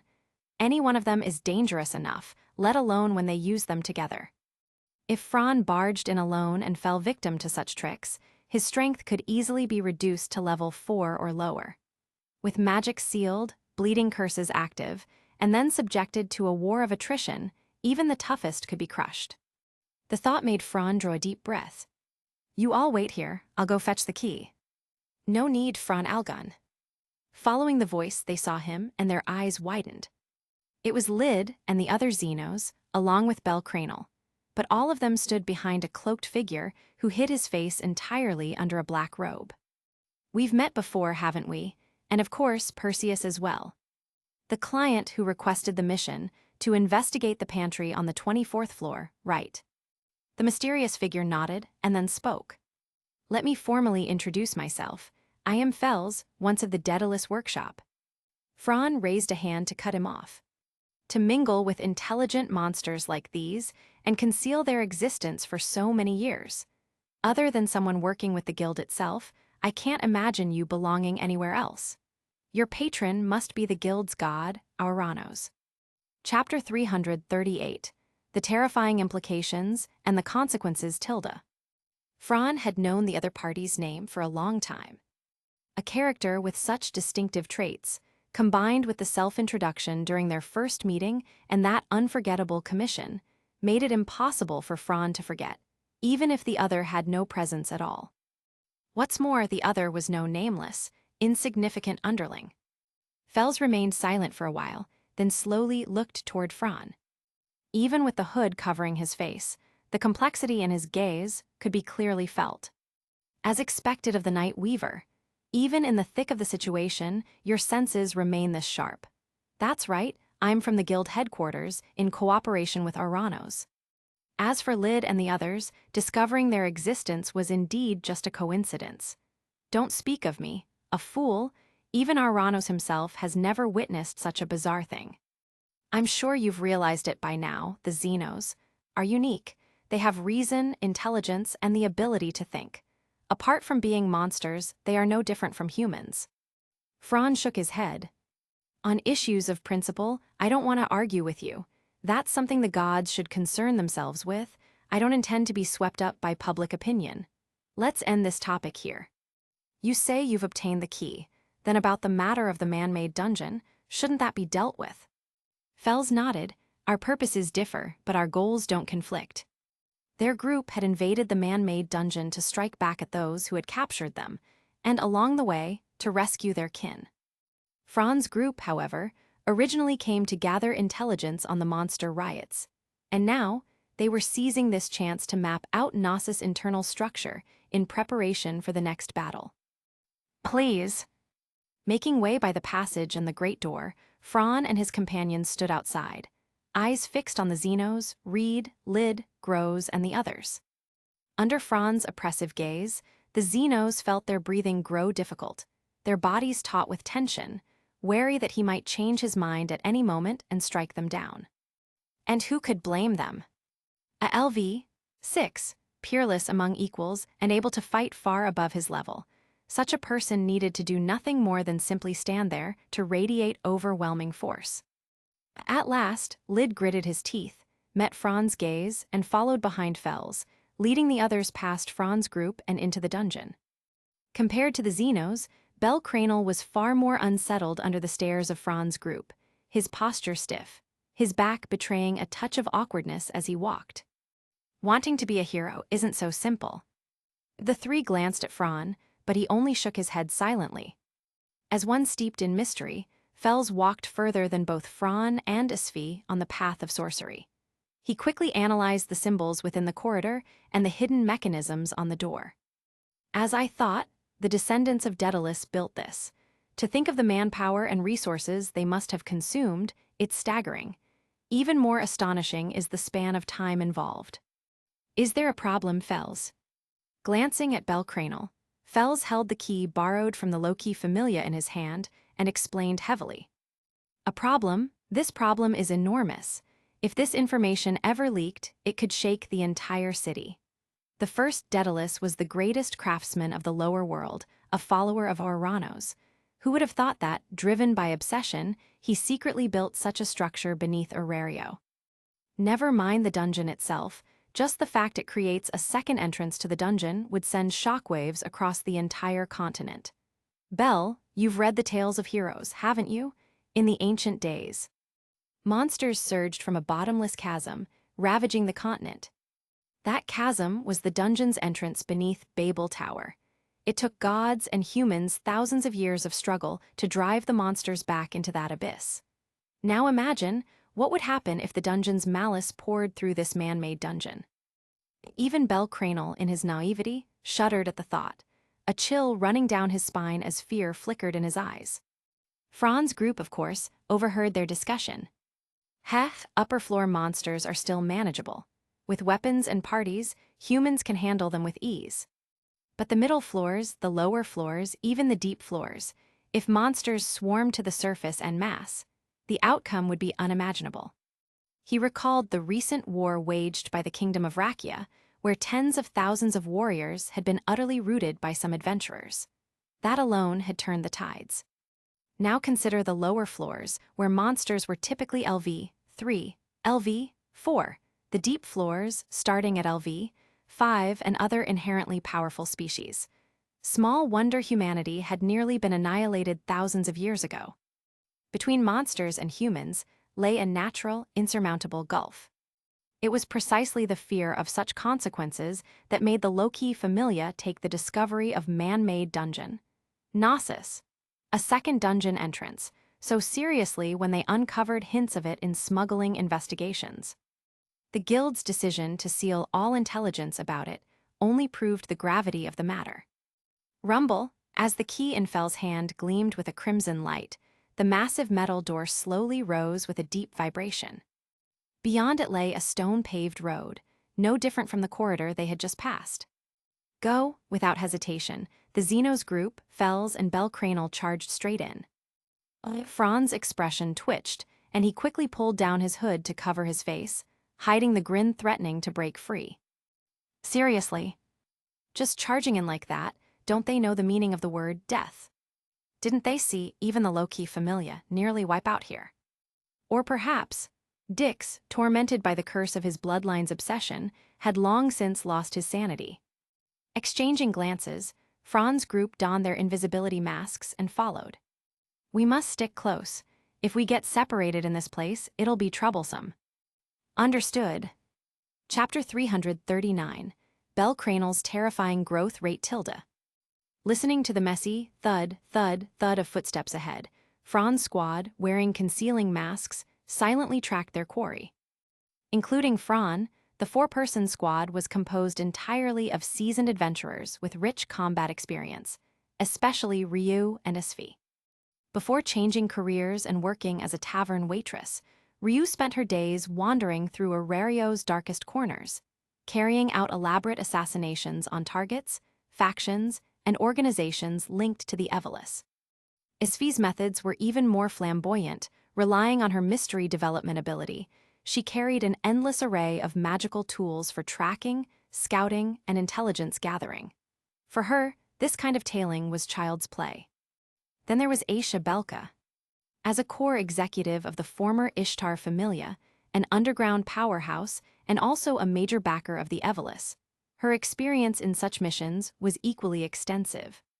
After all, for a familia that reigned over the pleasure district while also funding the Eveless, how many shady tricks do you think they hadn't already mastered? Compared to the three, who had honed their skills over countless years of accumulation, Fran was different. Relying on his incredible talent for learning, analyzing, and understanding, he had in just over 2 years risen with the support of his familia and achieved feats of exploration that rivaled the very best. Even the monsters, with their naturally sharp 5 senses, hadn't noticed a group of seasoned veterans following close behind. Keep your footsteps as light as possible. See those demonic statues on the walls? The strange plants inside their eyes form part of the enemy's surveillance network. Don't expose a single flaw. We've worked hard to keep their attention focused on the monsters. I don't want this mission ruined. Franz spoke quietly as they advanced, explaining the mechanisms of the man-made dungeon, Gnosis. Especially the surveillance system. There are plants like this even in the dungeon? I've never even heard of such a thing. The craftsmen who built this labyrinth must have had terrifying skill. Isfi adjusted her glasses as she ran. So that's it. It seems they also have a holder of the mystery ability. As fellow mystery holders, she and Fran understood all too well the possibilities it unlocked. Stop. At that moment, Ryu, who was leading at the front, raised her hand and narrowed her eyes, listening closely. Fran, with his extraordinary stats, also picked up the faint, chaotic noise ahead. From the rear, he whispered, "We're close. The commotion is probably at the chamber just ahead." Those monsters must have rushed in to rescue their companions. But, strange, why would those scum capture such unusual monsters in the first place? They don't drop materials. What's the point of keeping them alive? Aisha Belka could not figure it out. What value did living monsters have? In truth, not only the 3 locals, even Fran, with the broader perspective of a transmigrator, couldn't make sense of it. Smuggling live monsters, there was a market for that. Just how twisted were these nobles, to the point of wanting to play with monsters? The thought alone gave him chills. And don't be fooled by Fran's calm exterior, he was just as disgusted. Isfi's expression shifted as she recalled her past. When Fran's group carefully reached the end of the passage, a vast underground stone hall unfolded before their eyes. The enormous hall had multiple tiers. Every so often, a staircase would raise the floor to another level. In total, there were 3 such layers, perfectly corresponding to the height of a single dungeon floor. The 4 exchanged glances, immediately understanding. Then their eyes fell upon the chaotic battle raging in the hall, and the giant cages stacked at the sides. The cages, made of special metal, had all been opened, releasing the monsters inside. On the battlefield, one side was the monster horde, the other side, adventurers. These adventurers aren't pushovers. That bald one's level must be around 4. They're 3 LV, 4s and 1 LV, 5. With that strength, they'd rank among the best in all of Orario. For the Eveless to have amassed this much power over the years. In just a short time, Fran's group, drawing on their experience, had gauged the approximate strength of the adventurers fighting the Xenos. This alone was shocking enough. But what startled them even more was, "That's Belcranel. Just a while ago under my command, he couldn't withstand a few exchanges, and now he's trading blows with Dix, a LV. 5, you've got to be kidding me." Aisha Belka was dumbfounded, staring at the white-haired boy, scrambling and battered under Dix's relentless attacks. Even Ryu and Isfi looked shocked, taken aback by the boy's sudden growth. If I recall, he's only been in a familia for about 3 months, right? And he's already LV 3, not just any LV 3 either, at least an upper-tier one. Fran made no move, quietly standing against the wall in the corner, listening to their murmurs, his eyes still fixed on the grand hall. For him, the priority of this infiltration was mapping out the layout of the man-made dungeon. Everything else, even Dix, the LV5 cursed wielder, was of little concern. Armed with precise intel and overwhelming strength, Fran had 1,000 ways to take him down if he wished. Compared to the farce of the Icros Familia, the man-made dungeon was of far greater importance. Others might not know, but Fran did. Beneath this labyrinth lay 6 massive bombs, powerful enough to blow the entirety of Orario sky-high. Chapter 340, Barca Perdix. The clash of weapons against weapons, the furious roars of the Xenos, and the arrogant laughter of the Icros Familia members. Chaos and cruelty intertwined, composing a symphony of battle and blood. Ever since Fran and the others entered the hall, the battle had raged for half an hour, yet there was still no sign of it coming to an end. During this time, the group had stayed concealed along the edges, carefully mapping out almost the entire layout and structure of the hall. Aside from the entrance they had come through, Isfi had also managed to precisely locate the stone mechanism that opened the secret gate the Evelis used to smuggle monsters out of the dungeon and onto the surface outside Orario. "So this is it," Isfi muttered from the 3rd stairway landing, running his hand along the nearly invisible seam in the wall. No wonder they call the pinnacle of craftsmen. Daedalus truly deserves to be called great. Aisha had barely finished speaking when she noticed Isfi shaking her head. No, this construction wasn't done by Daedalus. Judging by the degree of erosion on these walls, this place was built no more than 20 years ago. 20 years, the others fell silent while Fran sank into thought. If it had only been 20 years, then the builder was obvious, Barca Perdix. A follower of Thanatos, god of death. An executive within the Evelis, and the one mass-producing cursed weapons. Of course, Fran knew the man's true identity. A descendant of Daedalus himself, the same bloodline as Dix Perdix. Unlike Dix, who was driven mad by the bloodline curse, tormenting monsters and soothing himself through their screams, turning into a raving lunatic, Barca Perdix was the true inheritor of Daedalus.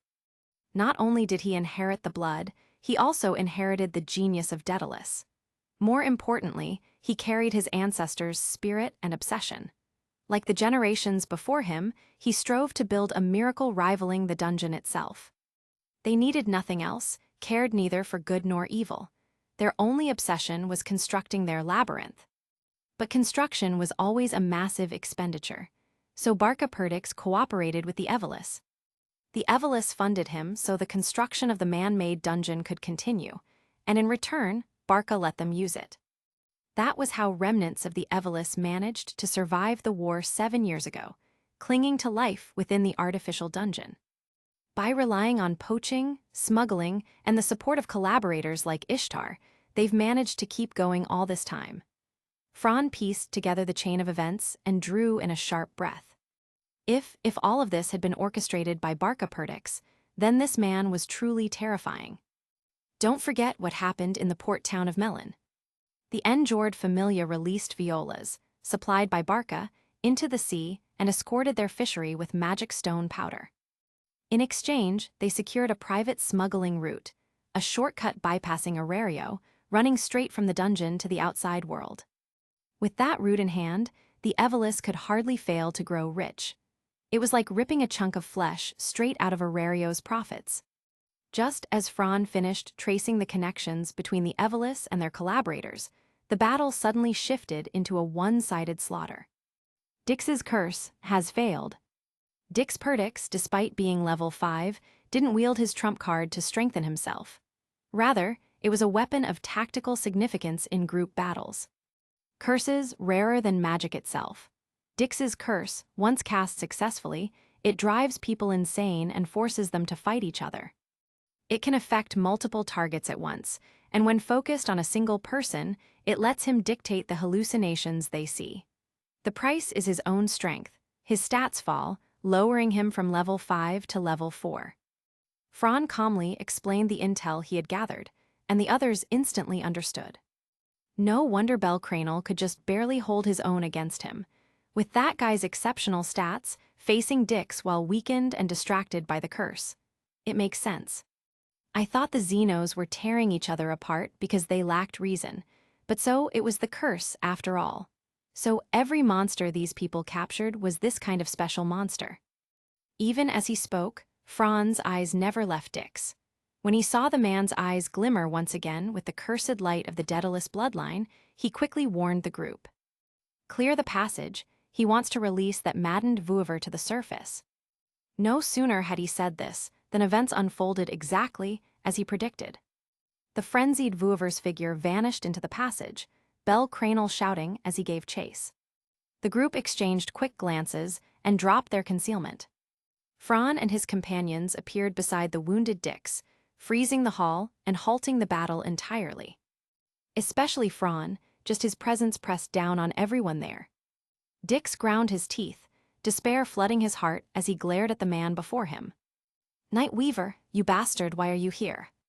According to his information, wasn't the low-key Familia still being run in circles by Barca's schemes up on the surface? How could they have invaded from below? The entrance to the dungeon's middle levels was never exposed, so how? For a moment, Dix couldn't comprehend it. "What's wrong? Me showing up here wasn't in your plan.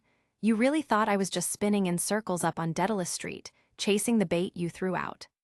Fran sneered, shattering the man's last hopes. "If your Icros Familia hadn't gone this far, we never would have caught your tail." With that, Fran leveled his staff spear at him, ready to strike. "Wait, Fran Argon, don't kill him, leave him alive. The guild will handle this." Fels's urgent cry echoed through the hall. "We can negotiate later, about concealing information on these monsters, and about compensation for the losses our Familia suffered." "As you wish." Couldn't Fran at least help with stop Dix from removing her magic stone? Instead, he just stood by and watched everything, and even asked the others to stand aside and watch the fight. Couldn't he come out and defeat Dix earlier? Why come out after everything is over? Isn't he a level 6 who can fight above his levels? Just because you don't want to change the storyline does not mean you can't intervene in some events. Just see, maybe in the next few chaps, he'll tell Belle, "See, told you being a hero is not easy." And he'll definitely involve himself in the fight with Asterius. He won't stand aside there. Not joining in some events and acting in some others, even when he is strong enough, is just bullshit. Who else is there in the Evelus that he is scared of? He could just go and defeat the demi-spirits now to stop the ritual. He is strong enough to do that, even solo them alone. And about Ein, he can also handle her easily, as he is stronger than Otter. Chapter 341, Asterius, the Minotaur Tilda. Gnosis. The rescued Xenos, freed by their fellow kind, gathered together with the armed group led by Reed and Gross, their faces grim and fearful, eyes locked tightly on that man as though facing a mortal enemy. Switching perspective, it revealed the adventurer known as the Night Weaver, sitting spotless and unruffled on the back of the man he had knocked unconscious. Just looking at Dix's state, his goggles shattered into pieces, blood covering his head and half his face swollen, was enough. This sight, seen by Ryu, Isfi, and Aisha, made them glance at the yawning man and smile wryly. "Ahem, Mr. Fran, while this outcome is satisfying, couldn't you have held back a little? Otherwise, questioning him later will be much more troublesome." Fels stood in front of the Xenos group, helping steady them, though his tone carried a hint of helplessness. After all, Dix was still a LV5. To be beaten to such a state, coupled with his mentality collapsing after being toyed with, meant that trying to extract intel from him was now several times harder thanks to Fran. "Sorry, that wasn't part of my consideration. As long as the results meet our deal, that's good enough." Saying so, Fran cast his eyes, whether intentionally or not, toward the Xenos, making them all shudder in unison. This man was simply terrifying. Even a veteran LV5 adventurer like Dix had been rendered helpless before him. To last 3 moves against him wasn't survival at all, but merely the man toying with his prey. Do not provoke him, absolutely never provoke him. This man was a devil. At that moment, the man sighed, spread his hands, tilted his head innocently, and said in an exasperated tone, "There's nothing I can do, dear Mr. Fels. You must understand, stepping on an ant without killing it is a terribly difficult thing. I hope you'll consider my perspective too. What kind of bragging was that? It wasn't just the Xenos and Fells who were stunned. Even Asfi, Rio, and Aisha stared blankly. Their mouths twitched as they turned their faces away in perfect unspoken agreement. We don't know him. Ahem, with matters here settled, the payment you're due will be delivered to you in full afterward. Receiving what he wanted, Fran nodded in satisfaction. In that case, we'll take our leave. This floor's exploration was nearly complete. The three exchanged a glance with the others. Let's go. With a wave of his hand, the four of them instantly vanished before everyone's eyes. Again, that kind of trickery, damn it. Remembering how they had been stalked with that same despicable method, Gross ground his teeth in humiliation. Fells raised his hand to stop him. Enough, Gross. Has that man's strength still not cleared your head? Do you not realize who that was? The famed Night Weaver, a top-class LV-6 adventurer. Known as invincible among his tier, capable of fighting above his level, a powerhouse. In all of Orario, there isn't a single faction that dares deny him face, not even Freya Familia or the Guild. Do you understand? HMPH, he's just a LV-6. We still have Asterius. At those words, Reed's eyes went blank. Wait, before we launch the invasion, did we ever actually notify Asterius? The entire hall sank into a suffocating silence. Is now really the time to be worrying about that? What about Ween? Yes, Ween. Startled, everyone snapped to attention and quickly rushed into the tunnel Dix had opened leading toward the surface. After leaving the hall, Fran and his group began mapping and concluding their findings, using the hall as their starting point. With Asfi's invisibility mask, they easily slipped past the dungeon surveillance. After all, the violas couldn't track by scent or sound. If they could, Fran would have simply conceded defeat. 30 minutes later, the group returned once more to the 18th floor. Is it done? The map's here. Good, this intel wasn't easy to obtain. From here, starting at the 18th floor, we'll conduct a reverse search of the middle and upper levels, a full carpet sweep. If the 18th floor has an entrance to Gnosis, then I don't believe there aren't others on different floors. Those bastards built it from the surface downward, generation after generation. He's sure to have left himself other escape routes.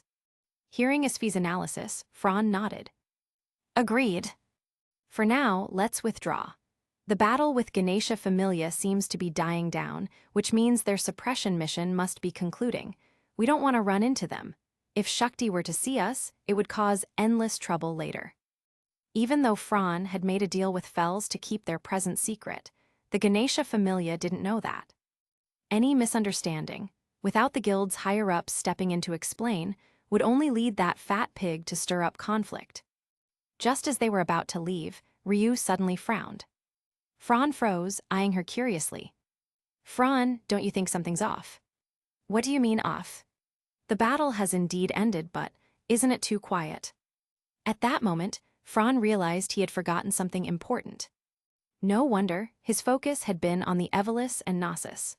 On top of that, with the passage of time, his memories of his past life had started to fade in and out, leaving him unable to recall some crucial details. But piecing together the time, place, people, and events, Fran's heart lurched. Shit. Moved. Fran immediately sprinted toward the Ganesha Familia's battlefield. Lightning flashed in his mind as he remembered, the other key figure in this incident, besides Belle Cranel and the Xenos girl Ween. Asterius, the Xenos who shaped Belle's growth and became his destined rival. With latent potential at the very peak of LV-7, he had long honed himself in the deepest floors of the dungeon. If not for his lack of technique and experience, almost like a newborn child, then with his LV-7 potential and racial talent. The thought barely formed when Fran and his group arrived like the wind at the battlefield of Ganesha Familia. What greeted them was the sight of countless adventurers lying across the ground, battered and broken. Shakti. Chapter 342. Eyes, Fran, capture it alive. In the forest, strange plants and flourishing trees moved on their own without a breeze. Fran, Ryu, Isfi, and Aisha quickly crossed through it, and then their visions suddenly opened up. This is... Sure enough, before their eyes were the members of the Ganesha Familia, who just a few hours ago had been brimming with vigor and confidence, now lying scattered across the ground in pools of blood. One look at their battered and broken armor was enough to tell that a brutal tragedy had just taken place here. Shakti. Not far ahead, the blue-haired human female adventurer lay face down, eyes shut tight. Compared to the others, her condition was somewhat better. At least there were no obvious external injuries, but she was unconscious. Clearly, she had taken a heavy blunt strike from armed force, knocking her out instantly. With their captain down, the subordinates she brought naturally could not escape their fate either, their bodies now strewn about in disarray. Isfi's eyes widened. She hurried over to Shakti, knelt on one knee, and placed her finger under the woman's nose to check her breathing. Feeling the faint airflow, she finally let out a small sigh of relief. Shakti taken out like this, it's unbelievable. Ryu and Aisha circled the battlefield once before regrouping with Fran, their expressions darkening. To knock out Shakti, a top-ranked level 5, judging from her injuries, she must not have even had a chance to fight back. Otherwise, there would have been traces of battle on her body. Isfi's reminder rang true. The others also noticed Shakti's condition. She was struck bluntly on the forehead. It was a head-on clash. At Fran's words, the atmosphere instantly grew heavy. If even Shakti, the strongest of the level 5s, was defeated, then the three of you definitely aren't a match for whoever did this. Leave the pursuit to me. The three of you stay here and guard the Ganesha Familia members. Once they wake up, leave. Remember, don't let them see you. We snuck into the dungeon against orders. Be careful, Fran. Seeing their worried faces, Fran gave a confident smile. Relax. Even if the opponent is a level 7, I can hold them off for a bit, exchange a few blows. At the very least, if I want to run, they won't be able to stop me. With that, he turned and vanished down the dim passage. The three of them placed complete trust in him. Because they knew, when Fran said exchange a few blows or hold off for a bit, it was just modesty. This man was invincible among his peers, a monster who could even fight across tiers. Darkness blurred past on both sides, retreating rapidly. With an invisibility mask on his face, Fran's figure streaked swiftly through the passages of the man-made dungeon, Gnosis. His speed twisted the light around him, making him look like a ghost of the darkness. Blasting past the 18th floor's great hall without pause, he dove straight into the hidden passage Dix had opened toward the surface. The smell of blood, human, even without superhuman senses, the pungent stench was unmistakable. Not far ahead, his peripheral vision caught a winding bloodstain smeared across the right wall, stretching forward endlessly until it disappeared from sight. Looks like Fels's kindness was wasted. Under that guy's berserk state, the Ikaros Familia probably met a miserable end. He muttered to himself with a sly smile at the thought of their fate. Did anyone really think Fran was a good person? No, soft-hearted people could never be adventurers, much less top-class ones. Beyond strength, what an adventurer first needed was the resolve to strike without hesitation. A mindset like his former life, weak, powerless, unable to even wring a chicken's neck, could never survive in this world, in Orario, or in the dungeon. That was why, as a rookie adventurer, Fran had needed time to adapt. Rumble. Estimating the distance he had covered and the height he had climbed, Fran soon caught faint sounds of battle and destruction ahead. He knew he was close to the exit. Sure enough, after another three-way junction, light appeared at the end of the tunnel. Clang, clang, clang. Dang, dang, dang. Bursting out from the hidden passage, emerging from the buildings used as cover, what met his eyes was a jet-black Minotaur warrior, clashing weapons fiercely with Bete and the Amazonas sisters. From the corner of his eye, Fran caught a glimpse of a white-haired back disappearing around a corner. He raised his gaze slightly to the rooftop of a building across the street. Well, Finn, Reveria, Gareth, and Eyes. Standing atop the rooftop, lying in wait on Daedalus Street, were none other than the 4 members of the Loki Familia. Not a weakling among them, everyone was level 6. Their presence suppressed the chaos in the street, bringing an overwhelming sense of pressure and security. And after the Bell Cranel and rampaging Vuiver incident, the gathered residents and adventurers dared to poke their heads out, joining the crowd of onlookers. Sfran, you came out of there too. What happened? It's a long story. Maybe we should discuss it after, dealing with this situation first. None of the people present were weak. They all clearly saw the Minotaur's terrifying potential. Level 7, is it? Finn leaned on his spear, casting a glance at the blonde girl at his side, who was itching to join the fray, then at the direction where the white-haired boy and Vuiver had vanished. His expression turned thoughtful. Looks like things are about to get even more troublesome. Haha, Loki's premonition was right, so there's still more to come, huh? Gareth stroked his proud beard and laughed heartily. Hey, you two, Beta and Tiona are about to lose. Reveria's brow furrowed as she snapped a warning. Don't worry, we're here to hold the line. Besides, something about this seems off. I'll need to investigate. Boom, boom, boom. But the sound of 3 bodies slamming into buildings snapped Finn out of his thoughts.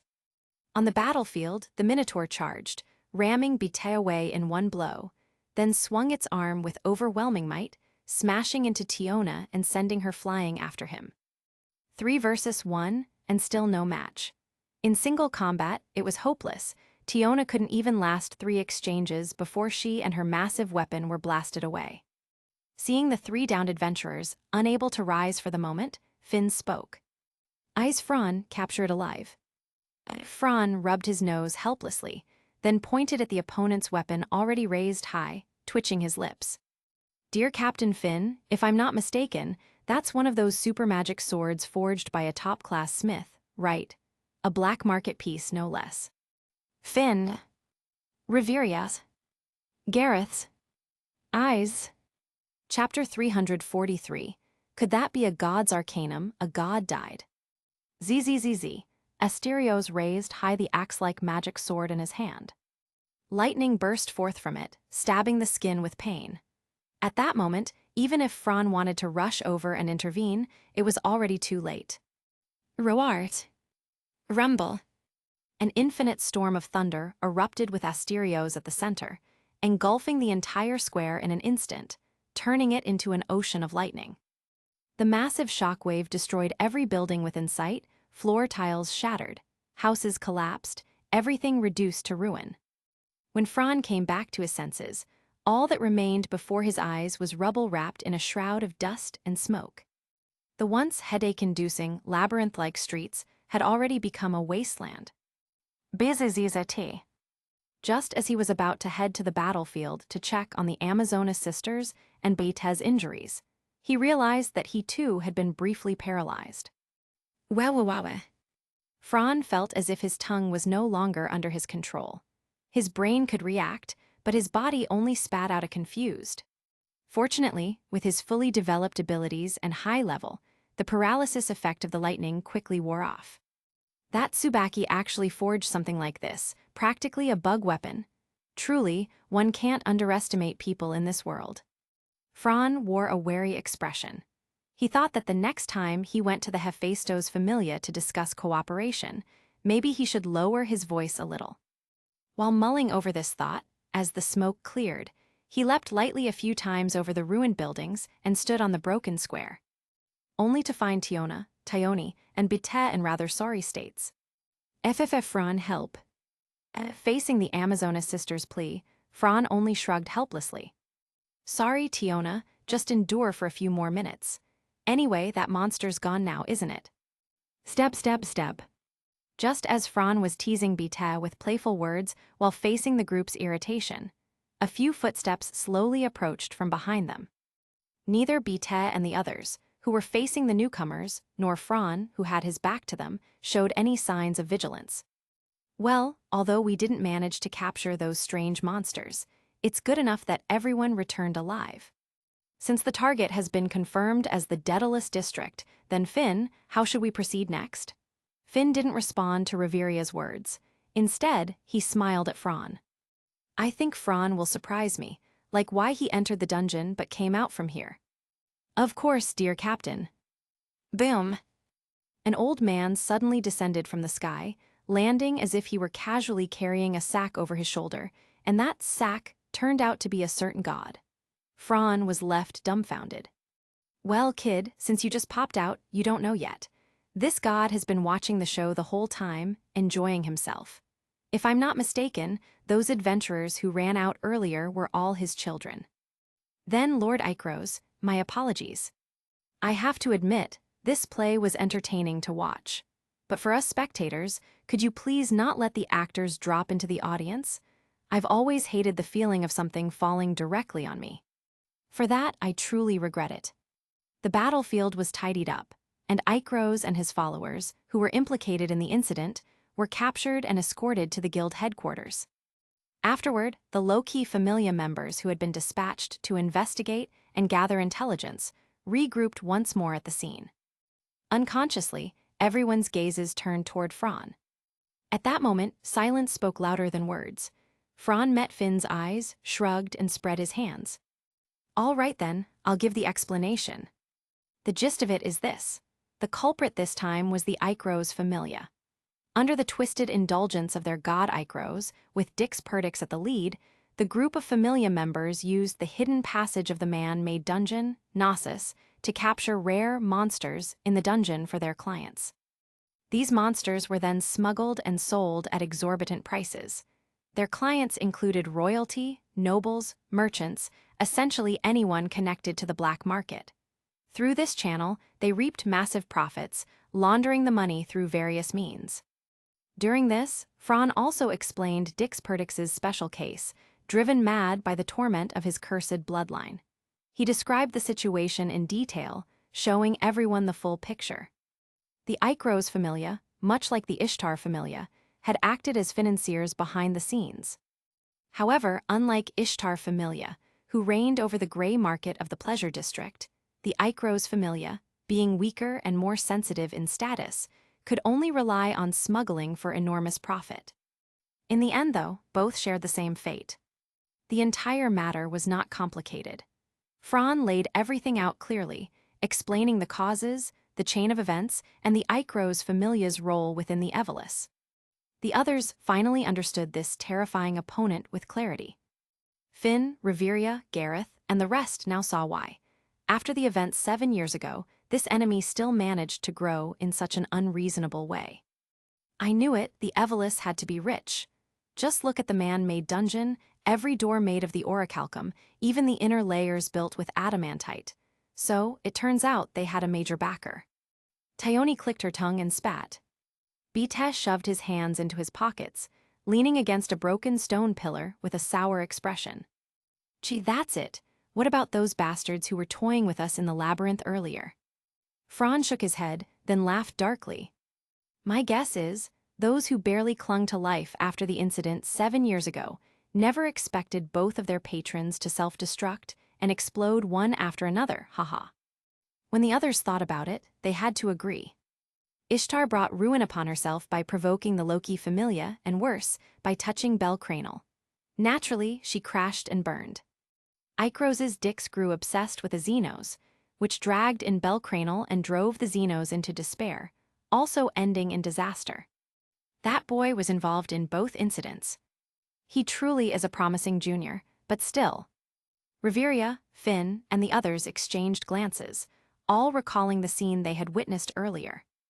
Wait, where is that white-haired boy? Didn't he chase after that Vuover? Could something have happened to him? Hey, look over there, what's that? A few streets away from where the Loki Familia had gathered, a massive pillar of light shot up to the sky, piercing the heavens and earth. Could that be a god's arcanum? A god died. Everyone was dumbfounded. But the magicians among them shook their heads. No, that's not the power of a god, that is magic. At this, Reveria gripped her staff, lifted her head toward the sky, her expression grave. It's magic, definitely magic. It doesn't have the divine aura of arcanum. Chapter 344. You so-called God-seeking joy are truly hopeless.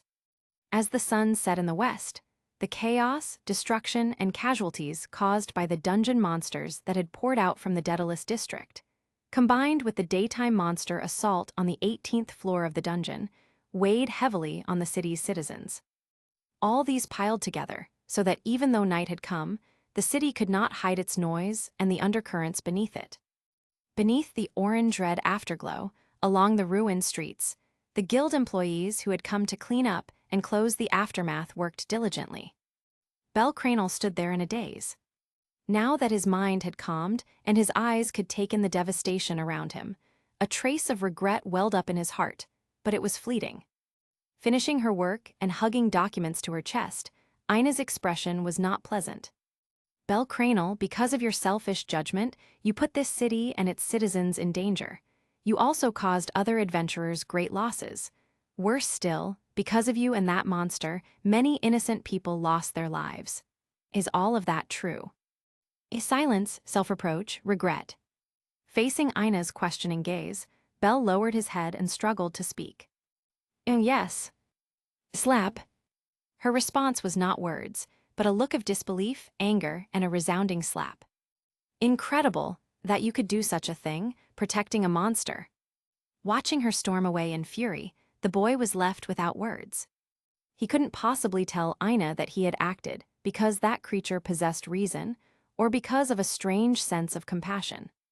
Or perhaps, simply because this was a world where appearances decided everything. From the rooftop of a distant building, his cloak whipping in the wind, Fran thought the whole situation was a bit absurd. And why was he here? Because the low-key familia had already caught the enemy's trail. Naturally, they could not let go so easily.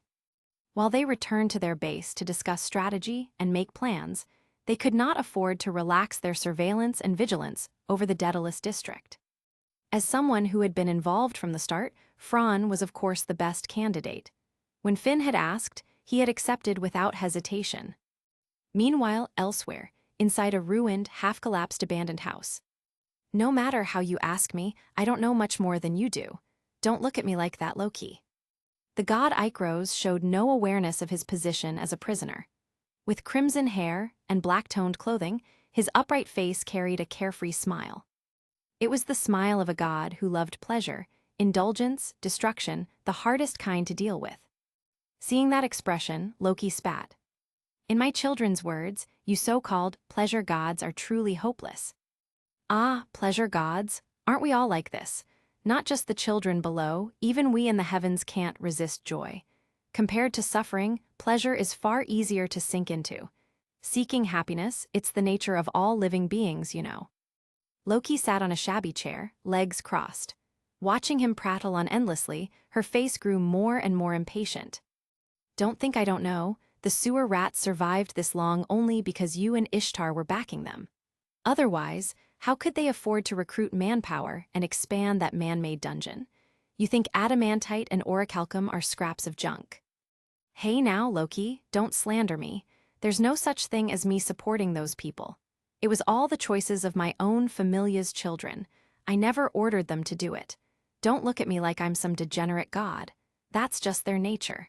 Even if I were exiled back to heaven, they'd just find another god to follow and keep doing the same thing. Seeing Icrose look so carefree, Loki and Finn exchanged glances. They knew they wouldn't be getting much intel.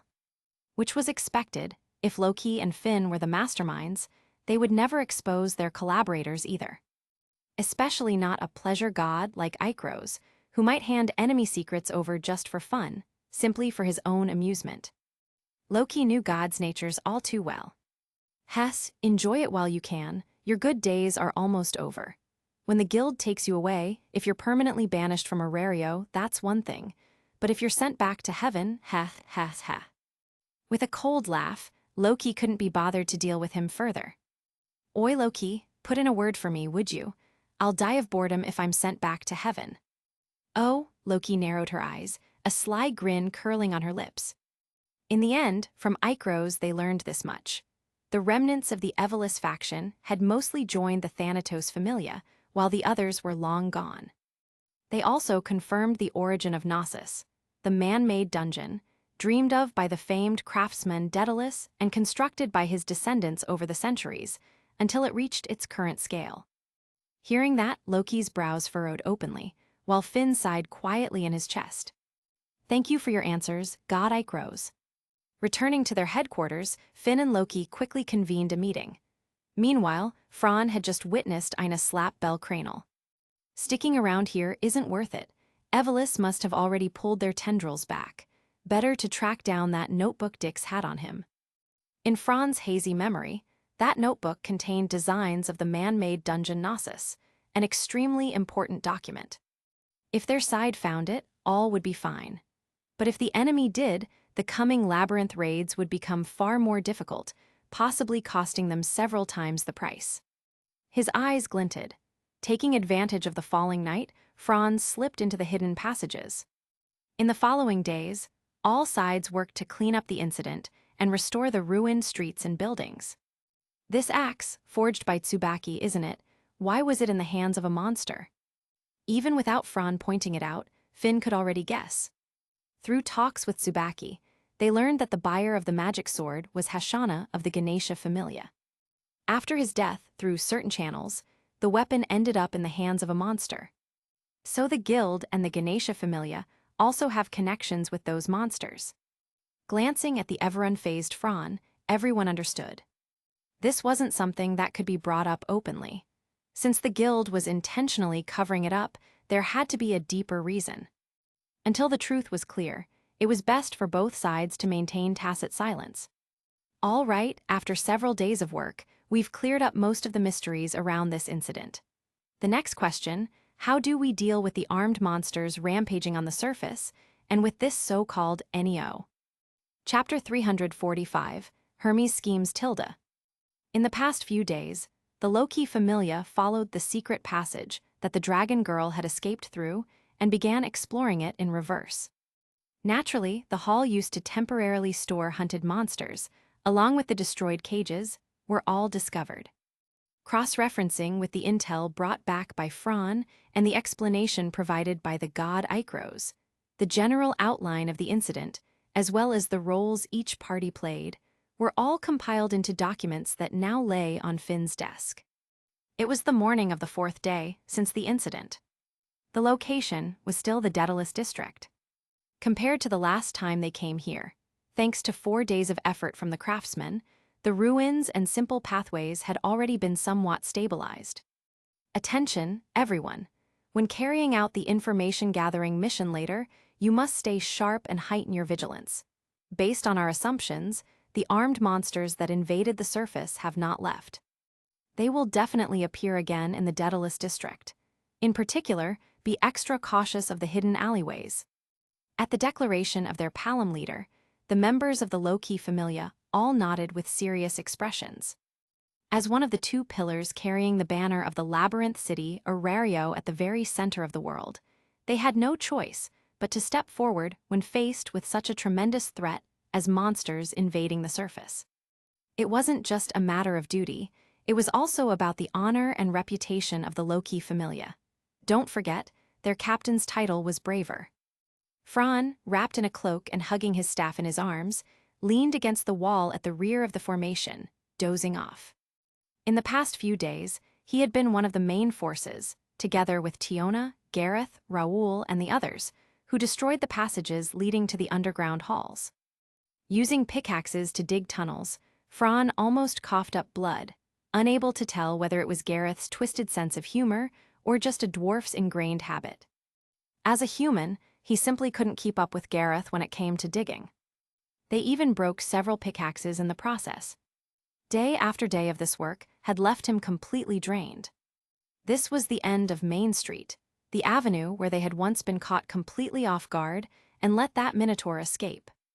Many buildings had been reduced to rubble by magic swords, collapsing while burning, leaving ruins now crowded with guild workers carrying out repairs and members of the Loki Familia rushing around. In this environment, Fran dozed off in a daze. Fran, over there. Out of nowhere, the golden-haired, golden-eyed girl poked his arm with her usual blank look. What is it, eyes? There, over there. Rubbing his sleepy eyes, Fran looked in the direction eyes pointed. At first glance, there was nothing unusual, just the usual movement of people among the wreckage. But upon closer inspection, he finally woke up a little. I see, so that's how it is. All adventurers are the same, their noses this sharp. The guild's so-called information blockade, what a joke. At Fran's sarcastic remark, Lefia's face broke, and she stifled a laugh. In fact, if one were to look from above, one would see that it wasn't just their street. Other parts of the Daedalus district were the same. Adventurers could be seen everywhere, moving cautiously, and whenever they encountered residents, they would immediately start asking for information. Alicia rested her hand on her sword hilt as she stood together with Lefia. So, other adventurers have also noticed there's something in the Daedalus district. If you told me they just happened to wander here by coincidence, I wouldn't buy it. No, someone must have guided them here. If not coincidence, then another possibility remains: orders from the gods.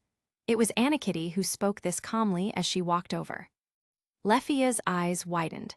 Those armed monsters weren't something to be trifled with. Leaving aside their hidden potential, their ability to wield weapons and techniques put them far beyond what LV1 or LV2 adventurers could handle. Hesitating, she asked in a weak voice, Is it really okay to just leave it like this? Fran narrowed his eyes, roughly ruffling her chestnut hair, earning an indignant glare in return. What are you worrying for? These guys are just following the scent of money. As long as they don't know about the Gnosis, it doesn't matter. In fact, our low-key familia doesn't have enough manpower to block off the entire district by ourselves. Their arrival couldn't be more timely. Still, their presence here will make the residents uneasy. If this spreads, it could become a serious problem. At her words, Fran fell silent in thought. His eyes flicked toward the guild workers mingling among the adventurers, residents, and low-key familia members, raising a brow. According to Finn's arrangement this time, the Daedalus district will be our battlefield with the enemy. To avoid involving the civilians, the guild workers are the ones responsible for guiding evacuations and calming the residents. As for us, the low-key familia, our job is only to take care of the monsters. Following Fran's gaze, the others also came to the same realization. Yes, guiding and evacuating residents was something the guild was far more suited for. As Orario's administrators, they had both the expertise and resources to handle such matters.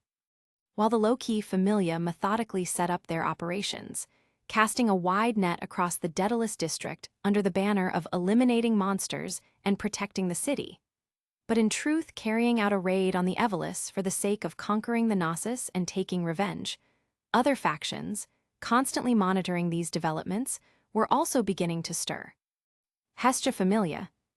At their home, the Eastern girl Yamato Mikoto, formerly of the Take-Mikazuchi familia and known as Absolute Latin Cross Shadow, lifted a curtain slightly, her face grave as she observed for some time before quickly hurrying to the first-floor hall. There, almost the entire familia was gathered. Lady Hestia, the ones who were monitoring us outside the mansion, many of them have pulled back. Hestia hesitated, thinking for a moment. They pulled back, but not completely. They left behind a few sentries. Is that the situation?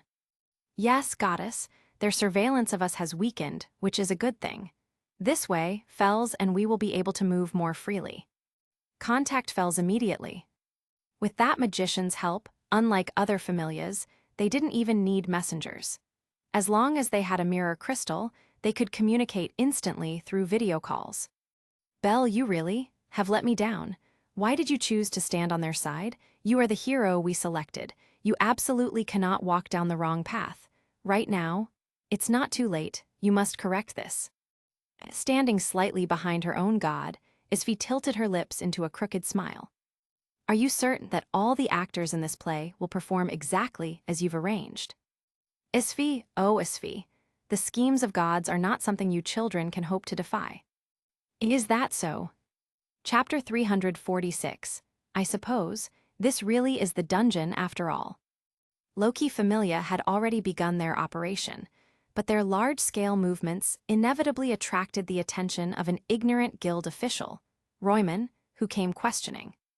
The situation grew so unusual that this so-called noble pig even showed up in person. Finn, I'm warning you, right now, you must immediately withdraw from Daedalus Street. I don't care what tricks you're pulling here, but you've already seriously disrupted the daily lives of the city's residents. And don't you dare spout nonsense about monsters invading the surface. That's such a ridiculous joke, it makes me want to laugh out loud. That kind of thing could never happen. If it did, the Ganesha Familia, as the city guard, would certainly have reported it to me.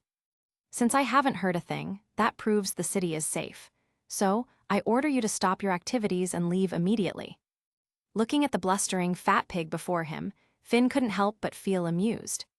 If not for the intelligence Fran had brought back proving that the Ganesha Familia and the guild's backer Aranos were working together, deliberately concealing information about the Xenos, Finn might really have been intimidated by Royman. But after thinking it through, he realized, even as the guild's figurehead chairman, Royman didn't have the authority to know those deeper secrets. With that, Finn relaxed. After all, Fran's intel revealed that those Xenos possessed reason. Such a truth could shake the entire world and obviously touched upon far deeper secrets. Hee, Royman, you wouldn't want to lose your chairman's seat and return home to farm, would you? That decadent, indulgent lifestyle of yours would be gone in an instant. If you don't want that, then you'd better not get in our way. Perhaps you could go and beg your great god Aranos for help instead. What did you say, you despicable little Palom? You dare threaten me. But the only reply was Finn's infuriating smile. In the end, faced with the overbearing low-key Familia, Royman, who had been kept in the dark, could only retreat back to the guild headquarters with his tail between his legs. Soon after, employees passing through or coming to the chairman's office to report work were all surprised to find their usually respected chairman in a dazed, muddle-headed state, his eyes vacant, his face utterly bewildered. For a time, it became a running joke within the guild. Clearly, Royman wasn't well liked inside the guild. In fact, most of the great familias didn't care for him either, this man who devoured everything without leaving even bones and spoke only of profit. The low-key familia's command post was set up on the rooftop of a tall building. As the familia's brain, occupying the high ground allowed them to oversee all directions, listen for reports, and issue orders quickly via signals, swift communication was critical. Thus, one of the few tall buildings in Daedalus Street had been requisitioned. At this moment, only Finn was present. The other two of the three, Reveria and Gareth, were elsewhere. Reveria led the elf mages, guarding the breached mid-level tunnel and sealing nearby entrances to the underground waterways in cooperation with other squads. The dwarf, on the other hand, was positioned at the opposite end of Reveria's line. There, they had discovered the second and third exits. As a frontline warrior, Gareth was stationed to prevent enemy diversions and sudden strikes. Are these deployments really sufficient? With your intelligence, surely you don't think the enemy is just monsters. Perhaps we'll be facing not only the Evelus faction and the Xenos, but other enemies as well. Fran felt little concern about this campaign. Their fighting power wasn't even on the same scale. Even if surprises appeared, with him holding the line, the risk was minimal. The only worry was if something occurred beyond their foresight. Of course, we know what kind of beings those Xenos are, don't we? Bel Cranel choosing to stand with them doesn't surprise me, but we are the low-key familia. We bear the duty of exterminating monsters, whether they possess reason or not. Finn's eyes gazed deeply at the Night City. Clearly, after much thought, Finn had already made his decision. Seeing the answer in Finn's look, Fran only shrugged and smiled indifferently. Hero, what does that even mean? As long as his own and his companions' interests were protected, he would use any means necessary. That was the kind of man he was. He had never believed in the ideals of saints or hypocrites. Report, Captain. In the city's underground waterways from the north to the northwest, there have been frequent monster sightings. And, according to reports, adventurers who encountered them were all driven back. What should we do? Do we need to send reinforcements? Taking his eyes off the messenger, Finn exchanged a glance with Fran. Both caught a flicker of amusement in each other's eyes. No need, such an obvious bait. Are they really fishing with a straight hook, or do they underestimate the low-key familia that much? If we march from the southeast corner of the city all the way to the opposite northwest district, then their aim is clearly to lure us into abandoning our current position. Yes, understood, Captain. After the messenger departed, Finn turned to Fran. You should go meet the key figure in this incident. I've heard that the Hestia Familia has begun to act too. Aside from Bell Cranel coming here alone, none of their other members have been seen. All right. Fran nodded. He, too, wanted to see if Finn, who knew the entire truth of the matter, decided to slaughter the Xenos, then as someone who pursued heroism as his life's goal, what would Bell's answer be? Watching Fran's figure descend from the rooftop, Finn couldn't help but let out a bitter smile. To harbor emotions, not just instinct but intelligence, for monsters to possess a heart like humans, what an absurd abnormality. I suppose this really is the dungeon after all. Yes, after discussions between Loki Familia's top three, Loki herself, and Fran, they reached this final conclusion, one absurd to both gods and men alike. The Xenos were an abnormal phenomenon of the dungeon itself. This was not a trial of mere strength and willpower, but of ideals and of the heart. As adventurers sworn as mortal enemies of monsters, would they still raise their blades against the Xenos? But the dungeon did not know. This world had someone like Fran, who possessed a unique perspective and his own worldview and values. Rational monsters, such a thing could never test Fran's heart. Chapter 347. The two of them were complete different types of people. The night in Orario was like a jet-black curtain falling over the city, with thick, heavy clouds appropriately shrouding the bright moon and starlight. In such weather, in the Daedalus district, where magic stone lamps had not spread, even adventurers walking alone might unknowingly find themselves lost in a labyrinth. Step, step, step. Bell Cranel's heart was restless, yet in his eyes flickered a trace of resolve. Clearly, he had already made up his mind to help the Xenos. As he walked, a vague figure stood at the end of the dark street, on the stone bridge. At this time, at this place, Bell couldn't imagine who would be loitering here so meaninglessly. That left only one answer. This person was not here by chance. They were here waiting for him. Thinking of his familia's plan, he clenched his teeth and pressed on, until the man's face came clearly into view. Bell. From above, Fran gazed down at the 14-year-old boy before him, sighing involuntarily. This youth, watched over by the gods, pushed onto the world's stage, beginning his performance under countless eyes. Fran sighed inwardly. He knew all too well, the two of them were complete different tippers of people. Compared to offering a grand performance before an audience, he preferred to remain hidden in the shadows, observing everything, intervening only when necessary. You shouldn't have come here, Bell Cranel. No need for me to spell it out, you and I both understand. As your senior, and as someone who knows the truth, I can only give you this advice. The world is never purely black or white, nor a simple play of heroes and villains. The world is gray. What is justice? What is evil? To define it all in absolutes is difficult. Do you understand what I mean? It was hard for the boy to understand. Why, when Fran knew the truth, would he not help the Xenos? Why act so cold, so unfeeling? Wasn't helping others supposed to be a virtue? He couldn't comprehend it, so he asked. You clearly know. They're different from other monsters. They have emotions, intelligence, reason, just like us humans. They can laugh, talk, communicate. Reaching the surface, that's their wish, so why must they be stopped? Fran blinked in surprise, staring at Bell Cranel for a long moment before letting out a helpless laugh and shaking his head. So this is the so-called saintly attribute that every legendary hero protagonist must have. That classic, protagonist-like speech. Thinking again, with such innocence and sincerity, combined with the guidance and influence of a godly grandfather who idolized heroes, reaching this level of naivety was understandable. No wonder Freya spoke of his soul as so dazzling, so pure. In comparison, his own worldview, his vision, his knowledge, and his grasp of the complex relations between individuals and races were fundamentally different. Finally, a phrase came to Fell's mind: the ignorant know no fear. The boy knew nothing, only what lay on the surface. Monsters and humans were mortal enemies, and between them, how would the Xenos be treated? Once adventurers discovered their existence, what would they feel? Confusion, perhaps disgust. The swords meant to slay monsters would grow dull. And then, faced with monsters again, adventurers would falter, be struck down, defeated. If this happened on a large enough scale, the world would tremble. Their existence could escalate the conflict, perhaps even trigger a return to chaos.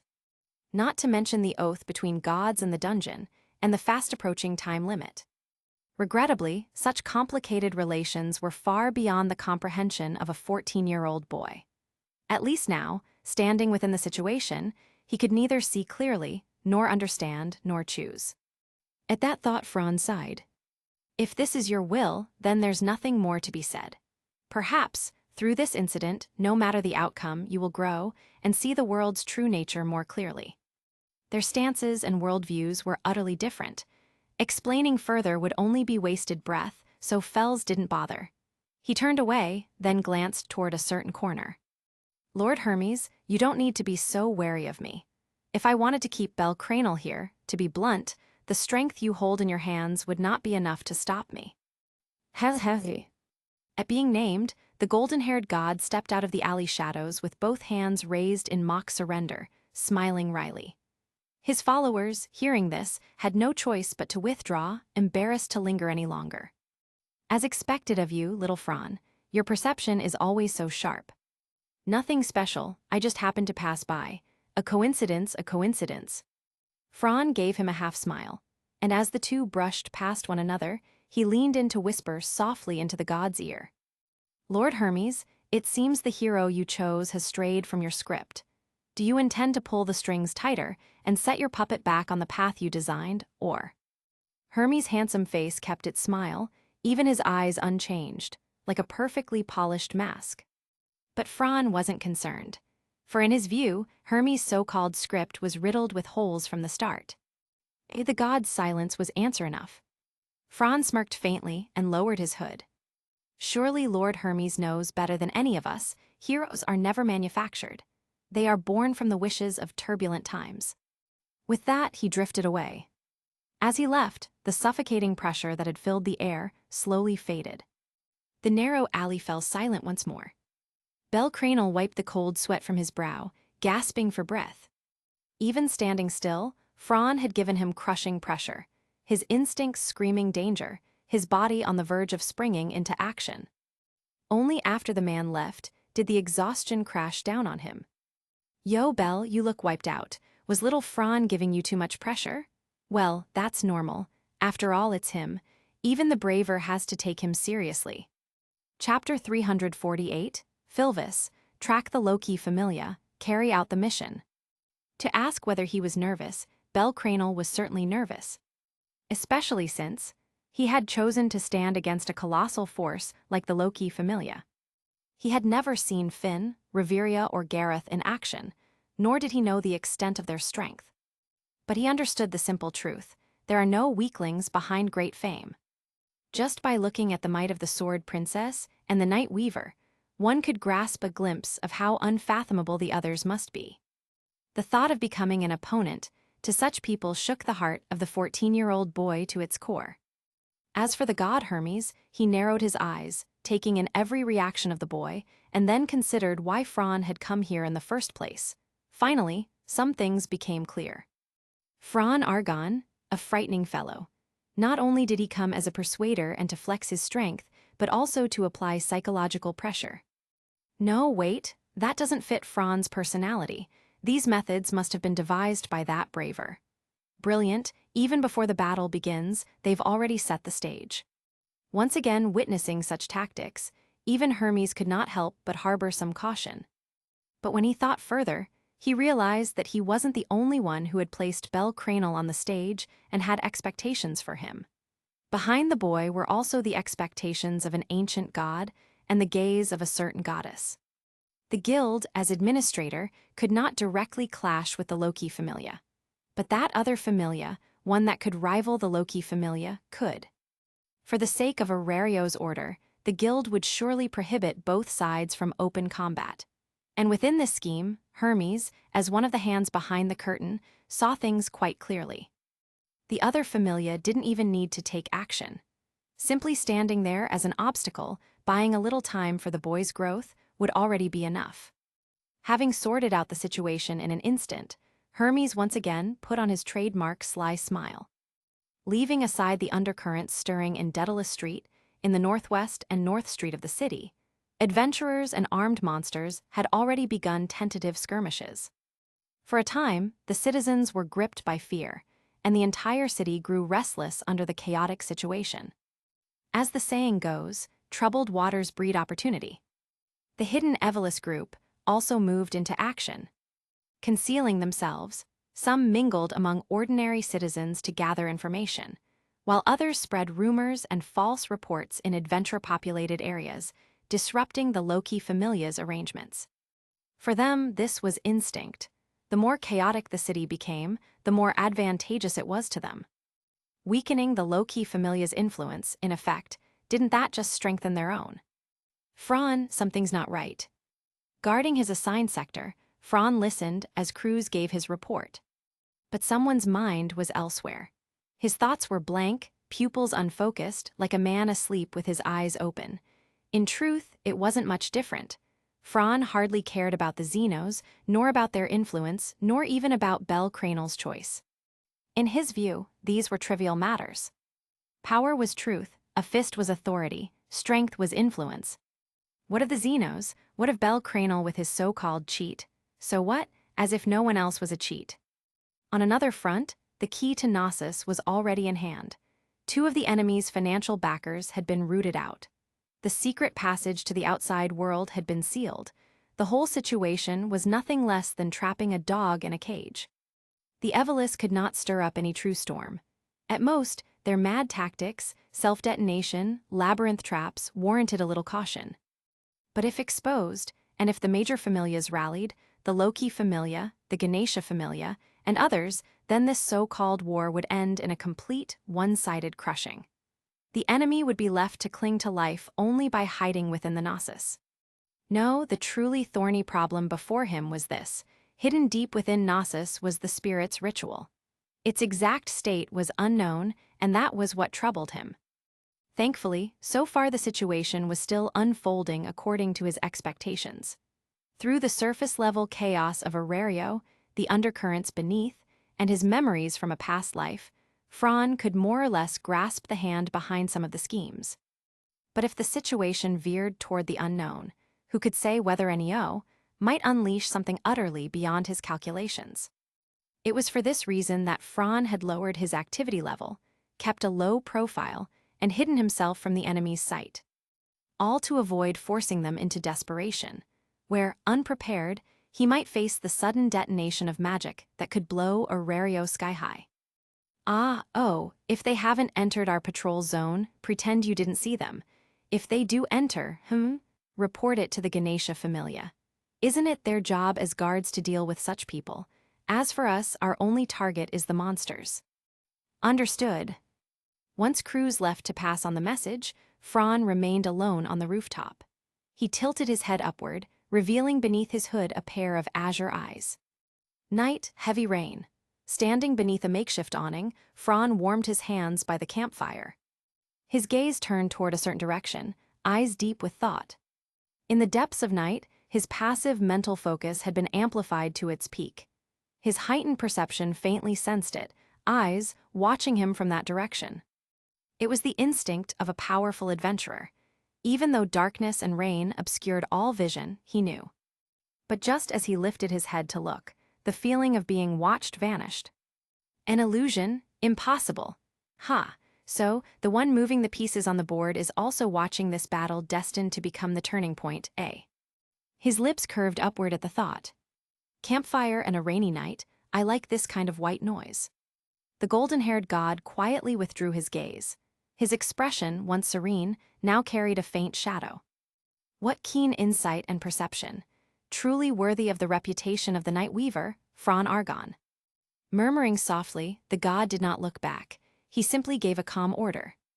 Filvis, track the Loki familia, carry out the mission. Yes, Lord Dionysus. Rational monsters, The intelligence you bring really is fresh. Indeed, that's the very fuse to ignite this incident. A truth deliberately hidden from most, known only to a few. Chapter 349, A Leisure Camping Tilda. At the very top of the Tower of Babel, standing tall at the center of the labyrinth city Orario, 2 gods were engaged in a conversation that was anything but equal. The reason for such an imbalance was not complicated. The difference in strength and influence between their familias was incomparable.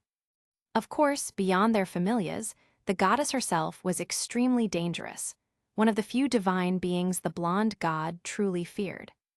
It could only be said that, after suffering too many beatings in the heavens, an instinct had formed within him, one almost indistinguishable from Stockholm Syndrome. Inside the grand hall of the castle where goddess Freya resided, the blonde god removed his hat, bowed slightly, and offered the formal greeting of lowering his hat brim. Freya gracefully reclined with a wine glass in hand, taking the goblet offered by her loyal Boorman servant. With eyes full of amusement, she sized up the god before her, one she distrusted and detested. "So then, you bring me such classified intelligence. What do you intend to do with it? You are hardly as pure and righteous as Artemis, are you?" The corner of the blonde god's eye twitched ever so slightly. That name stirred up grayish memories he would rather not recall. "I know my own nature all too well. Please don't mock me, Lady Freya. As for this matter, I'm only somewhat worried about Belle's current situation. Especially since before I arrived here, Loki's familia had already moved against him." The goddess's eyes narrowed. The playful smile faded from her refined face, replaced instead with a chill like ice. "Hermes, surely you don't wish to be expelled from this city forever, or end up like Ishtar, do you? Has it really been so long since the war with the Ishtar familia? Have you already forgotten what you did to me then? Or is your memory failing you after living too long? Do you need me to remind you?" Hermes's expression froze. He quickly waved his hands in panic. "You know very well that was only out of necessity. I stumbled into it by accident back then. Surely you can forgive me just a little." "Hathy." Taking a deep breath, Hermes swiftly shifted the topic. "I've tried my best to mediate, but you know Loki's familia. They won't compromise. Wouldn't it be possible for you to lend me a hand? This affair could ruin Belkun. Surely even you wouldn't want that rare, dazzling white radiance to be extinguished because of some petty scheming." Yes, he knew full well. This was the heaviest bargaining chip of all. He understood. Freya's affection for Belle had long since grown into something unquenchable. Deep down, Hermes even suspected. If the time came, would this obsessive goddess go so far as to enchant the entire city just to possess that boy? Precisely for this reason, the current situation was not a development Freya desired. Thinking this, the blonde god stole a glance at Freya. He caught sight of her blank expression, her hand absent-mindedly swirling the wine in her glass, and the corners of his lips curled upward in satisfaction. But he did not realize Freya had already seen through every calculation in his heart. The final act of this scene, a hero's return, is it? "Just as you say." Then Freya smiled, a dazzling, radiant smile she almost never revealed. Hermes's heart skipped a beat, his face twitched violently. With a bitter laugh, the god raised both hands in surrender. No excuses, no apologies, no defense. Only these words. "Then please watch closely, the hero's reversal play." With that, he bowed, put on his hat, and turned to leave the hall. Freya remained smiling as she gazed at the slowly closing doors, watching Hermes vanish from sight, before softly speaking. "Self-righteous scheming, thinking you know all, yet in the end, don't get caught in someone else's trap. Hehehe." Her loyal servant, Otter, lowered his head in thought. "Do you mean, by you, lady?" The goddess rose, stepping toward the vast floor-to-ceiling windows. She gazed southwest, toward the Daedalus district, which was descending further into chaos. She took a sip of her treasured wine, crimson lips curving upward. "Not by me, by that child." As for who exactly, Freya did not say. Otter stood silently behind her, heavy pressure filling the room. Beyond the seamless wide windows, the black-gray sky stretched endlessly, shrouded in thick clouds. She stared into the darkness, the sky still veiled in rain and storm. "God created heroes, or whatever they're called. After all these years, I'm bored of them. Boring gods, boring people, I want no part of that." Her words carried hidden meaning, pointed and sharp. Then she chuckled sweetly, tilting her head slightly, brushing a strand of silver hair back behind her ear as if lifting dew with her fingers. "Unmoving windmills, old rotten, And now the opportunity to break this stagnant lower world has finally come. An irregular hero, even the gods would betray. Let me see. Will you be but a fleeting meteor, or? With the goddesses' whisper, their figures slowly melted into the darkness and vanished completely. Surveillance point. Fran removed his gloves and sat down on a supply crate, warming himself by a campfire against the cold autumn rain. Looking closely, a rack had even been set over the fire, with skewers of vegetables, fruit, and beef roasting together. More extravagantly, there were even 2 bottles of mead placed beside him. This wasn't a mission at all. Fran had turned it into a leisurely camping trip. SSSHHH. Crackle.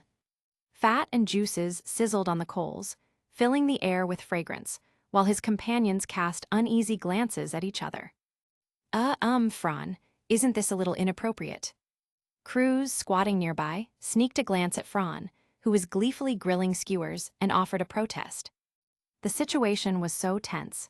If they behaved like this, surely other familias would resent them. But Fran, relaxed and carefree, couldn't be bothered.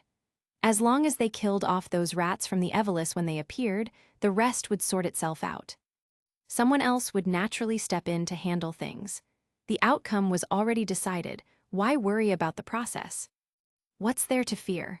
I'm here to cover you all, so why panic? Not just armed monsters or the Evelys, whatever enemy shows up, so what? Don't you trust my strength? Unable to argue, Cruz was instantly silenced. Just as he was racking his brains for a way to persuade his leader to take things seriously, just in case. Awo! A roar tore through the night sky. The deep, drawn-out howl echoed through every corner of Daedalus Street, reaching even the edge of the city itself. Chapter 350. That's practically a declaration of war. The gentle, pure sound of natural noise was suddenly interrupted by chaotic, making the guards tense up at once. Each of them narrowed their eyes and looked in the direction of the sound. Cruz immediately jumped to his feet, running a few steps to the edge of the rooftop to peer down. Only Fran remained calm as ever, sitting there roasting his skewers like nothing had happened. Fran, we prepare to move. Set up checkpoints at every key route and snipe the enemy. Be especially careful to guard the secret passage door. The other side might have obtained a section of the gate mechanism or even keys from other sources. Yes. At Fran's command, several squads broke off rapidly in groups of 4. SZZT. Picking up a skewer of freshly roasted meat, Fran sprinkled on a handful of seasoning, then took a bite without caring about the heat. Ah, so fragrant. It truly was a world blessed by gods. The crops cultivated by agricultural familia were on another level entirely. Even the meat of monsters tasted better alongside them. Boom! The sound of battle erupted, drawing closer and closer. Clearly, the Xenos had begun a large-scale assault on the defensive zone. Despite the defenders' natural physical prowess and decent intelligence, plus some intentional guidance and unified command from behind the scenes, the lower-ranked followers were being pushed back steadily. Fran knew very well what the main reason was: an overwhelming advantage in communication. With Fell's crystal eye and that live map, in a place like the Daedalus district, a labyrinth battleground, from their command network down to the frontline soldiers, the enemy had achieved absolute dominance. If not for the presence of Finn on their side, this battle might have already been completely one-sided. Report: large numbers of violas discovered at the entrance of the underground waterway, requesting backup.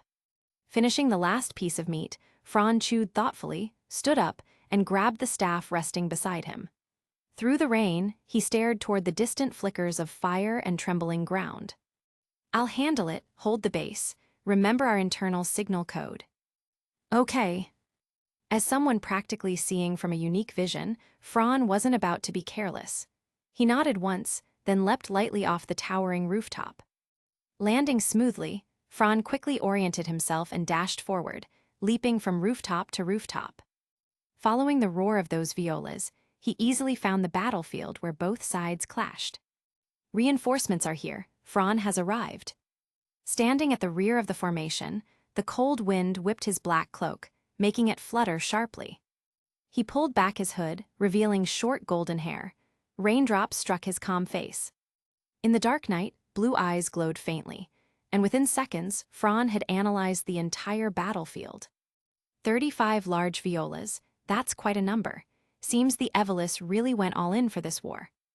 With a scoffing ch, Fran raised his arm, making a few quick hand signals toward the sky, concealed signs of command. The temporary field commander instantly understood. Frontline Titan formation, execute Plan C. At once, the long defensive line began retracting around the center ranks, forming a pocket formation to lure the monsters deeper into the ruined streets below. Harbinger of the end, the white snow, blow with the wind before the twilight.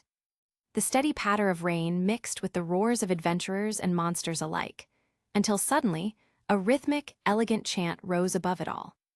A massive white magic circle flared to life beneath Fran's feet, illuminating the entire street. Terrifying magical essence surged toward it, filling the air with crushing pressure. The violas, highly sensitive to magic, froze for a brief moment, then all turned madly toward Fran's position, charging straight at him. No matter how the adventurers struck them, the monsters ignored all pain, focusing solely on their target. But the low-key Familia members had seen this kind of thing before. They instantly shifted tactics. Instead of trying to kill the monsters, they used every trick possible to hinder their movements and slow them down. And for a level 6 archmage like Fran, even a few seconds of delay was all he needed to unleash death. His expression remained steady. The blue light in his eyes flickered, his mind sharpening to its limit as his chanting quickened. Closing light, the freezing land. Blizzard, the 3 severe winters, my name is Alf. Win Fimblevetter. Scatter. At his command, the frontliners immediately retreated from the street. The next second, winter descended. Ice, rain, and frost surged forth. A tidal wave of magic erupted from Fran, freezing everything within sight in an instant. Crack, crack, crack, crack, crack. The ground turned white. Buildings turned white. The monsters turned to crystal. The instant transformation struck everyone with visceral awe. CRRK, CRRK, CRRK. Rain continued to fall onto the frozen world, steaming faintly upon contact with frost. Fran lowered his staff and slowly exhaled a plume of icy breath. Clear the battlefield, shatter them. A glint of cold light flashed in his eyes. Then, turning toward the depths of the darkness, he gave his next calm order. Prepare for the second, larger wave of assault.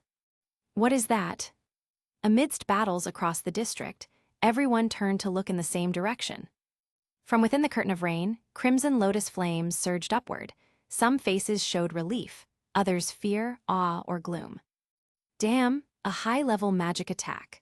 A wide-range annihilation spell of that scale, that's practically a declaration of war in the middle of Orario. Must be Fran. He's the only one crazy and strong enough to pull that off. Hehe, looks like he doesn't care about the guild's warnings at all. Or maybe the guild's got something on him, huh? The Amazonas sisters chatted cheerfully even as they fought. Clearly, the Xenos and Evelis's assault posed no real threat to them. Elsewhere, as Fran unleashed his massive-scale annihilation spell, all the other observing factions broke into a cold sweat. It's the Night Weaver, isn't it? Damn, he's gone too far. Lighting up half the city with a single area spell, so much for keeping this under wraps. This'll be front-page news by morning. Ha, who cares? As long as it's entertaining. Hey, keep it down. I heard this involves Lady Loki and Lady Freya both. You might not live to see tomorrow's sunrise. HSS, yeah, fair point. Chapter 351, The Current Situation tilde. No matter what the onlookers thought of the incident, as the one directly involved, Fran didn't panic in the slightest. In fact, he even felt like laughing. His sharp senses had already detected the situation the moment he unleashed the first wave of large-scale annihilation magic. Those first 50 violas were nothing more than an appetizer. The real large-scale assault began with the second wave. Seriously? The so-called Adventure City, Orario dared to boast of its defenses, even building that massive white tower in the center to suppress the dungeon below. But no one, not even the gods, could have imagined that the Evelys would go so far as to secretly stockpile monsters right under their noses. If they were only releasing level 1 monsters, that would have been one thing. Most adventurers could have handled that. But look at what they actually unleashed, violas with potential power equivalent to level 5. Their skin alone was so tough that even the Amazonian sisters or Eyes herself, barehanded, couldn't break through it. You could imagine just how hard that was. And those terrifying, multifaceted attack patterns. If that same attack landed on a level 1 adventurer, the outcome was obvious: death was inevitable. And that was just their normal attack. Let's not forget that violas react violently to magic and can even burrow underground. If Fran hadn't coincidentally used a massive area annihilation spell with his abundant magic as bait, these monsters hiding in the sewer system would never have been lured out and destroyed all at once. If the Evelys drove these things to spread throughout the city, even the Loki Familia, Freya Familia, or Ganesha Familia wouldn't be able to contain the disaster. Orario would drown in blood, and it might even destroy the very seal that holds the dungeon beneath the city. After all, the Evelys' ultimate goal was to bring the dungeon's monsters to the surface and return the world to chaos. Leaning on his staff and facing the crimson blaze, Fran's usual carefree expression turned dark. Not bad, just how many monsters did these bastards transport up from the deep levels? When does it end? His senses picked up another mad convergence of monsters surging from the sewers, and it made him irritable. The situation was getting a bit beyond his expectations. This must be that bastard Neo's doing, right? My growth exceeded his predictions, so, after reevaluating me, he decided to adjust the battlefield accordingly. He pointed the staff forward, signaling his familia to maintain formation and engage the enemy. While commanding the fight, Fran continued thinking. From the results so far, their goal is to pin me down, keep me from supporting the other teams. From a strategic point of view, they've already succeeded halfway.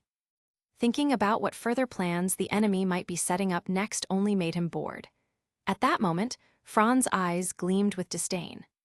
In the face of overwhelming power, all conspiracies and schemes were nothing but paper tigers. With a mocking smile, he flicked his staff and charged into battle. PSHHH, PSHHH, PSHHH. Rushing straight through, every violas that blocked his path was turned to ash in an instant, leaving behind only glittering green magic stones. Advance, suppress the monsters within the sewer entrance perimeter. Don't let them spread to the surface. Yes, sir. Fran was being stalled, and with monsters continuously replenishing from the enemy's side, he couldn't spare time to deal with the Xenos. Meanwhile, under Fels's guidance, with help from the Hestia Familia and Hermes Familia, the Xenos were being led through the chaos, struggling to adapt and follow orders. For now, they couldn't catch the enemy. They were constantly being led by the nose. But Belcranal and the others didn't feel triumphant, even after managing to fend off part of the Loki Familia's overwhelming strength. In a narrow alley, the Hestia Familia gathered together, cloaked in invisibility, whispering among themselves. Can't deny it, Fel's magic items really saved us this time. Don't you think? Something about this whole situation feels off. Compared to Welf, whose mind was full of smithing, Lily's sharper intellect quickly sensed something strange. What's strange about it? Sure, things got a little messy, and we lost a few of my precious magic swords, but in the end we managed right. Lily rolled her eyes and explained, annoyed. Do you really think you made it through just because of your level 2 rank and your Krazo swords? That was a level 6 dwarf we faced. Even with Tsubaki's help, there's no way you could have held him off for even half a minute. Welf and Mikoto exchanged awkward looks, not quite getting it yet. Lily's expression turned serious. My guess, we were never their real target. They must have had another goal entirely, or, put another way, even if we hadn't shown up at all, they still would have made their move. I just don't know what exactly they're after. As a naturally gifted strategist, Lily had picked up on the hidden layer of the Loki Familia's operations, their connection to the Gnosis. It was something even Finn hadn't foreseen. Of course, the chaos caused by the Evelys also played a part. The monster assault had stretched every defense thin, no one had the spare strength to pay attention to them. That was probably why everything had gone so smoothly. That little Palom girl seems to have noticed something. Isfi, it's time to begin. Isfi, long since returned from Knossos, looked at her god with a mix of disdain and irritation. Hey, Isfi, help me out, would you? Last time, I promise. You've said that last time more times than I can count, Lord Hermes. Following the Hermes Familia's next move, the Xenos were quietly guided through twists and turns under the cover of invisibility, finally arriving at one of the hidden exits of the underground tunnels. But they didn't know that exit was a dead end. They were being lured there to keep them from getting involved with Belcranal and his group, to make them take another, safer path. As for accidents, no, Hermes didn't believe anything could break the boundaries of his divine plan. Zzzt. Charred remains smoldered as thick black smoke rose into the air. Not even the rain could wash away the stench of burning flesh. The ground was scorched pitch black. Amid the collapsed ruins, shards of glittering magic stones were scattered. The battered adventurers wiped rainwater and grime from their faces, exhausted, yet strangely exhilarated. Some simply sat down where they stood, laughing weakly in relief through the exhaustion. Fran watched the scene and allowed himself a faint smile. Feeling the fatigue draining most of his stamina, yet also the mental strength rapidly recovering under the night's amplification, he let a small grin curl at the corner of his mouth. Chapter 352, The Stage is Set Tilda. Lord Fran, look over there. The messenger, drenched from the rain, wiped his face and pointed toward the depths from which the monsters were pouring, his expression slightly tense. Fran followed his gaze and saw that the heavily sealed passage gate, one that had remained firmly shut under their blockade, was now wide open, as though inviting adventurers in for a supervised inspection. My lord, this is our chance. Reports indicate that to release the monsters, all the gates under our surveillance have been opened. Although they're still pouring out non-stop, if we strengthen our counterattack, we can use this opening to surround the man-made dungeon and annihilate them in one decisive strike. Fran shot the young man beside him a sidelong glance, a mix of exasperation and disbelief in his eyes. Is something wrong? Fran's mouth twitched. He patted the man's shoulder and sighed. Do you know why I'm the field commander and you're not? The young man blinked in confusion. Isn't it because you're level 6? Kid, that's exactly why you're just a squad leader, and I'm the one giving orders. Leaving the bewildered man behind, Fran walked alone toward the entrance. A trap that obvious, used over and over again, it's just boring now. And how did Fran know it was a trap? Because in the Knossos, every inch was lined with hidden mechanisms. If they recklessly charged in, they would be trapped and tortured to death. Even with a key, escaping alive would only be a possibility, not a certainty. As for conquering it outright, they simply didn't have the strength. The clearest evidence was that monsters kept coming out, but not a single Evelys remnant had shown themselves. Those cunning bastards had released the creatures, locked the gate from within, and hidden deep in the tunnels. Otherwise, with beast tamers present, Fran's magical aura alone would have caused the monsters to crush their handlers first. Those Loki Familia bastards, and that @% Night Weaver. Is this the target that guy asked us to delay? What a joke. If they keep exterminating at this rate, our monster reserves will drop drastically, the entire defensive system of the labyrinth will collapse. My lord. I know, it's the price we pay. Right, the breeding of violas require a lot of magic stones. After the guild started watching us, our operating costs skyrocketed. All right, we've already achieved our purpose. Good work. In a dim stone hall, torchlight danced against the cold walls, stretching the shadows of the figures standing there. This was a hidden hall within the labyrinth, the long-term base of the Evelys remnants inside Knossos. At the center stood a stone pedestal bearing a crimson orb. By manipulating it, they could freely control the gates throughout the labyrinth.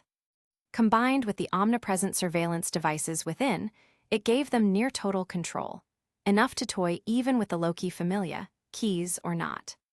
It was for this reason that the remnants called this chamber the room between labyrinth, the domain of those who ruled the maze. Listening to the reports of the battle between the city and the Loki Familia, the god who presided over death smiled faintly. That fool Icros and his hysterical followers truly outdid my expectations. But still, Loki Familia's little trick has been exposed. Using their current commander, the Night Weaver, to draw our attention here, while over there they half-heartedly intercept the Xenos, trying to lure us out of the labyrinth, The god brushed back his long, dark purple hair, radiating an air of decadent calm as he lounged lazily on a stone chair, legs crossed. Clearly, he was pleased with himself for seeing through their plan. Yet, as the image of a certain child crossed his mind, his brow furrowed slightly. We could have just stayed put, releasing monsters to wear them down. Eventually, they'd exhaust themselves. But that damned Night Weaver, his stamina's endless. Fran would never have imagined that the activation of his passive skill, Reader, in the dead of night would be so wildly misinterpreted by a god himself. Meanwhile, to prevent Fran from pulling away and interfering, the Evelis intensified their offensive once again. At the same time, the Xenos, led by Groz, Ray, and Fells, thought they had broken through the blockade and were about to return to the dungeon, only to find a dead end before them. "What's going on, Fells?" Groz roared at the stone wall blocking their way, fury burning in his eyes. Fells, holding the crystal lens, remained silent. "Heth, I think you'd best stay right where you are. The stage and the actors are all in place now, and I don't want him to be interrupted." From the darkness, a figure emerged, golden hair, a feathered traveler's hat. Who else but the god Hermes? "So it's you behind all this." "Oh, no. I don't have that kind of power to manipulate the Loki Familia. But I might know a little about why they've lost interest in you." Groz and Rods fell silent. Fells said nothing. In the dark corridor, silence spoke louder than words. Hermes hadn't said it, but they could all guess. The Loki Familia must have been caught up in something far more critical. And in all of Orario, besides the great Familias and the scheming Evelis, who else could possess such influence? The guild, hardly, not when Fell's very identity was taken into account. So that's what Lily meant. That's why we managed to escape with our lives. Hermes smiled pleasantly, but his words were chilling. To guide the hero back onto the path he's meant to walk, ending your lives here is the right choice. Your existence. Boom, boom, boom. Before he could finish, a violent quake tore through the tunnel, nearly throwing Hermes off his feet. "What the hell, Isfi?" Isfi appeared silently at his side, looking down at the bewildered god sprawled on the ground. "My apologies, but this wasn't one of ours." "Then what in the world?" Boom, boom, boom. The ground shook again, followed by the thunder of collapsing stone and roaring explosions. And amid the chaos came the sound of something massive stomping forward. This is. Groz, Rods, and the others' pupils shrank sharply as a single, overwhelming figure rose in their minds. Chapter 353, The Minotaur Xenos Tilda. As the monster's roar shook the entire city. Whether they were gods or adventurers, citizens or merchants, the elderly, middle-aged, young, or teenage, even the children held tightly in the arms of frightened adults. No matter what they had been doing, at that very moment, they all looked up. Their eyes fixed on that powerful, imposing figure soaring through the air toward some unknown destination. Is that a monster? Why is there a monster inside the city? What the hell is going on? Run for your lives. The moment the Xenos appeared before everyone's eyes, chaos erupted. The situation, already difficult to control due to all sides interfering, became an utter nightmare. The city guards, members of the Ganesha Familia, were already at their wits' end. Now, with this sudden event, it was easy to imagine just how furious their captain, Shakti, must have been. Seal off every district. If there are any panicked citizens, calm them down and explain properly. Don't lose your temper. Move. Notify all major familias. Tell them to send reinforcements to Babel Plaza and help us seal off the dungeon entrances. You go inform the guild. Whether by bulletin or broadcast, they need to speak up as the city's administrators. If that fat pig keeps pretending to be dead, I'll go to the guild headquarters myself and drag him out." Seeing their captain's terrifying expression, the subordinates froze in place and immediately saluted. Hiss. ROOACR. Thud, thud, thud, thud, thud. Splurt. Boom. As the monster's dying roars faded away, the ruins, baptized by fire and ice, were once again shrouded in falling ash. At that moment, a flash of light streaked by. A spear shot forth like a thunderbolt, piercing the wall near the entrance to the underground waterways with a shrill whistle. It was a masterpiece, Fran's finest craftsmanship, a perfect fusion of mystical enchantment and supreme materials. The top-grade alloy and stone wall, thought to be indestructible, was pierced as easily as tofu. Fran pulled down his hood, letting the rain fall freely upon his handsome face. His piercing blue eyes locked onto the figure below, shimmering in the dim light. Asterius is it, that obsession through countless reincarnations, another miracle born of the dungeon. He couldn't make sense of it, nor did he intend to. In the end, it had nothing to do with him. Glancing back at the now sealed gate, Fran recalled Finn's plan and regretfully shook his head. The fishing plan failed, almost got turned around and blamed instead. Well, whatever. Finn was fishing, the Evelys was fishing, two forces locked in a battle of wits and patience. But in truth, the plan had backfired. They had hoped to use the Xenos to wear down the Loki Familia, letting the remnants of the enemy do the work. Yet the opposite happened. The Loki Familia suffered no losses at all, effortlessly annihilating the enemy forces that had taken so long to prepare. The damage dealt to the Evelys was enormous. To mount another assault of that scale would take time, and even then, cannon fodder wouldn't be enough. They'd need to fight on their own turf, within a Gnosis, and deploy powerful combatants to stand a chance at victory. Clearly, such a large-scale mobilization wasn't something a mere person could pull off alone.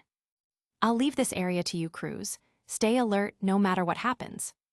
"Yes, sir." With that, Fran charged toward the location where his target had fallen. Put on a show before all of Orario? Impossible. Did they think they could ignore Fran Algon? Everyone knew influence was a kind of power. And right now, Belcranel needed that power badly. He needed a battle to prove himself, to clear away the misunderstandings humans held against him. The trickster god Hermes had already built the stage for him, and the goddess behind the curtain had even found him a suitable opponent. Though the turn of events had been unexpected, everything still proceeded just as they wished. But this incident had harmed the interests of the Loki Familia. In the unseen darkness, Fran and his companions were fighting desperately against the Evelys remnants to protect the city, even as they were being slandered for supposedly siding with the Xenos. 3 fronts surrounded by enemies. Had Fran not disrupted the enemy's plan for a war of attrition, the outcome might have been far worse. The Familia that shed blood for the city received no applause, no glory. Instead, all eyes turned to the hero the gods had pushed into the spotlight. Fran couldn't accept that. Even if the Loki Familia didn't care, he couldn't stand it. Why should it be that way? Everyone give a standing applause to this person. Boom! Asterius now wielded a massive great sword, dragging it heavily across the ground. For a moment, Babel Plaza fell utterly silent. Belcranel's eyes widened as he saw the dark minotaur, a memory flashing in his mind, an image of that same figure before. They stood 100 meters apart, surrounded by silent onlookers, citizens, adventurers, guild staff, and gods. None dared to speak. It was as if the world itself had stilled, leaving only the sound of the falling rain. Then footsteps broke through that silence. Everyone turned toward the sound. For some reason, that calm, composed figure drew every gaze. Golden hair glimmering faintly, blue eyes shining with light, a black cloak draped over tailored robes of the same color. The young man stopped, smiling gently as he stood tall. Under his overwhelming presence, the world itself seemed to fade in color. Among the crowd were many gods who enjoyed a bit of spectacle. They looked at Fran's back with open envy, whispering among themselves. "Loki's so lucky, seriously. First the Braver, then Elgarm and the 9 Hell, and as if that wasn't enough, they picked up the sword princess too, Plus the two Amazonas sisters, the werewolf, it's insane. That's bad enough, but now they have the Night Weaver too. From level 1 to level 6 in the blink of an eye, no wonder the Reaper's jealous. SHH, keep it down. You know what Loki's temper's like, unless you want to be poisoned mid-drink. Eek. As Fran arrived, Asterius felt a faint but terrifying pressure from behind. A primal instinct screamed danger, sending a shock through his massive body and stoking his fury to the limit. He turned abruptly, his blood-red eyes locking onto that lone figure. Arooasiar. Boom. Fran moved before Asterius could react, lunging forward with his spear. Chapter 354, Hermes wants to hit someone. Ragnarok. With Fran's low chant, flames entwined with crimson lightning erupted from his body with a thunderous roar. In an instant, the fiery current surged down his arm, enveloping his staff. Body and weapon were wrapped in magic, his performance pushed even further, faintly touching the limits of level 6. Power burst forth from every corner of his body, and within that roar, his speed surged once again. The onlookers seemed to hear the explosive crack of the sound barrier breaking. Facing such a fierce assault, Asterius reacted in a fraction of a second. His bull-like eyes widened, and he swiftly raised his weapon in defense. Clang! Boom, booms, boom. Before anyone could even react, Fran shot forward like a meteor and collided head-on with Asterius. The deafening clash of steel against steel exploded like thunder, shaking the eardrums of everyone around. For seasoned adventurers or those of higher level, the impact was bearable. They merely narrowed their eyes, watching the shockwave burst forth from the cloud of dust. But the ordinary spectators weren't so lucky. With Fran's current stats and Asterius' raw potential, their clash alone was enough to make the entire city tremble, enough to shake several districts without a doubt. A few blocks away from where Fran and Asterius fought fiercely, the executives of the Freya Familia, blocked at various choke points by enemy forces, felt the quaking ground and the distant rumble. Their gazes were all fixed in that direction, not blinking for a second. Yet unlike their goddesses' usual rivals, none of them looked serious or worried. Instead, they looked amused, almost as if they were enjoying the show. Still, in strict obedience to their goddess's command, none of them spoke. Except for one, Otter, Freya's follower, standing opposite Finn. Originally, the goddess's plan had been going perfectly. Everything was set, the one-on-one duel, the stage, the actors, and the audience. All that was left was for the grand play to begin. And then, Fran appeared out of nowhere. Finn's expression had turned dark when Otter blocked his path. That alone could be seen as a declaration of a familiar war. But before Finn could even speak, Fran's sudden arrival turned the entire situation on its head. Otter's face tightened, though he still maintained his composure and the dignity of a warrior. Now, Otter, what use is there in stopping me anymore? Otter remained silent. Yet the storm Fran had stirred was unstoppable. Having broken free from the Evelus's interference, Freya's Familia had no spare manpower left to restrain him. What send the famed healer corps? They'd only get devoured whole by that monster. Clink! A wine glass fell, shattering on the expensive carpet, spilling deep red across the floor. A slender figure turned away, walking toward the door. It was clear the goddess's mood was foul. Seems like, in some matters I'll have to agree with Loki this time. Heh. This is the stage play you arranged? Not bad, a wonderful script. As your follower, I must say I'm proud of you. Isfi clapped her hands for her god, admiration shining in her eyes. Hermes, however, standing under the burning gazes of every heretic around him, looked utterly mortified. If embarrassment could kill, his toes could have dug a villa-sized hole in the floor. Arahum, yes, well that was unexpected. A total accident, Isfi, you know that. Hee. Hermes's face cycled through a dozen colors, twisting in discomfort. Inside, he was fuming, had it not been for his need to maintain the image of a refined gentleman before both his familia and the outsiders. He would have already been shouting curses. What do I do now? Damn that Fran, where the hell did he come from? His mind was in chaos. The situation was already spiraling far beyond his control. Fran's appearance had drawn a flood of mixed reactions from all sides, some gleeful, some despairing, some pale with fury. But whatever anyone thought, none of it could affect the battle raging between Fran and Asterius. As for Bel Cranel, as the one closest to the battlefield, he had been blown away by the first shockwave of their clash. Bangs, bang, bang, bangs, bang. The heavy sword and the spear staff collided again and again. The initial advantage Fran gained from his surprise assault quickly vanished. Asterius, with his monstrous strength that defied reason, began pushing him back, each strike heavier than the last. Even though Fran parried every blow, the sheer force sent him staggering backward, step by step. This fight was nothing like the one in his memory. Facing Fran, a top-tier level 6, Asterius was unleashing his full power, 200%, holding nothing back. Feeling the pressure in every strike that traveled up through his weapon, Fran's arm trembled faintly. Yet, within the thunder and fire cloaking his body, he smiled, a low, sharp grin. So this is it? Is this all you've got? Not enough, not nearly enough. With a flash, he deflected Asterius' greatsword, throwing the Minotaur off balance. His eyes gleamed. The spear staff swept upward in a blazing arc. SHHK. A deep wound tore across Asterius' torso, flesh splitting open. Moo!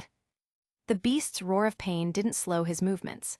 In that instant, his muscular arm swung wildly, smacking Fran away before he could strike again. Zzzt. The wound sealed shut almost instantly under the heat of his burning blood. Asterius breathed heavily, his massive frame heaving. Clearly, even that brief clash had drained him tremendously.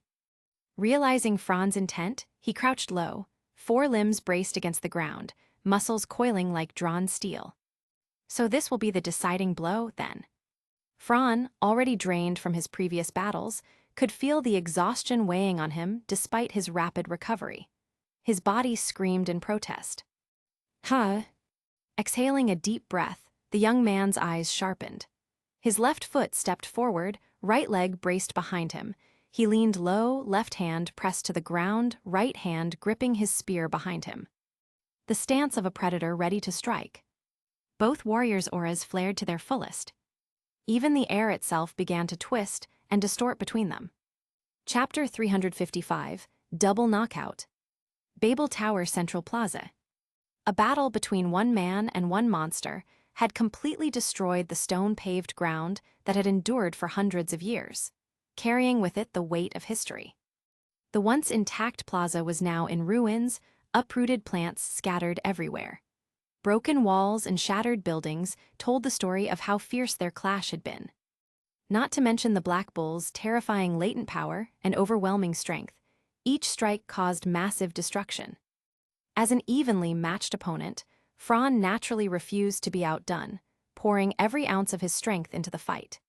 He recklessly unleashed his magic, raising the destructive power to yet another level, its range of impact even surpassing Asterios. Half kneeling on the ground, the young man lifted his head, eyes locked firmly on the enemy taking a similar offensive stance, and began chanting softly. Face your end, Ragnarok. A deep roar followed. Flames burst forth once again, surging violently over his body. It was his final, decisive blow. Fran's lips moved with fierce resolve. But it wasn't over yet. His eyes widened suddenly, and his chanting voice rose in intensity. Twilight of the Gods, Sertologi. As the second chant echoed through the air, raging, destructive crimson fire tore through the rain curtain, blinding countless onlookers. Magic Dominator, activate. With Fran's low murmur, the flames around him began to flow like liquid, steadily gathering toward the tip of his staff. Compressing, compressing, compressing. The boundless heat was restrained by magic at a single point on the staff's tip. The color shifted from crimson to a twilight orange red, filled with the essence of destruction, decay, and annihilation. It was a stark contrast to his earlier full-body flame state, simplified, refined, and deadly. This pure, restrained form perfectly displayed the extent of Fran's mastery over his mana, a skill forged through years of relentless discipline. It left countless magicians watching in stunned silence. Not to be outdone, Asterios' body swelled, his muscles bulging like inflated steel cords. The massive creature focused all its power into one horn, its energy so immense that it felt like it could break through the limits of existence itself. Even standing at a distance, the sheer pressure radiating from him sent shivers down every adventurer's spine. How do you even defeat something like that? Defeat it, don't be ridiculous. Cold sweat streamed down the adventurers' faces as their hearts raced wildly, blood surging, faces flushing pale and red by turns. The two combatants reached their peak. The world went still, terrifyingly silent. You could hear a pin drop. Aroizirar. Aochach. At that instant, both Fran and Asterios unleashed their war cries. Boom! They stomped down hard at the same moment, charging straight at each other. This is my final move, take it head on. Flames of Surtur. Die. Boom boom. The impact shook the entire surroundings again. The entire city quaked as if struck by an earthquake. Dust fell from the towering white spire of Babel Tower. A massive shockwave spread outward from the plaza, tearing up the already ruined stone floor and sending it flying high into the air. At the point of collision, before everyone's eyes, Fran's magical energy and Asterios' raw strength collided and exploded. A mushroom cloud rose in an instant. All watched in stunned silence, speechless. Even the gods themselves were taken aback. This display reminded them of the long-past era of the greatest adventurers. This stagnant world is finally moving again. A new era begins. This strike, this moment, is the prologue. Hermes raised both hands, flinging his hat away, and laughed hysterically. Schemes, wisdom, ha-ha-ha-ha, how laughable, all crumble before true strength. Is this what you wanted to remind me of, goddess? However, this was not the scene Freya had wished to see. While the crowd trembled in awe, Loki Familia members were already sprinting toward the battlefield, the moment the final blows ended. As for Freya Familia, unless they wanted to spark a war, they had no reason to intervene now. It had become another Familia's internal matter, and interfering would be taboo. Eyes check on Fran's condition. If he's won, regroup and finish the cleanup. If not. Finn didn't finish the sentence, but everyone understood. Eyes nodded calmly. Root out all remaining threats. Fran is my responsibility. On a tidy desk that afternoon, neatly arranged equipment and magic tools lay in order. At the top, 2 weapons, one long, one short, were placed side by side. Both bore the scars of a brutal battle. The most eye-catching was the staff tipped with intricate magic runes and runic emblems, its head stained with a vivid splash of crimson. A medal of honor, the mark left after piercing an enemy's wound, proof of its wielder's glory. But to the golden-haired girl sitting quietly in the corner, that streak of red was more beautiful, more radiant than the sunlight streaming through the window. Emma. His eyelids trembled. Slowly, the young man lying in bed opened his eyes. His blue gaze was filled with confusion, and then a wry smile curved his lips. So, a double knockout, huh? Before losing consciousness to the explosion's shockwave, he clearly remembered. His staff had pierced his opponent's vital point. Though Asterios' horn had shattered his ribs, his armor had held, leaving him at a slight advantage. As his thoughts cleared, the young man sat up and turned his head. Golden hair, golden eyes was there. Eyes. Emma. Being with eyes always came with one problem: neither of them were good at talking. Awkward silences came easily. How long was I out? 1 day. And the other guy. Before we arrived, he was rescued by someone. She paused briefly, then added as if to make it clear, he was taken away, you won. Meeting the girl's serious gaze, Fran grinned. Chapter 356, Cooperate with the Xenos. To ensure his health, Finn specially asked Anakitty to go to the Diane sect Familia, spending a large sum to invite Miss Amid, the saint of the battlefield, to personally examine Fran. The final examination results were both unexpected and perfectly reasonable. Those who truly knew the blonde youth's real abilities had even more faith in his physical resilience than he did himself, an assessment built upon their own long experience. As adventurers, their bodies were already extremely durable. Simply put, they could take a beating and a lot of it. But Fran's exceptional stats, accumulated with each level up and leveled up again and again, had long since reached an unimaginable level. It might not show during battle, but once the fighting ended and the recovery period began, the difference became obvious to the healers. With the instincts of a high-level adventurer, his experience also allowed him to subconsciously protect himself during combat. That's why, even after sustaining heavy injuries, Fran regained combat readiness in just 2 short days. As for minor wounds and bruises, he handled those himself, using magic he'd managed to borrow from a mid for free. As for the mental and physical fatigue, there was no real remedy. Only time could heal that.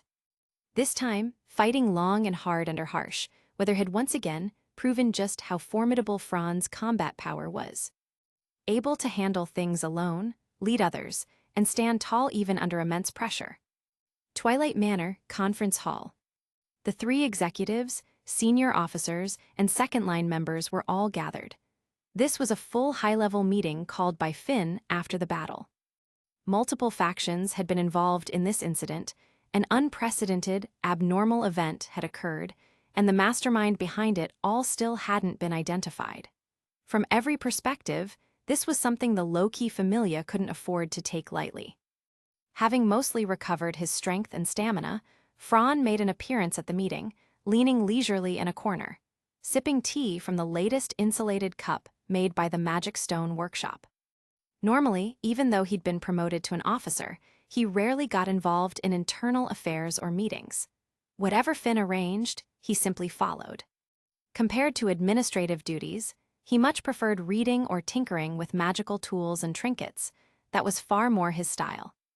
That was how most people saw Fran. If you couldn't find him anywhere else, you'd find him in the magic workshop, without fail. All right, since most people are here, let's get straight to the point.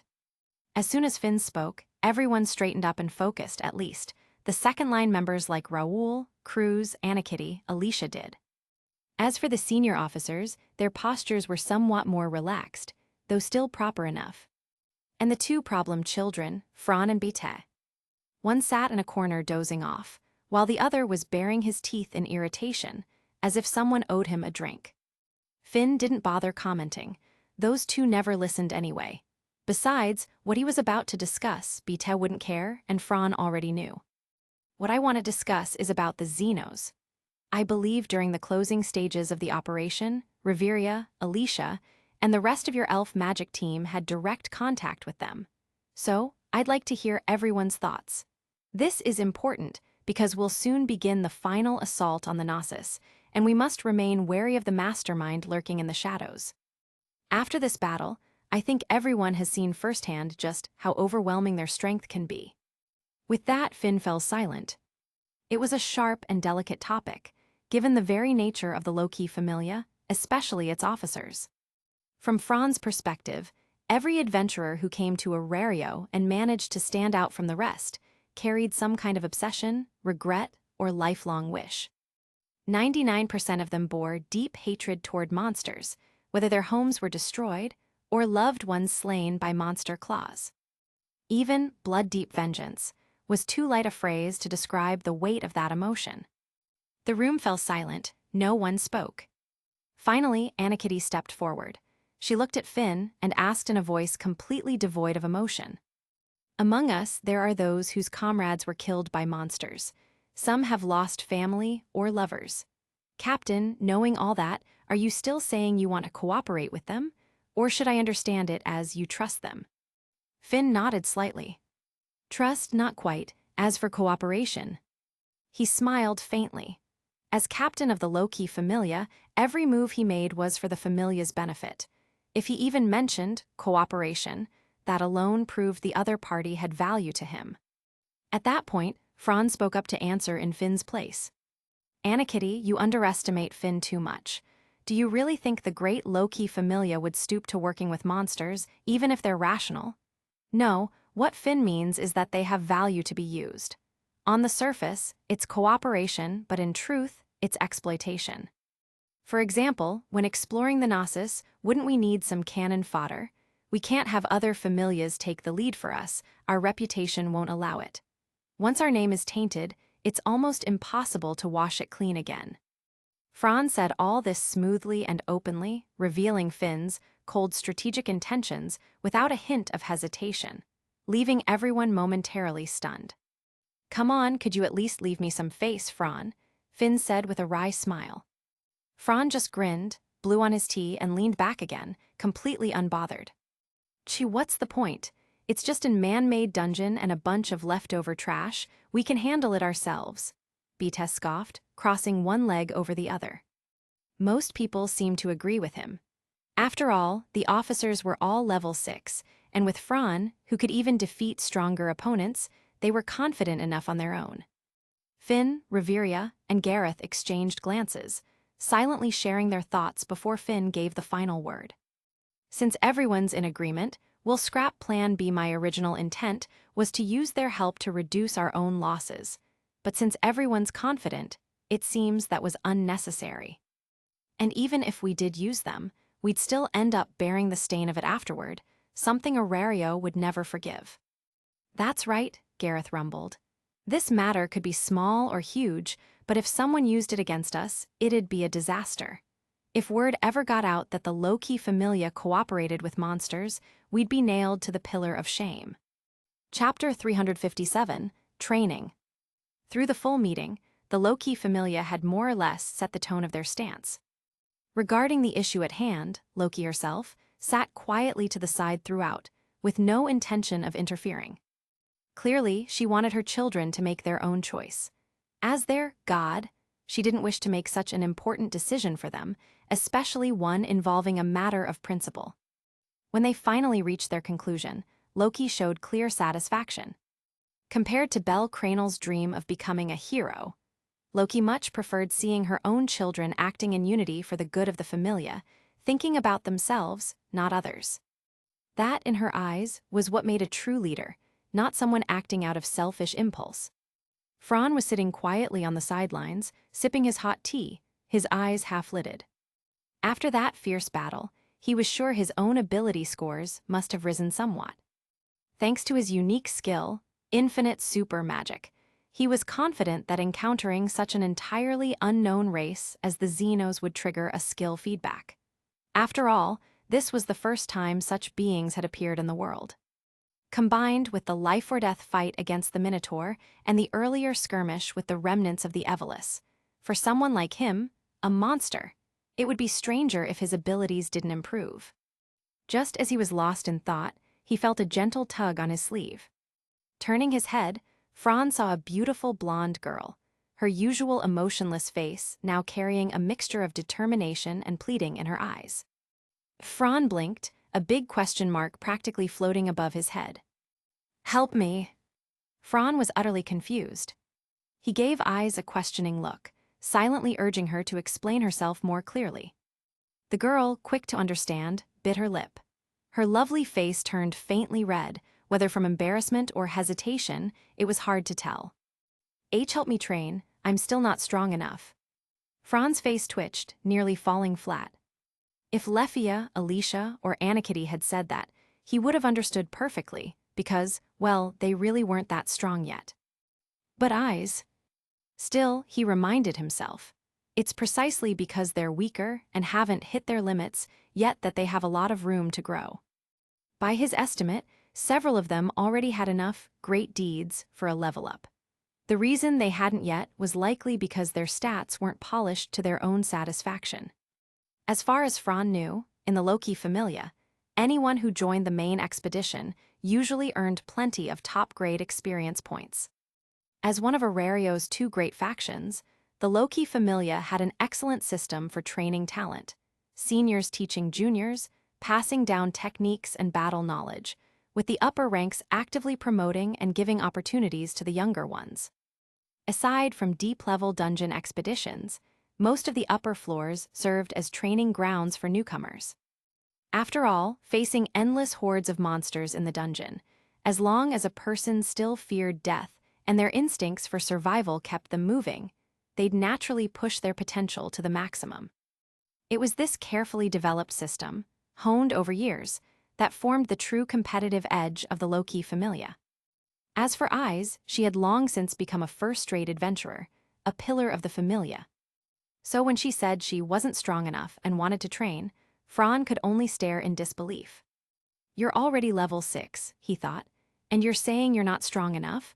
Then how are the rest of us supposed to live?" But on second thought, considering the opponents she'd soon have to face, she wasn't wrong. It wasn't a matter of stats. With her high-level wind magic, Eyes could already push her power to the limit even if her base abilities hadn't yet caught up. When she first reached level 6, she was already capable of matching high-tier level 6 adventurers. Combined with her unique skill, Avenger, the explosive synergy could even allow her to temporarily exceed her level by 2 whole ranks. Of course, using that much power put immense strain on her body and mind, often leaving her physically drained and mentally scarred, but it was a trump card nonetheless. To Fran, there was a big difference between not having a card and having one but not using it. He understood that very well. Faced with the pleading look of the beautiful girl, Fran hesitated for a moment, then reluctantly nodded in agreement. It was another sign of how much weight he already carried in the familia. Despite being an adventurer for only 2 years, Fran's strength alone placed him among the top of the low-key familia, and his popularity came not only from power, but also from his personality and knowledge. His broad learning and calm teaching style made him an excellent instructor. "Finn, I'll skip the rest of the meeting. You know I'm not good at this sort of thing." Finn glanced at the young man standing up and smiled, nodding in understanding. Fran greeted the others, set down his cup and left the hall.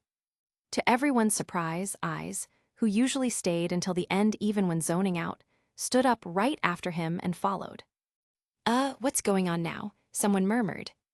The room fell silent, everyone exchanging confused looks. Only Anakitty's eyes sparkled slyly. You should never underestimate a cat girl's senses. She had caught every word and glance exchanged between Fran and Eyes. "Fran's personal training, huh? What an opportunity. Maybe I can squeeze in an upgrade before the next war." Her tail twitched in excitement, and she was already plotting. Raoul, sitting beside her, blinked in confusion as Anakitty shot him a glare. "What did I do now?" he thought miserably. "Just because I spent some of our funds at the pleasure district again, she never lets it go." He sulked quietly. Still, the girls there smell a lot better than all this stress. Descending the staircase from the Twilight Manor's courtyard, Fran and Eyes stepped out into the front yard. Each grabbed a training weapon from the nearby rack and faced one another about 5 meters apart. Fran's eyes glowed faintly blue as he silently studied Eyes. Surrounded by the scent of trees and flowers, he finally spoke. "I think I understand your problem. At your current level, Eyes, the only way to raise your abilities quickly is through real combat against people. That's one of your weaknesses." Unlike those born in this world, Fran's values had long been shaped by his previous life. In his view, power was never meant just for slaying monsters. It was for protecting oneself, friends, and loved ones. And enemies could come in any form. Most often, they would be human. So from the very beginning, Fran had trained himself in combat against people. His monster fighting techniques were merely secondary, byproducts of that philosophy. That was the fundamental difference between Fran and Eyes. Chapter 358, Expedition to the Knossos Tilda. Clang, clang, clang. Bang! The tips of their weapons clashed, training blades sparking violently with every strike. Under Fran's overwhelming skill, experience, and mastery of combat techniques, Eyes struggled desperately to keep up. As the battle dragged on, her situation grew increasingly disadvantageous. Again and again, she unlocked more of her own power, frantically boosting her strength, but Fran always responded by matching her power exactly. Even so, she could feel it clearly, the vast difference between them. "Hard to believe I was the one who trained you in the beginning." The golden-haired girl stood in place, her sword in hand, hair clinging to her forehead with sweat. She looked utterly disheveled. Fran glanced down at the weapon in his hand, its edge chipped and nearly useless. He gave a helpless shrug. "Eyes, you're too impatient." "No, I have to do this. If I don't push myself, I'll never reach that place." Understanding the unshakable resolve in her voice, Fran knew there was no point in trying to dissuade her. All he could do now was look after her as best he could, protect her body, heal her wounds with magic, and make sure she wouldn't be left with any lasting injuries. After quickly healing her, he looked at her trembling limbs and sighed quietly, realizing she'd already pushed herself beyond her limit. With a resigned sigh, Fran turned around and lifted the girl onto his back. "Why, you don't have to, I can still walk."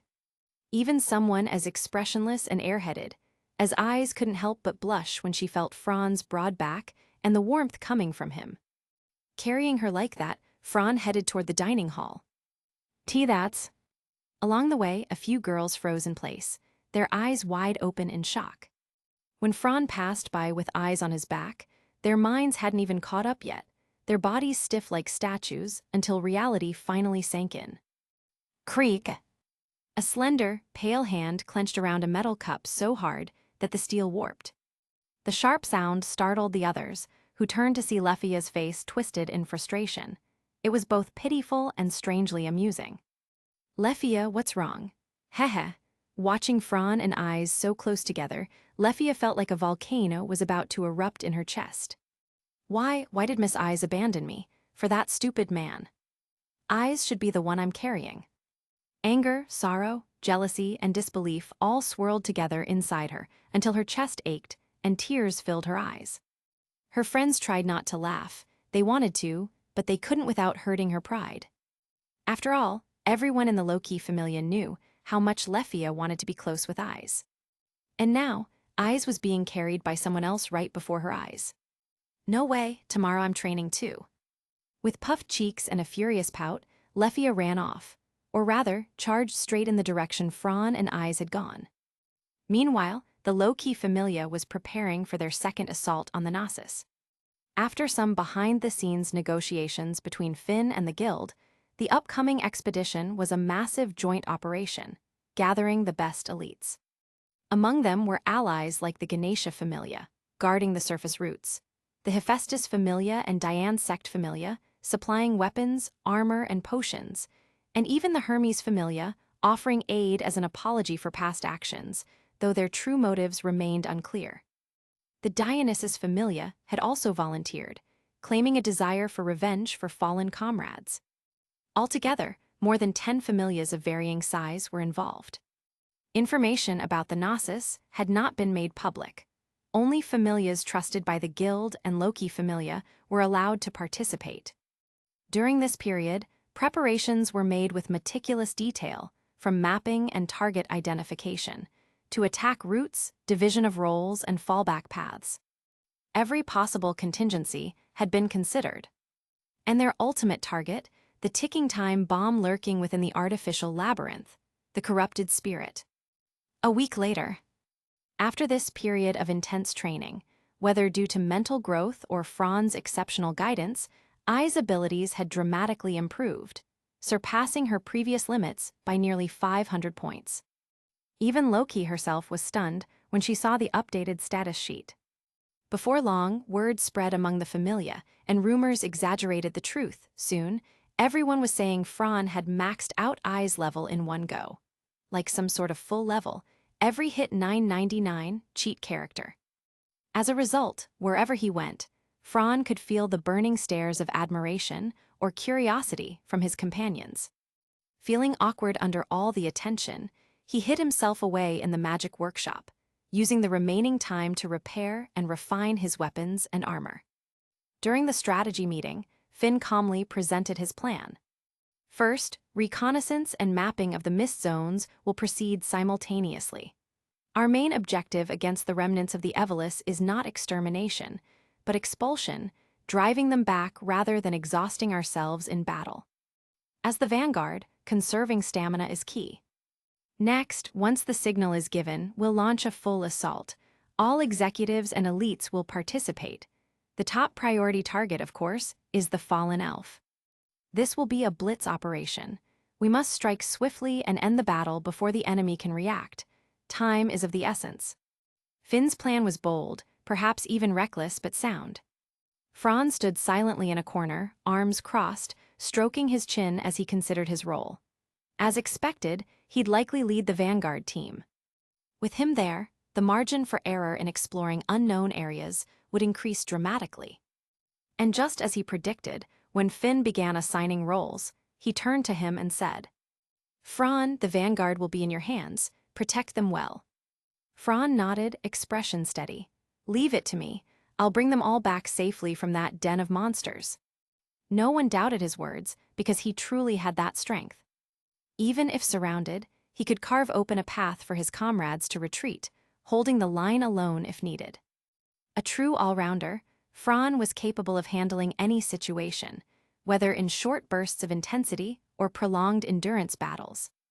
And trusting him with the most dangerous mission gave everyone confidence. "Then, everyone prepare yourselves. The expedition begins tomorrow." "Yes, sir." Early morning on an empty street, fully armed adventurers marched in unison toward a single destination. Their expressions were solemn, entirely unlike the usual atmosphere. At a tea shop near the main street, two gods sat facing each other in silence, neither speaking. They simply watched quietly as their children passed by below.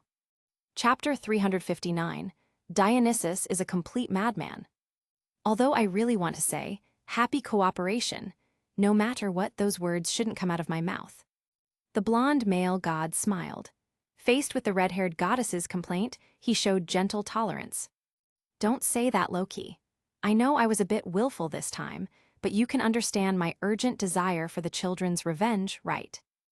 Staring seriously at Dionysus' smile, that smile full of expectation, she felt that his aura and expression seemed familiar.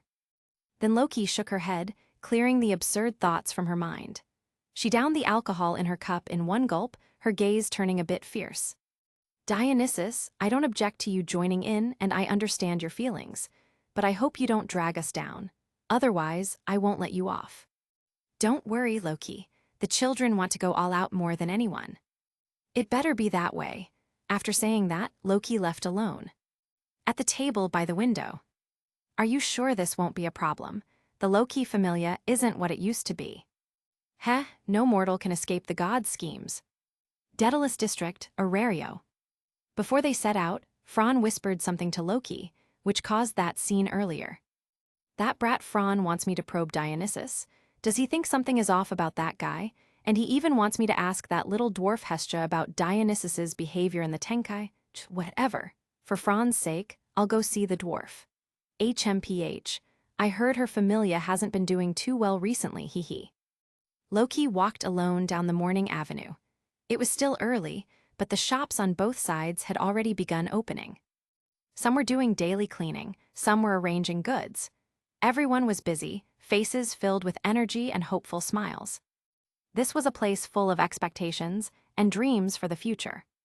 Loki took it all in. No one could tell what emotion flashed in her narrowed eyes. However, when she heard Hestia say that Dionysus had once incited other gods to massacre each other in the heavens, and that Dionysus back then would lose his temper at the slightest thing, lashing out at anyone he could find, the gentle persona he shows now seemed like nothing but a lie. Loki was stunned. Hey, that's what the real Dionysus is like. Are you kidding me?" "Nope, that's why I said that guy is sick, or rather his illness acts up. I told you Dionysus used to be covered in thorns, right? At that time, I should have thought he was terrifying." "Terrifying? What do you mean?" "In his personality and his mental state. From the inside out, that guy is a complete nutcase with complete madness." Loki murmured the word madness. Among gods, that word never meant anything good. Could that be the reason Fron sent her here to ask questions? Where did he start suspecting Dionysus? Impressive. After learning Dionysus's past, Loki's wariness toward him shot up. Loki should have learned something from Hestia by now. Fron stopped walking, looking toward a certain direction. A god who was outplayed in advance. At the moment he appears on stage, wearing his ridiculous costume and mask in the future, his identity will already be exposed. Just imagining that moment made Fron's mouth curl into a grin. Heh, Fron, smiling like that. You're not thinking of something only men would understand, right? Fron's forehead popped a few dark lines. He looked speechlessly at the approaching Tiona. He pushed her head away with an annoyed expression. "What nonsense? With my excellent qualities, I could even charm a real goddess. Why would I waste effort? Thick-faced as always. The nearby girls also chuckled, each wearing a proud expression, like Fran was their boyfriend. No helping it, Fran was just that popular in the familia. He was an item maker, and on top of that, his overwhelming strength brought a sense of security. Which girl wouldn't be attracted to such a perfect character? Fran, his sleeve was tugged again, he didn't need to guess who it was. The blonde girl expressionlessly held onto his sleeve, staring at him. Fran was confused. What now? It's nothing. Tiona exchanged a look with her sister Tyone. Both were speechless. One is a person who likes creating things, one is a natural airhead. Normal communication is impossible. Name, Fran Argon. Title, Night Weaver. Level, LV, 6. Ability values. Strength. I0 right arrow F301, Endurance. I0 right arrow F301, Dexterity. I0 right arrow F301, Agility. I0 right arrow F301, Magic. I0 right arrow F301. The sky was about to welcome the morning glow. The southeast of the city, in the tense atmosphere of Daedalus Street, at the rear of the Loki Familia's camp, Fran stood waiting, thinking about last night's updated status. His overall ability value had increased by more than 1,500 points. For someone with his exceptional skill set and potential, it wasn't surprising, but compared to others, the gap was overwhelming. This improvement came from only 2 high-intensity battles.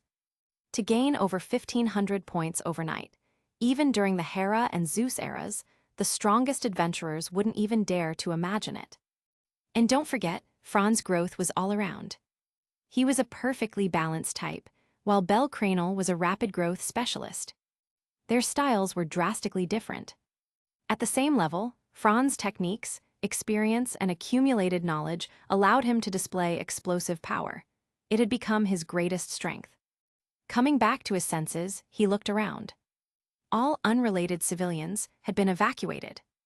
What entered his view were fully armed adventurers, from the Ganesha Familia, maintaining order. Chapter 360, The Competence of the Guild, Tsubaki.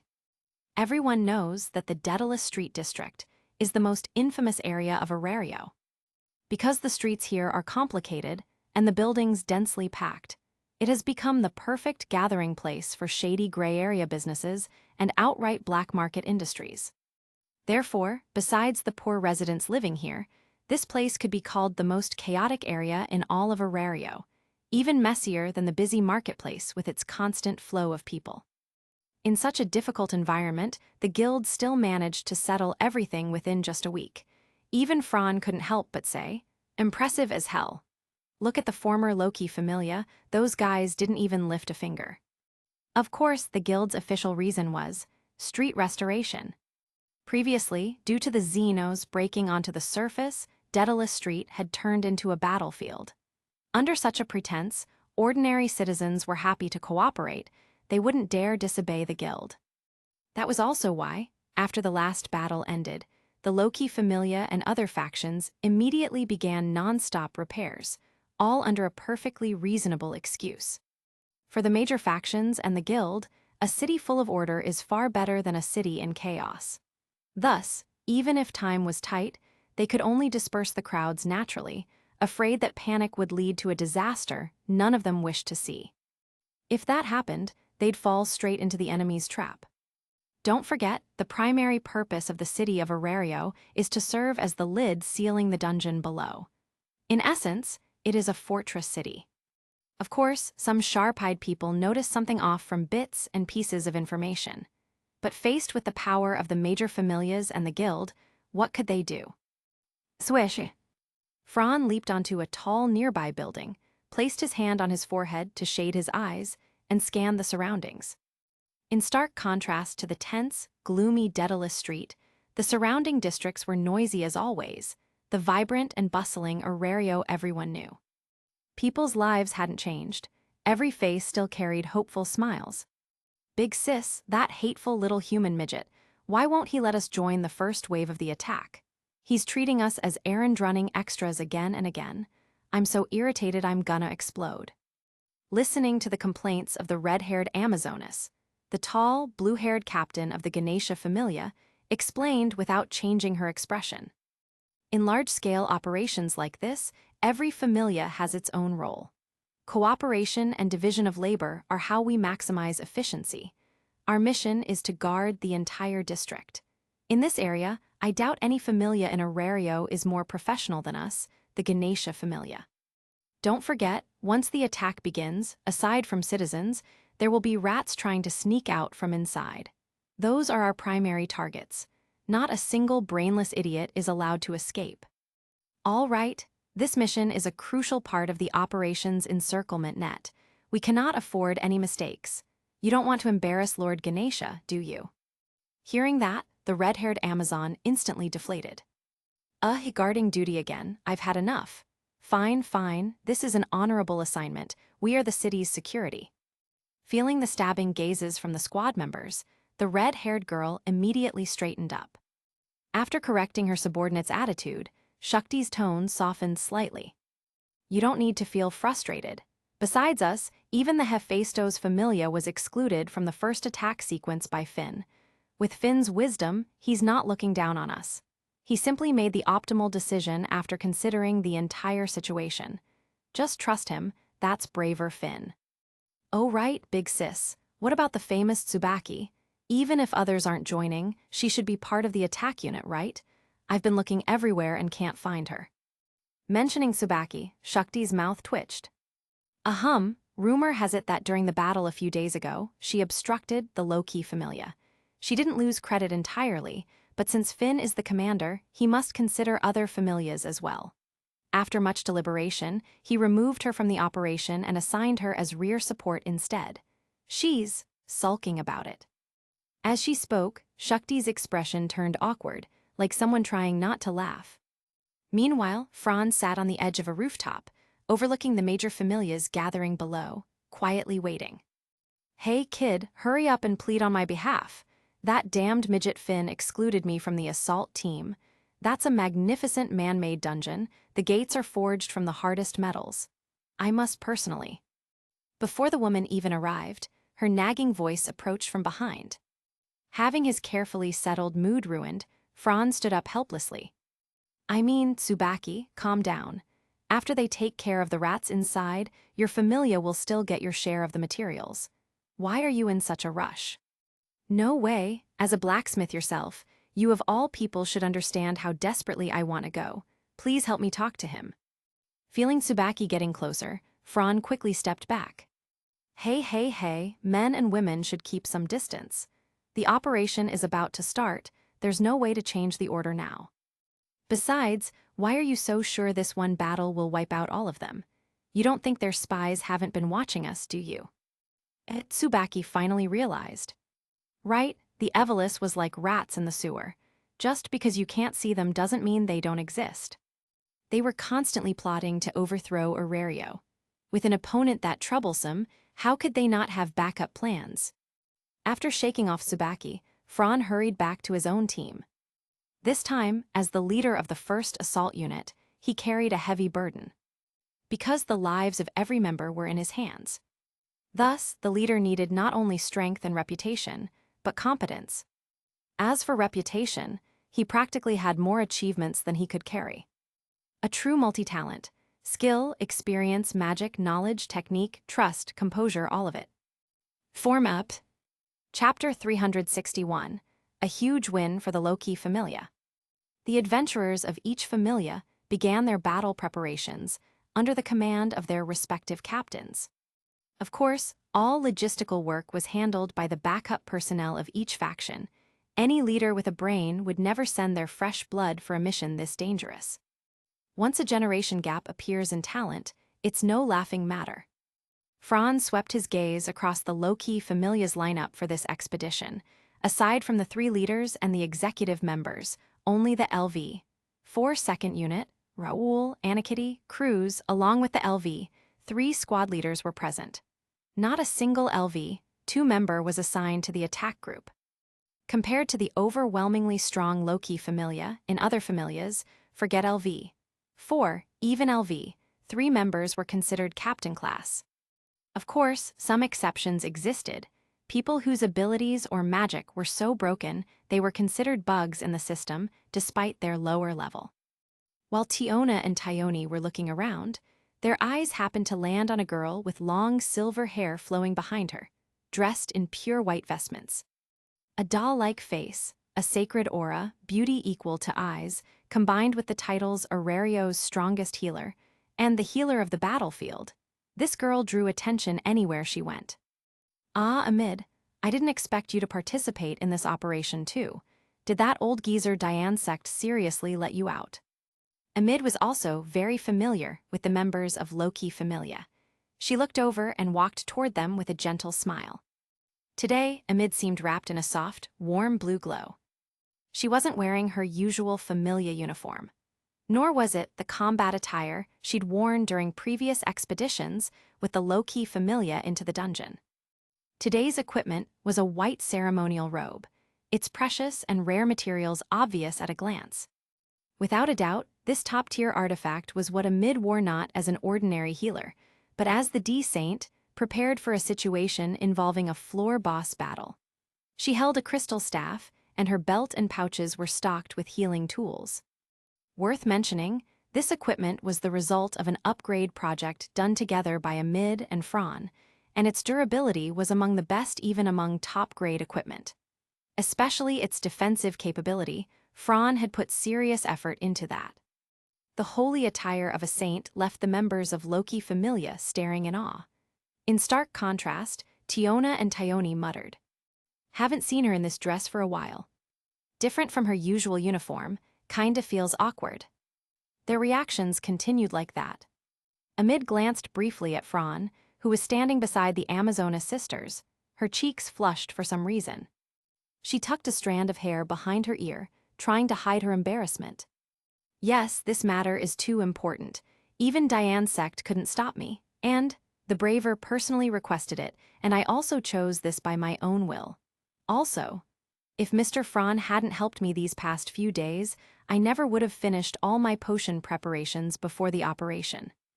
Tiona, suspicious, JPG. Tyone, there's something fishy, JPG. The two sisters narrowed their eyes, staring back and forth between Amid and Fran. Amid, already feeling guilty, fidgeted nervously, twisting her fingers. Her long white boots shifted awkwardly as her legs pressed together out of tension. In contrast, Fran met the Amazonas sisters' eyes head-on, completely fearless. Well, well, well. As expected from you, Fran, you've already charmed all the young girls at home. Eyes didn't escape your claws either. Lefia is always sulking and nearly dying from jealousy. And now, even our D-Saintess has fallen into your sweet, sticky trap. In short, say no more. Those who get it, get it. Those who don't, well, explaining won't help them anyway. Because of that, Amazonas are enthusiastic and straightforward. In their view, a perfect guy like Fran having multiple girls admire him was only natural. Besides, in the entire city, if someone could rival eyes in beauty, Amid definitely claimed one of those seats. And if Fran and Amid got close, didn't that mean Loki Familia's medical and support capability would skyrocket? That's a huge win for the Loki Familia. The only loser here was DANMACHI. Everyone's an adult here, no need to act embarrassed. Fran, unfazed, took 2 steps forward and casually wrapped an arm around Amid's shoulders. He even leaned in slightly, inhaling the scent of her hair, acting completely lovey-dovey while scattering dog food everywhere. Fran, that's a bit too much. Exactly. Most of us here are single, you know. Look around, people are ready to kill you with their eyes. The twins threw accusations, one after another. Unfortunately, as the one benefiting from the situation, Fran couldn't care less. Fran, there are a lot of people here. It's not good. Amid was so embarrassed she wanted to dig a hole and hide. She struggled in Fran's arms for a while, but was unable to break free. In the end, unable to endure the staring anymore, she buried her head into his chest, essentially surrendering.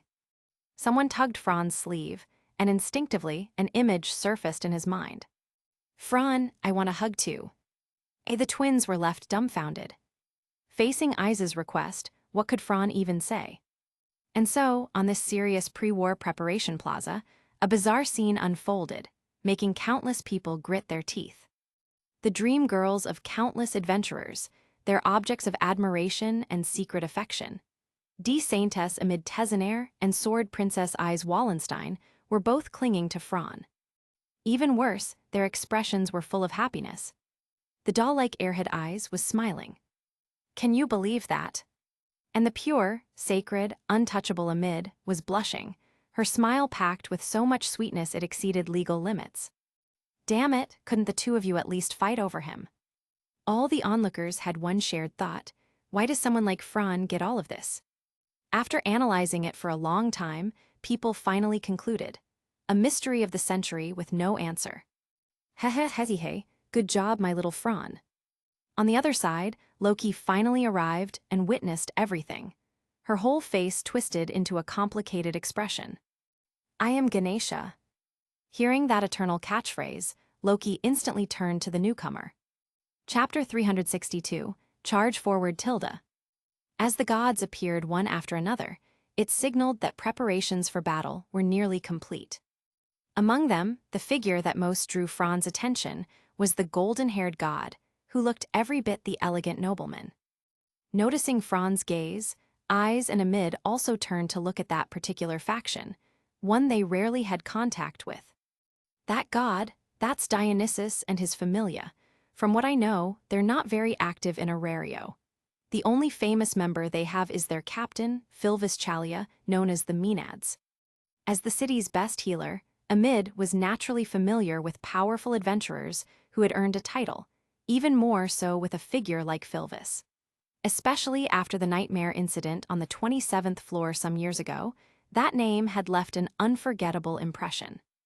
I remember their familia basically never joins any expeditions after the incident on the 27th floor. They basically never take part in large-scale joint expeditions like this. Why would they? Amid tilted her face upward, looking at Fran in confusion.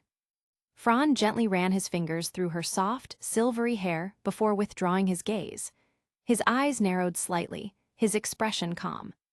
There's a saying, when something strange happens, there's always a reason behind it.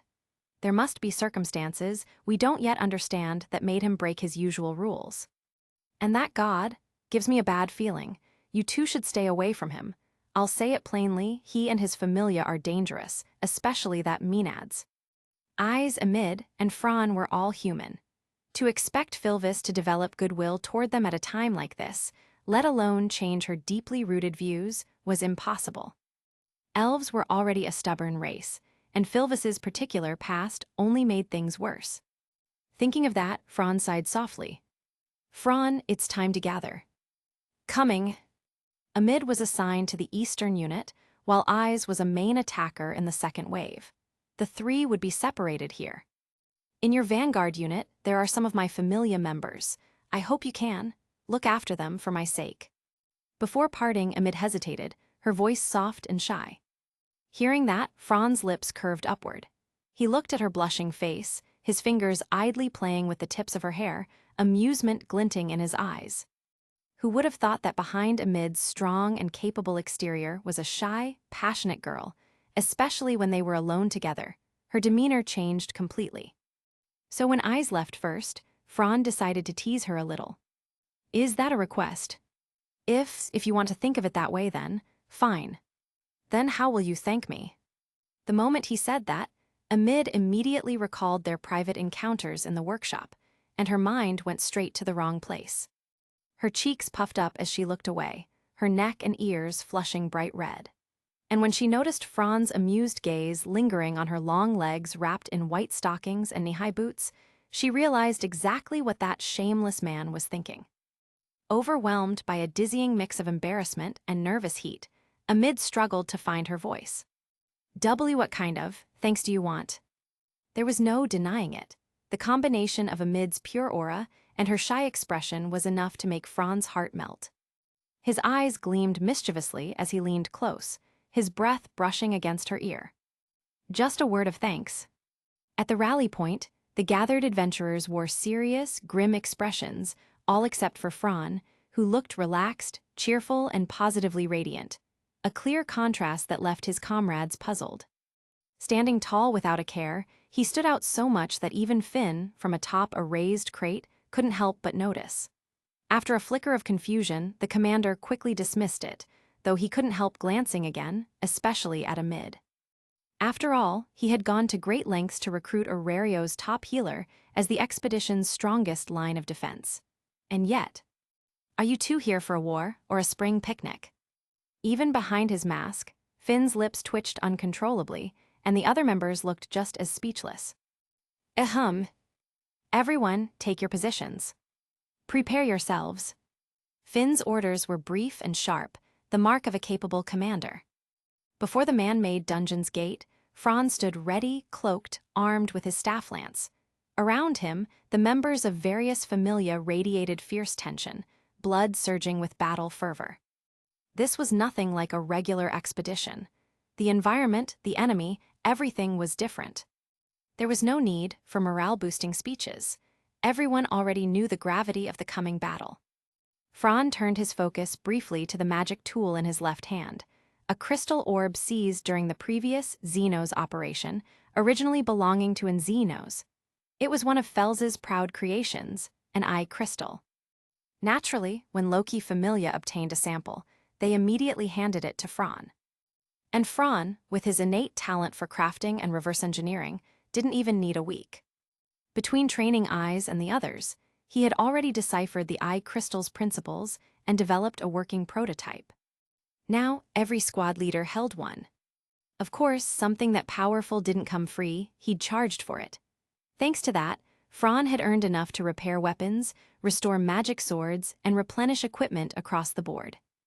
Operation begin. At Finn's command, the vanguard squad, Franz among them, surged forward. Fireball! Boom after boom shook the tunnels, as Franz's incantation burned away every visible obstacle. Columns of roaring flame illuminated the corridor, reducing the horde of violas to shards in an instant. Colorful magic stones scattered across the ground, glittering like jewels beneath the lingering smoke. Don't let Franz outpace us, keep up and push forward. A thunderous roar echoed through the ranks. OHHH. Chapter 363, Vas Windheim. At the very front line of the man-made dungeon, the vanguard. Franz was the very tip of that group. Relying on the magic in his hands, the battlefield was left barren wherever he passed.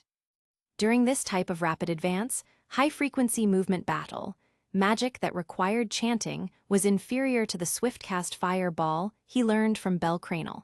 That was far more suited to the current environment. It was visible to the naked eye, the same spell, cast by two different magicians, resulting in completely different visual effects, and the difference in power was worlds apart. The difference in level and ability values was enormous, and after adding the amplification of multiple skills, a single quick-cast spell nearly made the others' eyes pop out. If they hadn't seen it with their own eyes, they would have thought it was some kind of illusionary special effects performance. Ahead, relying on Franz's overwhelming speed and violent advance ability, the group of monsters was broken apart. Following behind him, acting as the central organizer, Anakitty directed the companions of the Loki Familia. As they pushed deeper, the wave of monsters rose higher and higher. The monsters grew stronger and stronger, yet Franz was like a wedge driven straight into a raging tide, cutting through the waves as he slaughtered rapidly. Pillars of fire erupted from his hands one after another. Holding his staff, moving hands and feet in coordinated motion, he moved gracefully within the encirclement of monsters. Charging through the sea of monsters, not a drop of blood landed on him. Behind him, keeping up with Franz's pace, Anakitty continued sprinting while skillfully cutting down monsters left behind, opening a path at high speed. But with the massive number of monsters present, there was no way she alone could defeat them all. Still, even if a few slipped past, the upper-class level 3s disposed of them as naturally as eating or drinking water. This was the powerful Loki Familia, peerless combat experience, skill, and teamwork unrivaled throughout all of Orario. Where Franz's team swept through like a hurricane, the passage behind them was filled with crushed corpses of monsters that hadn't even had time to turn into ashes. along with monsters blasted apart by Fran's merciless magic, leaving only countless magic stones behind. After they advanced, only ruins and darkness remained, accompanied by the faint echo of marching boots. Man-made dungeon Knossos. At the moment, Fran opened the orichalcum gate with a key and led the assault troops into madness. The hidden remnants of the Evelys faction trembled. The surveillance device Fran intentionally left behind displayed the scene. The pressure and suffocating oppression coming from the footage caused those chaotic members to completely lose their will. Panic returned to their faces. Fran ahead, from the front and right sides simultaneously, another gate. In the midst of battle, Fran received Anakity's warning.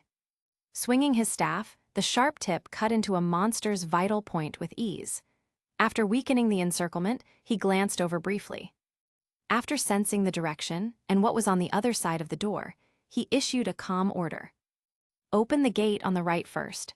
There's a non-monster presence on that side, looks like rats hiding in the sewers. Be cautious.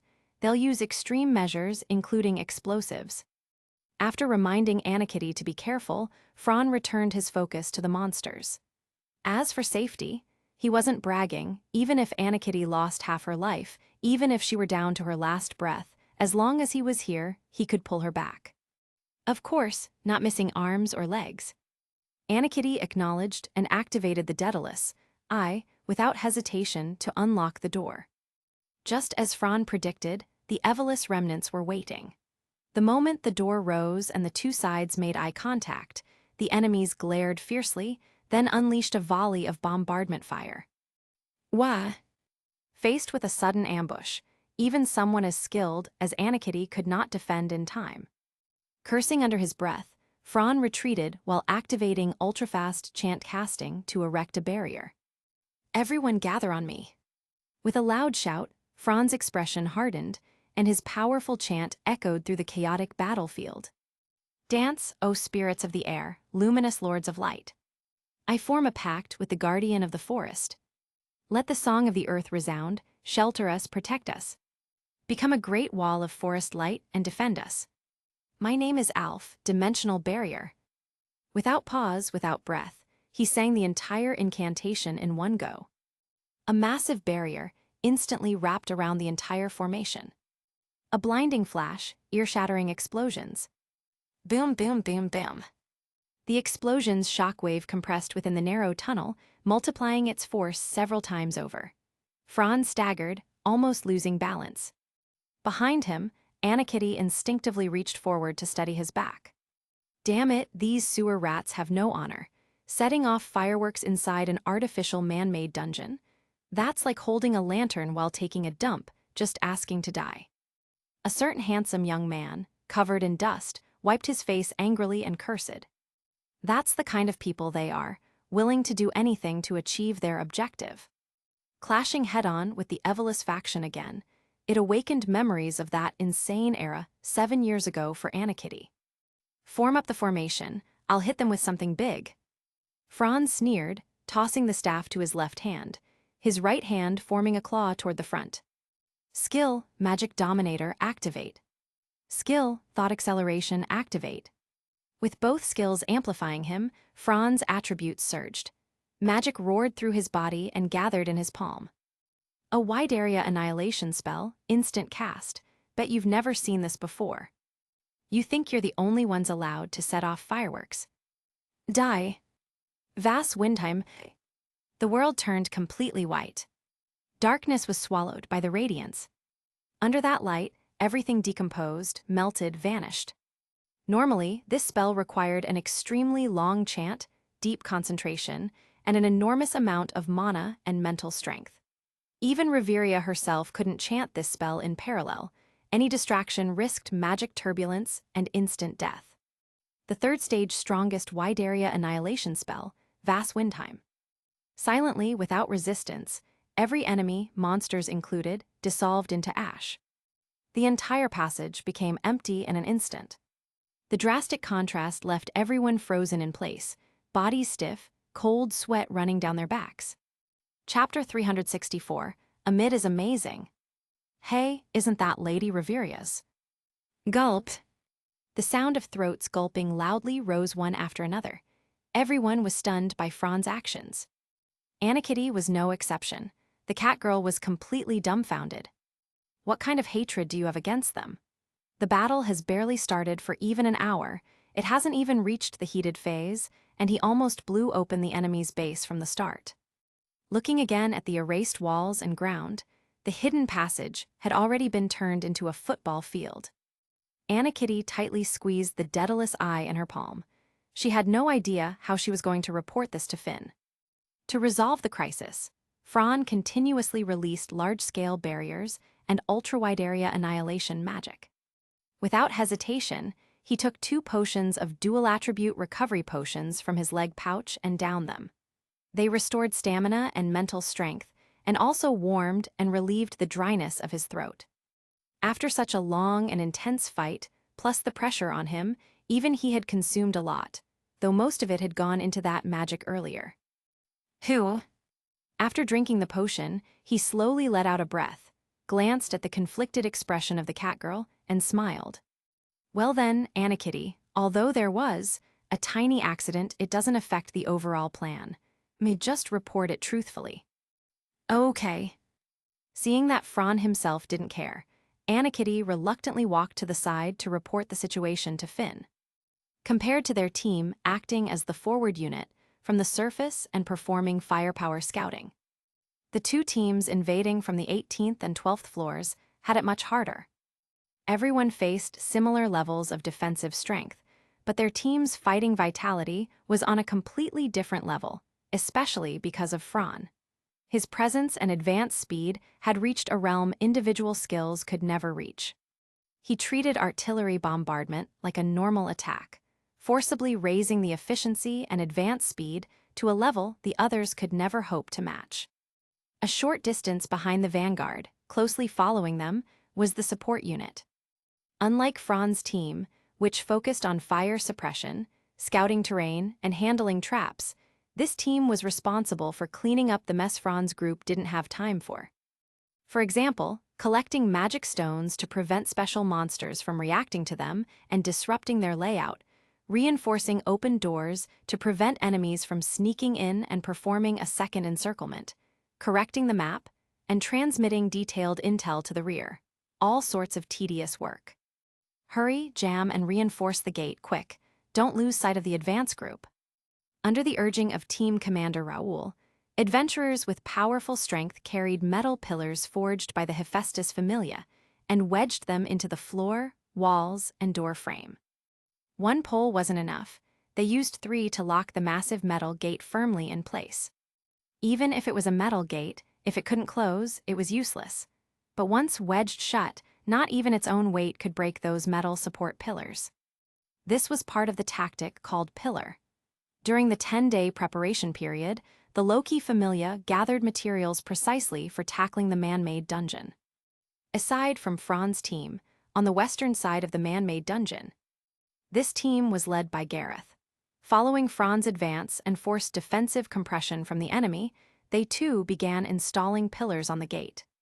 As the pillar system gradually formed a closed containment, the Loki Familia's strategy began to take effect. The Evelis could struggle all they wanted, but they were nothing more than turtles trapped in a jar. Let the follow-up teams in. Remember, they must be escorted by our vanguard. Yes. Compared to the levels of the Loki Familia, members of other familias were much weaker. For example, from the Dionysus Familia, their vice-captain was only LV, 2. In the man-made dungeon, without a LV, 3 escort, and being a LV, 2 mage with poor close combat ability if a battle broke out, the result would not be pleasant. This was one of the reasons Loki warned them not to drag the team down. Groups across different directions all began their advance, some smoothly, some disastrously. In the northeast direction, Tiona had just used her great dual blades to slash down a large wave of monsters when she heard screams from the rear support units. Tione, what happened? She turned around in shock. A stealth strike unit from the Evelis had pierced straight into the middle of the formation, attacking the members with strange weapons. Those weapons emitted an eerie, unsettling glow. Thyone and Tiona exchanged a glance and understood immediately. Curse tools, the things Fran warned us about.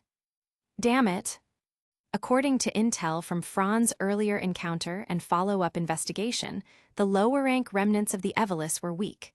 Most were LV, 1 cannon fodder, at most LV, 2. To a familia like Loki's, where even the weakest combat member was LV, 2, they were unworthy of being called enemies. Even as long as one avoided violas, members of the Dionysus familia could handle them. However, as long as those cursed weapons touched skin even once, it would cause catastrophic results.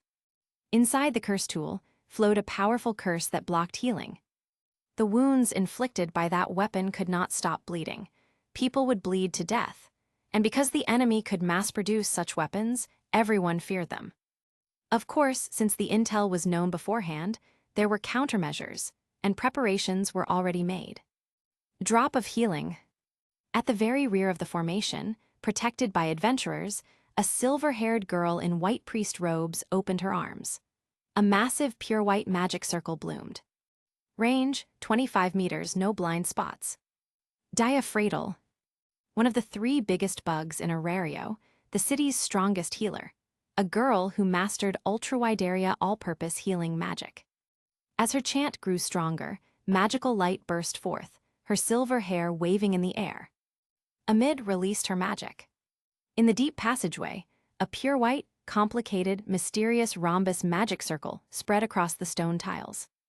The beautiful white radiance rose, and the wounds of all members affected by the curse started healing visibly right before their eyes. As if the curse itself met its natural enemy, all misfortune melted away. As expected of the city's #1 healer, Amid is amazing. Adventurers voiced their admiration. Chapter 365, D. Saint Amid Tezenaire. Not bad at all, Amid, incredibly reliable. Although Mr. Fran has used this magic too, maybe it's just my imagination, but there's always this. The spell Mr. Fran uses doesn't have the same flavor as yours, Amid. D. Saint Amid Tezenaire. At this moment, she finally revealed the true brilliance that her ability had been hiding, a level of support no one couldn't compare to. The city's top-tier healer. One person could support an entire army. As long as she could act, she could sustain a 100-man assault party and face victory head-on. With no more worries at the rear, the twin Amazonas sisters charged back in, weapons raised. The curse that had been their trump card lost its effect. The Evelis assault had been rendered useless. Facing elites several times their strength, all that remained for them was despair. Haha, enjoy the coming slaughter, scum. Thyone brandished 2 recurved blades and cut into the enemy ranks. Blood spattered over her, but the madness on her face grew only deeper. Her darkened persona had fully awakened. On the main line, besides the magical healing Amid was deploying, there were also the special potions she and Fran had prepared specifically to counter curses. With both methods applied, the Evelis had no chance left. This can't be, she's not a mage, yet she can form a magic circle. That's impossible. Elfie, a mage of the Loki clan who had never seen a girl take things this seriously, froze in place in disbelief. Even her elf companion gaped. As a magic race, they understood the boost a magic circle gave a mage. Only those who had learned the mage development could form one. But what on earth was this battlefield saint doing? The young mage's brain went to mush. Amid herself hadn't taken the mage development, yet she drew a magic circle at her feet, greatly amplifying the power of her healing magic. Her white robe swayed, hiding the saintly color of the ritual insignia. The sight was mysterious and solemn. This scene rapidly increased the number of admirers. Her beauty was such that if someone said she was a goddess reborn, everyone would believe it. And then, this battlefield saint was already taken. That lowlife was connected to the Sword Princess. Thinking that caused their jealousy toward Fran to burn all the hotter, they wouldn't stand for it. Amid didn't know the complicated looks and inner thoughts of that group of men. She was wholly focused on maintaining the magic and providing support while purifying the enemy's curses. On top of that, she had to split her attention and direct supporters to treat the wounded and dispense the special potions. The pressure was enormous. Through the eye crystal, Anakitty saw the situation here and, while Fran rotated to rest, reported to him. Seeing the disbelief on Anakitty's little face, Fran smiled, a smile long absent. Although it's hard to believe, Tiona, and their squad, among the teams who stormed the man-made dungeon, they were the second most fierce in combat. In reality, right now it's only Miss Amid doing the work. Even the two sisters are mostly doing support. Anakitty's face showed an embarrassed expression. There was nothing to do. The main enemies they faced weren't monsters, but the remnants of the Eveless. These guys were wreaking havoc with cursed weapons. Against Amid, their ironclad strategy has been entirely wiped out. Plus, two healers assigned from the Diane sect Familia to assist Amid stood like attendants at her sides. They didn't act unnecessarily, only closing their eyes and conserving mind. The whole frontline's healing burden now rested on Amid alone. One-person division, a super pillar integrating recovery, healing, curse removal. Fran took the eye crystal from Anakitty, glanced at their side finishing off scattered monsters, then contacted them through the crystal. Amid all that spirit power consumption, are you okay? I know how much your healing magic eats up. We don't know how long this fight will last. Plan your mind allocation carefully. Hearing Fran's concern, Amid's cheeks flushed. Whether from the stress of intense combat or worry for her lover, it was hard to tell. No problem. Don't worry, I'm not a rookie adventurer. I do have that experience. For this expedition, I prepared a good supply of mind-restoring potions. Even without resupply, I can keep the team going through the equivalent of the dungeon's 27 floors. She said this, then added, "It's possible we could meet a floor boss and then consumption would be faster." Fran heard that and understood. "Finn, I know you're listening. Leave the rest to you. I'm about done here and we'll go deeper." In less than 3 seconds, the Braver's reminder came through the crystal. According to the map, you've now reached the dungeon's middle layer, roughly floors 12-13. You'll meet tougher resistance below. Be careful. Understood. Finn's words matched what Fran expected. Visibly, after the great door ahead rises, there's a huge stone hall. Opposite is a broad staircase downward. No need to guess, the depth will drop again. The middle layer, that should be where the Eveless's real stronghold is. Fran narrowed his eyes, gulped a dual stat recovery potion, and kept himself in top condition for emergencies. Facing a troublemaker like him, the vanguard would surely be showered with big rewards. Anakitty, after this is over, have everyone recover. 5 minutes and we strike. Yes. Deep in the man-made dungeon, in the space between the floors, if you listen carefully, you can hear the sounds of arguing from within. Chapter 366, A Pincer Attack Tilda. This place was the command center directing the entire Eveless in their battle against Orario. In the dim firelight, the members of the Thanatos Familia could be seen rushing back and forth restlessly, shouting all kinds of things, some giving orders, others passing on information. Their frantic movements were mixed with traces of fear. The battle had progressed to this point. The offense and defense had already entered the white-hot phase. Especially with the team led by Reveria advancing, they were about to reach this floor. Everyone here, without exception, was filled with deep pessimism, no longer holding the confidence they once had. Even their faith in their god was beginning to waver. It was no wonder.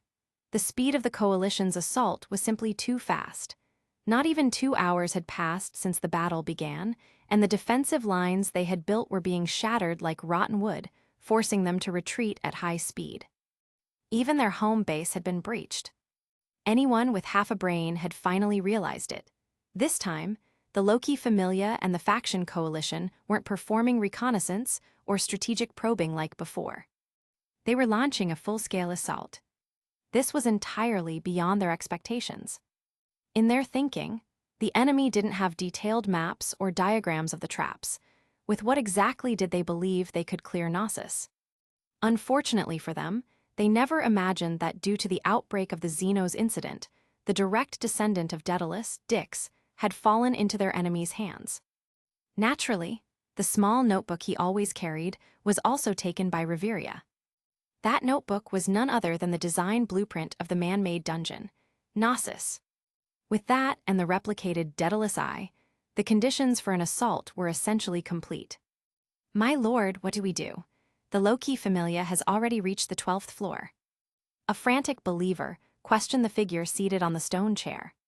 The outcome of this attack would completely determine the fate of the Thanatos familia and the promise their god had made to them. In other words, this battle would not end hastily because the low-key familia would not allow it. The only outcomes were victory or defeat. The god's body swayed slightly as he slowly raised his gaze. How troublesome! Even after arranging everything so carefully, we still can't stop their advance. Ah, ever since they escaped that time, we've been at a disadvantage. Thanatos took a few steps forward, looking down at the transparent water film projection spread open in the center of the hall. Projected through the eyes, embedded in the devil statues installed throughout the man-made dungeon, his brows furrowed tightly. The projection was divided into multiple small screens, each showing flashes of figures and their units. There was Fran and the Vanguard team, fighting in the corridor of the deep 13th floor. The Amazonas sisters and a mids team were eliminating scattered members of the Evelus, while the support unit carefully collected and stored the cursed weapons. There was Gareth's team, the elf unit, and more. In the images, they weren't only suppressing the gates using the keys they had acquired, they also had countermeasures for cursed tools and had prepared responses to all kinds of traps. Clearly, before the battle had begun, they had already gathered intel from earlier probing operations and compiled complete strategies against them. On the other hand, although the Evelus had the descendant of Daedalus, Valga, remotely controlling the opening-closing of gates and activating traps, the low-key familia's command team, using the design blueprint and their hastily drawn maps, was able to quickly pinpoint the locations of the eyes, the surveillance devices hidden cleverly within the pupils of devil statues or the carvings. And they were destroying them all. This brought unparalleled trouble to the Evelus. Everyone knew, without surveillance to gather intel and track the enemy's precise movements, then no matter how much control they had over the overall layout, remote trap activation was meaningless. Thanatos stared at the water film, seeing the faces of Finn, Fran, the Amazon sisters, amid, and the others reflected on the surface. Though he was the leader of the Evelus, he couldn't help but sigh. Lord Thanatos, what do we do? It's urgent. The monsters we released are being wiped out like fodder, and even our own people are suffering constant losses. Ever since that D-Saintess joined the assault, our casualties have risen even faster. At this rate, we won't be able to hold out. His subordinate was deeply anxious, yet the god's face showed no such panic. Ha, the children we sent out still have their keys, don't they? Then there's no problem. You should trust in the great works forged by the plan of Daedalus. As long as the enemy doesn't obtain enough keys, their numbers will remain limited, and the gates will obstruct their advance. Thanatos had already seen through the core of the battle. Now that the base was being invaded, the one thing they absolutely needed to guard against was the enemy seizing their people's keys. As long as their keys weren't stolen, the number of invading adventurers would remain fixed, and the multiple layers of obstacles they'd prepared could effectively hinder the enemy's rampage. Rather than the full invasion, what concerns me more is this. Although he looked calm on the surface, seeing Fran's team's invasion route and speed sent a chill through him. A high-speed advance, ignoring all sniping attempts and traps and without slowing down. Most crucially, their target is clear. They're obviously heading straight for us, perhaps even toward the location of the spirit avatar. Did the higher-ups analyze this, or does that Nightweaver possess some kind of sensory skill? Thanatos narrowed his eyes, thinking quickly. Of the 3 invading teams, only the Nightweaver's group remains on the 12th floor. No, there should be 4 teams, shouldn't there? Where is the last one? My lord, emergency. The 18th floor has been breached. Oh, who's leading them? It's the 9 Hell and the Sword Princess. That explained it. Thanatos curled his lips slightly. A pincer attack, assaulting us from the surface and from the 18th floor. Truly a masterful tactic. It seems they've figured out the spirit avatar is on the 14th floor. Ravage. The voice of the elves sang throughout the cold, deathly silent labyrinth. Stay with eyes, do not lose formation. Yes. Chapter 367, Reveria and Eyes are bait. As a team designated to launch a surprise attack, this entire squad was composed of members of the Loki familia. Led by Reveria, all 10 of them were elves. According to their records, every one of them was a high-level adventurer of LV, 3 or above. Not only were they individually powerful with rich combat and teamwork experience, their movement speed was equally outstanding. The nature of this squad's formation was special from the very beginning. Strategically, they were even more valuable than Fran's vanguard team. One of the reasons was the wind magic Eyes had inherited. In this operation, Eyes' role was that of a detector radar. As someone with spirit blood, she could expand her magic over a wide range, sprinting back and forth through the labyrinth. This allowed the Loki familia to track the reactions produced by the corrupted spirit through its unique traits. Judging from past cases, once the corrupted spirit sensed Eyes' wind, the spirit avatars hidden in the dungeon, as well as that red-haired, would become extremely agitated, giving everyone the opening they needed. Thus, the entire strategy was clear. Fran's team would serve as the spearhead, applying rapid pressure onto the enemy. The other squads would slowly encircle and restrict the opponent's movements, forcing them to reveal the techniques they were hiding. Finally, Eyes and Reveria's team would use their radar to directly locate the corrupted spirit fragment. Once its position was confirmed, they would rush in together and destroy it. Wrapped in wind, Eyes sped through the narrow passageways. As she ran, she replayed Fran's words in her mind. Listen well, Eyes. The corrupted spirit is indeed our final goal this time, but if things go badly, it's fine even if you can't find it. The target is huge. If they attempt to act, they won't be able to avoid making a massive commotion. We'll still have other opportunities. Your most important task is to draw out that red-haired woman and her accomplices. Even I can't do that. In fact, they'll intentionally avoid me. Deep inside the man-made dungeon. The moment Eyes expanded her magic, Revis, occupying one of the deeper floors, felt it. Arya actually intruded. This information was practically a slap across Revis's face. Her eyes were filled with disbelief as she looked at the Eveless member who had just rushed in to report. After coordinating with the others, she had been preparing to strike down the intruders, but this report completely caught her off guard. Why yes, the squads with 9 Hell and the Sword Princess in it are attacking from below. Revis furrowed her brows, wavering. That cunning, despicable Nightweaver had already broken into the 13th floor, visibly approaching their hideout. And now, the lower area had been occupied as well. The situation had already deteriorated twice over. To break the deadlock, she had to choose one direction to wipe out the enemy. Otherwise, their entire plan would be ruined. What did your side say? The Eveless underling was pale with fear and agitation, so nervous that his words were almost incoherent. Thanatos has issued orders. Your top priority is to eliminate either the Nightweaver or the Sword Princess. So he finally sees the situation clearly. Has he realized it? Though she mocked him, Revis understood very well. They needed to deal with one side immediately. Otherwise, the location of the corrupted spirit would inevitably be exposed right under the enemy's nose. Thus, even though it looked like a choice between two, in reality there was only one path Revis could take. She had to intercept Eyes. This is part of your plan too, isn't it, Braver? A classic two-choice dilemma. That's right, because of the special relationship between the enemy and Eyes. Finn, with his deep experience, had already predicted their reactions. He believed that once Eyes moved, even if Fran himself showed up right in their faces, the enemy would still prioritize dealing with Eyes. This was an open scheme, clear as day, and yet impossible to ignore. And once they chose to focus on Eyes, Fran's team would be completely free to go wild however they liked.